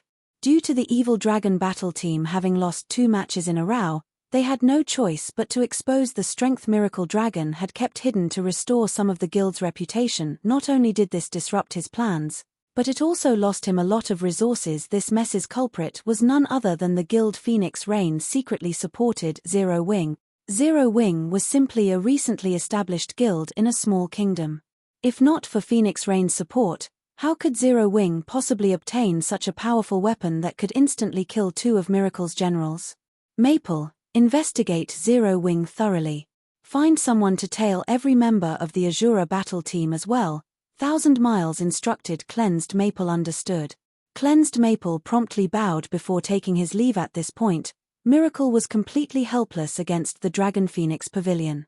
After all, both were super first-rate guilds, and neither feared the other. If their guilds started an all-out war against each other, only other guilds would benefit. However, Zero Wing was different. It was only a subordinate guild Phoenix Rain controlled. It would be simple to cause trouble for the upstart guild, especially now that the Asura battle team had revealed that it possessed so many dazzling weapons and equipment. Phoenix Rain, I'll let you enjoy this situation for now. Thousand Miles could not help but shift his gaze towards Death's Sigh in Violet Cloud's hands, greed flashing in his eyes. The evil dragon battle team had only dared to expose their epic items because they didn't fear becoming targets. However, the Asura battle team didn't have that luxury. Revealing such items was akin to placing a fresh piece of meat before a pack of hungry wolves. Not only would the Asura battle team lose this competition, but they would also lose their weapons and equipment. As the third match's rules changed abruptly, the Dark Arena's host adjusted the team's payout rate. The Asura battle team's payout rate for a complete victory, in particular, had risen to 1-9, breaking the Dark Arena's record. The host is quite bold. What's there to be afraid of? This is the final match. In any case, we know that the Asura battle team has no chance of winning. Moreover, the host has earned a fortune this time. Before the competition had even begun, many had bet on the evil dragon battle team's complete victory. This time, the host must be trying to lure even more idiots away from their money. It's a pity that not many people here are fools. Rather than bet on the Asura battle team, it would be safer to bet on the evil dragon battle team. Although the returns are low, it's better than nothing. Everyone among the audience was sorely tempted as they looked at the new payout rates. However, practically no one would bet on the Asura battle team's complete victory. Instead, they all bet on the evil dragon battle team. Some of the players that had previously been reluctant to gamble had even placed bets on the evil dragon. Miracle had existed in the virtual gaming world for many years now. The sword freak Miracle Dragon was even famed for never acting without confidence. If he lost this next match, the Asura battle team would secure a complete victory. Yet, despite such a huge burden, Miracle Dragon still dared to do so. This could only mean that he was confident of succeeding. Meanwhile, inside another VIP room on the third floor, although 4 people occupied the room, an extraordinarily chill atmosphere dominated the Space Nine Dragons. Why are you here? Phoenix Rain glanced at Nine Dragons Emperor and Martial Dragon with disinterest. When she had previously rejected Thousand Miles' proposal, Nine Dragons Emperor had already spoken ill of her in front of Ku Rong, the Great Pavilion Master. He had even advised the guild elders to reduce her authority within the Dragon Phoenix Pavilion. However, the Asura battle team's performance thus far had been astonishing. As a result, those who had schemed against her within the Dragon Phoenix Pavilion had no choice but to remain silent for now. Rain, must you be so cold? At the end of the day, we are from the same guild. Nine Dragons Emperor frowned. Very quickly, however, a kind smile formed on his face as he said, "Moreover, I am here to thank you. If not for your determination to support the Asura battle team, I wouldn't have been able to cooperate with Miracle and gain the support of many of their guild elders. If you're trying to flaunt your relationship with Miracle, then let me congratulate you. Only, do you think the Great Pavilion Master will be pleased to see you work so closely with the guild's longtime rival?" Phoenix Rain giggled. You. Nine Dragons Emperor was momentarily speechless. After joining God's domain, the Dragon Phoenix Pavilion had frequently butted heads with Miracle. Recently, their guilds had caused a huge scene due to the situation on Thunder Island. In the end, they had exposed Thunder Island, and many other superpowers had begun to intervene. Due to this, Ku Rong's hatred for Miracle had grown more intense. So what? Nine Dragons Emperor said after recollecting his thoughts. Proudly, he proclaimed, "As long as I gain sufficient authority on Thunder Island, it won't matter if the Great Pavilion Master disapproves of my methods. After all, he wants a beautiful future for the Dragon Phoenix Pavilion more than anything. You, on the other hand, are in a far more pitiful state. Now that you've invested so much money and resources into a useless, upstart guild, you don't even have the resources to hire help. How do you intend to compete on Thunder Island now? However, I can point you to a brighter path. Bet everything you have on the Evil Dragon battle team. This way, you can, more or less, earn what you need. At the very least, you'll be able to hire one player. Otherwise, you will only bring shame to our Dragon Phoenix Pavilion." Standing by the side, although Blue Phoenix wanted to say something, she was not in a good position to do so. Sarcasm tainted Nine Dragons Emperor's words. While he seemed to be offering advice, secretly, he was sealing off their path of retreat. They had already rejected Thousand Miles' proposal. How could they bet on the Evil Dragon battle team now? If news of this matter spread, Phoenix Rain's position in the Dragon Phoenix Pavilion would certainly be awkward. Thank you for your kind suggestion. Smiling, Phoenix Rain turned to Blue Phoenix and said, Blue, take this epic mage robe and these items and bet them on the Asura battle team. Big sis Rain. Blue Phoenix was stunned when she saw the items Phoenix Rain traded to her. Wasn't this wager a little too drastic? Phoenix Rain had passed her the items they had prepared for the campaign on Thunder Island. If they lost these items now, they would suffer for it on Thunder Island. Amazing. In the guild, others often call me ruthless. However, it would seem that I am no match for you, Rain. Although I've bet plenty of resources and items on the evil dragon battle team, they are of little importance. You, on the other hand, actually bet the epic mage robes the guild obtained on the Asura battle team. I really must hand it to you. Nine Dragons Emperor praised the calm, composed Phoenix Rain. Inwardly, though, his heart fluttered in joy when he saw the items Phoenix Rain intended to gamble. The host was no fool if they were willing to offer a 1-to-9 payout rate. If one bet a piece of epic equipment, they could get 9 pieces if the Asura battle team won. Although the host wouldn't actually hand out 9 pieces of epic equipment, they would still offer items of equal value. However, could such an ideal situation happen? While Phoenix Rain and 9 Dragons Emperor had been talking, the timer above the stage had begun to count down. The arena fell silent as everyone focused on the 3 people on the stage. The spectators couldn't help but gasp when they saw the Asura battle team's formation. What are they trying to do? Everyone was dumbfounded as they watched Fire Dance walk to a corner of the stage while Gentle Snow stood within 20 yards of Miracle Dragon. These women's intentions couldn't be more obvious. The Asura battle team was trying to pick a one-on-one fight with Miracle Dragon.